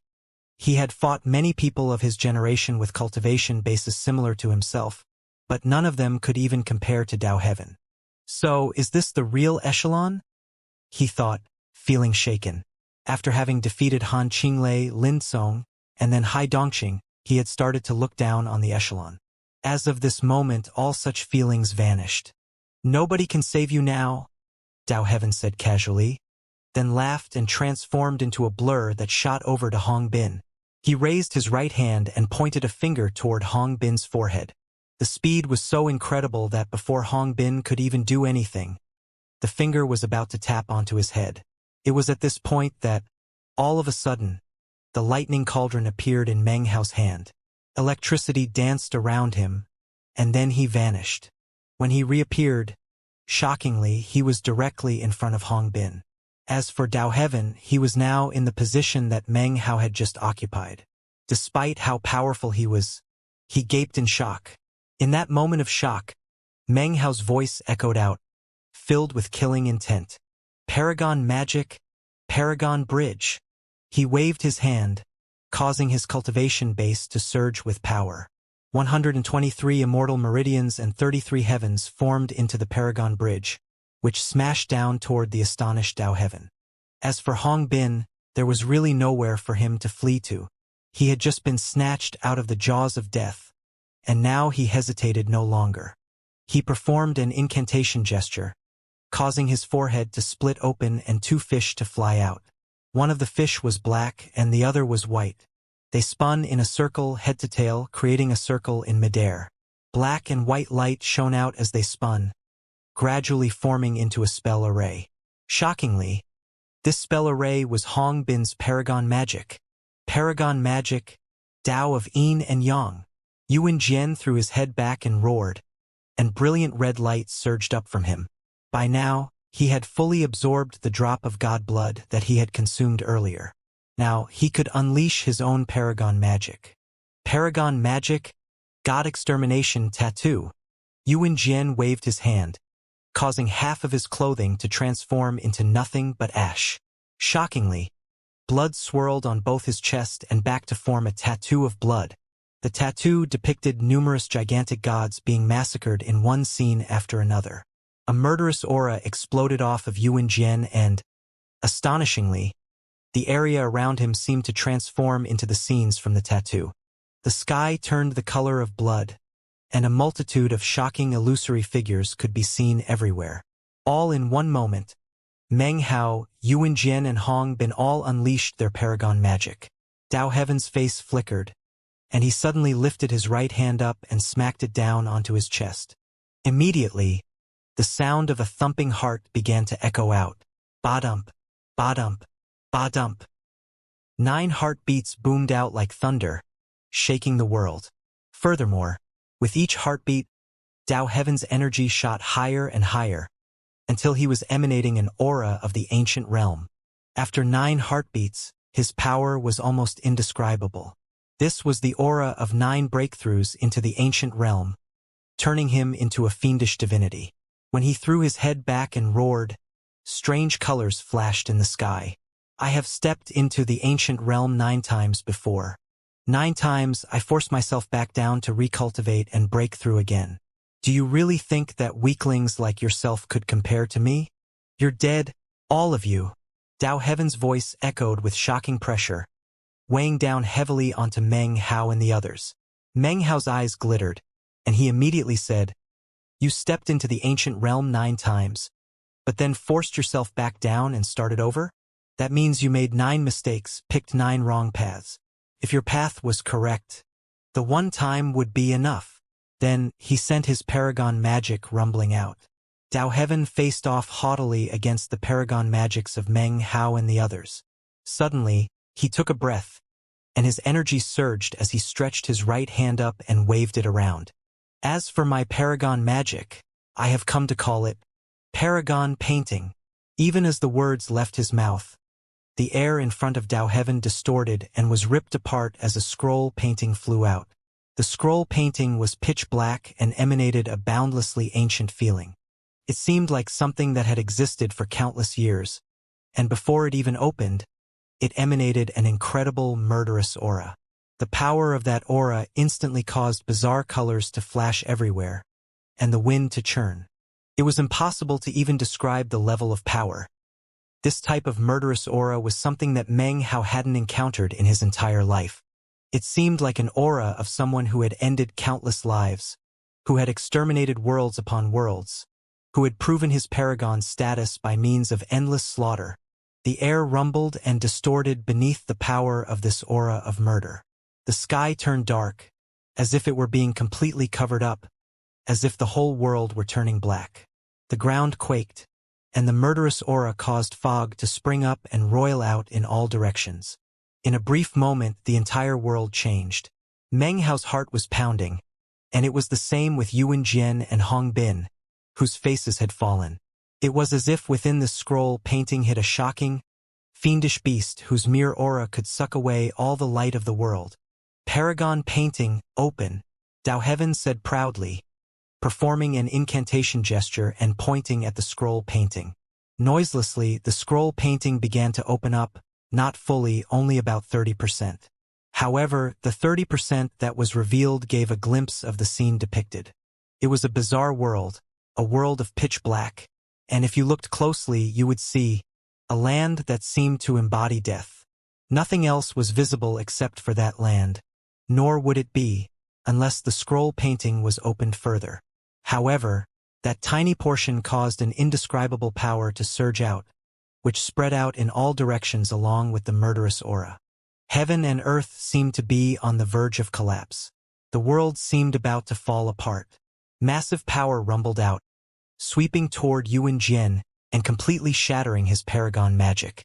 When the blood-colored images of Yuan Jian's paragon magic collapsed, he was flung backward, blood spraying out of his mouth. Meng Hao felt as if a mountain had slammed into him. His body trembled, and blood oozed out of his mouth.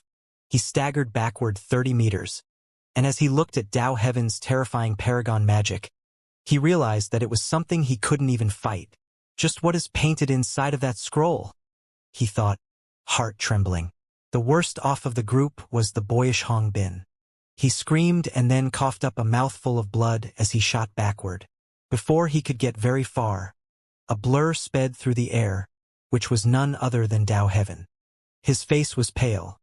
Apparently, the paragon magics unleashed by Meng Hao and the others were not things that he could simply ignore, as he had their previous attacks. They had forced him to the point of using paragon magic to fight back. If any of his followers were present, they would surely be astonished by this. Dao Heaven's pride was such that he had never actually unleashed his paragon magic during battle with members of his generation. In fact, he would only use it to suppress powerful experts of the senior generation. But now, Meng Hao and the others had forced him to use it.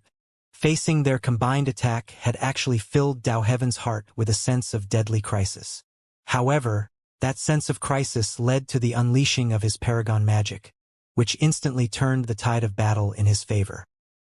He suddenly appeared directly in front of Hong Bin, his eyes flashing with killing intent as he waved his hand in an attack. The simple wave of a hand unleashed explosive power, transforming into a will of slaughter that slammed into Hong Bin. Seeing that he was about to be overwhelmed, a crazed look appeared in Hong Bin's eyes.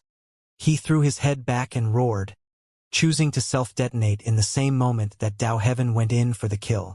His eyes were bright red as his cultivation base exploded with mad power. As Hong Bin's body detonated, Dao Heaven's pupils constricted.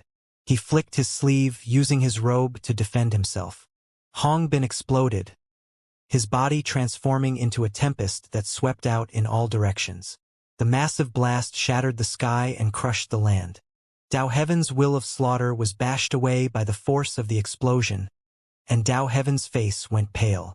He was slightly injured by the impact, and yet he didn't cough up any blood.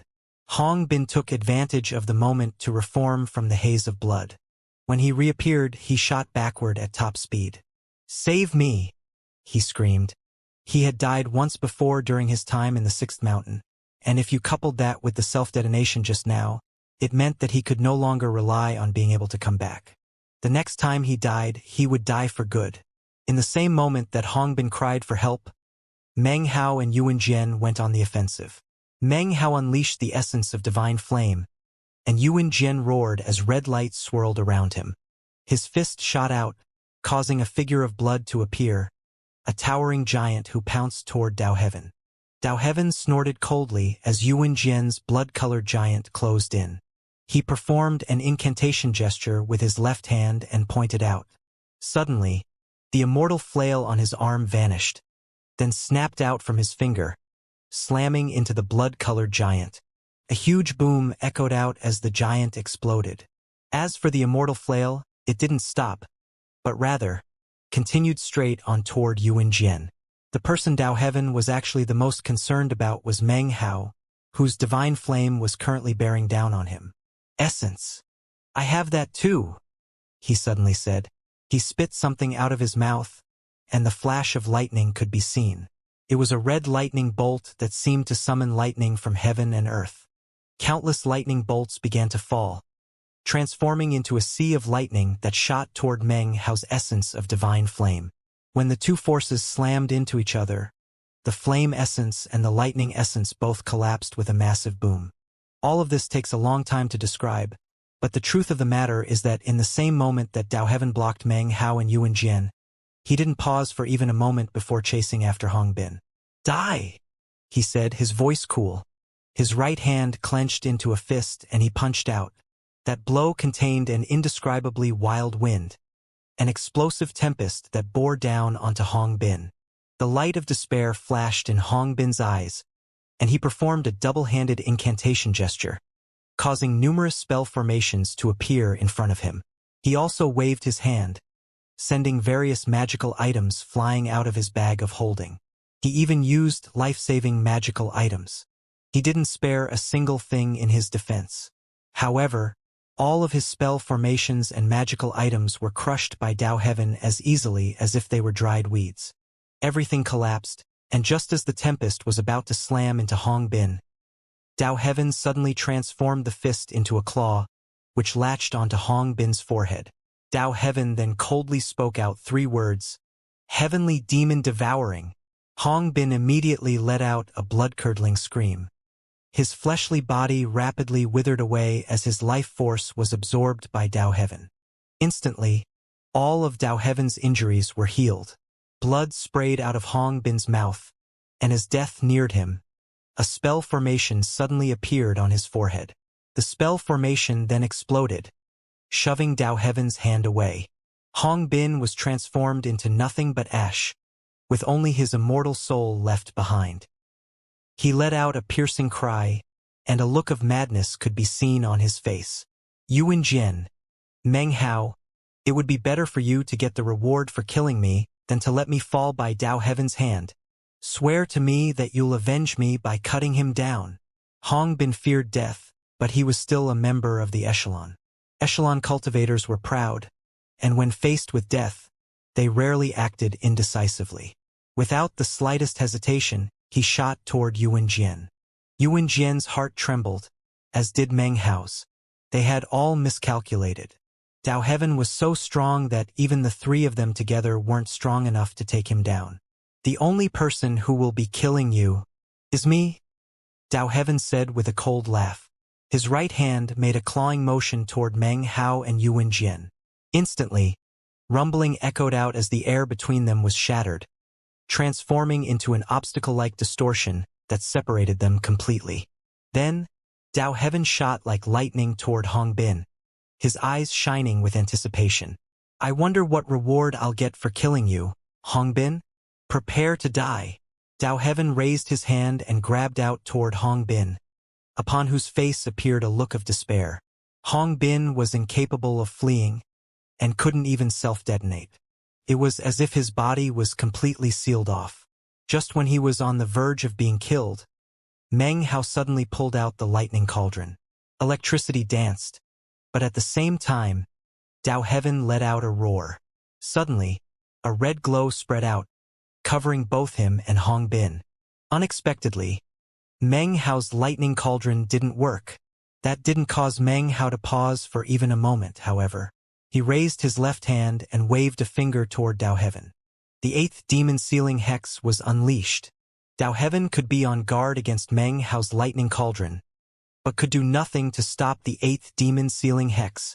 As soon as the hexing magic was unleashed, Dao Heaven suddenly lurched to a stop. For the second time, his face fell, and a feeling of astonishment rose up inside of him. He was only locked down for the space of about 1 breath of time. However, to Hong Bin, that 1 breath of time was enough for him to escape the shackles of being sealed. However, he didn't take advantage of that moment to flee. He knew that getting away was an impossibility. Laughing bitterly, and eyes shining with determination, he flew directly toward Dao Heaven in an attack. "Get revenge for me," he said, throwing his head back and roaring. Yuan Jian urgently cried out, "Hong Bin!" Meng Hao's heart trembled. It was at this point that Hong Bin's immortal soul closed in on Dao Heaven. At the same time, Dao Heaven was beginning to recover from the 8th demon sealing hex. A vicious smile appeared on the face of Hong Bin's immortal soul as he self-detonated. Boom! The detonation of an immortal soul alone would not unleash the same power as if the fleshly body exploded along with it. However, Hong Bin was in the echelon, and as such, the detonation of his immortal soul transformed into a power far beyond the ordinary.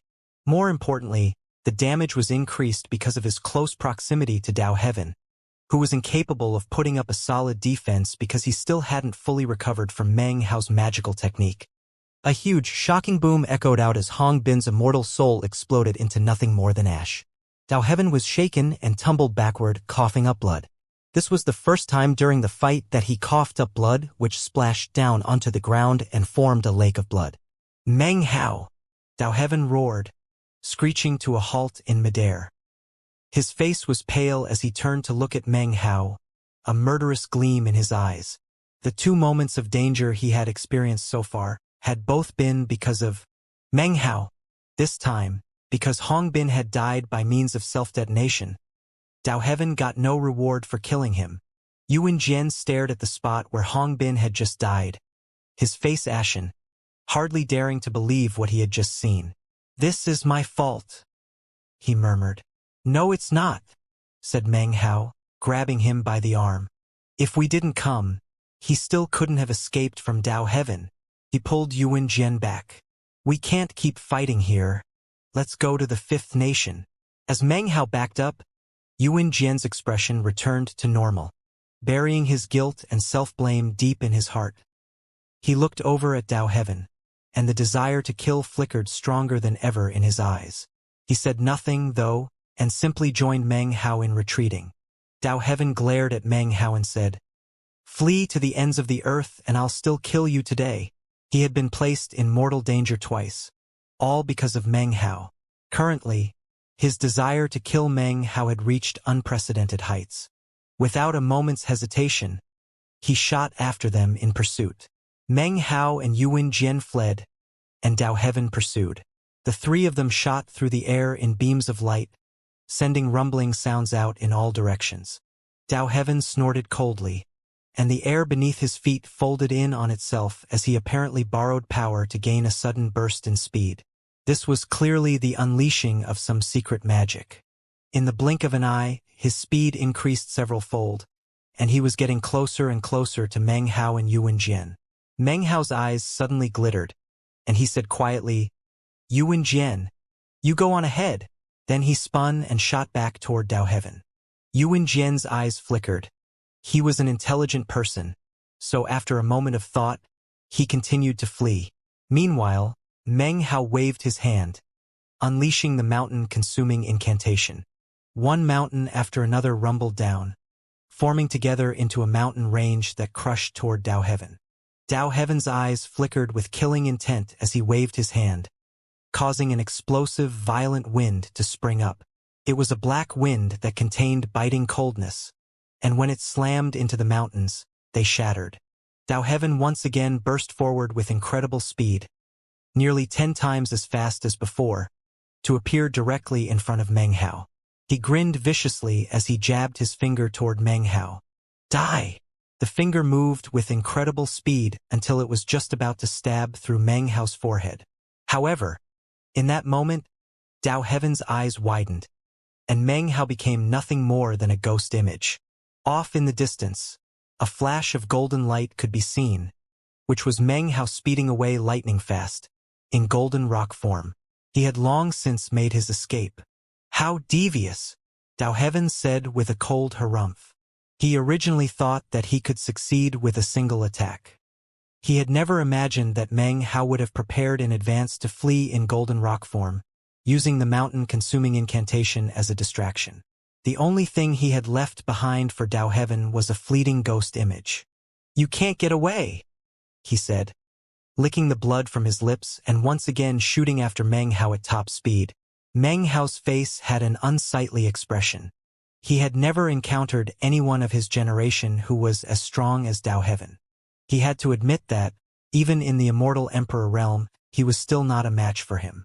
What kind of cultivation does he practice to get so strong? He entered the ancient realm 9 times, and then pushed himself back down? Meng Hao frowned. Seeing that Dao Heaven was chasing after him, he waved his hand to summon a blood demon head, which roared as it shot back toward Dao Heaven. Dao Heaven snorted coldly and did nothing to evade. As the blood demon head closed in with gaping maw, he pushed both hands out in front of him and grabbed onto the upper and lower jaw, then began to rip it apart. The blood demon head let out a miserable shriek. It was no longer a mere illusory form, but even still, it was powerless to stop Dao Heaven. This was the first time Meng Hao had ever seen anyone deal with the blood demon head in such a way. However, as soon as the blood demon head shattered, a blood mist spread out in all directions. Just as Dao Heaven was about to charge through it, his eyebrows suddenly shot up, and he unhesitatingly shoved his hand out in front of him. As he made the motion, a fist shot out from within the mist of blood, which instantly made contact with Dao Heaven's palm. A huge boom rang out, and Dao Heaven's face fell. He felt an incredibly powerful force surging out of the fist. He roared, and his body surged with red light as he pushed back against the fist. The blood mist parted, revealing Meng Hao. The fist strike from just now had been his, and now that Dao Heaven was resisting it, blood oozed out of his mouth. He backed up a bit, and his eyes went wide as he prepared to pursue. However, Meng Hao did not flee. Instead, he unleashed another punch. 1 punch, 2 punch, 3 punches. Meng Hao had seemingly gone mad. In rapid succession, he unleashed over 10 life extermination fists toward Dao Heaven. The two of them flew through midair, zigzagging back and forth as they got closer to the border of the 6th and 5th nations. Blood oozed constantly out of Meng Hao's mouth. After reaching the 17th punch, his eyes flickered, and he switched to the bedevilment fist. The punches were delivered with incredible speed, and even as Dao Heaven countered with his palm, his expression flickered for the 3rd time. His face was even paler than before, and as Meng Hao unleashed yet another punch, he fell back a pace. As he fell back, Meng Hao shot forward, seizing the initiative. The bedevilment fist was once again unleashed with explosive force, once, twice, 3 times. Dao Heaven's face was extremely unsightly. He had now been forced back by 2 paces, and as Meng Hao's momentum built, he stepped back a 3rd time. "Are you looking to die?" Dao Heaven said coldly. After falling back a 3rd time, he forced himself to step forward again. He lifted both hands into the air, stretched them out toward Meng Hao, and then ripped them apart. "Heavenly sundering," he roared. As he jerked his hands apart, intense pain ripped through Meng Hao. It felt as if some intense power had entered his body and transformed into 2 massive hands that were trying to rip him into 2 pieces, starting with his chest. In this moment of crisis, his eyes were shot with blood. He thought about using his 2nd nirvana fruit, but decided against it. Now was not the time. He endured the pain, then sent his divine sense out into the area and, without any more hesitation, clenched his right hand into a fist, merging everything in the area into the God-slaying fist. God-slaying. Rumbling could be heard as he growled and punched out. The blow caused heaven and earth to tremble in shocking fashion. It was as if all the heavenly bodies had been covered up, and even Dao Heaven couldn't help but stare wide-eyed in shock. Ryua Yuam Blel. The blow screamed toward Dao Heaven, smashing into the power of his heavenly sundering with a boom. Blood sprayed out of Meng Hao's mouth, and he tumbled backward. Blood spurted out of Dao Heaven's mouth. As the blood fell to the ground, it turned into another lake of blood. Dao Heaven then waved his hand, causing it to bubble and boil, and then shoot toward Meng Hao. As for Dao Heaven himself, his face was extremely unsightly, and his hands had actually been numbed. "Thankfully I saw you use that fist strike against Lin Song, and was able to prepare for it," he murmured. "Otherwise, it would have been difficult to deal with." The killing intent in his eyes flickered stronger than ever as he stepped forward to pursue Meng Hao. Meng Hao sped backward, producing medicinal pills, which he immediately consumed. His eternal stratum was also hard at work restoring him. Soon, he was near the border of the 6th nation. The 9 nations of the windswept realm all had an invisible border region that existed between them. Any time you passed through the border, your vision would swim, and you would feel pressure weighing down on you. Meng Hao's eyes flashed as he caught sight of traces of Yuan Jian's aura near the border region. Without the slightest hesitation, he shot in the same direction as Yuan Jian's aura, Dao Heaven hot on his heels. The several 100-meter distance between them was rapidly shrinking. Soon, Meng Hao passed through the border region, leaving the sixth nation and entering the fifth nation. The pressure from the fifth nation instantly increased dramatically. Yuan Jian was waiting just inside the border of the fifth nation, and as soon as he saw Meng Hao, he needed no prompting to guess at the plan Meng Hao had in mind. He threw his head back and roared, and his body rapidly increased in size.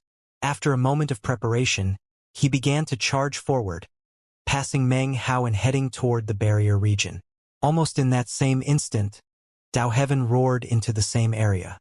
"So you're ambushing me in the border region between nations, where the pressure is different. Parlor tricks."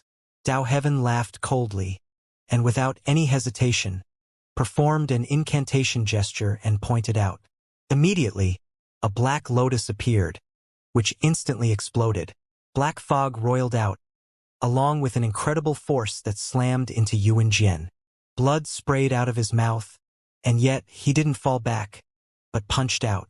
Dao Heaven strode forward, waving his right arm, which caused the immortal flail to appear on his arm again. He instantly lashed it out toward Yuan Jian.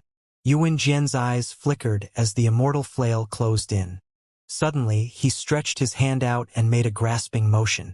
Rumbling could be heard as a battle axe appeared in his hand. It was none other than the ancient treasure that Meng Hao had acquired. Meng Hao had delivered it surreptitiously when he had pulled at Yuan Jian's arm earlier, completely unbeknownst to Dao Heaven. Yuan Jian threw his head back and roared, then slashed at Dao Heaven with the axe, unleashing power that could crush heaven and earth. Dao Heaven's eyes went wide. This was something that exceeded his powers of prediction. He waved his hand in defense, and yet, almost at the same time, his face fell, not because of Yuan Jian, but Meng Hao. After entering the fifth nation, Meng Hao slapped his bag of holding and pulled out his second nirvana fruit. Even as Dao Heaven and Yuan Jian began to fight, he slowly lifted the nirvana fruit up and pushed it down onto his forehead. It sank into him, and he trembled as a terrifying aura erupted out from him. This was what caused Dao Heaven's expression to fall yet again. Roar! Meng Hao threw his head back and roared as his body grew larger. 9 meters, 18 meters, 27 meters, all the way to 45 meters, 60 meters, 72 meters. He was like a giant, with blue veins popping out on his head, his energy bursting up. He now had only one immortal meridian, and the power of his chi and blood, as well as his cultivation base, caused azure light to shine out from him. That azure light was a color that embodied respect. That was the light of the all-heaven. Dao Heaven's face fell, and his eyes filled with disbelief. He was panting, and inwardly, he felt the most intense sensation of deadly crisis that he had ever felt in his entire life.